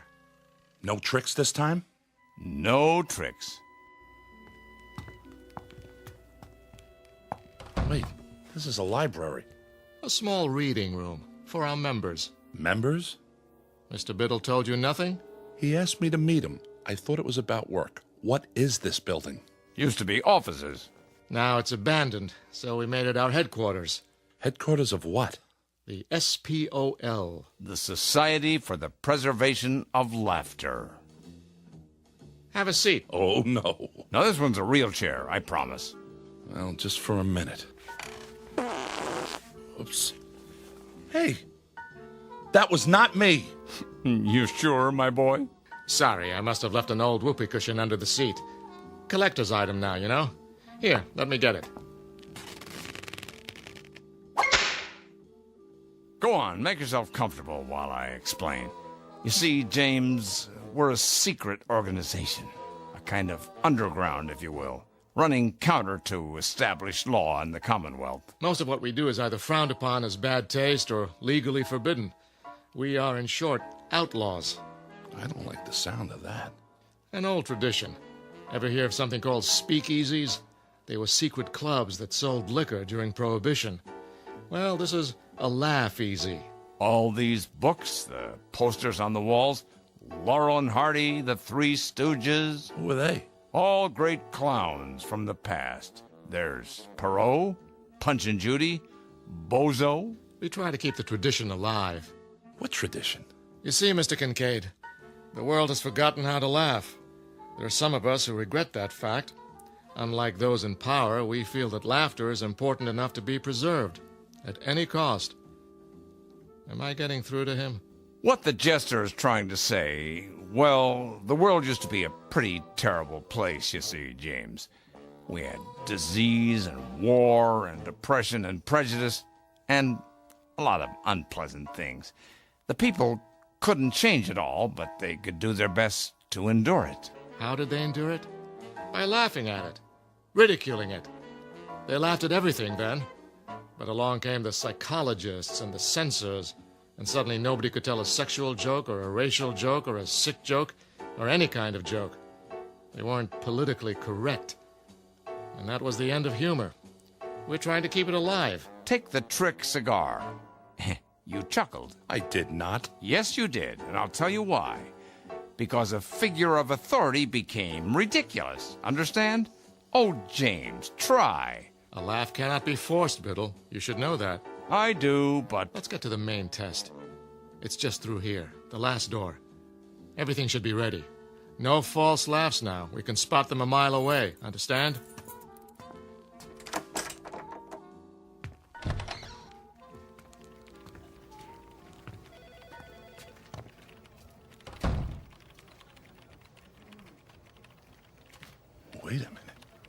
Wait a minute. This looks like... Spears Research. where you work, Kincaid, where I work. A perfect replica, down to the smallest detail. But how? It's nothing, really. We have art directors, carpenters, just a matter of painting a set, some props.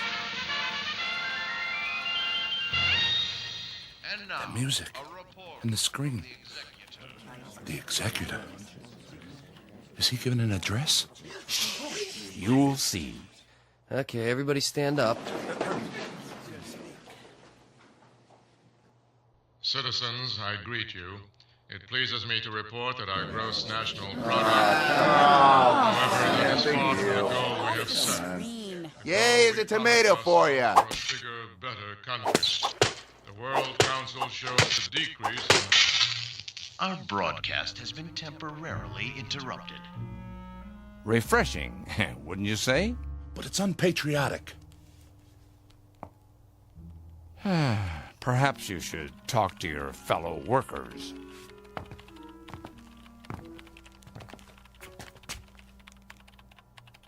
Miller? Is that you? Who wants to know?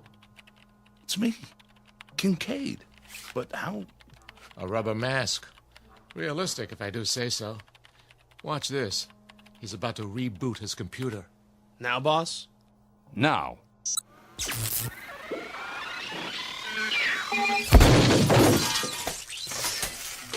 Well, Kincaid? Well, what? His computer, man. It blew up in his face. What do you say to that? Computers are awfully expensive. The World Stock Exchange Terminal. It's just come online. But Wall Street's closed for the night. They're open in Tokyo. Watch.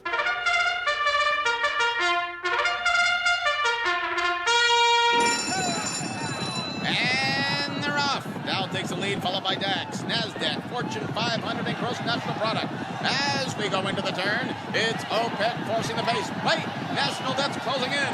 Now it's consumer spending versus trade deficit. Fighting it out neck and neck. This is going to be a close one, folks. And the winner is Beetlebomb. Gross national product in last place. The executive said the gross national product was in good shape. Oh, not much hope for him. One more angle. Try this.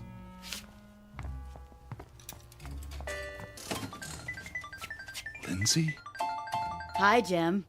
But this isn't your computer. I traded it for a video poker machine. Got a quarter? A quarter? Come on, I'm on a roll. One more win and I'll buy lunch. What do you say? All right.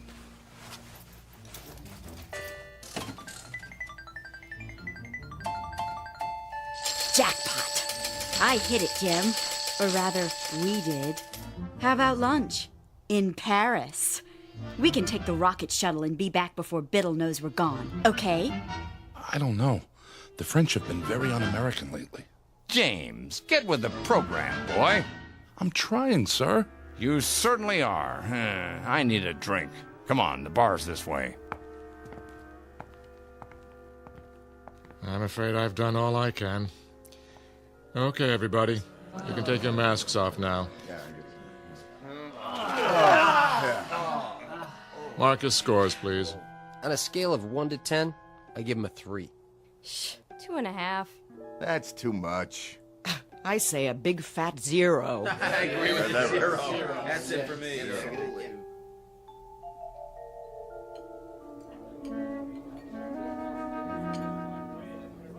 What'll it be, germs? Gents?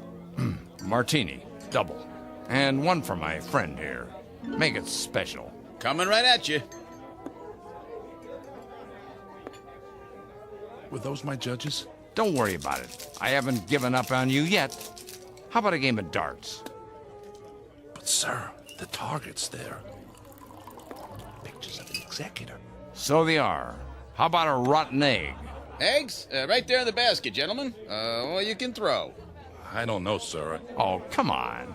This is the man who destroyed fun. Who took away the good times. But you've hated me, haven't you, James? As a boss. No, you have. I know. And with good reason. I've been a stern, pompous ass. But I'm competent at my job. The company can trust me. I know my role. I'm not at work now. Oh! Good one. Yeah, good one. Right in the old schnozola. Try one? Well, okay. Good boy. Got him right in the eye. Another? If you say so. He took it on the chin. Now try the neck. That's always funny. 2 martinis. Wait, drinks first. This one's yours. Well, through the teeth and over the gums. Look out, stomach, here it comes. My glass is leaking. Of course it is. That's what's called a dribble glass. See the little slits in the side? When you tip it to drink, voila! Doesn't that tickle your funny bone? It's a start. 2 more. No problem. Here's your drinks. Thank you, my good man. Cheers.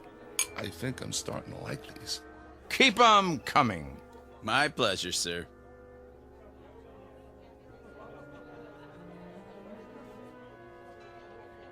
Look at the screen. Know who that is? Who? Betty Boop. A flapper, they called her. Always doing the Charleston. Here, turn it up. Want to dance, Mr. Biddle? Do I? Hold my drink, James.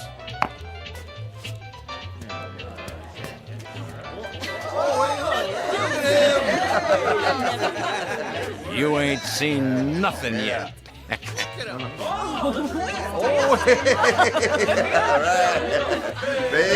Biddle, Biddle, Biddle, Biddle, Biddle, Biddle.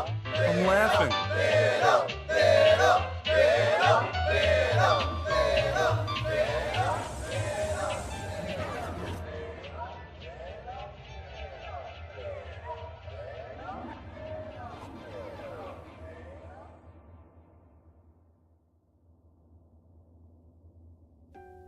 Mr. Kincaid. Did I pass? Huh? What did the judges say? If I could have a word with you outside? Tell me, I'm laughing. I must be. See? I've never felt this way before. Sorry, Mr. Kincaid. Time's up.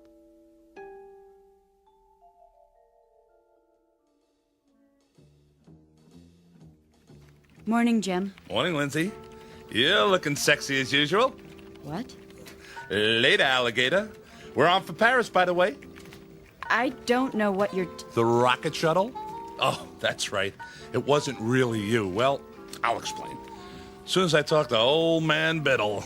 Jim, have you been drinking? After a while, crocodile.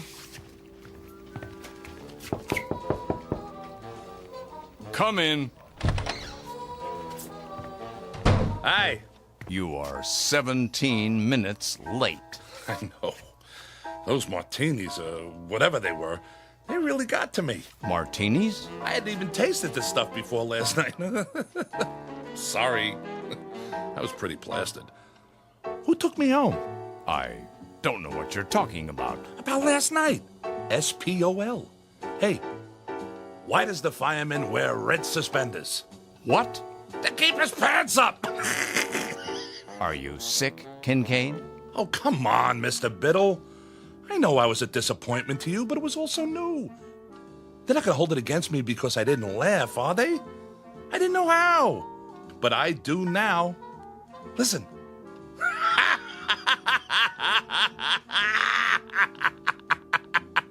Kincaid?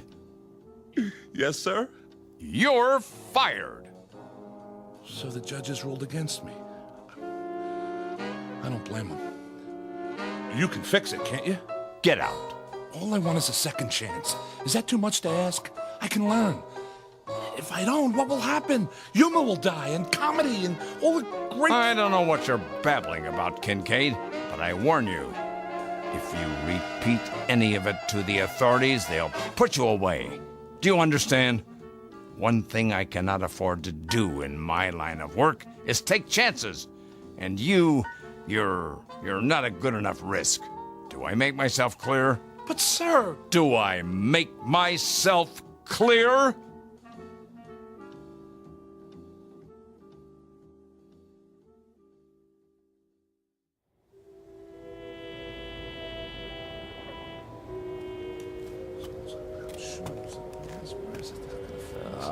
Evening to you. Evening. I was wondering, can you spare a smoke? Sorry, I don't... Wait a minute. Have you ever seen me before? You? Well, no, Did you smoke a cigar last night? Oh yeah. I think I did. Here. Get yourself a cup of Cava Java. Hey, thanks. Can I ask you a question? Yeah? Would you happen to know where it is? Where what is? The place where they laugh. That's a good one. No laughing around here. It ain't allowed, you know. I know. Well, evening to you. Yeah. See you in the funny papers. A section of the city known as No Man's Land. Mr. James Kincaid, once 39, but a lot older now. He frequents this neighborhood every night, perhaps hoping to hear the lovely, desperate sound of laughter echoing from a dark, unmarked building somewhere in the faraway reaches of the Twilight Zone. The Twilight Zone continues in just a moment. You are about to enter another dimension, a dimension not only of sight and sound, but of mind, a journey into a wondrous land of imagination. Next stop, the Twilight Zone. Hi, this is Stacy Keach. I'd like to take a moment to tell you about our Twilight Zone website at twilightzoneradio.com. At twilightzoneradio.com, you'll find the latest information on these Twilight Zone radio dramas, including behind-the-scenes photographs, plus the newest product releases, trivia contests, ways to contact us, other Twilight Zone-related info and merchandise, plus links to other fascinating websites. So make your next stop twilightzoneradio.com. Visit twilightzoneradio.com to purchase these Twilight Zone radio dramas on cassette and CD, or call toll-free 1-866-989-ZONE. That's 1-866-989-9663.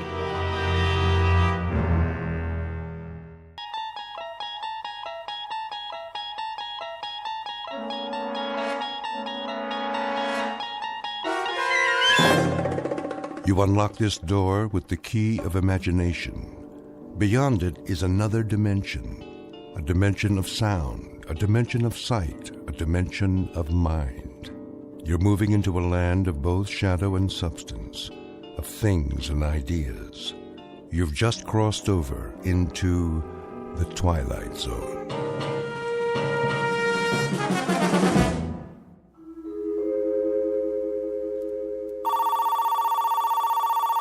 The Gerald Hugo Agency. Mr. Hugo's in a meeting. May I take a message? The Gerald Hugo Agency. No, he's still in a meeting. Yes, the same writer. Please hold. Now get this, Mr. Hugo. If this one ain't surefire, I'll cut off both my hands. You ready? Champion of the world. Robert Redford, maybe. Harrison Ford. Do you want to make him younger?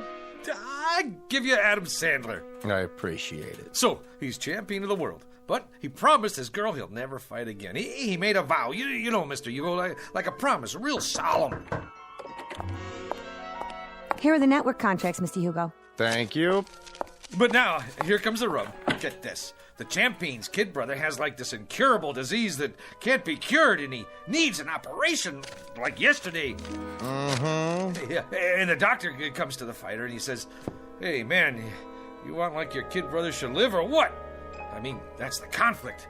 Don't you think it's a kick right in the head?" I do feel a dull ache. Here's this prize fighter who made this vow to the girl, and the newspaper guys start in on him, see? But I mean with the needle.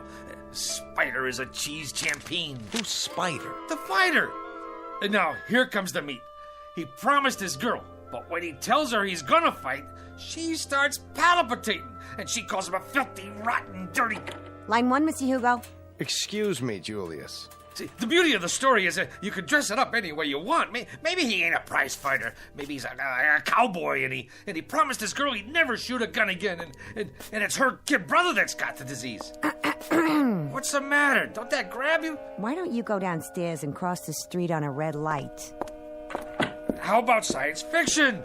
There's this rocket man who promises his girl he'll never go up in a spaceship. Julius, you've been here all morning. I'll give you this. I've been an agent for 23 years, and I've never heard so many variations of the same story. Now, would you mind going home? I've got a big deal cooking here. A big deal? You doll baby, you were saving it for a surprise, weren't you? It's a sale, ain't it? The zombie story. I knew the minute I wrote it, that thing was surefire. Listen to this, honey. It's fantastic. This dame marries a guy who walks around on his heels all the time. She thinks he's punchy, but it turns out he's dead. All the time they're married, she don't know it.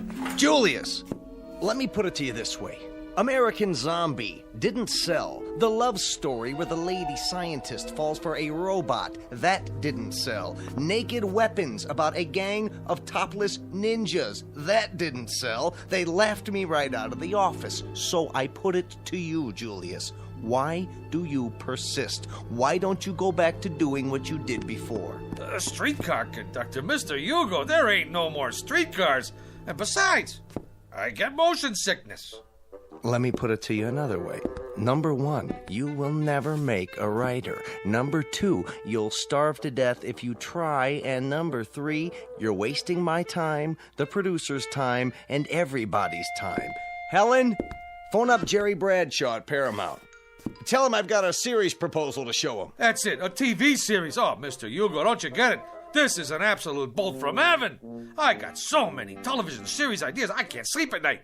Boy meets girl. Every week, we get a different boy and a different girl. Julius. Oh, how about a quiz show? Pick your own embalmer, we'll call it. Hey, you make this deal with the contestant that when he kicks off... Julius, what do I have to say to get you out of here? Give me a chance. It's all I ask. Let me write a pilot script. Julius, my boy, I'm not a hard man. The television industry today is looking for talent, and the writer is a major commodity. But for me, to try to sell you to a network is like trying to con the Queen of England into buying a salami. But I could give it a whirl, couldn't I? What's the series about? Maybe it's right up my alley. That's the point. This particular series and you go together like the black and tan at an IRA picnic. It happens to be based on black magic, conjuring, that kind of thing. Now, what do you know about black magic? What do I know about it? What do I know? You ask me, Julius Mulber, what he knows about black magic. I could research it. Julius, let me get back to work now. What about the series, Mr. Hugo? My career is on the line. Give me till next Wednesday. Make it Tuesday in a pinch. All right, Julius, you latch onto a couple of books, knock out a rough outline, and let me have it by 4 o'clock Monday. I'll submit it for you. Why, I don't know, but I will. Mr. Hugo, you're not going to live to regret it, and I mean that from the cockles of my heart. You're absolutely dead right, Julius, and I mean that from the cockles of my heart. You've just witnessed opportunity, if not knocking, at least scratching plaintively on a closed door. Mr. Julius Moomer, a would-be writer who, if talent came 25 cents a pound, would be worth less than car fare. But in a moment, Mr. Moomer, through the offices of some black magic, is about to embark on a brand new career. And although he may never get a writing credit on The Twilight Zone, he will soon become an integral character in it. And now, back to The Twilight Zone and our story, The Bard, starring John Ratzenberger and Stacy Keach.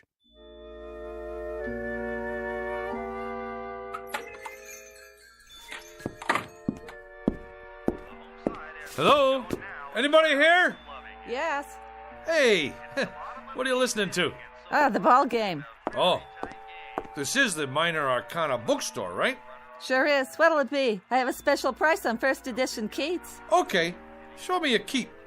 That's a man's name, not a thing. And not a very uncommon name at that. There was a third baseman came up from Newark, played for the Yankees one year. They used to call him Beanball Keats. Yeah? Held the American record for getting beaned the most times. One time they were playing the Browns. That was when St. Louis had the Browns, and he got beaned 3 times the first 5 innings. Old Beanball Keats. You learn something new every day. Ever hear of a pitcher named String Bean Slattery? Well, Now there was a beanball artist. He could hit a batter when he was still in the dugout. As a matter of fact, he did one day. Hit a third base coach, played for the A's. Fellow named Lefty Mahoney. Old Lefty was just taking a drink when String Bean wound up and tossed one at him right on the noggin. It seems there was a feud going on between them when they played for Binghamton in the old NYP League. Mahoney used to wipe the spit off String Bean's pitches. Mahoney was catching at the time. String Bean's father used to be an outfielder for Syracuse in the International League. I don't need no book about baseball. You don't? Oh, how sad. It's a wonderful sport, you know. Where were we? I come in about... Well, what I had in mind was... Yeah? What do you got on black magic? You have an interest in the black arts? You bet I do. See, I'm Julius Moomer from television. Oh, I'm Sadie Paladny from Newark. I'm afraid I don't have very much on black magic. I have a great deal of information on the Black Sox, however. You probably know they threw the series that year. Terrible thing. Very discrediting to the game. And they could have taken the series 4 in a row, too. That's where that expression, say it ain't so, Joe, comes from. Now, what is it you wanted? Books. Black magic. I'm afraid that one eludes me, but I'll tell you something. If I could exercise a little magic, I'd see what I could do about getting the New York Giants back. Hey, look out! Don't worry, that shelf will stand anything. I'll get it for you. Now, isn't that strange? It's one single book. That's the only thing that fell off that shelf. And it fell right in front of me. Which one is it? The Book of the Black Arts. What do you know about that? Lady, can you do that trick again? Well, this book and I have never been formally introduced. We are total strangers. Here, you want black magic? You got it. Maybe it's some kind of sign. Well, if it is, it's your problem now. It's been a real pleasure meeting you, having this chat. Mutual. You didn't happen to play third base for the Elmira Pioneers one year, did you? How much I owe you for the book? Nothing. Accept it as a gift. You're a wonderful ball player and a credit to the sport. It's been great. Now, bye.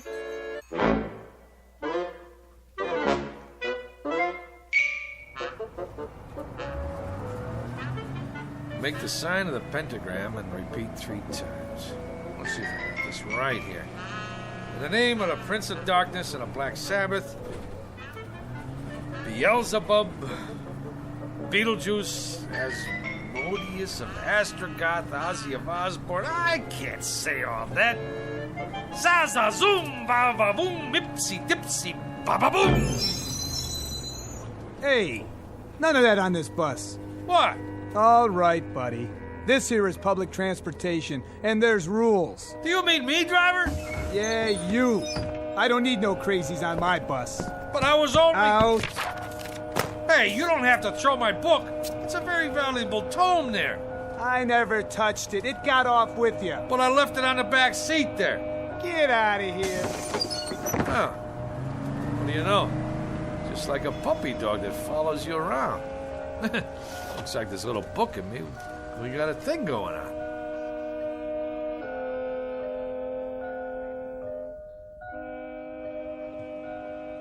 Seven times 7 be thy number, but 666 be thy fate. Yeah, right. What's all this mumbo-jumbo anyway? What's going on here, Jack? Not a thing, officer. I was just reading. Yeah? Well, do me a favor, will you, bud? Read someplace else. What's the matter? There's a law against sitting on a bench in Central Park with literature? There is if you make my horse nervous. He knows when somebody's up to something. He's got instincts. So whatever it is, do it someplace else. I don't get it. On account of why? Move it! Cossack. Stormtrooper.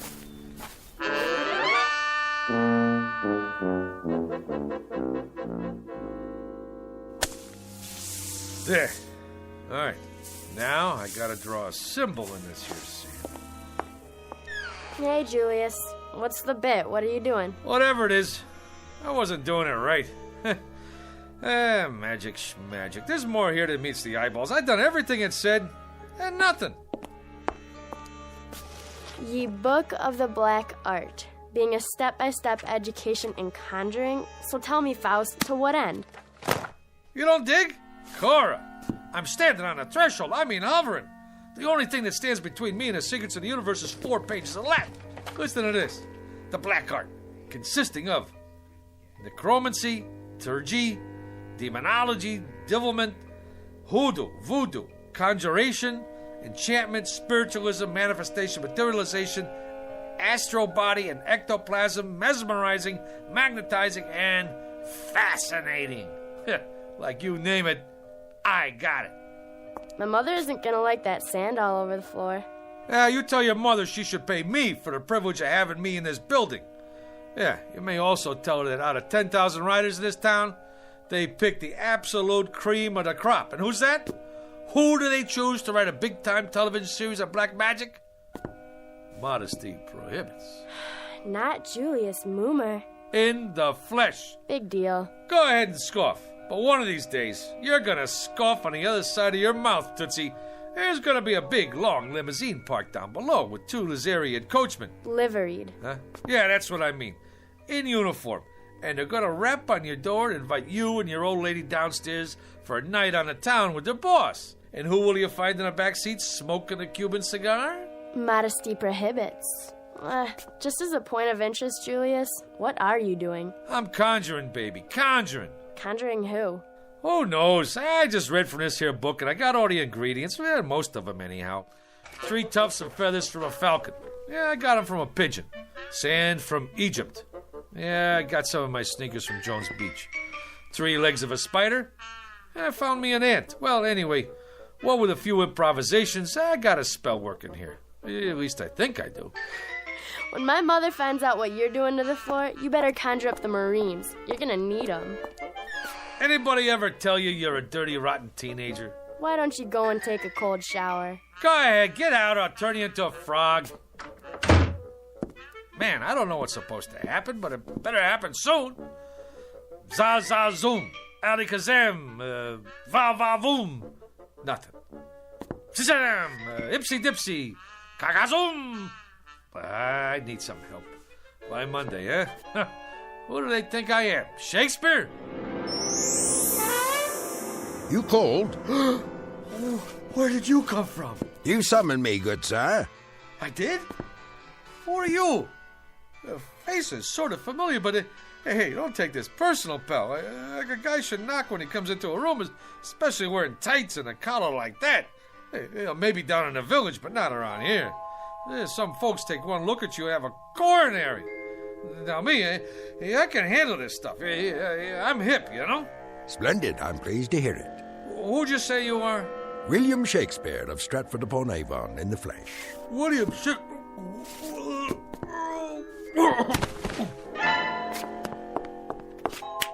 Good sir, I await your pleasure.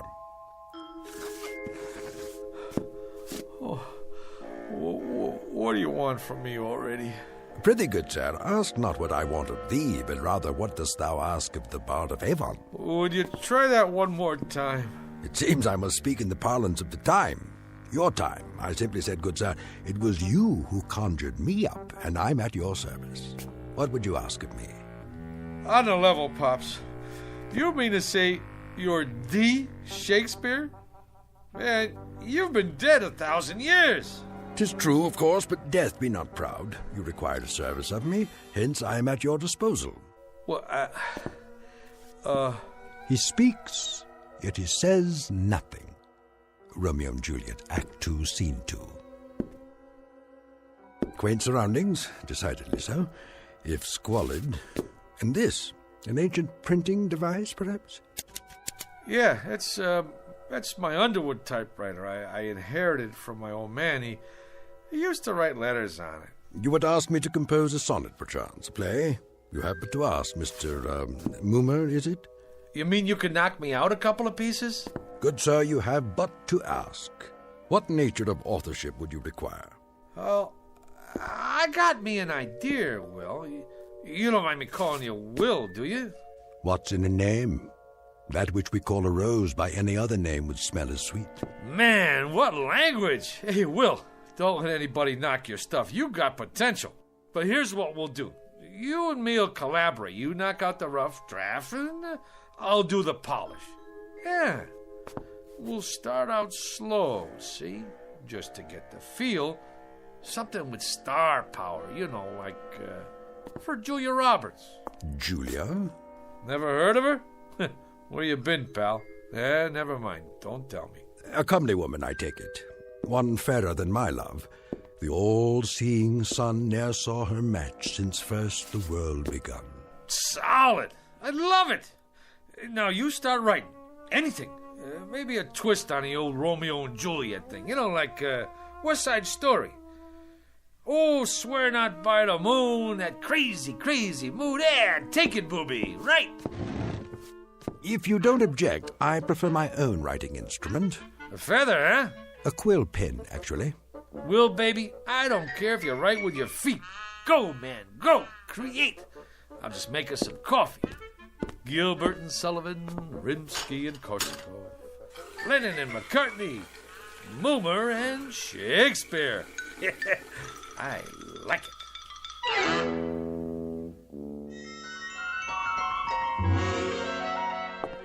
What are they saying? I presume they're talking about your script. That's the point, honey. What else is there to talk about? The stuff is poetry. I don't mean if you can keep your head when all about you kind of guff. This here is class. It's downright Shakespearean. Is Mr. Blumberg in there with Mr. Hugo? We're from the network. They're expecting you, sir. Go right in. Blumberg? The big shot producer? The two guys from the network? It's a shoo-in for the Emmy. Just a little something I knocked off for a couple hours. I didn't know it was that good, but that's me, honey. Never did know my own worth. I mean, Monday I knocked myself, Tuesday I knocked myself, Wednesday... Have you got any openings for Thursday? I'd like to make an application. I'm Mr. Dolan. This is Mr. Nolan. We're from the ad agency. Go right in, sir. They're expecting you. Come in, gentlemen. What were you saying, Mr. Bloomberg? I don't know. That's our feeling too, Mr. Blumberg. Our take two. Sponsor-wise, the thing requires some noodling. That is, we can't afford to jump off a bridge with this one. I concur. It's so archaic. I mean, language-wise, it's... Well, it's still rough. Fresh as a bridegroom and his chin new reaped, showed like a stubble land at harvest home. He was perfumed like a milliner, and twixt his finger and his thumb he held a pouncet box, which ever in and on he gave his nose and took it away again. Well, you gotta say this for it. It has imagery. Right, Mr. Blumberg. Imagery it has. I was going to comment, the thing did possess at least a modicum of imagery. Right, Nolan? I concur. What's the time slot? Yes, what about the time slot? Thursday, 10 to 11. And what's the lead-in? The Indefatiguables. Solid show. The private eye with insomnia. Never sleeps. Ratings-wise, it's a solid smash. May I? Please. And if the boy have not a woman's gift to rain a shower of commanded tears, an onion will do well for such a shift. Onion? Could be a sponsor conflict. I concur. Could we make it, turnip? Solid thinking. Everybody knows about turnips. You say turnip to the lady in Dubuque, she's with you. I like it. A shower of commanded tears. Shower. Suggest inclement weather. And people don't shop in inclement weather. Make it a sunshine of commanded tears. Solid. I concur. I think we could call the writer in now. A tremendous talent, prodigy of mine. What are his credits? He was a streetcar conductor, an observer of the passing scene, an incredible judge of human beings. You can see that in every line. A modern-day chronicler of human foibles. Solid. Send in Mr. Moon. How are you, Mr. Hugo? Gentlemen, well, what do you think? Like literature, huh? It shows some promise. Mr. Dolan here represents the sponsor of the Shannon Classic Playhouse. The Shannon Food Corporation. You no doubt have eaten their products. Oh, endlessly. This boy is a Shannon booster from way back. Oh, man, that's the truth. That Shannon's onion soup, this I dig. We don't make onion soup. That's French in origin. We're an American firm. Red, white, and blue, right down the line. I concur. Man, I'm glad you said that, because I always say, if it's good enough for the lady in Dubuque, it's good enough for me. Now, let's get down to some business here. The Tragic Cycle, written by Julius Moomer. Act 1, Scene 1. the camera fades in on a shot of the garden. You know, like with turnips.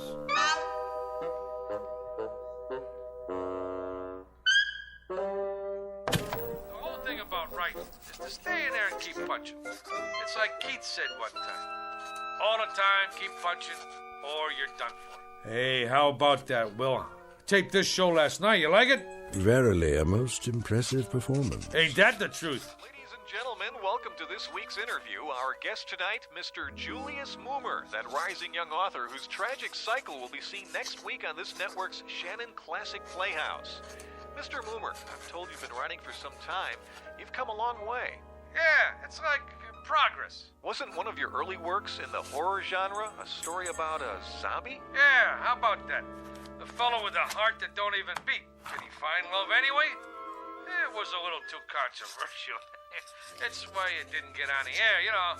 But I'm always trying to tackle controversial stuff, you know, pushing the old envelope. What about your TV pilot script, Mr. Moomer? A situation comedy involving a billionaire. Just plain Trump. Yeah. The whole thing there was, we're always seeing stuff about typical guys and their typical wives and kids, you know? Well, what about the big shots? I mean, like what they call the rubber barons. Just because you're healed, that don't make you inhuman. Some great stuff in there. The idea was, can a fellow who makes $9 million a day find happiness in a small mansion? I mean, he's entitled. Of course, a writer now, he's got to suffer. Like, I remember sitting in that cold attic night after night with hardly enough strength left to dictate, and some little voice inside me always kept saying, "Go, Julius, go, Julius." So, I went. Truly inspiring, Mr. Moomer. That kind of got me. Right here. I, too, felt a twinge of a sort. I believe I've finished this last sequence, Mr. Moomer. Yeah? Let me see. Uh-huh. You know something, Will, you got a real thing with words. It comes from working in an attic, Mr. Moomer. A little voice deep inside me keeps saying, "Go, William, go." I like that. Anyway, can't you just see it? The Shannon Food Corporation, ta-da, presents the tragic cycle written by, ta-da, Julius Moomer, from an original story by Julius Moomer. Additional dialogue by Julius Moomer. Lucky I'm so modest. A thing like this could go to a guy's head. They're already talking another miniseries, movie contracts even. Maybe a Broadway musical. Well, you don't look so good. Like a strutting player whose conceit lies in his hamstring. That's from Troilus and Cressida, Act 1, Scene 3. In short, Mr. Moomer, you have not been prone to extend credit where it is due. At no time, for example, have I heard the name Shakespeare, or for that matter, any suggestion of collaboration on our play. Well, baby, we gotta play this one by ear. I tell him a guy named Shakespeare helped me write this, they'd stick me in a straitjacket. Be that as it may, the point is, Mr. Moomer, I have finished my task. I will now take my leave. What, are you out of your mind? This whole thing is coming out velvet. You want to creep back in some crypt and get forgotten? Come on, man, you're big time now. I'm making you a household word all over again. With all due modesty, would the name of William Shakespeare have survived the test of time without the support of Julius Moomer? Yeah, but fame flits.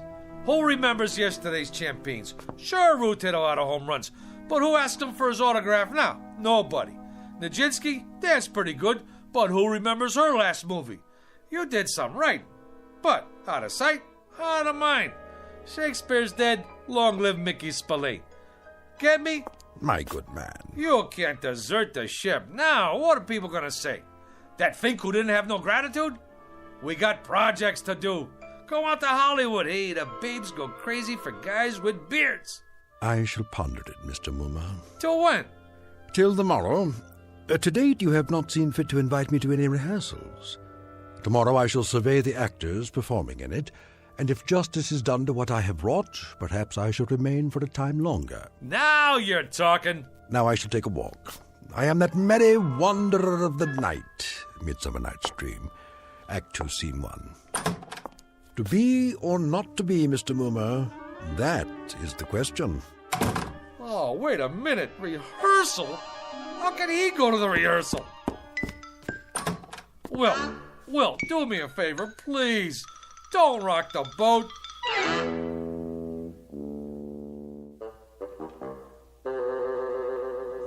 Comfortable, Mr. Shannon? Well, these seats are kind of hard on the old derriere. Mr. Shannon, before we begin the rehearsal, I'd like to say we're fortunate, sir, to have secured the services of the hottest young actor in the business, Rocky Rhodes. Rhodes, schmodes, I sell soup. Which one is he? Oh, the attractive one in the T-shirt and the motorcycle boots. All right, people, we'll pick it up with Scene 2, Act 2. Now, Felicia, remember that at this moment, life and death await you in the hallway, and when Rocky comes through that door... I got a question. Yes, Rocky? I mean, like, what's the tertiary motivation? Like, when I open the door, like, why? Why, Rocky? Exactly. Like, any slob can walk in the door, but he could do it any time. But I ask myself, would I walk through that door? How come? I gotta find my motivation. So the question is, where is my motivation? Well, I'd say you walk through the door to get inside. That work for you? Yeah. Wow. Great. Let's run through this and see how it plays. Shall we do that? All right, people. Come on, folks. From the top. I don't care what you say. If Jeremy comes here tonight, I have to go away with him. Oh, come, Olivia. Cast off those benighted colors of Benetton and gaze as a friend on the people of Greenwich Village. The village people? Here? She's got a point. Let not forever with your veiled eyes seek your noble boyfriend in the dust motes. I know it is common, but all that live must die. That's easy for you to say, sister. But outside this room, this tenement is a harbinger of the worst kind of fates. Is it Jeremy? Or his killer? Am I to be a correspondent of love or a recipient of hate? This is the real question, the biggie. Who awaits me out there, I ask you? Come on, cop out. I'm looking for Mr. Mumma. Shh! Quiet on the set. May we continue, people? Once more, get ready for your cue, Rocky. I don't Sit care down, what Will. you say. How does it look to you, Mr. Shannon? Only great? What about the commercial? Where does that come in? Right after the opening teaser. Are they gonna put a spotlight on the soup? Well, that comes in the first commercial. I know when that comes in, but I want to make sure you see the label. When the soup is Shannon's, I want 40 million people should know it's Shannon's. I concur. It's imperative that we see the label. Cut! Take 5. Who is that? What's he dressed up for? Oh, that's my typist. On your staff, is he, Momer? Well, actually, he's a relative. On my mother's side, he's eccentric. Eccentric? You know, he has, delusions. One week they come, one week they go. What about this week? Yeah, this week he thinks he's, Shakespeare. Hey, come on over here, Mr. S. Meet the boys. I've been telling them all about you. Would that we had this much space at the Globe. Yeah, they're just going over the second act. Ah, the balcony scene, a most delightful love sequence. On the balcony yet? Yeah, I was going to mention it to you, Will. Mr. Shannon asked us to make a little change in the love story part. You know, the business on a balcony. A thing of beauty. Oh, spirit of love, how quick and fresh art thou. Who owns balconies these days? Tremendously valid point, Mr. Shannon. No question about it. Right on down the line. You mean no balcony? You see, this here is television. It's like you gotta grab him quick. Instead of the boy climbing up to the shrubbery to meet the girl, it's a subway station. You jest. That's the bit. She sprains her ankle, and this here boy kind of like the doc on ER. He operates on her ankle right there between the Brighton Express and the Bronx Local. You see, doctor stories are big this season. All right, cast. I want to run through the next scene. Mr. Mumma. What's the trouble, Will? Is that Esmeralda? In the blue canvas breeches? The jeans? Yeah, that's the chick. But if what you told me is true, what is the reason for her suicide? Her soliloquy about love's labor's lost? Suicide? No suicide, Mr. Shannon. That's definitely out. Oh, I meant to mention that to you, Will. She don't stick herself with a shiv. Now she runs off with a guitar player. That was my wife's suggestion. And an inspired one at that. It was indeed. I concur. And the father and brother who burst in? My wife didn't care for that. The way we play it now, the two guys who come in are cops. Cops? Policemen. And then later, the scene where the mother starts talking about all the blood on her hands, she ain't the mother anymore. She's the gardener's wife who did time for embezzlement. But she has the most definitive line of the play. In the epilogue, I took it from Twelfth Night, if music be the food of love, play on, give me excess of it, that surfeiting the appetite may sicken and so die. Sicken? The Shannon Food Company is paying this kind of money to make people sick? Will, get with it. You're taking the butter right off the toast, baby. Here we go, people. Let's hear the narration just for the timing. On October 13th, the gardener's wife returned to the scene of the crime. The police had already arrived, and once again, the Federal Bureau of Investigation... Enough of this idiocy. There is no soliloquy here. What is going on? Blow, blow, thou winter wind. Thou art not so unkind as man's ingratitude. As you like it, Act 2, Scene 7. Will, what are you doing? You're lousing up the whole deal.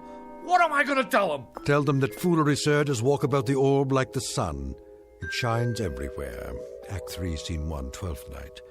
And you, foolish mortal, who could have covered himself with a cloak of immortality, who has succumbed to the rankest compound of villainous smell that ever offended nostril.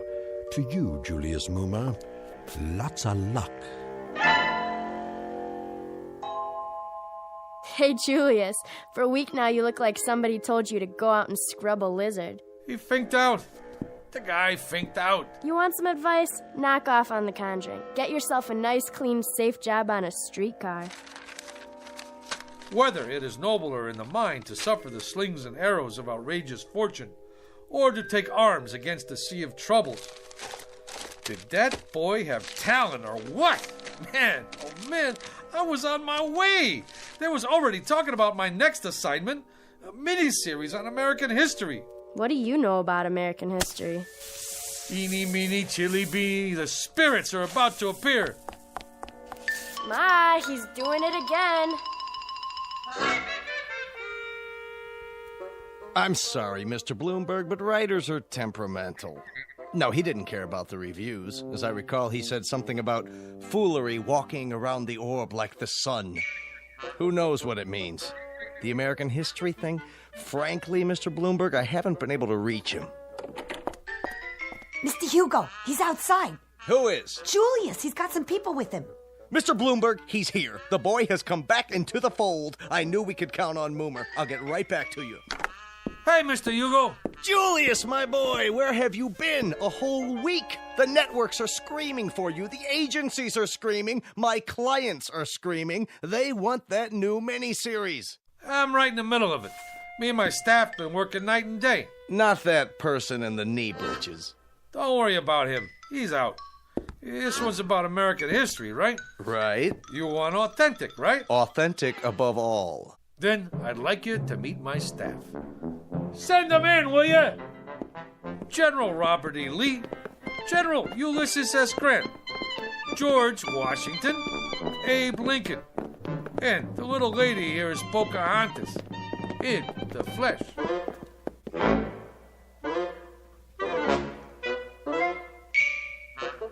Mr. Julius Moomer, a streetcar conductor filled with desire for the special, if somewhat risky, rewards of authorship.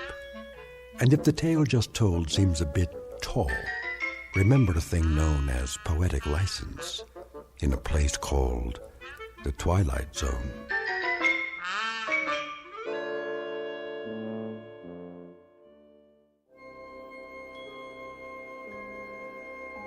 Hi, this is Carl Amari, producer of the Twilight Zone Radio Dramas. I'd like to take a moment to tell you about our official website at twilightzoneradio.com, where you'll get the latest news and information on these Twilight Zone Radio dramas. Plus, at twilightzoneradio.com, you can digitally download 3 free episodes or any of our episodes for only $1.95 each. In this age of ever-changing technology, we've decided to make these episodes instantly available to you by making the Twilight Zone Radio Dramas a digital download-only series. This means that this series will no longer be offered on CD. The CD collections at our website are now being offered while supplies last at buy one, get one free. So be sure to get your favorites before they're sold out. Be sure to visit us often, and I'll see you in the zone.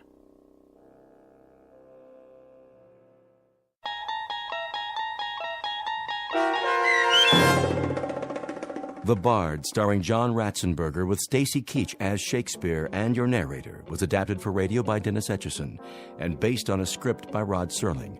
Heard in the cast were Christian Stolte, Susan Hart, Jessica Schramm, Meg Falcon, Lynn Foley, Mike Baccarella, Doug James, Jeff Lupiton, Joe Forbrick, Carl Amari, Roger Wolski, and Paul Patch. To learn more about the Twilight Zone radio dramas and to obtain audio cassettes and CDs of these programs, visit our website at twilightzoneradio.com.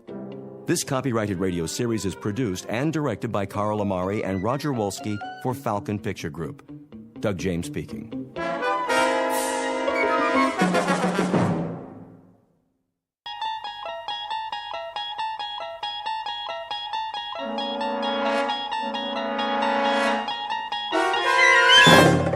You're traveling through another dimension. A dimension not only of sight and sound, but of mind. A journey into a wondrous land whose boundaries are those of imagination. Your next stop, the Twilight Zone.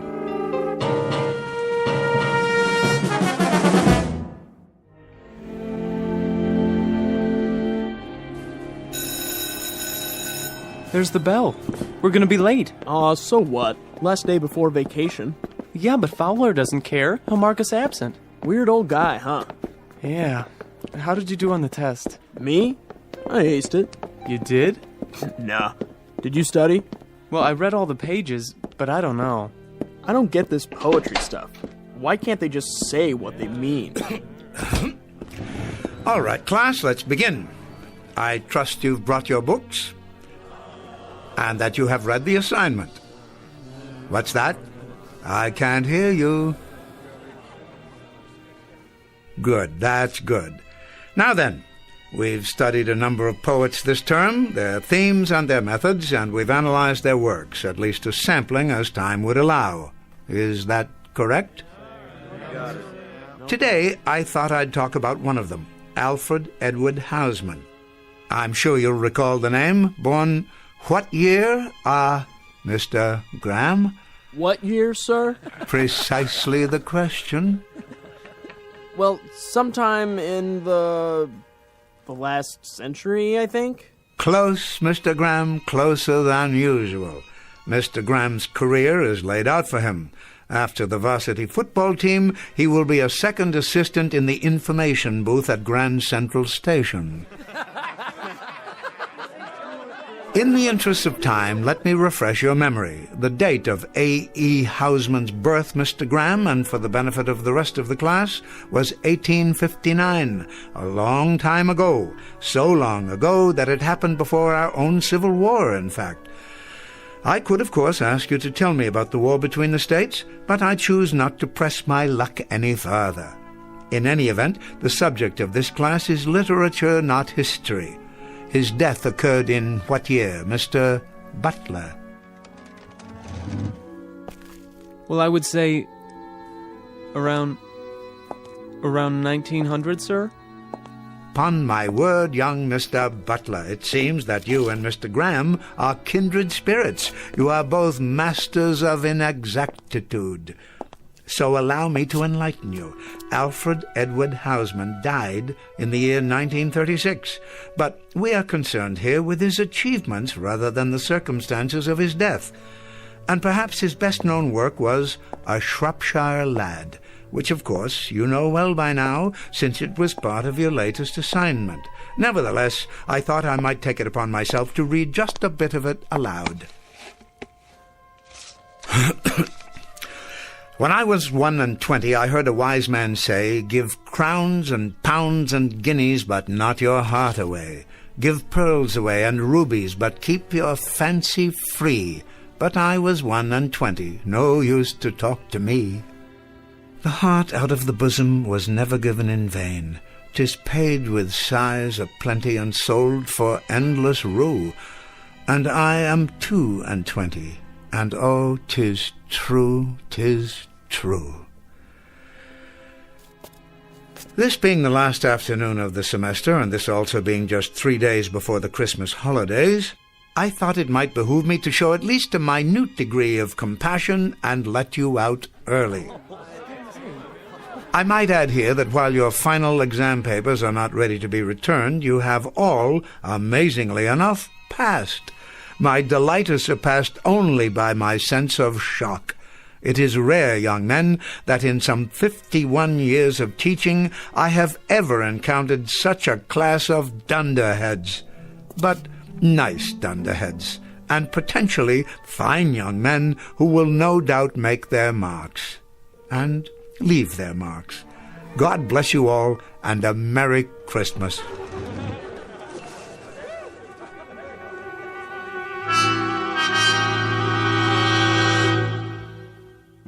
What you've just witnessed is not the end of a semester.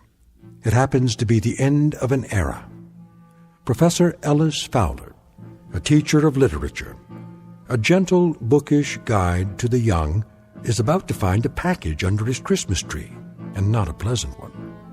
He doesn't realize it yet, but after half a century of planting seeds of wisdom and then watching the fruits of his harvest, he will discover that he has come to the end of the field and is about to be discarded, and that the campus of the Rock Hill School for Boys lies on a direct path to another institution commonly referred to as the Twilight Zone.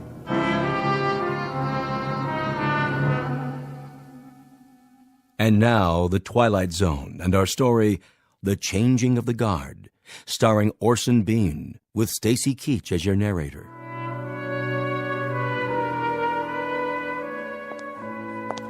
Merry Christmas, Professor. And the same to you. Thanks. Yes, of course. See you next year. Yes, indeed, yes. Is that you, Fowler? Oh, good afternoon, Headmaster. Good afternoon to you. I say, Fowler, could you step into my office for a moment? Yes, of course, it would be my pleasure. You received the midterm grades for my class, I take it? I did. Something else I can do for you? Some question, perhaps? Please, sit down. Be comfortable. Thank you, I will. You don't mind if I smoke, do you? By all means. I smoked a pipe for many years. I still love the fragrance of a good aromatic blend. Like spice on the air. Sometimes I think that's what I miss most, the aroma. It makes a room feel lived in. Quite right. At least for those who can tolerate tobacco these days. Of course, yes. Am I keeping you? What? No. There is going to be a broadcast of The Messiah at 5 o'clock. Is there? But I have plenty of time. It's a lovely piece, don't you think? It certainly is. Always very Yule-like. I agree. Well then, I suppose we should get to the matter at hand. Very well. This won't take long. Of course not.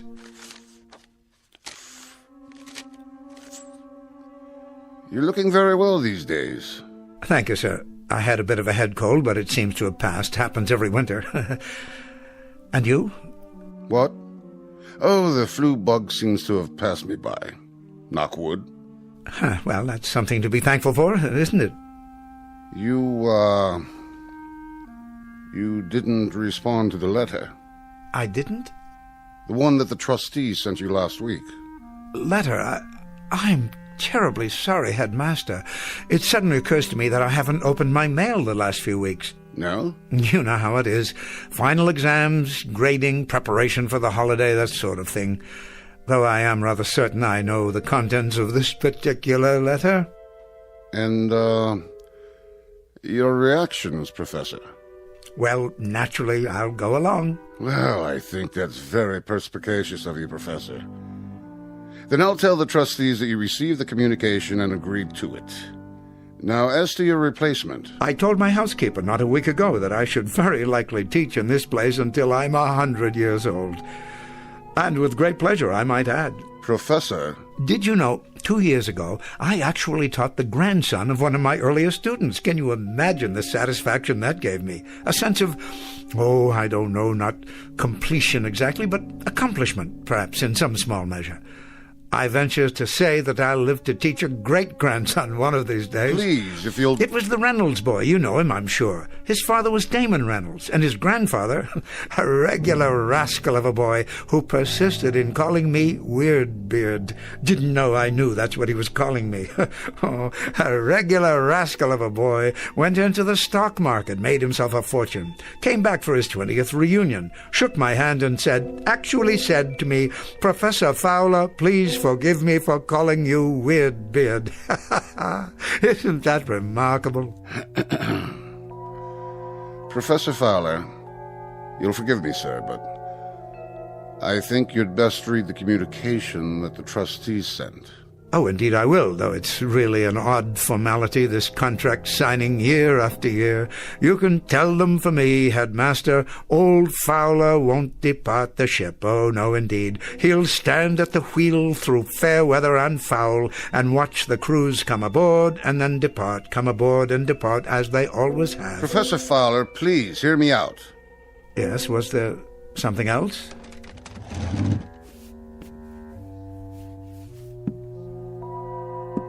The communication that the trustees sent you was not a contract. Not this time. As a matter of fact, it was a notice of termination. What? You've been on the faculty here for over 50 years. 50 remarkable years, I might add. You passed the normal retirement age several years ago. So you see, we decided at our winter meeting that perhaps a somewhat younger man... You don't mean to say... If you could have been at the meeting, sir, you would have been very proud of the things said about you and your work. A teacher of incalculable value to all of us. But youth must be served. Changing of the guard, that sort of thing. I'm sure you can appreciate my position. Mr. Headmaster, am I to understand that my contract is not to be renewed? I'm discharged? Discharged? Please don't call it that. Retirement. And at half salary for the rest of your life. For the rest of my life? A chance to do the things you've waited for. Hobbies, writing, the opportunity to publish. Think of the books, the articles. Well, it most certainly proves one thing. Upon my word, it does. A man should read his mail. He most certainly should read his mail. Boys. Merry Christmas, Professor. What? Yes, thank you. Have a happy holidays, sir. Very kind of you, very, very kind indeed. And the very best to you, boys, to both of you. See you after Christmas, sir. Mr. Halliday, Mr. McTavish, I wish you a safe journey and a happy reunion with your families, and I trust you will not eat too much turkey or too much stuffing. We'll try not to, sir. They're fine young men. Have a Merry Christmas, both of you. Have a... Excuse me, I must be going. What's the matter with old Weirdbeard? He was crying. Did you see that? No, not him. Yeah, he was. He was crying.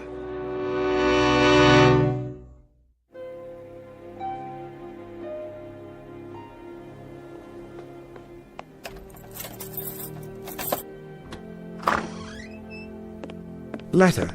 A letter, he says, of all the... Oh, Mr. Fowler, I was worried about you. Huh? It's later than usual. I didn't hear you come in. Oh, that's all right. I had my key.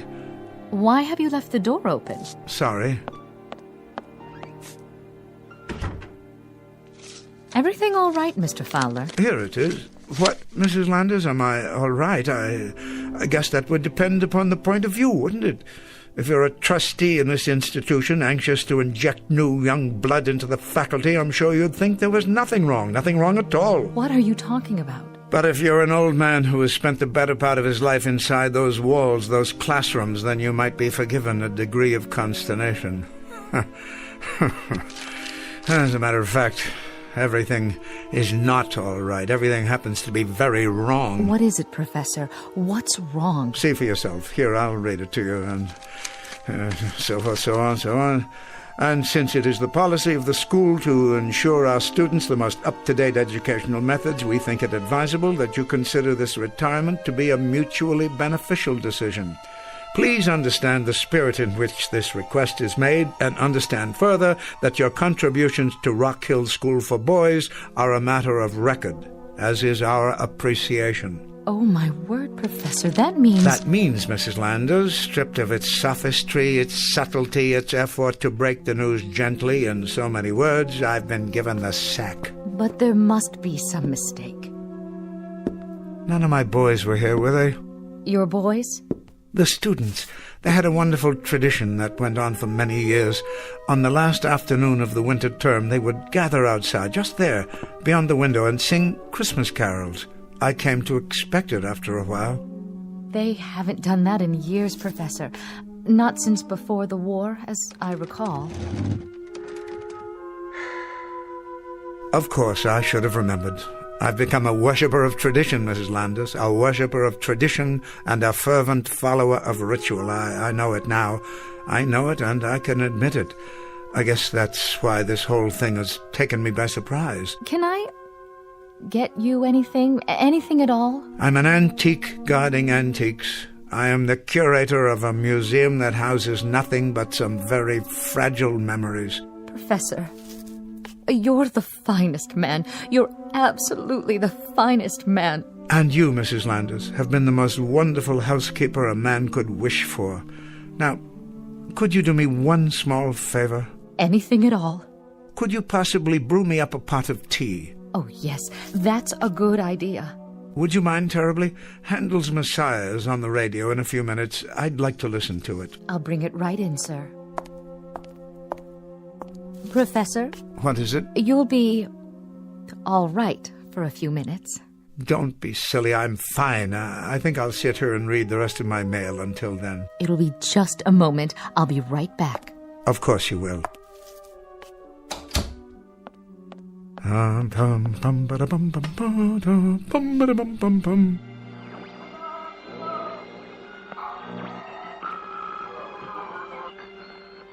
we're almost ready for our annual symphony broadcast of the air. Bringing you these performances, live and uninterrupted, has become a tradition here in the country. Good. Another minute. I'll have an opportunity to prepare.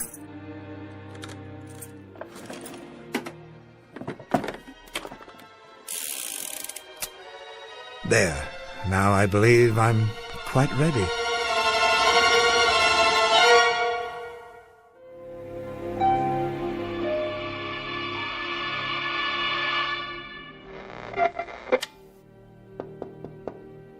Yes, Mrs. Landers? Come in. Oh, I thought you were asleep, Professor.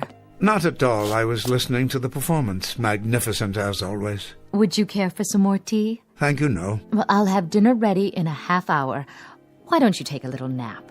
I know I'm being very difficult, but could we put off dinner this evening? I haven't much of an appetite. You've got to eat something, Professor. Perhaps later. I could keep it warm for you. Why don't you rest for a while? Oh, I don't know that I feel like resting. Not just yet. As you wish. Do you happen to know... Yes, Professor? Where I've kept the yearbooks. The yearbooks? From the school? They haven't been packed away in the attic, have they? Why, no, I don't believe so. Check the corner bookcase. Yes, here they are. Oh, good. Did you want to see one in particular? No, it doesn't matter. So many years summarized here, encapsulated, as it were, as if these books were in some sense time machines. This volume, for instance. Look at their faces. Timothy Arnold. Never thought that one would pass. Had an incorrigible habit of chewing bubble gum and popping it. Sounded like a small howitzer in the back of the room. Upon my word, it did. Why don't you sit down? No. And William Hood, Little Bill Hood, smallest boy ever to play varsity football here. Believe it or not, he had a penchant for the poems of Shelley. Did he? And Auntie Beechcroft. Now there was a lad. There was a staunch lad, full of heart, that one. What a face. Was he the one... Yes, I recall now. His father sent me a letter. I wonder if I still have it. He was killed in Iwo Jima. Freckle-faced little fellow, always grinning. Never stopped grinning, most infectious. He'd walk into a classroom and you simply had to smile. Let me put it back for you. They come and go like ghosts. Faces, names, smiles, the funny things they did, or sad things, or silly ones, or noble ones. And I gave them nothing. Oh, Mr. Fowler. But it's true, don't you see? I gave them nothing at all to protect them from the world. I realize that now. Poetry that left their minds as soon as they left the school.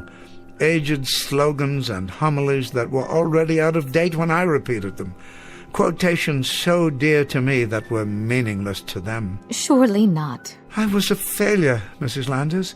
I was an old relic that walked from class to class, speaking by rote to unhearing ears, unwilling heads. I was a dismal, abject failure. I motivated no one. I left no imprint. Now, where do you suppose I got the idea that I was accomplishing anything? How could I have thought that? Oh, Mr. Fowler. I will take that nap now, and I hope I haven't inconvenienced you putting off our dinner like this. You haven't. You haven't done anything of the kind. I'll straighten up for you. Don't bother. There's nothing on my desk of any importance. Dear, dear Mr. Fowler. Oh, of course I'll straighten up for you. The least I can do. It would be my pleasure. What's this? Bullets and an empty holster. Empty? Professor? Professor, are you in your room? Professor, are you out there? Where have you gone?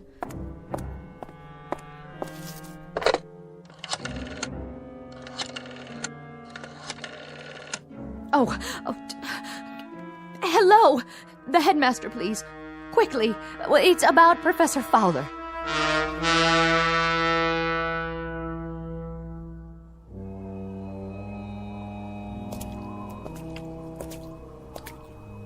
Hello? Yes? Who's that? It's Alice Fowler. Hello, Tom. Oh, hello, Professor. Working late, are you? No, just out for a walk. And you should be home yourself, Tom. I will be soon enough. A few chores before I lock up for the holidays.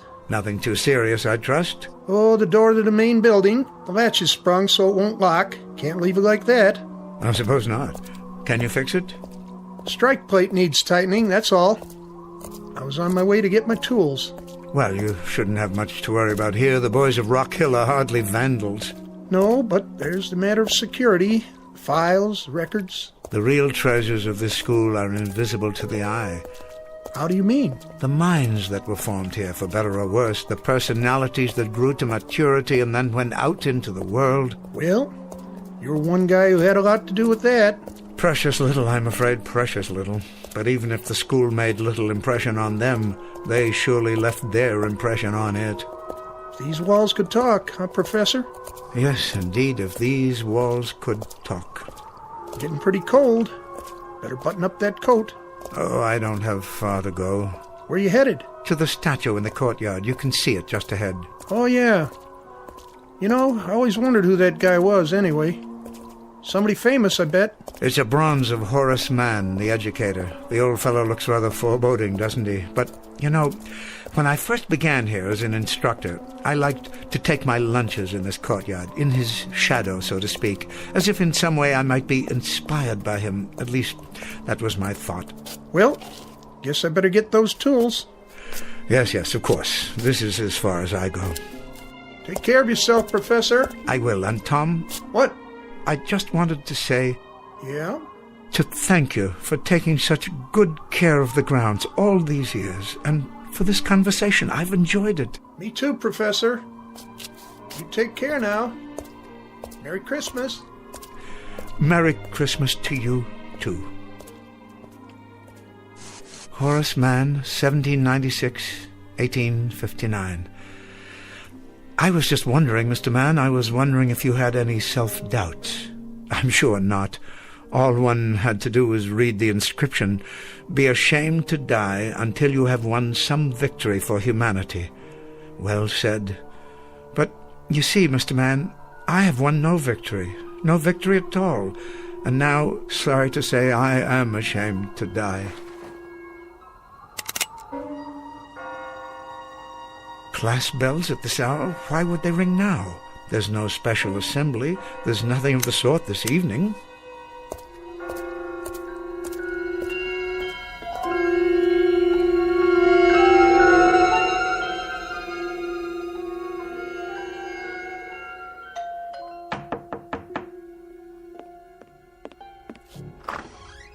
Oh, Headmaster. I came as quickly as I could.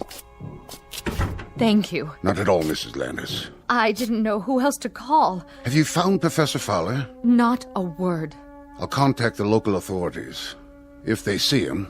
He couldn't have gone far. I'm afraid I must bear some responsibility for this. Oh, the professor doesn't blame you. Of course, he wouldn't. It's not in his nature. But perhaps if I had handled it differently... He should have been included in the board's deliberations. I want you to know that it was a most difficult decision. Most difficult. Well, the only thing that matters now is to find him. They say there'll be more snow tonight. Can you think of where he might have gone? Into town, perhaps, to visit a friend? He doesn't go anywhere except the school. It's been his life.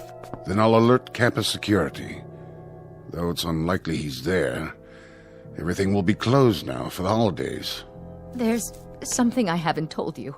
Yes? He has a gun with him. What? An old army souvenir. It belonged to his father. It's gone from his desk drawer.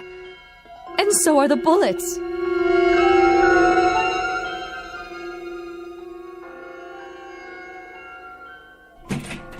Old Tom hasn't repaired the door yet. But why is the class bell ringing? There are no classes at this hour.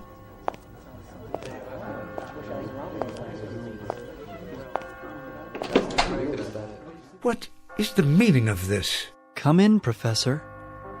We've been waiting for you.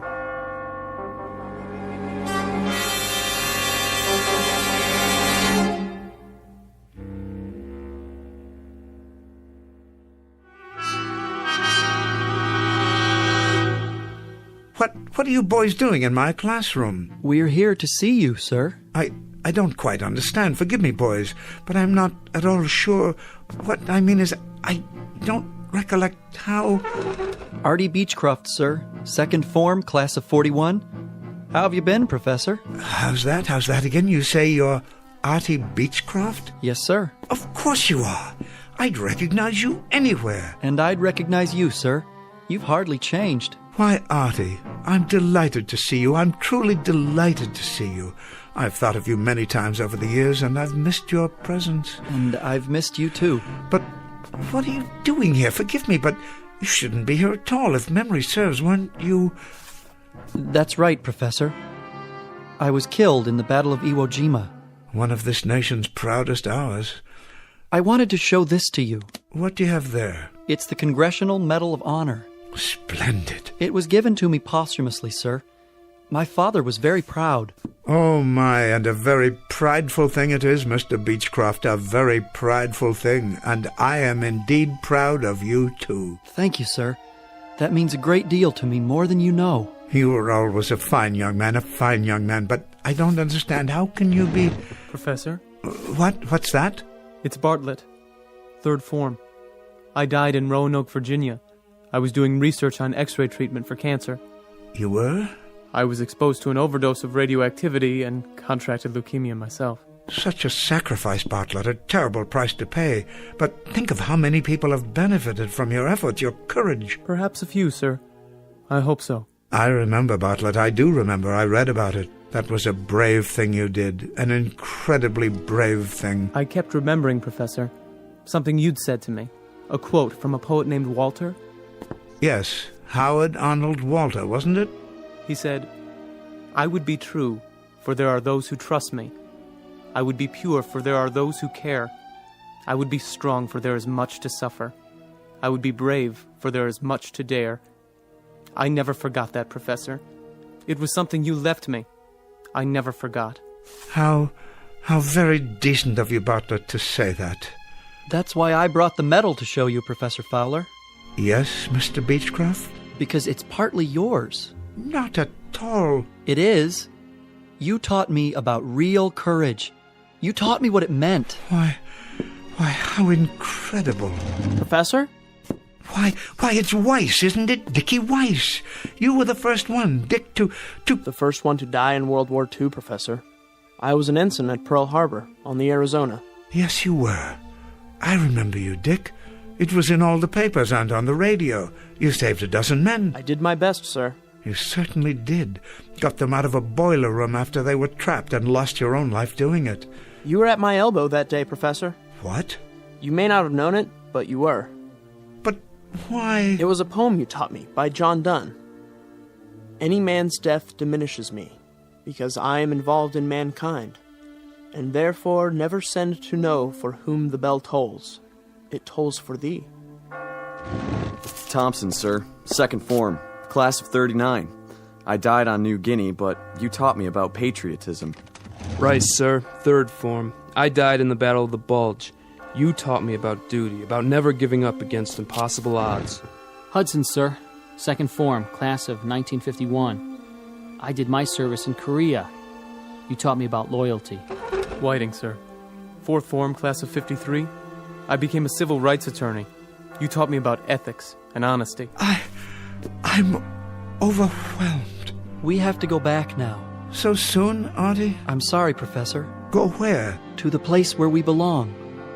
But we wanted to let you know that we were grateful, that we are forever grateful, and that each of us has in turn carried with him something you gave us, something that lives and will not die, not ever.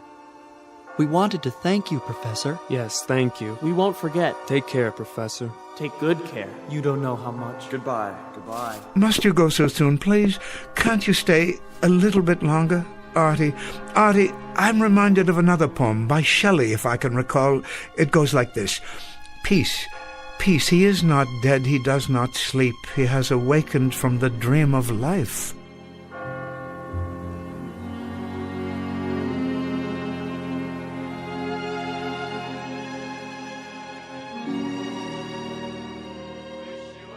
Yes, Headmaster, he's home now. I wanted to call and let you know. Yes, he's all right. Yes, he's just fine. Thank you. Sorry about the misunderstanding. Merry Christmas to you, too. Do you hear that, Mrs. Landers? The carolers came this year after all. And a lovely sound it is. Lovely and joyous. Thank you, boys. I enjoyed your performance very much indeed. Merry Christmas, Professor. A Merry Christmas to you. And a Merry Christmas to you, young man. A very Merry Christmas. And may I add how grateful I am to all of you. I've always felt that Christmas caroling is a wonderfully special tradition. Merry Christmas, boys, and may God bless you. Such fine young men. That they are. They haven't come in such a long time. You know, Mrs. Landers, I've had a chance to consider. I think I will retire. I do believe I've taught all that I can teach. Oh, I'm sure that's not true. In any event, I wouldn't want the returns to diminish. Well then, if that's your decision, I think you've made the right one. I'm sure you have. So am I, Mrs. Landers. So am I. I hope so. Because, you see, I do believe that I may have left my mark, such as it was. A few gauntlets of knowledge I've thrown out that may have been picked up here and there after all. Be ashamed to die until you have won some victory for humanity. I didn't win them myself, but perhaps I helped others to win them. So in that way, even in some small measure, they are victories that I can share. I'm sure that's so. I've had a good life, Mrs. Landers. A very rich life. A very fruitful life. And as for this particular changing of the guard, I wouldn't have it any other way. Wish you a Merry Christmas. We wish you a Merry Christmas. We wish you a Merry Christmas and a Happy New Year.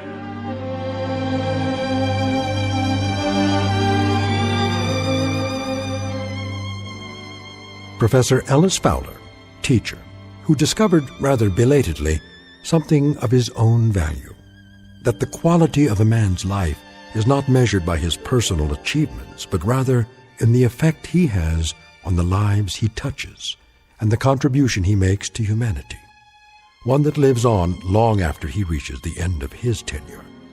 A very small scholastic lesson, but an exceedingly important one, from the campus of the Twilight Zone.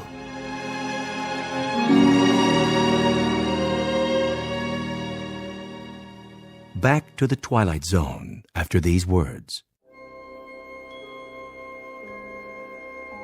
Hi, this is Carl Amari, producer of the Twilight Zone Radio Dramas. I'd like to take a moment to tell you about our official website at twilightzoneradio.com, where you'll get the latest news and information on these Twilight Zone radio dramas. Plus, at twilightzoneradio.com, you can digitally download 3 free episodes or any of our episodes for only $1.95 each. In this age of ever-changing technology, we've decided to make these episodes instantly available to you by making the Twilight Zone radio dramas a digital download-only series. This means that this series will no longer be offered on CD. The CD collections at our website are now being offered while supplies last at buy one, get one free. So be sure to get your favorites before they're sold out. Be sure to visit us often, and I'll see you in the zone.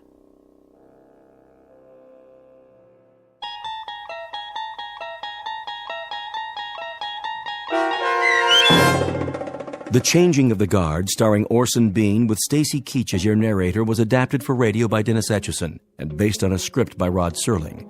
Heard in the cast were Rich Komanek, Alyssa Fraden, Brooke Reed, Kyle Tequila, Chad Reinhardt, Joe Sherman, Justin Chiloa, Doug James, and Carl Amari. To learn more about the Twilight Zone radio dramas and to obtain audio cassettes and CDs of these programs, visit our website at twilightzoneradio.com. The producers of The Twilight Zone wish to thank CBS Enterprises, Carol Serling, Dennis Etchison, Dick Brescia Associates, Claire Simon Casting, Don Longo, Terry Jennings, the American Forces Radio and Television Service, our sponsors, and our radio affiliates for helping make this series possible. This copyrighted radio series is produced and directed by Carl Amari and Roger Wolski for Falcon Picture Group. Doug James speaking.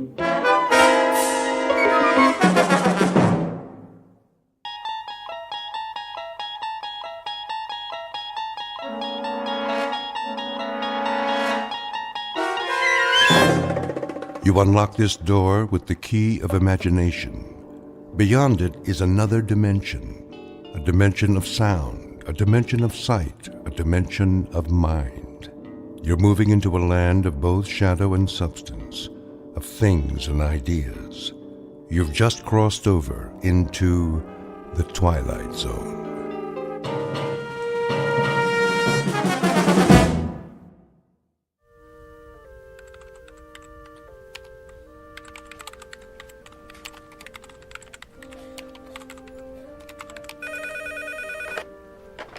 Northwest Medical Clinic, how can I help you?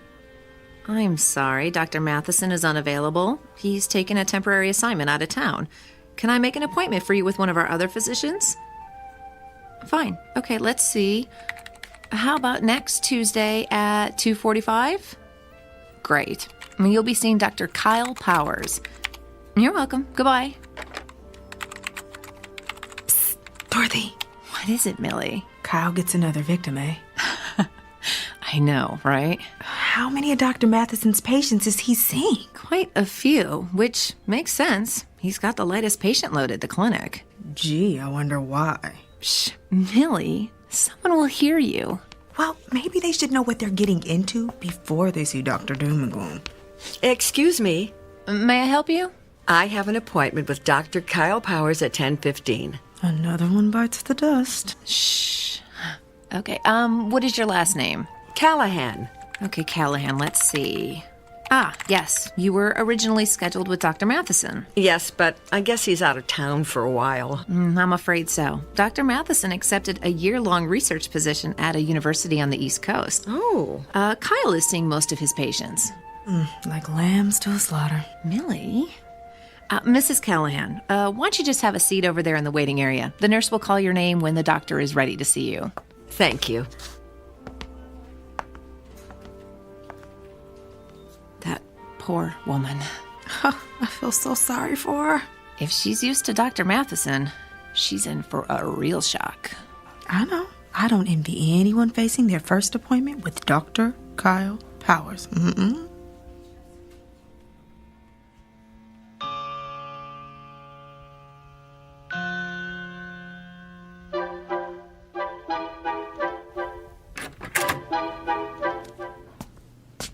Mrs. Callahan? Yes? I'm Dr. Kyle Powers. It's nice to meet you. And why are you here today? Well, I'm concerned about this mole on my leg. May I see it? Of course. It's right here, see? On the calf. Dr. Matheson said I should keep an eye on it in case it changes. I think it looks a little bigger. What do you think it could be?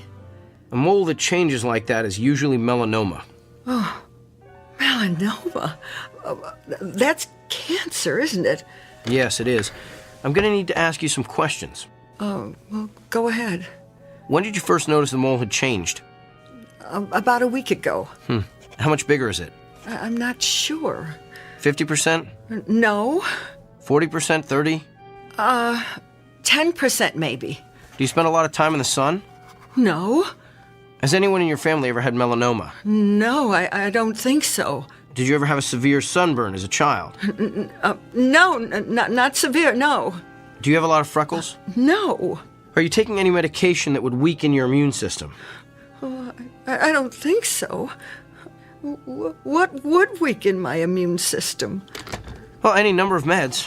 Azathioprine, benzotophine, chlorothianate. I don't even know what those are. Doctor, please just tell me if I do have melanoma, what treatment is available? Well, that depends on what stage it's in. Surgery is typically the first treatment for all stages of melanoma.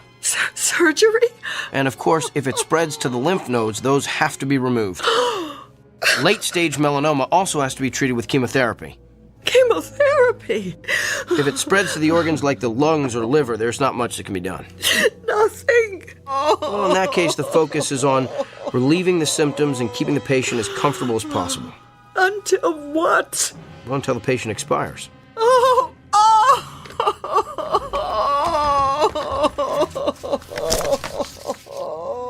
I'm going to refer you to a dermatologist. He'll perform a biopsy and then send a sample of the growth to the lab. If it is melanoma, the dermatologist will refer you to a surgeon for the sentinel lymph node biopsy.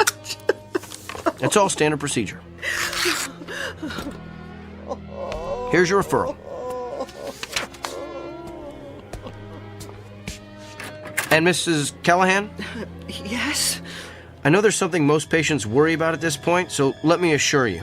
Even if the cancer gets to the point where you can't function, your insurance should cover most of the medical bills.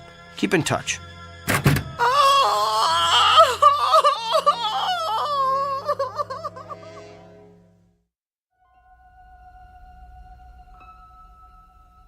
Meet Dr. Kyle Powers, a physician well-versed in and fascinated by the mechanics of the human body.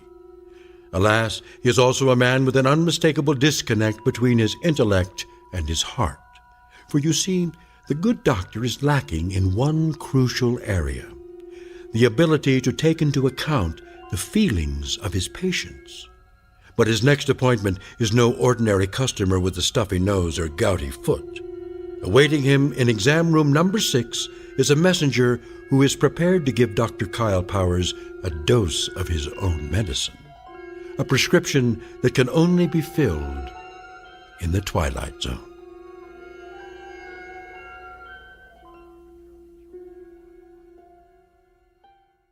And now, the Twilight Zone and our story, The Amazing Dr. Kyle Powers, starring Sean Astin with Stacy Keach as your narrator.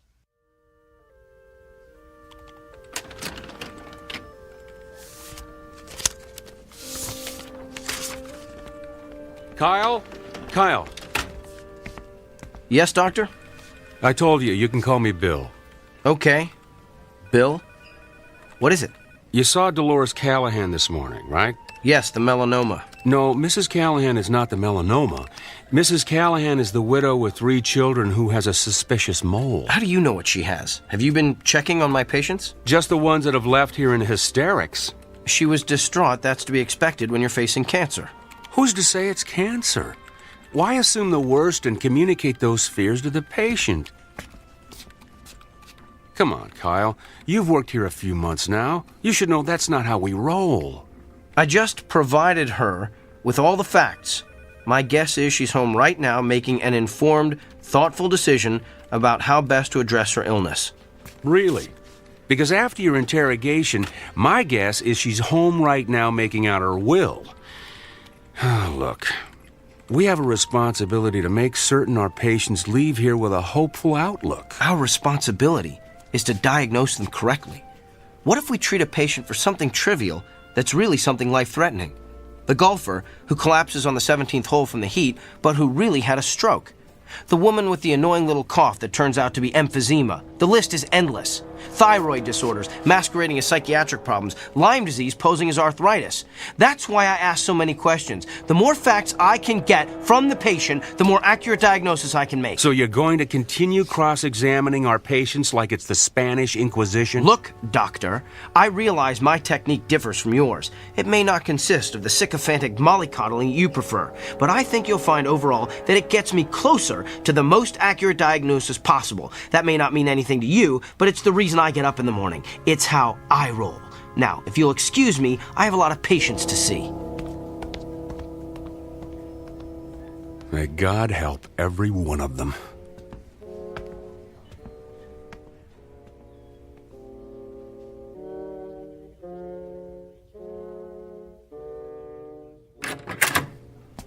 Good afternoon. I'm Dr. Kyle Powers. I'll be your physician while Dr. Matheson is...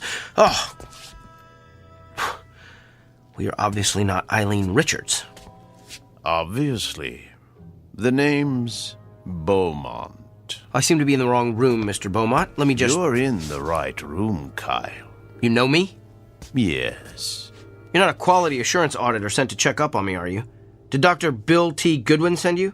No, but I am here. As a representative. For who?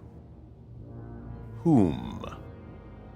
I can read you the list if you like. Mrs. Barbara Kennedy, Mr. Emilio Rodriguez, Miss Dolores Delmonico, Mr. and Mrs. Samuel Stone. Those are all patients I've seen. Mr. and Mrs. Emile Saperstein, the very Reverend Arthur Buchanan. Some of them are patients I treated when I first started practicing. Mr. William Tanner, Mrs.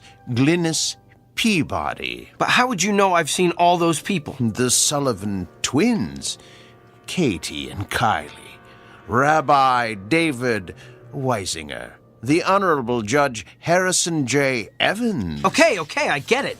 You know every patient I've ever treated, so who are you, the ghost of Christmas past? Hardly. I am here to communicate a message on behalf of your patients. They are fed up with your lack of concern for their feelings. You keep them waiting long past their appointment times. You do not call them back with test results. You do not explain their illnesses in terms they can understand. And you do not make clear the side effects of the medicines you prescribe. They have described you as rude, disrespectful, insensitive, and tactless. As one patient so eloquently summarized, Dr. Kyle Powers has the people skills of Attila the Hun. I get it now. You're an attorney. You're representing all those people as a part of some kind of lawsuit against me. I'm afraid not. I am simply here to, how shall I put it, keep things in balance. Look, I don't care if you're here as an attorney, an auditor, or my fairy godfather. All I know is I've effectively diagnosed and treated hundreds of patients. That's how I gauge my success, not by the number of friends I've made along the way. In short, I'm not broke, so I don't need fixing. In that case, I'm going to need you to sign this. What is it? It's a standard affidavit, stating that you are willing to pay the consequences of your actions. I recommend you read the whole brief before signing. I'm not reading or signing anything. Well, you're going to be one of the difficult ones, aren't you? We'll have to settle for a non-written agreement then. A simple handshake has sufficed in the past. I'm not shaking your hand either. Come now. It's just a handshake. The sooner you shake my hand, the sooner you'll be rid of me. All right, if it'll get you out of here faster, here's my hand. Thank you. Ow! What did you just do? Good luck, Kyle. Wait! What did you do to me?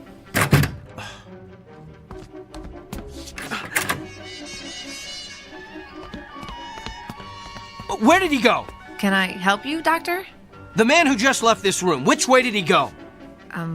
You're the only one who's left that room in the last 10 minutes. Well, that can't be. I was just talking to him. I can page him if he's still in the building. Who was he? Nobody. Just some prankster with a joy buzzer. Who's my next patient? Mr. Gianelli. He's in room 7.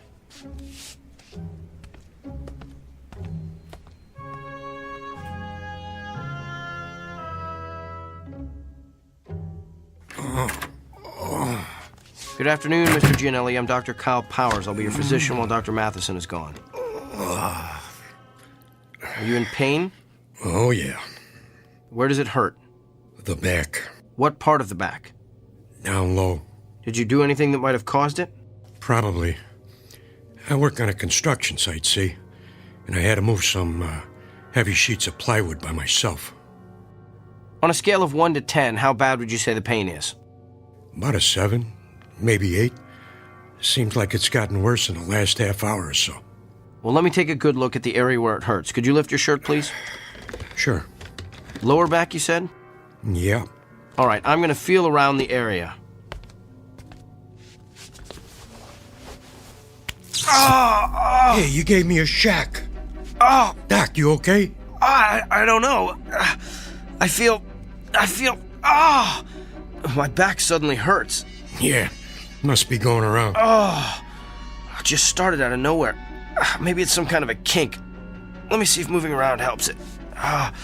No, it still hurts. Excuse me, Mr. Gianelli. I'm gonna have to sit down over there. Hey. The pain stopped. Lucky you. That's odd. It stopped when I let go of you. Mr. Gianelli, I'm going to touch you again. You're the doctor. Ow, Doc, you need to get a humidifier in here. Fascinating. You're done already? Yes, Mr. Gianelli, this is just a hunch, but is the pain you're feeling on the left side? Yeah. Does it hurt no matter how you move? Yeah. And you say it's gotten progressively worse? Oh, yeah. I think I know what's wrong with you. So do I. I pulled a muscle hauling around those stupid sheets of plywood. I don't think so, Mr. Gianelli. You have a kidney stone. You're kidding me. I'm convinced of it. I felt, that is, you have all the classic symptoms.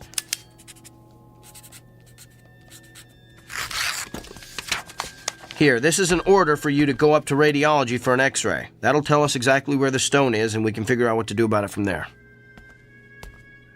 Hey, Doc, can I ask you something? What? How could you tell all that just by touching my back? Mr. Gianelli, I wish I knew.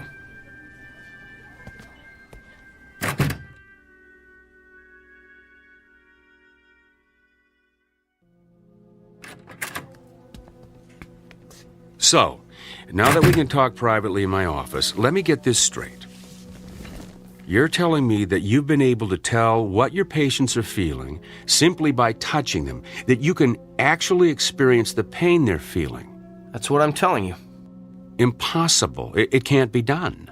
Then how do you explain the fact that Mr. Gianelli's x-rays came back showing that he had a kidney stone right where I said it was? And what about all my other patients? Everything I diagnosed this morning was confirmed by x-rays or ultrasounds or MRIs. You simply diagnosed them correctly. but I'm telling you, Dr. Bill, I felt their pain. Prove it. All right. Who's your next patient? No, not a patient. I want you to prove it on me. I've been experiencing some pain the past day or so. I want you to tell me where it is. Okay. I'm gonna have to touch you. I knew there'd be something about this I didn't like. And it has to be on exposed skin. At least, I think it does. I'm still experimenting. Here, you can touch my hand. That's the most skin I'm willing to let you experiment with. All right.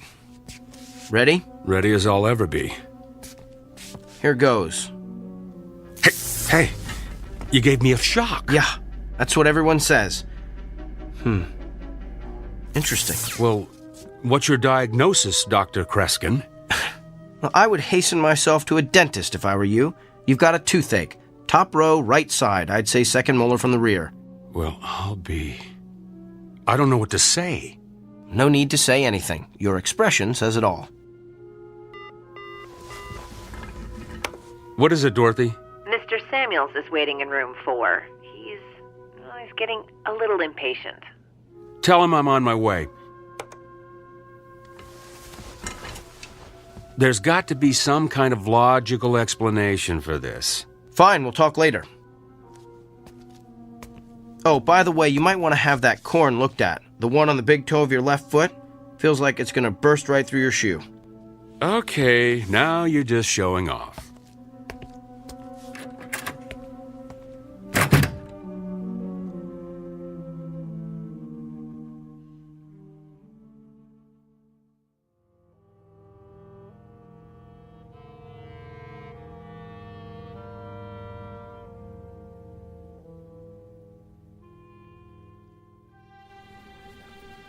Okay, thank you. Northwest Medical Clinic, may I help you? I'm sorry, he isn't in yet. Can I take a message? I'll let him know. Thank you. Hey, Dorothy. Another reporter for Kyle? Yeah, that's like 25 now. Ever since word got out about his gift, he's become the most popular doctor at the clinic. I know. I can't believe he's going to be on that talk show tomorrow. Yeah, I am dying to see what Dr. Charisma is like on TV. Oh.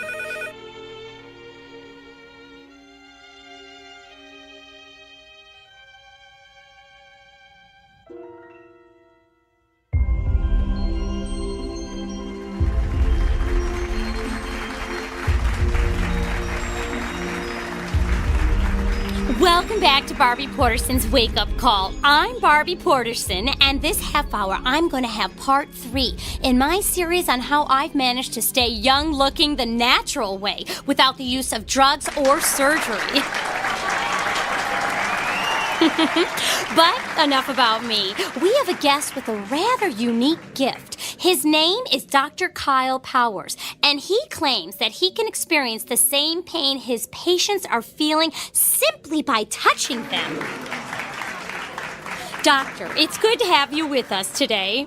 Thank you. Now, why don't you tell us exactly what happens when you touch one of your patients? Well, in a nutshell, I experience exactly what the patient is experiencing. I can feel where the pain is in their body, how intense it is, what might be causing it, and I'm then able to provide an accurate diagnosis. Amazing! Would it be possible for us to get a demonstration from you? Of course. Do you have any discomfort or pain that's bothering you? As a matter of fact, I do. Let's see if you can guess what it is. Now, what do I need to do for this demonstration? Nothing. I just need to touch bare skin. Oh my, careful, doctor. We're a family show. You can just give me your hand. All right, here you are. Oh, I think a spark flew between us. Don't tell my husband. Interesting. So, what's your diagnosis? I believe the pain you wanted me to identify is a sprained muscle in your left thigh. Feels like you've probably been working out a bit too rigorously at the health club. Ooh, that's amazing! That's exactly how my own physician diagnosed it, but it took him 20 minutes. Doctor, you truly have a special gift. There's something else, though. What? Your head. You have a headache. Are you coming down with something? Of course not. I'm fit as a fiddle. I stay fit the natural way. There's definitely something there. In fact, it's not just a headache. There's pain in several very specific locations in your forehead. That's interesting. Well, thank you for being with us, Doctor. Wait. I know what I'm feeling. You recently had some sort of cosmetic injections, didn't you? What?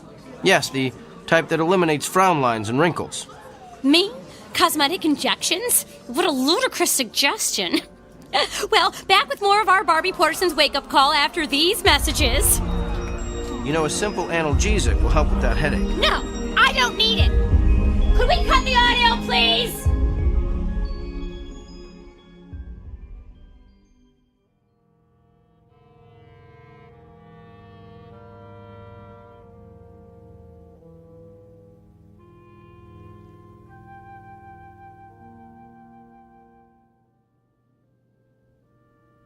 Yes, I think that would be quite agreeable.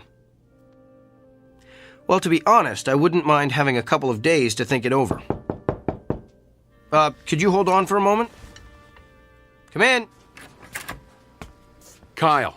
Doctor, I'm on the phone. I need a moment with you. I don't have a moment. Make one. All right. I'm sorry, can I call you back? Thanks. That was extremely rude. And what are you staring at? You look so pale. Do you feel all right? I feel fine. Just a little stressed, and your intrusion doesn't help. So what's so urgent that it can't wait? Well, let's start with the waiting room overflowing with your patients. I had an important phone call. With who? Not that it's any of your business, but I was talking to Nigel Fairwick. Nigel Fairwick? He's the TV producer who creates all those vapid reality shows. Why would you want to talk to him? He wants to produce a television show starring yours truly. You're kidding me. Didn't he see that debacle of a TV interview you did the other morning? Yes, in fact, that's why he wanted to talk to me. Apparently the show's ratings skyrocketed after I outed Barbie Porterson. The interview is all over the internet. And this TV show of yours will allow you to perform additional acts of benevolence for the public good? Sometimes. But mostly will consist of me diagnosing the illnesses of actors, political figures, and even world leaders. Doesn't it bother you to exploit your gift like this? Exploit? You just don't get it, do you? I'm not seeking these people out. Nigel Fairwick, the newspapers looking for interviews, those patients in the waiting room, they're all coming to me. I'm the solution to their problems. I'm the answer to their prayers. Spoken like a man with a true messiah complex. There's just something about your gift I've been trying to figure out. If you can feel your patient's pain, then you must be able to feel other things as well. Like what? Like their emotions. You must be able to feel their fear, their anxiety, their despair. Do you feel those things, Kyle? I feel them. Then why don't you ever talk about them? In all the interviews you've given, I've never heard you once mention the patient's emotions. Because it's irrelevant. It's the pain that helps me diagnose the illness. Besides, those feelings only last as long as I touch the patient. So you shove those emotions aside. The way you've done with your own emotions all your life, I guess. Don't you see what you're missing? You could be relating to your patients in a way that no other physician could ever hope to achieve. You could treat your patients on every conceivable level, not just the physical, but the emotional, the spiritual. Kyle, you're the winner of some sort of cosmic lottery. Don't squander it on a mindless television freak show. I'm sharing my gift with my patients. If I go on TV, I can share it with the world. How is that squandering my gift? Because you're doing it to stroke your ego. How do you know why I'm doing this? Can you read my mind? Is that your gift? Oh, wait, I forgot. You don't have one. Hello? Nigel? No, it's all right. I'm glad you called back. I've decided I don't need more time to think. I want to get started on this TV show as soon as possible. This afternoon? Well, that sounds great. I'll see you then. Thanks. You're really going to do this? I have a meeting with Nigel in an hour to sign the contracts. And what about your patients? Tell them to come back tomorrow. What if they don't want to? What if they can't? Oh, they'll be back. That's the part you don't seem to understand, Doctor. Everyone wants to see the amazing Dr. Kyle Powers.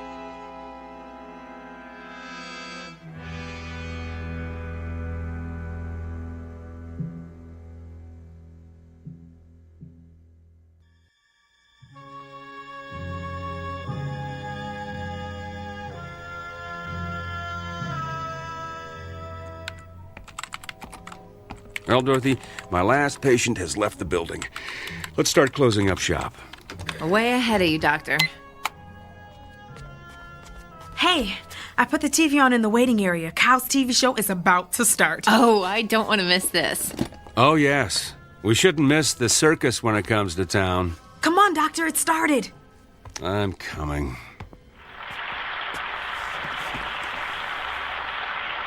Hello, America, and welcome to Doctor in the House, the new show that promises to be the most amazing, the most remarkable, the most astounding television program you've ever seen. I'm Gil Montgomery, and I'll be your master of ceremonies. Master of hyperbole is more like it. And now, let's bring out the man who's been written about in every newspaper, magazine, and medical journal in the country, nay, the world. Please put your hands together for Dr. Kyle Powers. Wow, a standing ovation. You'd think he was the second coming. He thinks he is anyway. How come he's sweating so much? He's probably just nervous. I don't know. He looks kind of pale, too. Good evening, Doctor. Good evening, Gil.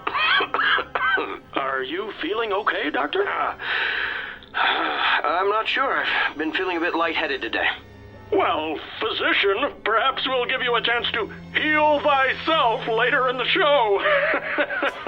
But right now, we're going to bring out your first patient. Are you ready? Yes, I think he fainted. Oh, no. Perhaps we should go to a commercial. But what's wrong with him? He's not getting up. Can somebody help me, please? Is there a doctor in the house? I better head down to the studio.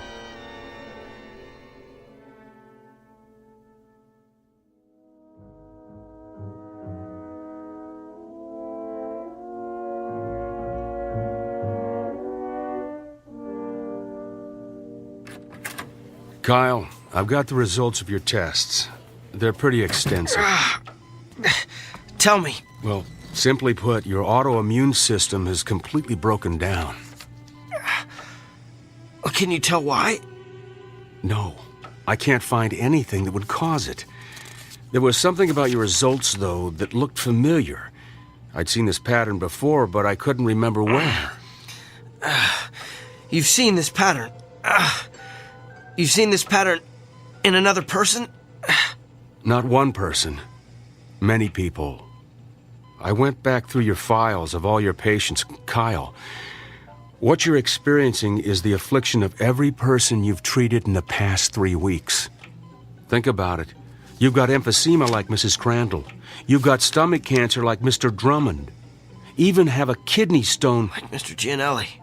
Yeah, you get the idea. Every illness you've treated in the past 3 weeks is coursing through your body. It was 3 weeks ago that... You received your gift. I know.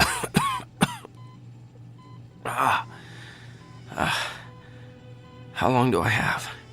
At the rate you're deteriorating, I'd say you've got 24 hours. No. That just can't be. Look, I know you're in a lot of pain. We're going to do what we can to make you comfortable. I want to run some more tests. There's got to be a way to beef up your immune system. Bill, after the way I've insulted you, why are you showing me so much... Compassion? It's part of being a doctor, right? Get some rest, Kyle. I'll be back.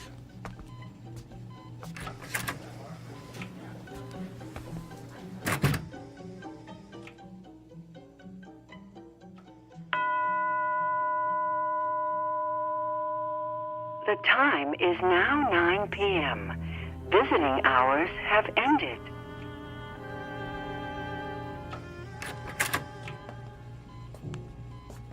Bill? I'm afraid not.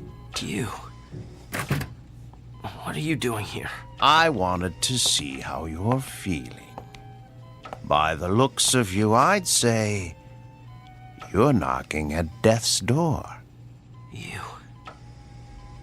You did this to me, didn't you? No. You did this to yourself. Remember our agreement? The one we shook hands on. The one you refused to read.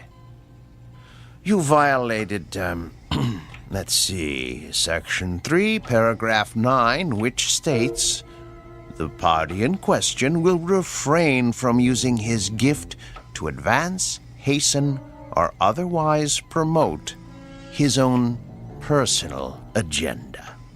You were given a gift intended to help you better understand your patient's feelings. But you managed to use it for your own gain. Quite an extraordinary display of abuse, really. In short, your discomfort is your own fault. And you are uncomfortable, aren't you? I sense that you're feeling more than pain. Yes. You feel the agony of every patient you ever intimidated or demoralized or humiliated.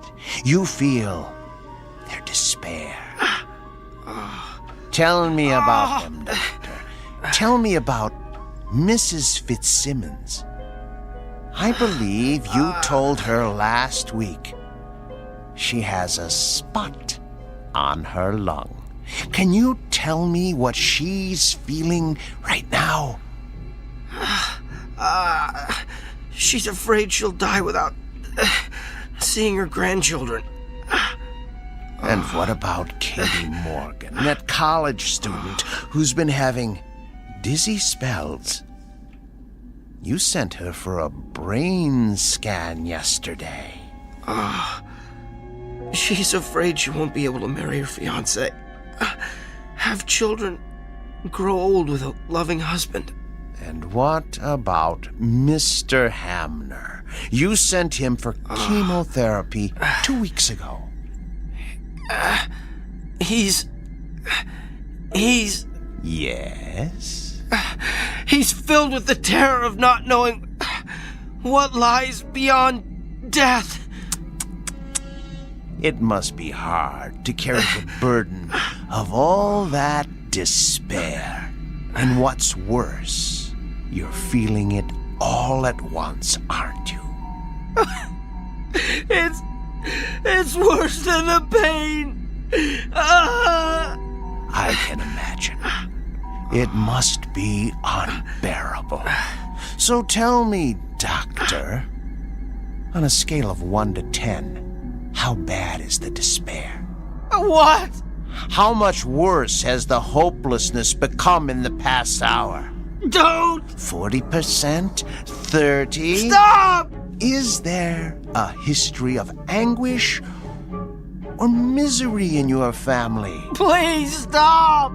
Have you taken any medication that would cause this kind of acute melancholy? Don't torture me like this! What have you done today that would cause such agony, such utter torment? That's enough! Reached your limit, Doctor. And just answer one last question for me. Do you understand now how your patients feel? Yes. I would prefer death to this much despair. All right, then. Since you're already at the end of your rope, I suggest we end it as quickly as possible. I'm going to touch you one last time.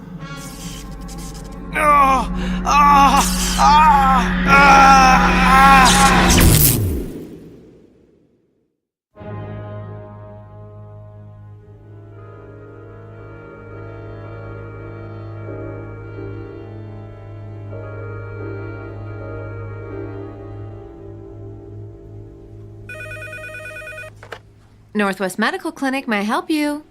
Sure, let me transfer you. Hey, Dorothy. What is it, Millie? It's a shame about Kyle, isn't it? Yeah, a pity it had to end the way it did. I mean, for a little while, he had it all, and now, well, you know. How have his patients been taking it? Not well. Of course, I have to tell them what happened when they called to make an appointment. That's a shame. But, you know, at least Kyle is at peace now. Yeah. Well, he seemed very peaceful when I gave him his messages this morning. I guess a full recovery will do that to you. That and a near-death experience. Yeah, but it is too bad he lost his, well, you know, his gift. Yeah. I wonder what it's going to be like for him now.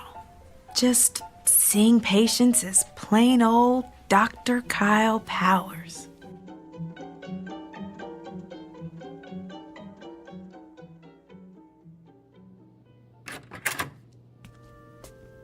Good morning, Mr. Franklin. Hi, Doctor. I've got your test results here. I know. I have a feeling you don't have good news for me. I'm going to be completely candid with you. And before I tell you anything else, let me say this.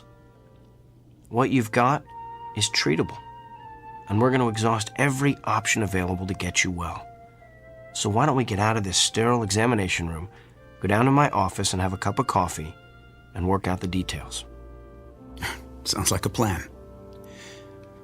You know, I keep thinking about how everything could change. I'm retiring in a couple of months. Margaret and I wanted to take a trip to Germany to see where my mother was born, and my daughter's about to have my first grandchild. I'm just afraid I'm not going to be around to see all that.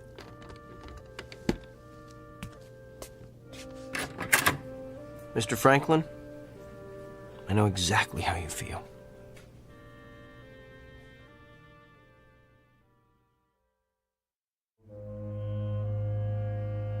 Meet Dr. Kyle Powers. Not the same one we met earlier, but a new and improved version. A person who has perhaps quite literally been to hell and back, and learned along the way that redemption requires no small amount of effort on the part of the recipient. It's a fundamental lesson that's customarily taught in Sunday school or at the feet of a beloved grandparent. But a select few insist on learning it the hard way, while traversing the antiseptic, shadowy corridors of the Twilight Zone.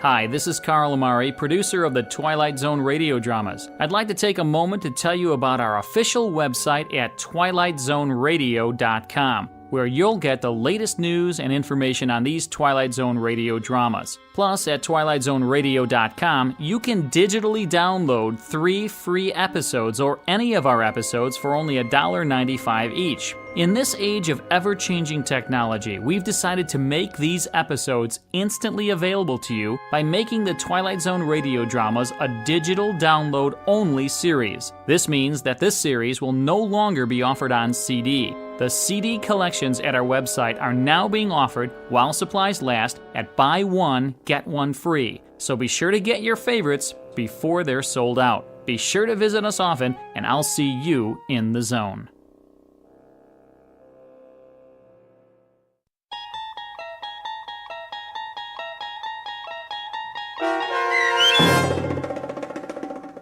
The Amazing Dr. Kyle Powers, starring Sean Astin with Stacy Keach as your narrator, was especially written for The Twilight Zone by Barry Rickert. Heard in the cast were Pat Fraley, Joby Cerny, Robin Moeller, Ty Davis, Ellie Weingart, Alex Sopener, Emmy Bloom Regali, Rob Riley, and William Dick. The producers of The Twilight Zone wish to thank CBS Enterprises and the Rod Serling estate for making this series possible. This copyrighted radio series is produced and directed by Carl Amari and Joby Cerny for Falcon Picture Group and Westwood One. Sound design and custom Foley effects for The Twilight Zone were done in the Cerny American Sound to Picture Theater by Todd Beyer, Craig Lee, and Tim Cerny. To learn more about the Twilight Zone radio dramas and to contact us, visit our official website at twilightzoneradio.com. Doug James speaking.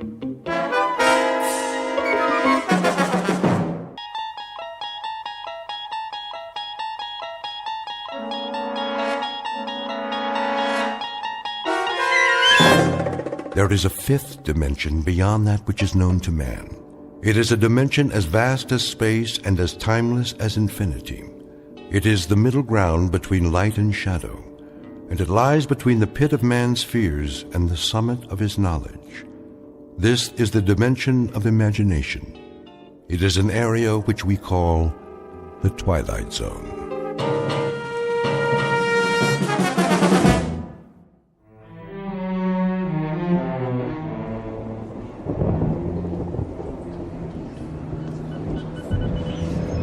Last call, bus to Hard City, now departing from door 2. Carry on luggage only. All passengers with tickets proceed to door 2. What did he say? He said the bus to Hart City. Hartford?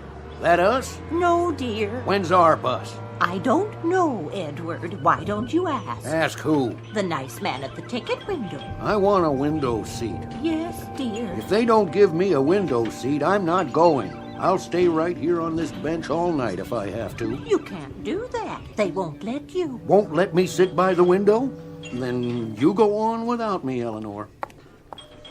Pardon me. Oh, hello, dear. I'm sorry to bother you. Not at all. Are you waiting for the Cortland bus by any chance? What did she say? Portland? Portland, Maine, or Portland, California? Neither, I'm sorry. We're going to the Elder Hostel in Fort Ritchie. My friend Mary went there last year, and she said it was lovely. I'll ask at the window. About your bus, too, if you like. Do you mind if I leave my suitcase here, just for a minute? Of course, dear. Oh, you know that. Thank you. I'll be right back. Excuse me. The bus to Cortland. What about her? It was due a half hour ago. Yep, a half hour ago. When will it be in? It's kind of hard to say. Road slick, maybe a bridge or two out. That's bound to screw up the schedule. Well, do you have any idea when it'll be in? She'll be in when she'll be in, that's all. I told you that the last time you asked, miss. The last time?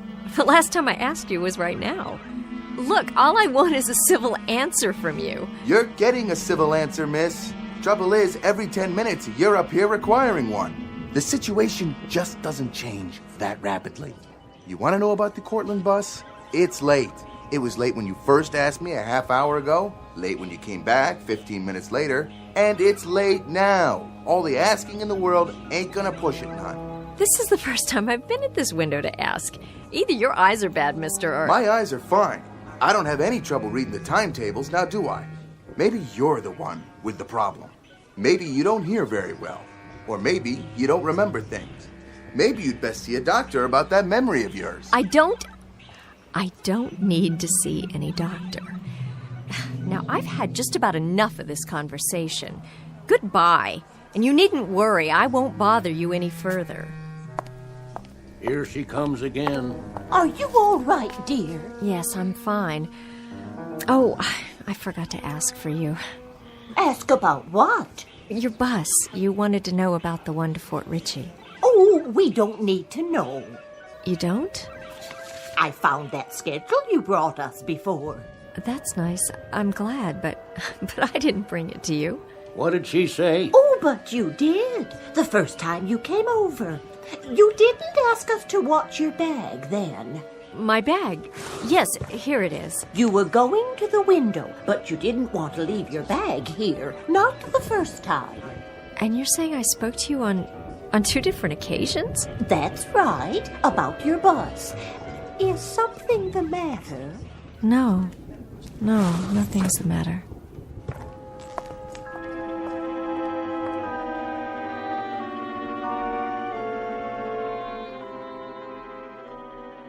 Millicent Barnes, age 25, young woman waiting for a bus on a rainy November night. Not a very imaginative type is Miss Barnes, not given to undue anxiety or fears, or for that matter, even the most temporal flights of fancy. Like most young career women, she has a generic classification as, quote, someone with a head on her shoulders, end of quote. All of which is mentioned now because in just a moment, the head on Miss Barnes's shoulders will be put to a test. Circumstances will assault her sense of reality, and a chain of nightmares will put her sanity on the block. Millicent Barnes, who in 1 minute will wonder whether she's going mad or whether she's just stumbled into the Twilight Zone. And now, The Twilight Zone, and our story, Mirror Image, starring Morgan Brittany and Frank John Hughes, with Stacy Keach as your narrator.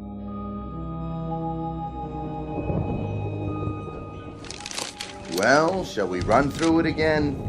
Thank you, no. Good. I wondered, well, I just noticed. Noticed what? That the bag in there? Where? In the baggage room behind you.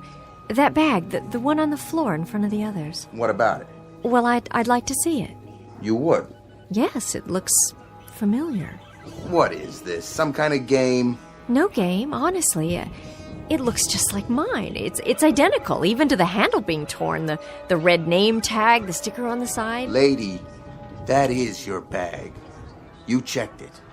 That's not my bag. You want it back? It looks just like mine, but it's not. It can't be. That's my bag over there by the bench. Is it? The bench against the wall, at the end where I was sitting. Oh. Uh-huh. My bag was there, but it's not now. That's because you checked it. Well, how did... Then I'd like to uncheck it, if it's mine, as you say. Claim check, please. What? All you have to do is show me a claim check. The one I gave you when you checked the bag. I don't have one. Here's my bus ticket, my wallet, my keys, and the rest. See, that's all I have in my purse. No claim check, no suitcase. But that's absurd. You just said it's mine. Nothing I can do about that. State law. When I saw it in the baggage room just now, I'd swear that was the first time I... Why don't you just go over there and sit down, miss? You're either walking in your sleep or you're hungover or something. Just go back there and sit down and breathe through your nose and let me read my magazine. When the Cortland bus comes, there'll be a loud noise, a door opening, and people will come in here. And then you'll know the bus has arrived. But I never checked my bag. I don't feel very well. Where's the ladies' room? Straight across the lobby, other wall. There goes that girl again. I see her, Edward. Can't make up her mind, can she? Must be on some kind of drug. Oh, you hush now. I'll be finished cleaning the floor in a minute, honey. You go right ahead. Thank you. Are you all right? Yes, I'm all right. I'm perfectly all right. Why, don't I look well? Why, no. Honey, you look fine. You look just fine. Just like when you came in before. What do you mean, before? You were in here just a few minutes ago, remember? That wasn't me. Sure was, honey. Same coat, same little rain hat. That was you, for sure. Not that many people in the station this time of night. Plus, I never forget a face. Look, I don't know what's going on around here. Somebody takes my bag, somebody says I'm always asking questions about the bus. Now you tell me I've been in here before and... Just take it easy now. Everything's going to be all right. Well, of course it is. There's nothing wrong to begin with. There isn't a thing wrong. I think the only problem around here is that you people need some sleep or something. You say I came in the ladies' room. Big as life. And then I suppose I walked back out into the waiting room, right into this very door. So far, yeah. Here, want to try? Oh, thank you. This guy's easy, though. Let me get you a cold cloth, honey. I don't think you're well. I don't need one, thank you. I must be overtired. That's it. But I'm gonna be fine. Now, let's just do a quick reality check. Look out there. What for? Tell me what you see. Okay. Now, tell me about the woman. Tell me if... No woman. Are you sure? All I can see is a kid playing a video game. Hi. Oh, hi. I'm on level 13 again. That's nice. Whoa. I wanted to ask you, who were you talking to just now? Who do you think? Want to play, huh? Play? There goes. I lost. Oh, well. I might have another quarter in my purse. Nah, 4's enough. Is it? That's what you gave me already.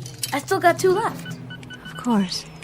And that was just a minute ago, wasn't it? Yeah, when you're coming out of, you know. The ladies' room? That guy at the window. He won't give me change, but you did. 4 quarters for $1. Thanks. You're welcome. So you want to play? You mean like before? You didn't play me before. You said some other time. Well, want to now? This game, it's called Tomb Raider. Cool, huh? There's the graveyard. When the dead people come out of the ground, you have to shoot them before they get you. Or a tombstone pops up with your name on it. See? After I was standing here talking to you, where did I go? Did you see exactly? How come? Oh, I'm trying to retrace my steps. I think I lost something. Same place you were sitting before. Over there on the bench. Where the suitcase is. The suitcase? Yes, of course. It has to be mine. Right where I left it. On the floor. Last chance. For what? Last game of the night. Before they shut off the machine. Some other time. I gotta go home anyway.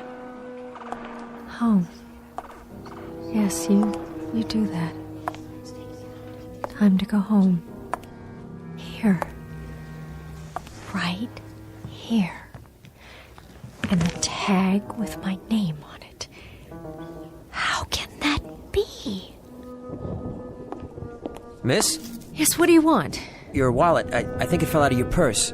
Oh, thank you. I must have dropped it over there somewhere. You did.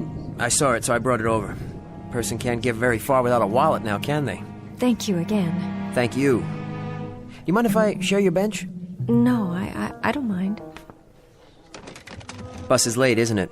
It seems to be. It's over half an hour late now. You mean the Cortland bus, don't you? That's the one. I was supposed to be in Syracuse by 10. Planes were all grounded. Took a cab from Binghamton. Darn thing skidded and ran into a tree just a few miles outside of town. Had to walk back to the bus station there. That's quite a story. You look awfully wet. No kidding. I'm about 4 hours from Binghamton and about 5 minutes away from pneumonia. Is that right? Forgive me, miss, but you're not ill, are you? I don't know what's wrong with me. I really truly don't. Well, is there anything I can do? I don't know how to answer that. It's just that a whole bunch of odd things have been happening. Odd? I've been seeing things. What sort of things? Oh, I don't think I should tell you. I think you'll want to move to another part of the room if I do. Or call the police or an ambulance or something. Why don't you take a chance and tell me? You never know. I might be able to help. I don't even know you. Oh, sorry. Paul Grinston. I'm from Binghamton. Millicent Barnes. At least I was. And what does Millicent Barnes do? I'm a private secretary. I quit my job here on Thursday, and I got another job in Buffalo, and that's where I'm going tonight. Well, trying to go to Buffalo. But everything I do, people keep telling me I've done it before. The man who sells the tickets, he said I kept asking him where the bus was, and the woman in the restroom, she said I'd been in there before, and I hadn't been. And my bag here. My bag? Where? Right there, by the edge of the bench. Oh, for a second there, I thought it was starting all over again. I think you'd better tell me the whole story. Well, that couple over there, the man and the woman and the ticket man, they said I'd checked it, and there was a bag almost identical to mine in the baggage room. I saw it. Then when I looked again... Go on. Please. Well, it doesn't make any sense, but when I was in the ladies' room, there was a voice from out here, and I thought I heard... What did you hear? My own voice. I thought I heard myself talking to someone. Who? That boy. Where? Oh, he must have gone home. You don't believe me, do you? Well, I wasn't there. It has to be some kind of a delusion. Do people have delusions that they can hear? I don't know. I guess they could. That's what they are, I'm sure. Some kind of delusions. But it isn't just hearing things and seeing things that don't exist. It isn't just that. Why did the old man selling tickets and that woman in the powder room and the couple on the bench and the boy playing the video machine, why did they all say they'd seen me before? I can't say. That's a tough one. What is happening? What on earth is happening to me? I must be sick. I must be running a fever, but I'm not even warm. I don't have a fever. No fever at all. Do I? Here, touch my hand. Can you feel me? Yes, I can feel you. You're really here if that's what you're worried about, and you don't have a fever. I'm not some sort of crazy person. Really, I'm not. I've never had any problem like this. I mean a problem with my mind or anything like that. Of course you haven't. And there is an explanation someplace. There's a reason. Maybe... Maybe what? Maybe there's someone here in this building who resembles you. Could be that, you know? Or maybe somebody playing a joke or something. Is that possible? No, that's too fantastic, and that doesn't explain the bags or anything. If there was someone, where is she now? This is a small bus station. Where is that person? When you get to Buffalo, will someone be there to meet you? Why, yes, I think so. I'm sure of it. A friend of mine. She's supposed to pick me up at the station. Maybe you should call ahead since we're running late. Let your friend know you won't be getting in for a while. Yes, that's a good idea. There's a payphone over there. Good. Oh, but I only have $1.25, and that man at the window... Here, this ought to be enough. I can give you this dollar bill. Forget it. Oh, you're very kind. I'll be over there. I'll watch your bag for you. Thank you so much. Good luck. Would you do one thing for me? Sure. What do you need? I need you to ask the man at the ticket window something. Would you mind? Not at all. Ask him if... But you don't have to ask him. Just look over his shoulder into the storage room where they keep the bags and see if there's one that looks like mine. The same handle, the same kind of tag hanging off it exactly. And if there is, tell me. Would you do that? No problem. I'll be right back.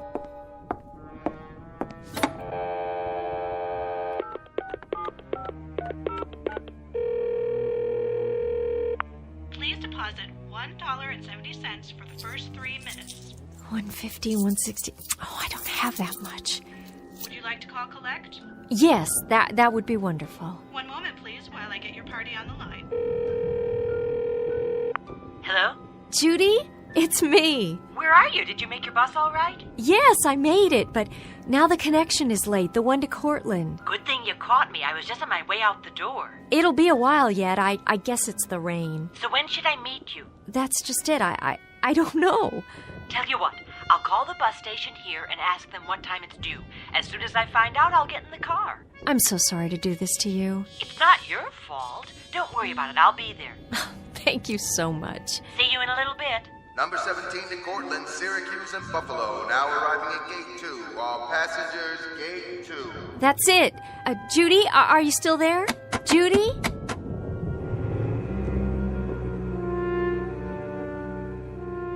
Gate 2, departing in 5 minutes. Need a ticket? No, I've got one. Luggage? What? You want to check any luggage? All I have is this briefcase. Go right through that door then. Line's outside. What time is it? Oh, I don't know, man. It's finally here. I thought we'd have to stay in a motel. Hope the bridge didn't wash out. Well, better late than never. You can go now. Right. I have to wait for someone. I think she checked her bag. Could you look? Medium size, leather handle with a red tag on it, and a sticker on the side? You mean the young ladies? I don't see it. That's because she picked it up already. Took it through. No, I don't think so. I don't see it back there, but it's possible she didn't check it at all. Oh, she did all right. Picked it up as soon as I made the announcement, just before you walked up. Wait a minute. That's not true. No? She went to use the phone. Phone's over there. Nobody's using it now, see? How can that be? Glad to have her out of my hair, if you want to know. Real nervous type. Couldn't make up her mind. Number 17, Cortland, Syracuse, and Buffalo. Boarding now.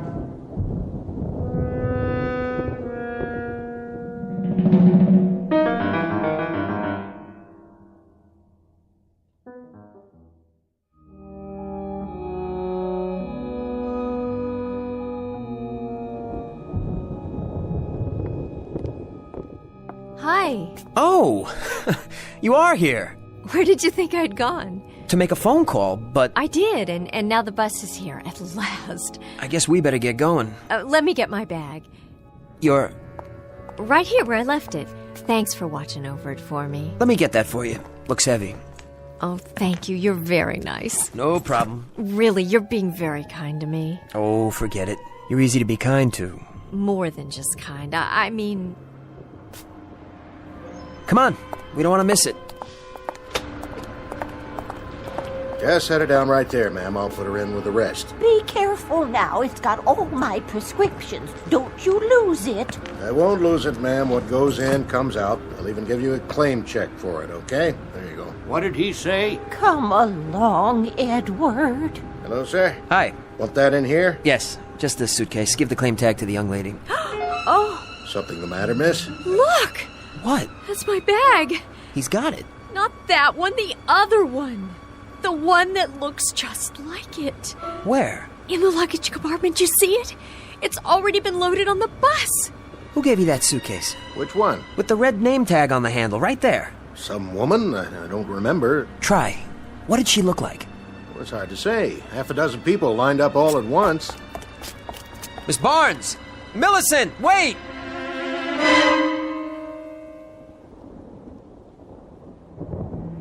You just lie there for a while. But I can't. Yes, you can. I'll put my coat under your head. On my way. You and the lady coming, or aren't you? We'll wait for the next one. Next one ain't due till 7 in the morning. That's all right. Got a long wait. Okay, we're on our way. You want another wet towel for your forehead, honey? What? Oh, no. I'm shutting off some of the lights. When not in use, turn off the juice. That's what I always say. Well, I better get home. I hope she feels better. Thanks for your help. It's all right, but offhand, mister, I'd say she needs some looking after. More than a towel for her head. You know what I mean? Good night.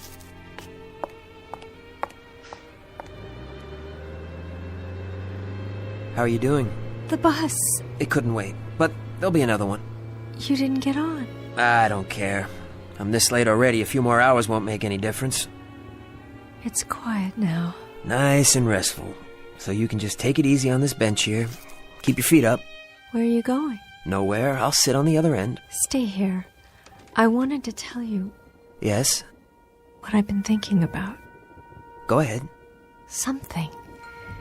It's very odd, but I've been remembering something I heard or read a long time ago. I don't know where. About different planes of existence. Different worlds that exist side by side. How do you mean? Parallel planes. That's what they call them. And each of us has a counterpart in this other world. And sometimes through some sort of freak occurrence, there's a break, and the two worlds converge. The counterpart steps outside into our plane, and to survive, it has to take over. Take over how? Replace us. Move us out so it can live. That's a little metaphysical for me. I remember reading it someplace. Each of us has a twin in this other parallel world. An identical twin. Maybe the one people saw tonight. Millicent, there's another explanation. There's gotta be. An explanation that, well, something that has more reason to it. I can't explain it, but somehow I know that's what happened. My counterpart, this other woman. Forget about it, please. Look, I just thought of something. I've got a good friend who lives in Tully. I'll call him and see if he can't bring his car down here for us. He could probably run us into Syracuse. I'll call him, all right, Millicent? Shall I call my friend? I guess so. Excuse me. I'll tell you what I think. I think she's got a leak in her attic. Parallel planes, counterparts in another life. You got a thing for sick people? Is that it? Poor kid. I don't know what's gonna happen to her. You gonna call your friend? What? Your friend in Tully. The one with the car. I don't have a friend in Tully. But she needs help, medical help. I figured it would be easier that way. I figured she'd come along if I told her that. Poor kid. I don't know what else to do. Have you got a phone in there? Who you want to call? The police, I guess. They're the ones who'd know how to help her. To tell you the truth, she kind of gives me the willies. I just as soon she get out of here one way or another. I don't much care how. Where's your phone? Come around to the office so she can't hear. Okay.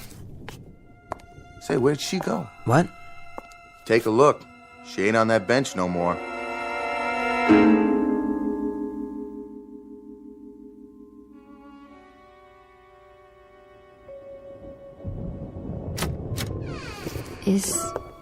Is anybody in there? Where are you? Where did you go? I know you're in here. Unless you really did get on that bus, but you didn't, did you? You're too clever for that. I only want to ask you a question. Then I'll go. Who are you really? And what do you want? Millicent, are you in there? Yes? Oh, good. You had me worried there for a minute. I'm fine. I made the call. I just thought, it's let up outside. How about a breath of fresh air while we're waiting? All right. It's late. Yes, it is. You know, sometimes, on a bad night, a person could use some help. Sometimes we all could. You've been really nice. I don't know what to say. Neither do I. Except that I do want to help you. Sometimes talking to someone can make all the difference. I may not have the answers you need, but there are people who do. Why is that police car here? Is there trouble? No trouble. We'd better go inside.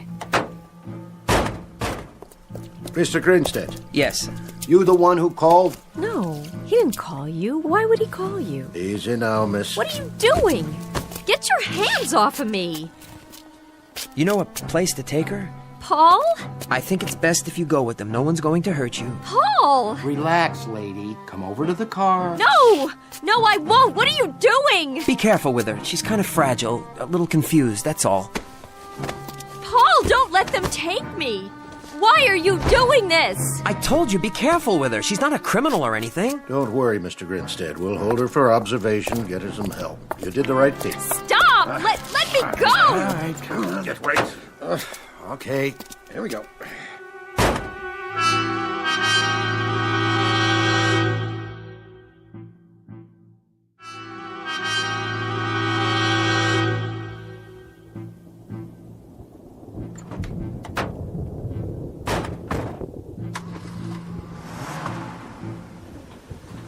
Millicent.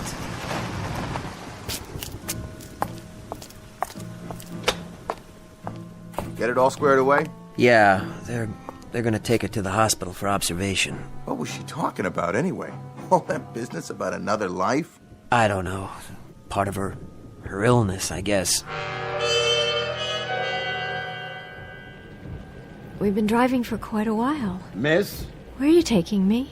Don't worry. You're not going to jail. This is all a misunderstanding. The doctors will figure that out. But I'm not sick. Then you'll go on home. I don't want to go home. No? I'm on my way to Buffalo. I have a new job there. Would you like to see the letter? It's in my purse. Got your ID, too? Certainly. Let's have a look. What happened back there, Miss Barnes? Nothing. Must have been something. Mr. Grinstead said you were upset, behaving irrationally. Did he? Said you had some wild story about people out to get you in the bus station? Oh? Well, there were a couple of pretty unsavory characters hanging around. Haven't you ever been in a bus station? He a friend of yours, Grinstead? Not at all. I only met him a few hours ago. And you thought somebody stole your luggage, got on the bus, tried to pass herself off as you? Look, officer, it's really very simple. I haven't slept in almost 24 hours. I've been riding buses and it's raining and every connection is late. Wouldn't you be a little on edge? That's no reason to run around disrupting the place, bothering everybody. He tried to pick me up. That's why I was so upset. Well, that's not what the station master said. Well, what does he know? I mean, he's pretty peculiar himself. Stop the car right here and let me out. I'm begging you. Sorry, I can't do that. Look, I'll take a cab all the way to Buffalo. Then none of you will have to put up with me anymore. See, there you go. There I go what? You seem like a nice enough person. Why don't you just take it easy? If you'd seen the things I saw, heard what I heard. Calm down now and be a good girl, or I'll have to cuff you. You wouldn't like that now, would you? Oh, you do that! Do it! Look, I don't care anymore. I think you better let them check you out real good when we get to Braywood. Braywood?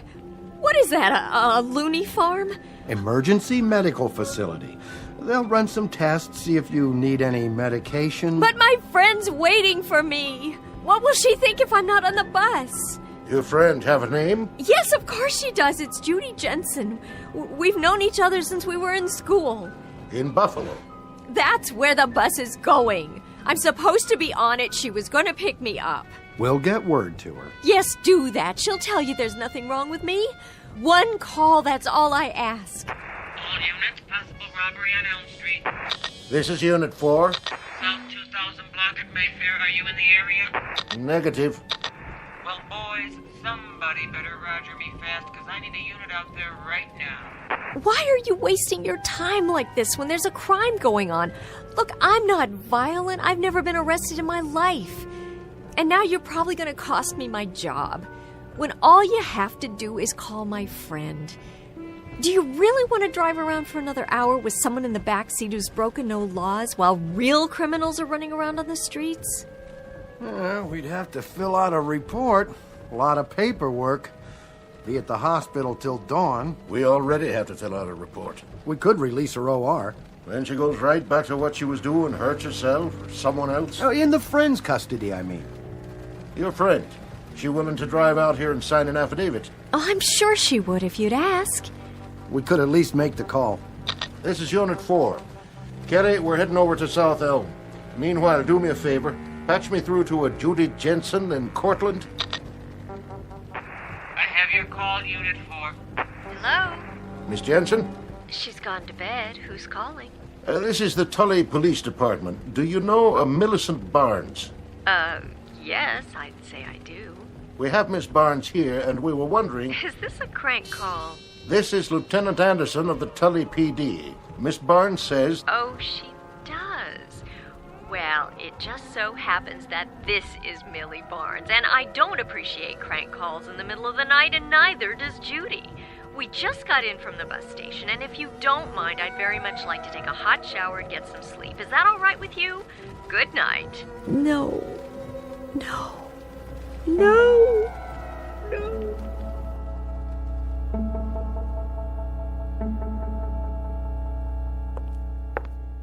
You have any coffee? Vending machine, other side. When's the next bus? 7 o'clock? You got 4.5 hours. Take a snooze on the bench there if you want. You'll be all alone. No noise. I even shut off the video machine. This place is like a tomb between now and morning. Thanks. I might do that. You want to check your briefcase? No, I'll keep it with me. Thanks.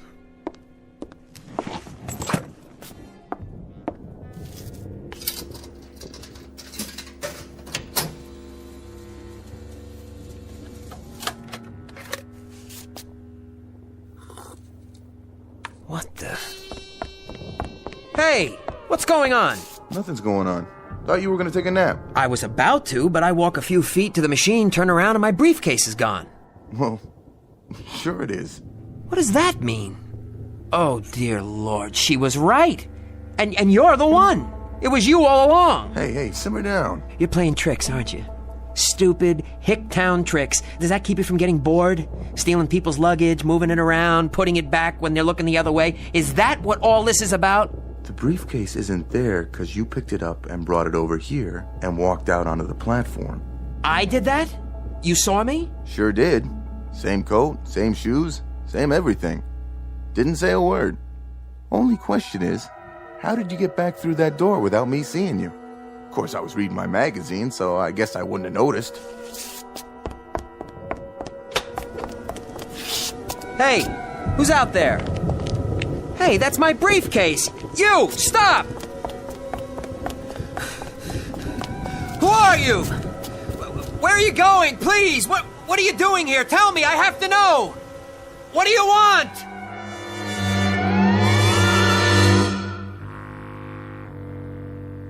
obscure metaphysical explanation to cover a most disturbing phenomenon. Reasons dredged out of the shadows to explain away that which cannot be explained. Call it parallel planes, the myth of the doppelganger, or just plain old-fashioned insanity. But whatever you call it, you'll probably find more where that came from if you take a good look around the next time you're forced to spend a cold, wet, particularly inhospitable night at a bus station or some similar out-of-the-way place, one that's located just over the borderlines of the Twilight Zone.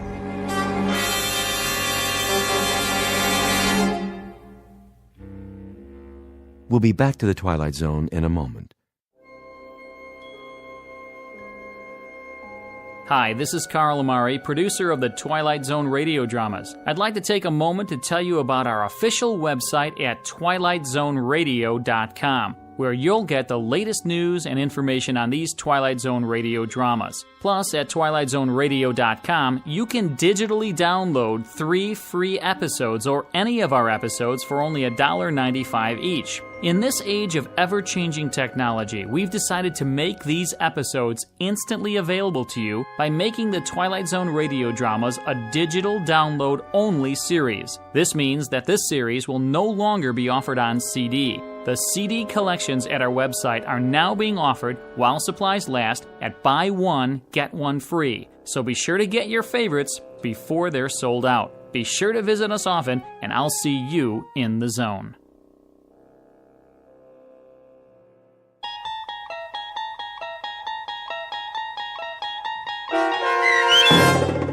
Mirror Image, starring Morgan Brittany and Frank John Hughes with Stacy Keach as your narrator, was adapted for radio by Dennis Etchison and based on a script by Rod Serling. Heard in the cast were Peter DeFaria, Richard Hensel, Peggy Roeder, Adam Tangway, Roderick Peoples, Doug James, and Natalia Reed. To learn more about the Twilight Zone radio dramas and to obtain audio cassettes and CDs of these programs, visit our website at twilightzoneradio.com. The producers of The Twilight Zone wish to thank CBS Enterprises, Carol Serling, Dennis Etchison, Dick Brescia Associates, Claire Simon Casting, Paul Patch, Terry Jennings, the American Forces Radio and Television Service, our sponsors, and our radio affiliates for helping make this series possible. This copyrighted radio series is produced and directed by Carl Amari and Roger Wolski for Falcon Picture Group. Doug James speaking.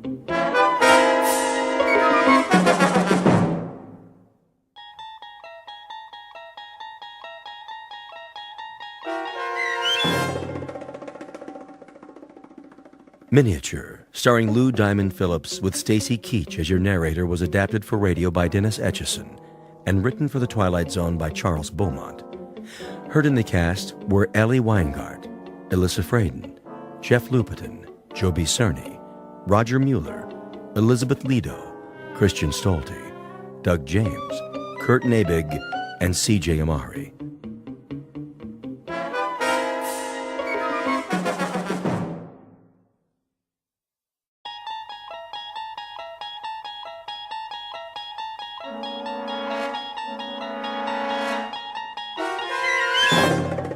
You unlock this door with the key of imagination.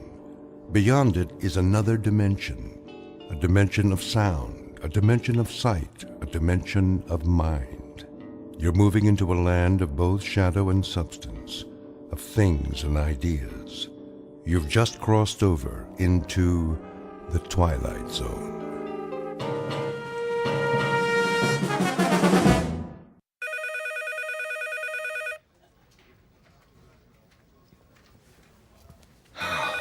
Finally, 12 o'clock. Let's go to lunch. Hey, Charlie. Charlie, it's recess. Oh. Thank you. I just want to finish up here. Trying to make us look bad? What do you mean? Now, just what do you think I'm... Hey, just forget it. Come on, we'll be late. Look at him. Little goody two-shoes. Why don't you guys lay off him? Because we're mean, heartless brutes. Right, Fred? Right. Well, I think he's nice. Hey, Mama, don't forget to change his diaper. Charlie? Hello? Aren't you going to lunch? Oh, yes. Any place in particular? Yes, in a way. Where? Well, it's in the museum, actually. The museum? They have a very nice cafeteria. It's quiet there, and, Would you like some company? well, I mean... It's okay, Charlie. I understand. See ya. Hey, look at the dinosaurs. Wow, that's the biggest elephant I ever saw. It's a woolly mammoth, you dope. Come along, children. Keep up with the class and don't touch anything. Cafeteria closed. Oh, no. And here we have one of the world's greatest collections of primitive art. Excuse me. Pardon me. There are selections from every period. I direct your attention to the New Guinea exhibit. Some of the pieces, the sepik shields, for example, are hundreds of years old, but some were made as recently as 1950. This is because New Guinea is still a largely unexplored and therefore unspoiled land. Most natives of the interior will live and die without realizing that the world extends beyond the limits of their jungle. Sorry, I'm not part of the group. Let's stay together, please. Now then, the natives speak over 500 different languages. However, you'll notice that their art has a great unity. Of course, they don't think of their carvings as art, not in our sense of the word. This first piece in the glass case was meant to frighten away evil spirits. This one is a protection against disease. Oh, and this one. If I could just get by, please. I'm on my way out. Help you, sir? What? You look lost. Can I help you find anything? Oh, no, that's all right. I just got turned around. Is the cafeteria closed? For the rest of the week. They're remodeling. Well, I'll be leaving then. Main entrance is that way. Thank you.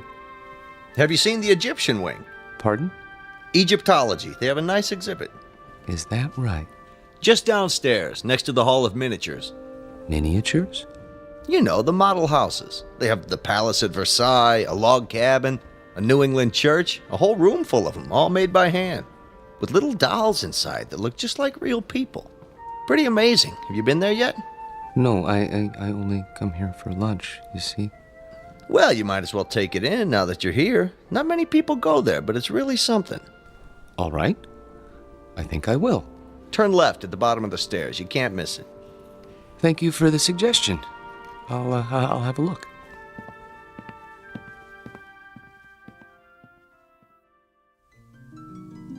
To most of us, a museum is a place of knowledge, of beauty and truth and wonder. Some people come to study, others to contemplate, others to look for the sheer joy of looking. Charlie Parks has his own reasons. He comes to the museum to get away. It isn't really the low-priced cafeteria meal that draws him in here every day. It's the fact that in these cool, inviting halls, he can be alone for a while, really and truly alone, away from his work and from people who don't understand, which includes almost everyone in the world. But Charlie should be careful. He doesn't know it, but there's always a chance he might wander too far and get lost in the Twilight Zone.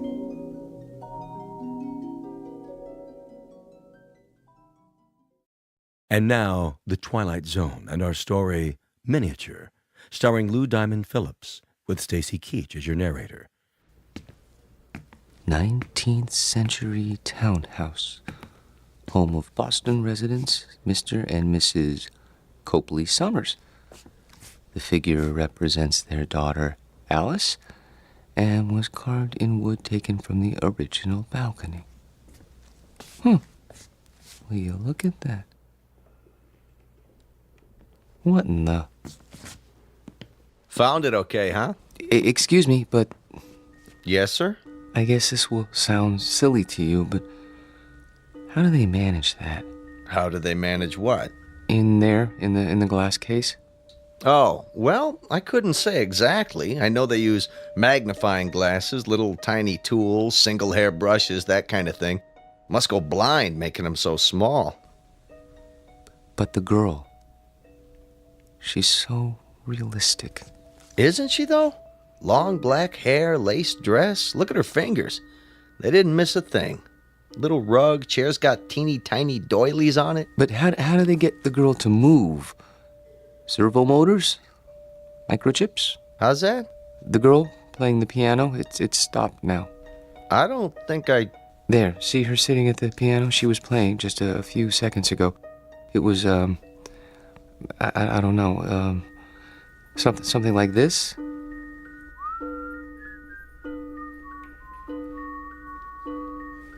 Didn't you hear it when you came downstairs? I don't like jokes, mister. Not when I'm on duty, anyway. I'm not joking. Then you're hearing things. There isn't any mechanism inside that piano, and the doll's carved out of wood, a single block of wood. See the sign? Yes, I know, carved in wood taken from the original balcony. But I could have sworn... Yeah, it was probably some kid with one of those pocket radios. They sneak them in once in a while. But I saw her move. At least I think I did. Well, you know better now, don't you? Yes, I know better now.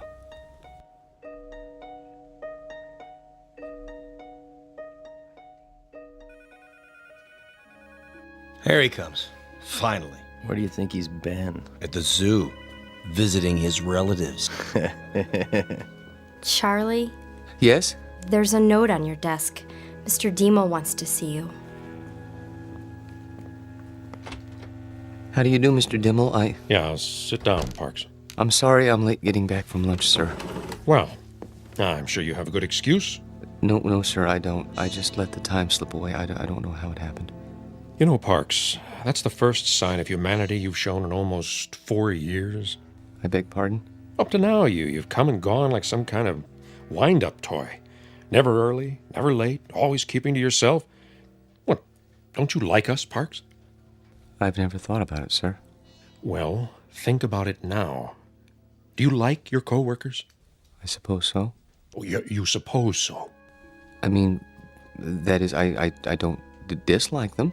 I'm afraid that isn't good enough, Parks. An office is like a team or a platoon.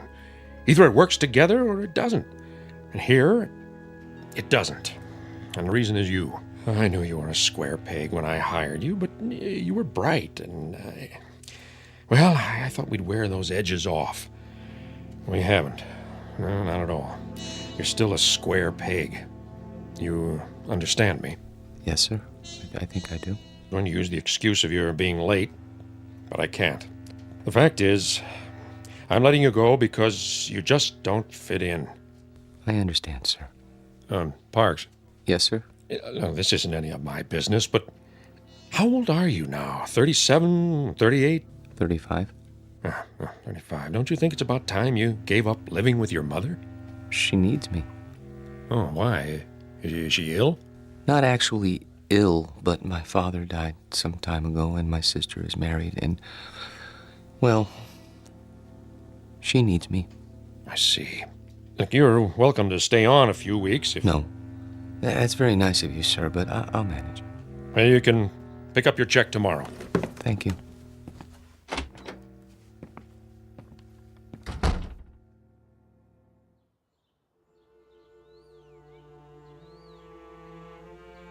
He had no right. He had every right, Mother. Hiring and firing people is his job. But why you? He doesn't think I fit in. That's ridiculous. What are you doing? I'm going to phone that man and find out why you're being persecuted. Mother, please, it won't do any good. Oh, Charlie, what's going to become of you? I've worked so hard to bring you up right. Maybe if I'd let your father punish you the way he wanted to. It's all right, Mother. This is just a minor setback. You say that every time. Why can't you keep a job, son? Why do you always end up making people uncomfortable? I don't know. I suppose they blame me. Well, I'm not keeping you here. I know that, Mother. Nothing in the world would make me happier than to see you settle down with a nice girl, raise a family, live a normal life. Please, don't cry. I can't help it. I hate to see you hurt, son. I'm not hurt. Well, you should be. Getting fired. It would have killed your father. It would have absolutely killed him. I'll go to the Employment Bureau tomorrow. Here. Take my handkerchief. Where are you going? To my room? Get me my heart medicine before you do. Yes, Mother. Charlie? Why were you late getting back to the office? I was detained. What's that supposed to mean? Nothing. I was detained. That's all. Open your mouth. Charlie, do you feel all right? Yes, Mother. I'll go to my room now.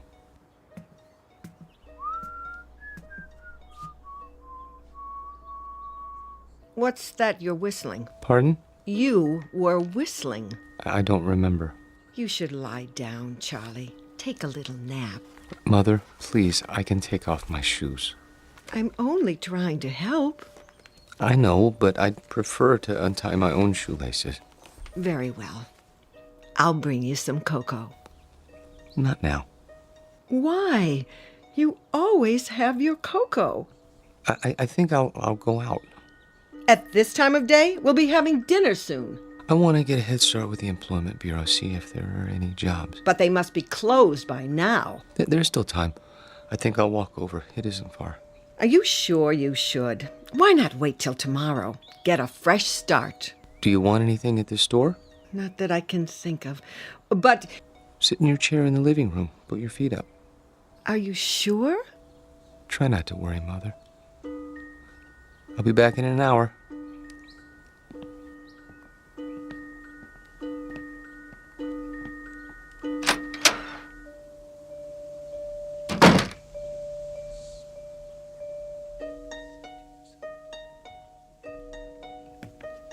Back again, huh? Yes. Anything in particular? Is it still open? What's that, sir? The miniature room? You know, downstairs next to Egyptology? Oh, sure. Thank you.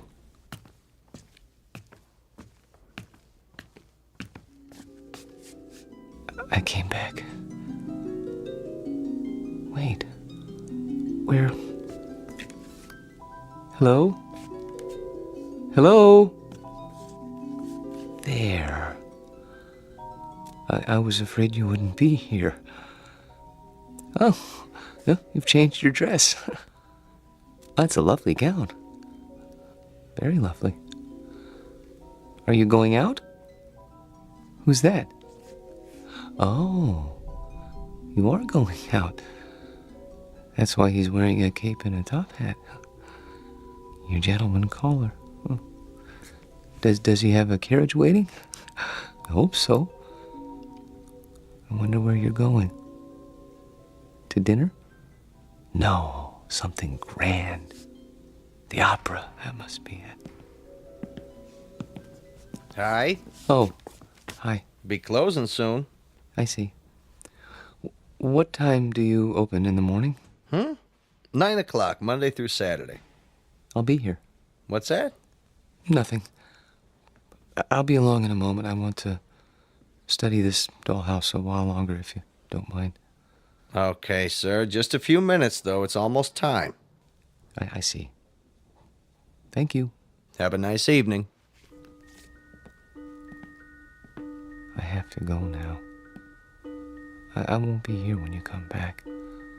But I hope you have a nice evening, Alice.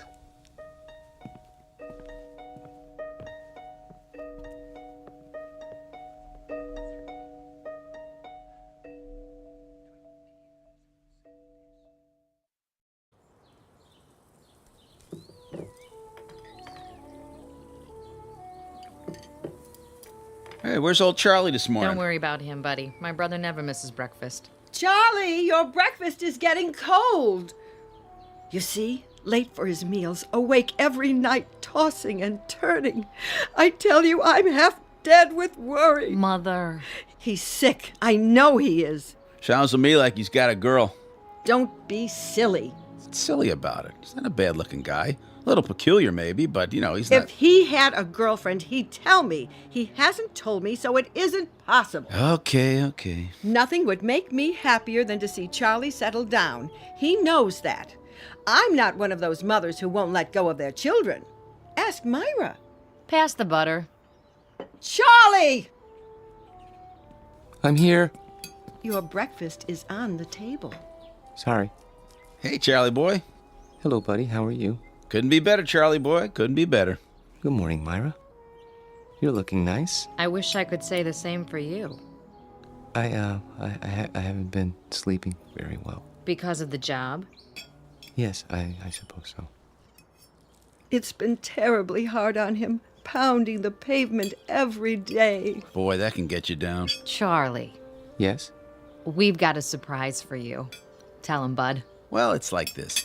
I heard they gave you the pink slip, and see, I know the dispatcher pretty well over where I work, and, I told him about you, and, he said... He said he'd give you a job. Yeah.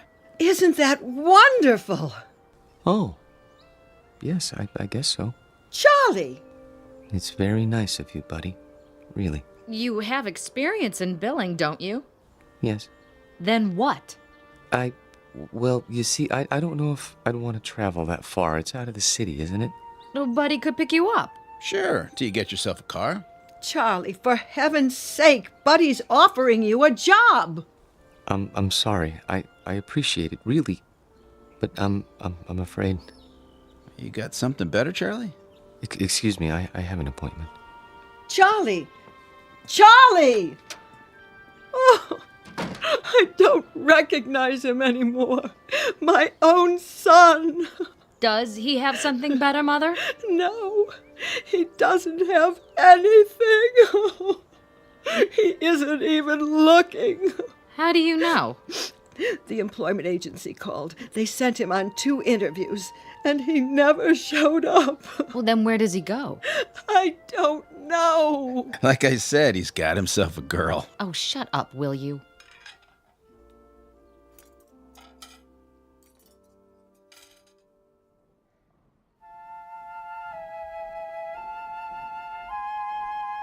Henry, look at that.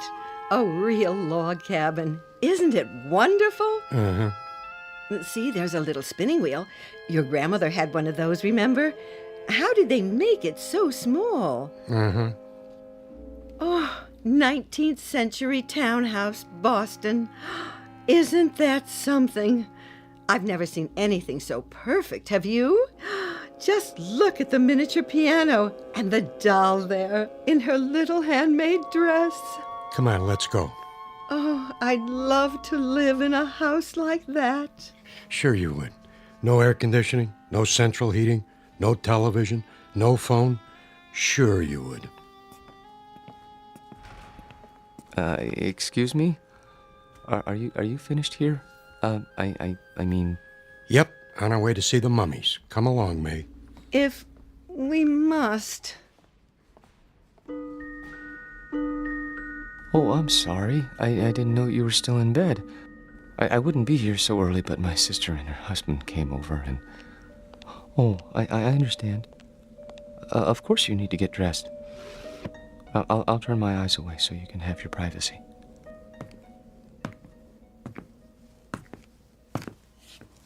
Hi. A little early today, aren't you? Am I? I guess you must get a real kick out of these displays. Yes. This one in particular. What do you see in there, mister? Nothing. Man doesn't stand for 4 and 5 hours at a stretch looking at nothing. I'm not breaking any rules, am I? No.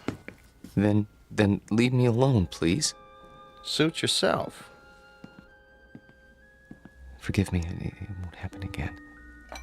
Oh, well, I see you're having breakfast. It isn't any of my business, but I really do think you should eat more than toast.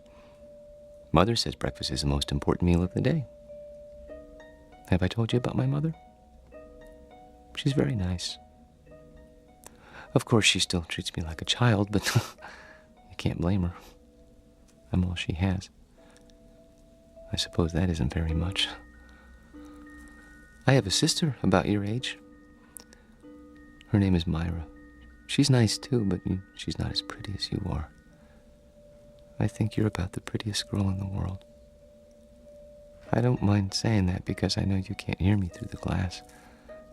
But I think I'd say it even if you could, because I hope it's all right, but I have to go now. Just for a while. I didn't get much to eat this morning myself. I better have something. But I'll be back soon. I promise.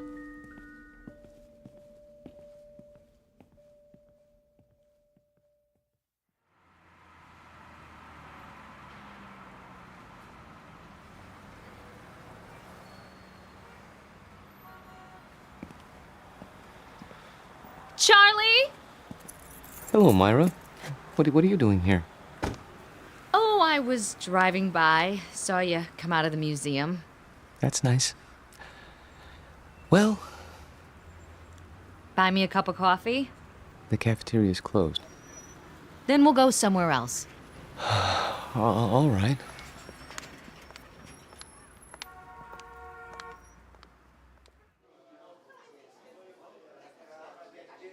Here you go, folks. Thank you. Charlie, I'm gonna be honest. I didn't just happen to see you today. I followed you. You did? Why? Because Mother asked me to. She's worried, and so am I. You haven't been yourself. No? You go to that place every day? I thought it might be a good idea to improve my mind. That isn't why.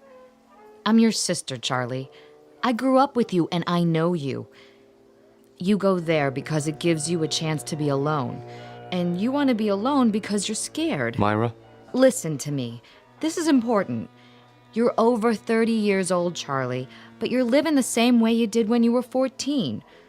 Some of it's Mother's fault, some of it's yours. But it isn't natural. It's sick, Charlie, and you know it's sick. And that's why you're scared. You're probably right.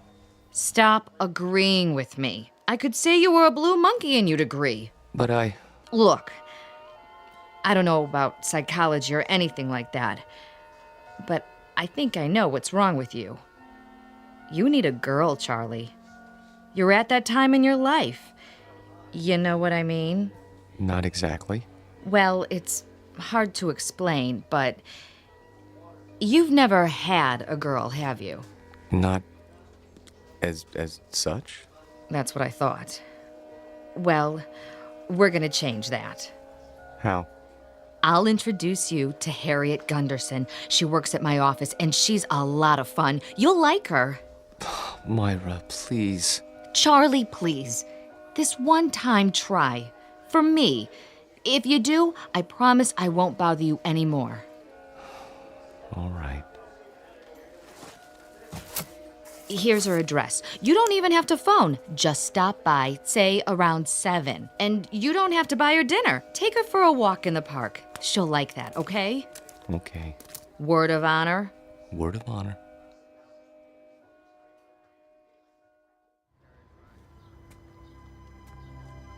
Charlie, Hmm? what you thinking about? Nothing in particular.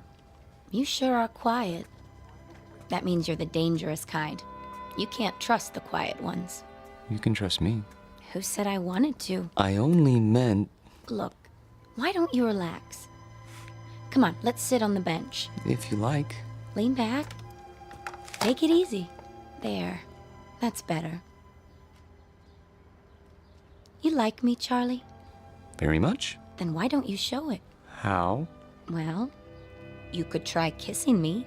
But we only met this evening. Oh, come here.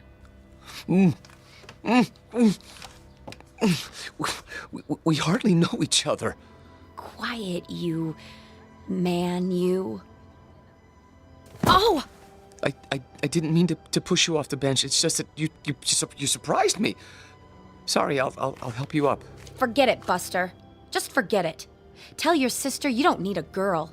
You need a doctor. Wait, please.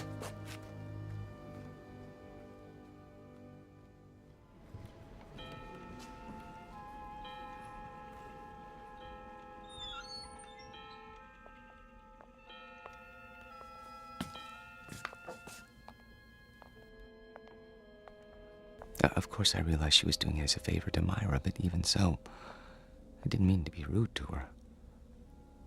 It must be hard for you to believe, but that's the way things are these days. Who's at the door? Oh, it must be your gentleman caller. Wait! Tell the maid not to let him in. You mustn't. Why, he's drunk! Look at him! Run! Run! Don't touch her! Don't lay a hand on her! Stop! He's got to stop! No, let go. Let go, please. I can't help you! The glass is too thick! I need something to break it! Hold on! No! There's a fire extinguisher on the wall!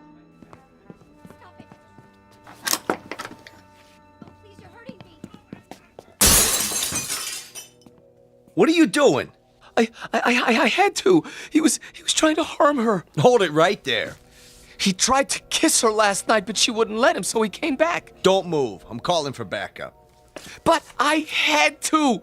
He grabbed her and she got away and he went after her. She fainted and he carried her to the bedroom. I had to stop him. You can see that, can't you? Sure, buddy, sure. Put your hands where I can see them. This is museum security. I need a unit over here right away by the miniatures. Better bring a butterfly net and a straitjacket. This one's a doozy.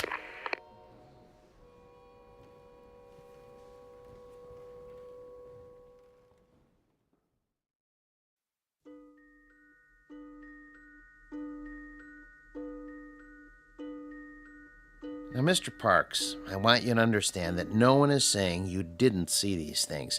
There's no doubt that you did. But you saw them in your mind. They were real, Doctor. To you, they were. That's the way it is with hallucinations. Ordinarily, the eye sees and transmits a picture to the brain, but sometimes that's reversed. In certain cases, the brain sees and transmits a message to the eye. Do you follow? They were real. Then others would have seen them too. Isn't that so? But no one else did see them. How would you explain that? I can't. Think about it. Mr. Parks? I don't know why nobody else saw them. Maybe they weren't looking. You say there were 3 figures. A young girl, her maid, and a man. He had a big black mustache. All right. Now let's reason it out. According to the museum officials, there was only one figure, the girl. Where did the others come from? Well, the maid always comes from the kitchen, and that fellow... Yes. Where did he come from? Outside. Outside the case? No, outside the house. Mr. Parks, there was nothing outside the house but glass. And beyond that, other displays. Isn't that true? Yes. But he came to the front door, and they went out together once. To the opera or something, I don't know. She didn't realize what he was like then. I could have told her. You only had to look at him to see what kind of person he was. But she's so innocent and trusting and helpless. Not like other women. No, not at all. Have you seen her? Yes, I have. Is she all right? Would you like to see her now? Yes! She's here. In a box in the drawer of my desk. Careful! You are holding a piece of wood in your hands. A beautifully carved piece of wood. About 6 inches tall. Do you have to take her back? I'm afraid so. It's museum property. Now, I want you to go back to your room and think about what I've said. Will you do that? And remember, what you saw isn't the important thing. Our job is to find out why. Once we accomplish that, you won't have any more hallucinations.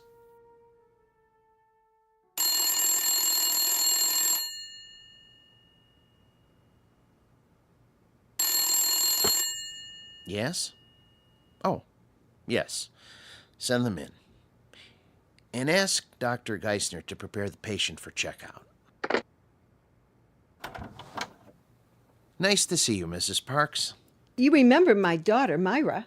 Hello. Hello, Dr. Wallman. And my son-in-law, Buddy. Hi, Doc. Where's Charlie? He'll be along in a few moments. Is he really normal, Doctor? That's a word we try not to use. Why not? Because it's meaningless. It refers to the behavior patterns of the majority. If 99.9% of the people in this country went to bed with their socks on, then that would be considered normal. And if you didn't? I go to bed with my socks on all the time. Well, what I'm trying to say is don't judge Charlie's emotional health by the degree to which he conforms to other people's standards. Don't expect him to be like everybody else. Then you don't think he's sick? Not now. No. He was when he came here.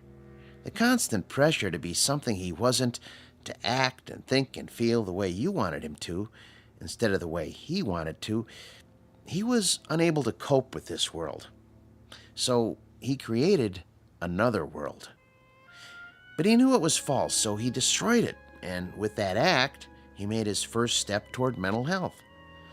Of course, he insisted it was real for a long time, but that's standard with hallucinations. Charlie! Hello, Mother. Myra? Buddy? How are you feeling, Charlie? Wonderful, Doctor. Really, wonderful. No more dreams? I've been sleeping like a baby. Not worried about the girl in the glass case? There was no girl. Just a doll. I know that. And I know what made me think I saw what I saw. Thanks to you. Thanks to you, Charlie. You figured it out, remember? I didn't tell you anything after that first day a few weeks ago. Oh, Charlie, I was so worried. No, Mother. I know you were, but I'm fine now. I'll find a job and everything will be the way it was. You'll see.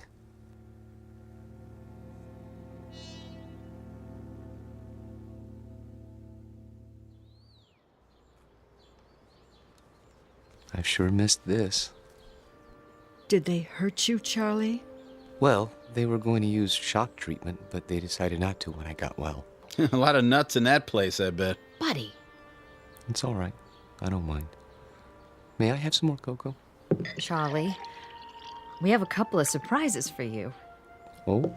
The job at Buddy's office is still open. Really? And I talked to Harriet. She forgives you.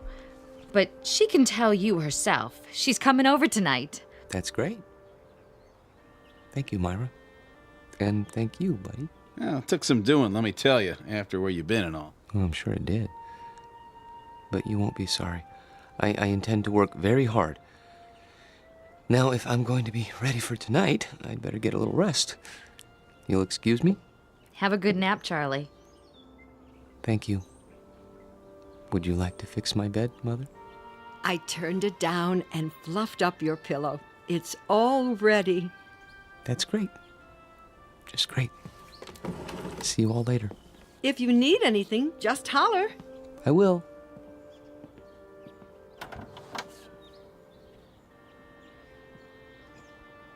All right, I gotta go by the house. Be back in a while.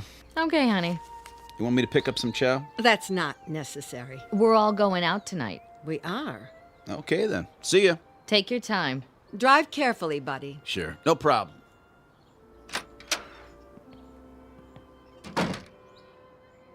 It's wonderful having Charlie home. I think the hospital did him good. Shh, not so loud. Don't you? I still don't understand what happened to him. The doctor told you. He didn't tell me anything but a lot of gobbledygook. Mother, I hate to say this, but if you want Charlie to stay well, you're gonna have to let go. What in the world do you mean by that? Just what I said. You don't know it, you really don't, but you're keeping Charlie here in this apartment. You're keeping him from growing up. That isn't true. I've told him 1,000 times nothing in the world would make me happier. No, Mother, that's wrong. And don't go clutching your heart, because it doesn't work with me. There's nothing wrong with your heart. And there's nothing wrong with Charlie that getting out of here won't cure. He's not your baby boy anymore. He's a man. Let him be one. I love Charlie. We all know that, Mother. But if he doesn't leave, he'll be back in that asylum, and this time he'll stay. You don't want that, do you? No, of course I don't. Then you help me tonight, when Harriet comes over. How? By going out to a movie with Bud and me and leaving them alone. All right. If you say so.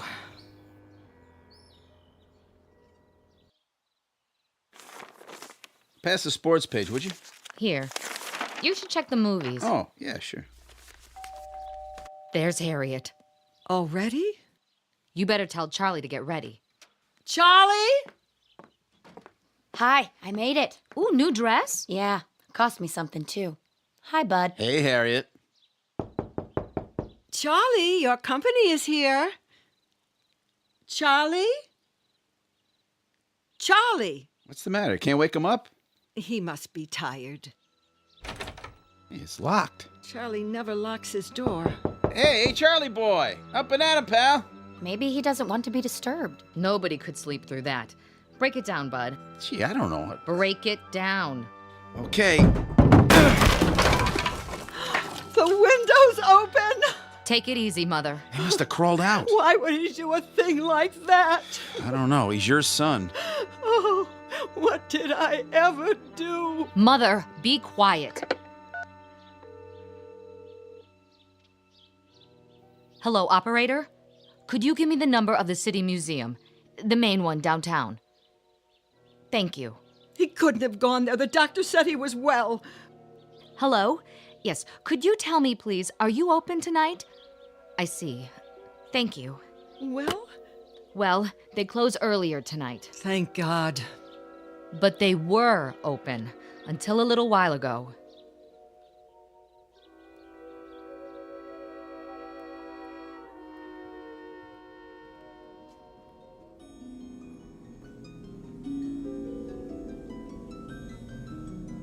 Hello. I see they got your glass case repaired. I'm so glad. They tried to tell me you weren't real. Of course I knew better. But I had to pretend. Otherwise, I never would have seen you again. I love you, Alice. Maybe if I keep telling you, you'll believe me. Your world isn't simple, is it? No world with people in it ever is. There's loneliness and misery and heartache. Oh, look at you, crying because you're alone. I've been alone all my life. People try to understand, but they can't. You could. We could understand each other and help each other and love each other, if only. Wait! Someone's here. I have to hide. But where?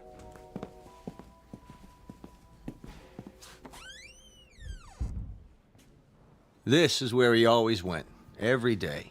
Are you sure he's here, Doctor? I'm almost positive. Place is empty, I checked. He could have come in earlier and hidden, couldn't he? Where? This place is deader than a doornail. Shine your flashlight over there. What about those Egyptian mummy cases?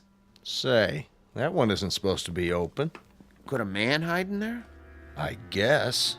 Nobody's allowed to touch him. It's against the rules. Mrs. Parks, would you do something? Anything for poor Charlie. I'm sure he can hear you, wherever he is. Are you going to take him back to the hospital? I think it would be wise, don't you? Before anything else happens, call him. Ask him to come out.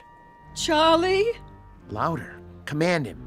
Charlie, this is your mother. Come here. Again. Charlie Parks, you come here this second, young man. You hear me? It's too late. He's not going to listen to you now, Mother. Hey, Charlie boy, let's go. What do you say, huh? Can you turn on the lights? Yeah, at the main switchboard. Do it. We're gonna have to search the whole place. Hey, is this the dollhouse? That's the one. And the doll, is that her? Yep. Say, what? There's two of them now. A man and a woman sitting on the piano bench. I don't remember that. All right, let's start looking. Yeah, I'll get the lights. Charlie! Charlie, please. This isn't funny. Yo, Charlie! Come on, Charlie!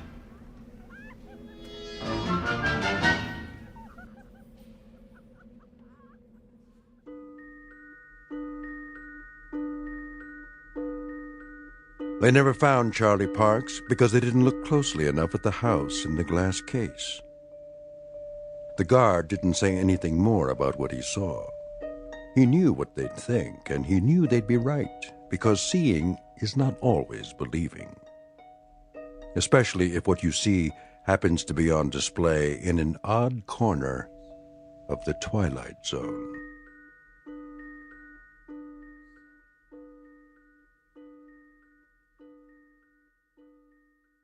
We'll return to the Twilight Zone in just a moment. You are about to enter another dimension. A dimension not only of sight and sound, but of mind. A journey into a wondrous land of imagination. Next stop, the Twilight Zone. Hi, this is Stacy Keach. I'd like to take a moment to tell you about our Twilight Zone website at twilightzoneradio.com. At twilightzoneradio.com, you'll find the latest information on these Twilight Zone radio dramas, including behind-the-scenes photographs, plus the newest product releases, trivia contests, ways to contact us, other Twilight Zone-related info and merchandise, plus links to other fascinating websites. So make your next stop twilightzoneradio.com. Visit twilightzoneradio.com to purchase these Twilight Zone radio dramas on cassette and CD, or call toll-free 1-866-989-ZONE. That's 1-866-989-9663.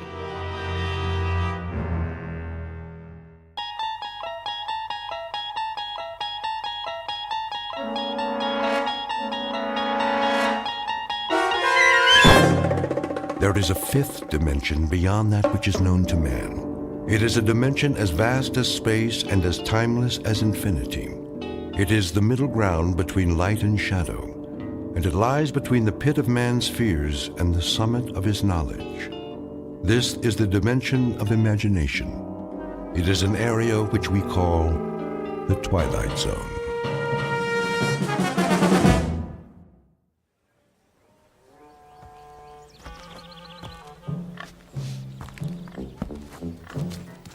Out of my way, you vermin! What are pigs doing out on the street anyway? It's not sanitary.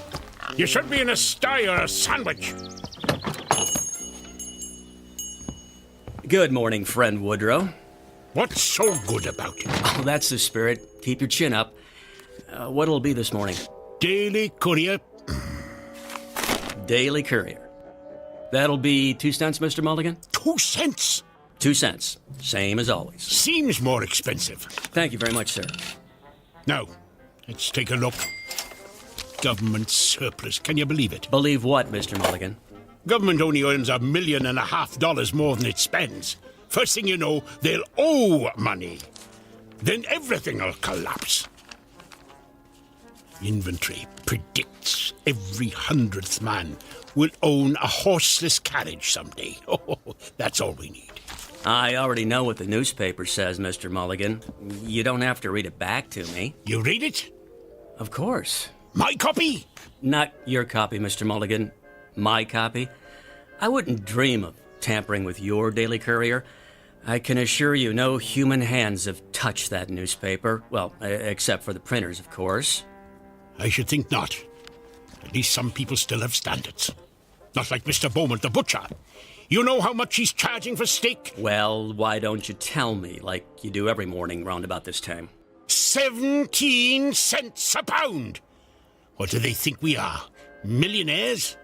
I don't know. 17 cents seems a fair price to me. I really don't know what you have to complain about, Mr. Mulligan. Things aren't so bad. Hello? You were saying? The only customers you've had in your store this morning are me and this here pig. Thank you for the overpriced newspaper, Mr. Swanson. Always a pleasure, Mr. Mulligan. Get out of my way! Out of my way!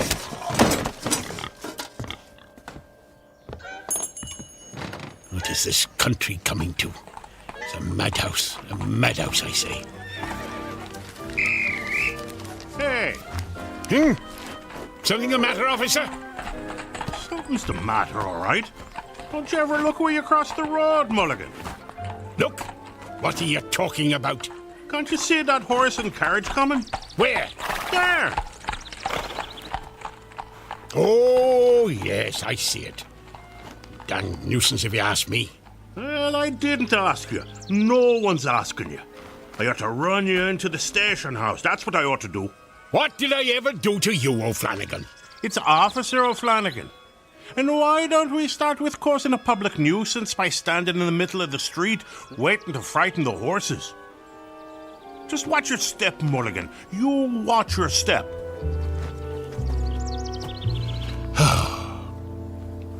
Just watch your step, Mulligan. Some time to live in, this is. Steak at 17 cents a pound. Hats, $1.95. And that lady in the advertisement for Belson's buggy whips. Shameful. You can see her ankle. Her whole ankle. Hey! Better move, mister! Whoa! Hey, get off the street! You're gonna get run over! You wanna get yourself killed? You crazy fool! Don't you know the speed limit's 8 miles an hour? Remember what I said about watching your step, Mulligan? Or you just might fall in a horse trough.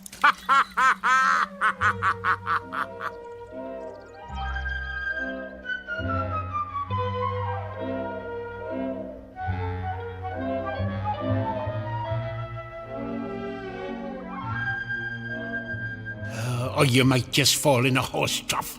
Well, howdy, ha ha ha. Look at me. I'm a working man, an honest man, a prideful man. And here I am working as a janitor for some crank of a professor and drying out my soaking pants in a wringer. Where's the dignity? Whole world's going to the dogs. That's where it's going. Nothing but trouble everywhere you look. Chickens and pigs walking in the streets like people. Crazy bicycle riders who don't watch where they're going. Government spending money like a drunken man. Racing bicycles on the streets at cost of living. And noise. What the Sam Hill? Never heard a ringer make that noise before. Why is it doing that? Wait a second, that's not the ringer. Something in my pants pocket. What is that? Oh, it's me harmonica. Oh, that's just swell. Just my luck. Ruined. Better hang it up to dry next to my pants, I suppose. I guess I should run the newspaper through the ringer too. Might be able to save it. Not that there's ever any news worth reading, but 2 cents is 2 cents. There you have it. Hot off the press. It's down here, Fenwick. I want you to be the first to see this. Professor Gilbert? Oh, can't let him see me without my pants on. Here it is, Fenwick. Well, what do you think? Why, it's astonishing, Professor Gilbert. I've never seen anything quite like it. Me either. What the heck is that thing anyway? So this is it, Professor. Yes, Fenwick. I call it the Helmet of Tomorrow. Well, that's a stupid name. If this invention's any good, why not call it the Helmet of Today? Very interesting. Just think of it, Fenwick. You put this helmet on your head. Twist this dial. Press here to activate. Here? Oh, not now. And you can visit any year you choose. Any year? You could even travel into the far future. Future. How about 1891? No, farther than that. 92? No. Think far into the future. How about 1970? Now you're thinking. Incredible. But there is a time limit on its operation. There is, Professor? There is. Purely a precautionary measure. No man should be allowed to interfere with the course of history. Well, how long a period would it function, Professor? 30 minutes only. 30 minutes? That's almost half an hour. Yes, it is. 30 full minutes in which to study the events of whatever future date we care to witness. Professor, you're wonderful. Eh? I said it's wonderful. Indeed it is, Fenwick, indeed it is. Are you ready to test it? In good time, all in good time. When I'm ready, I shall take my first journey into the future. To the year... 1962? Oh, who knows what wonders mankind may have achieved by then. Very likely I'll find the world deserted and everyone living on the moon. Or perhaps we'll have a woman president. Well, I hope civilization will progress, Fenwick, not descend into madness. But now, before I embark upon my test journey, we must toast this moment with champagne! Champagne! Champagne! Come, Fenwick! Come!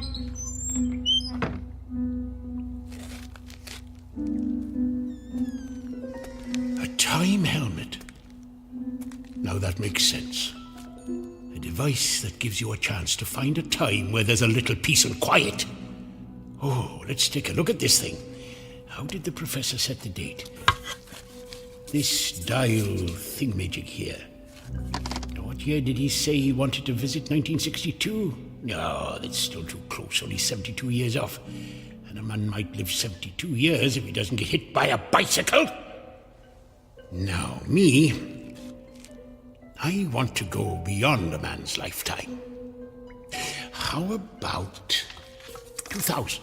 No, a little further. 2015. No, not that far.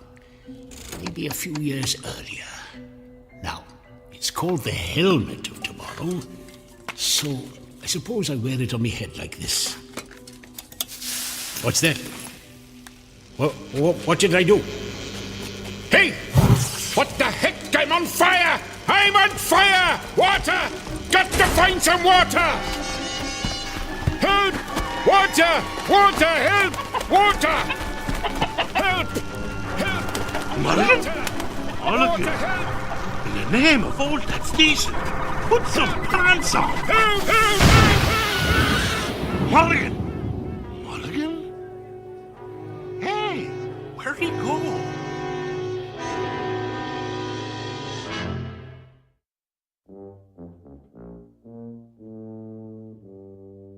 This is our hero, Mr. Woodrow Mulligan, a disgruntled citizen of a small town called Harmony, New York, circa 1890.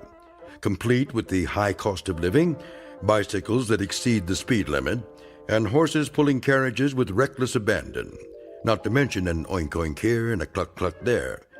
Mr. Mulligan, a rather dour critic of his times, is shortly to discover the import of the old phrase, out of the frying pan and into the fire. Said fire burning brightly in the Twilight Zone.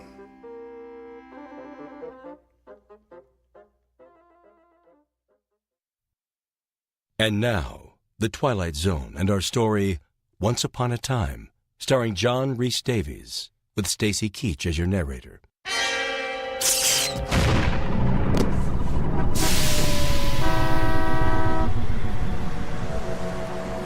Hey! Where am I? This doesn't look anything like Harmony. Where the heck am I? Oh, well, wait a minute. It must have worked. I'm in the future. Shoo, you dumb bird.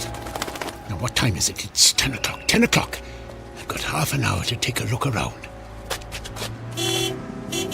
Oh, what's he doing? Better move, mister. Get off the street. You're gonna get run over. You want to get yourself killed? Oh, missed my turn. I better make a hand signal. Watch out. Hey! time, helmet! Let go of that! That's mine! Give it back! You've got it hooked on your arm! Oh, I was trying to turn right. Oh, can't get this thing off my hand. Oh, there, got it. There it goes. Oh, it's rolling down the street right in front of that kid. Awesome! A new helmet. You there, boy! That's mine! Give that to me! Finders keepers. It's mine now. Come back! No way, you freak! This is crazy. How are you supposed to catch the little brats if you put them on a board with wheels on the bottom? I've got to catch him. Hey, kid! Come back! Flanagan to headquarters. Hey, Clancy, the emergency at the drugstore was a false alarm. There's not a thing going on here. It's as quiet as a... Hey, hold on there. Pull you back, Clancy. I got some lunatic in his underwear chasing after a kid on a skateboard. I'm in pursuit. Stop, police! For God's sake, put some pants on. Flanagan? Oh, no good. The boy's getting away. There's no way I can... A bicycle! Now we're talking. Hey, that's my bike. Sorry, lady, I just need to borrow it. Thanks. Somebody stop that jerk. He stole my bike. Wish everyone was living on the moon. Streets are more crowded than ever, and he's still too far ahead. I'd take a shortcut through this thing. What is a car wash, anyway? Hey, I get getting all wet. What the blazes is this thing I'm in?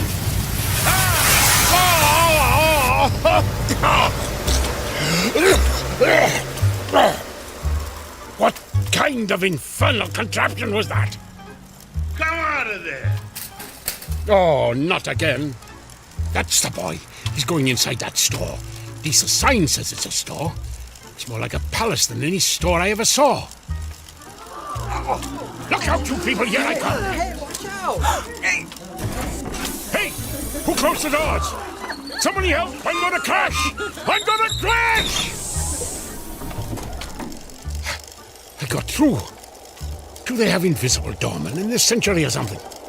Hey, kid, give me that helmet back, you little thief! Take it. It's stupid anyway. Catch. Whoa! Oh, I got it. And it's not damaged. I can go home. I can go home again.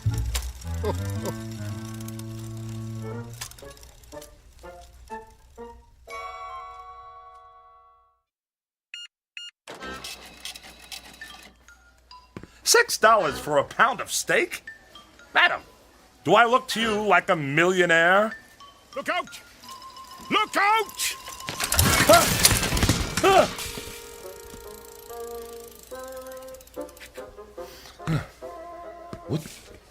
What just happened? The helmet! Oh no, it's broken. And it's 9:45. I've only got 15 minutes left. How am I going to get back now? Get back, sir? What do you mean? What do you mean? What do I mean? Did they change the language in the last 120 years? I said I need to get back, and I do. But get back to where? Let me understand this, sir. You have this funny-looking hat in your hands, no pants, and you say you've got to get back somewhere within 15 minutes. Is that right? Right. And this hat-like device, what precisely is this thing? This is a time helmet, mister. Time helmet? That's what brought me here. You see, I'm from 1890, and that's where I got to get back to. What? You say you're from 1890? What proof have you of this, sir? Proof? Yes, proof. Well, I didn't think I'd need any. Aha! That watch, your shirt and tie, your shoes. Where did you get them? They're mine. Where are your trousers? Hanging up to dry in 1890. Is it possible?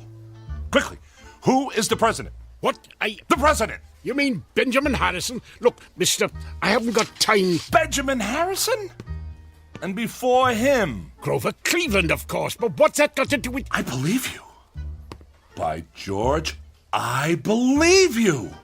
You are from 1890. That is no news to me, mister. Tell me how to get back to 1890. That'll be news. And this is the device, huh? How does it work? Well, you have to... Look.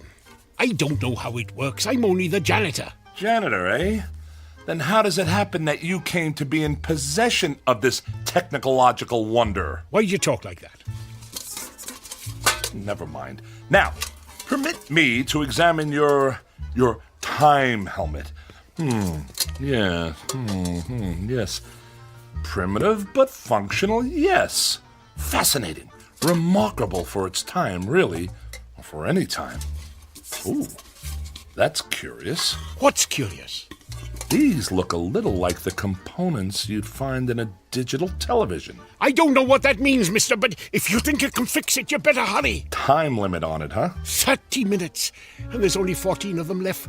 I wasted 15 of them chasing a boy who took my helmet. And the 16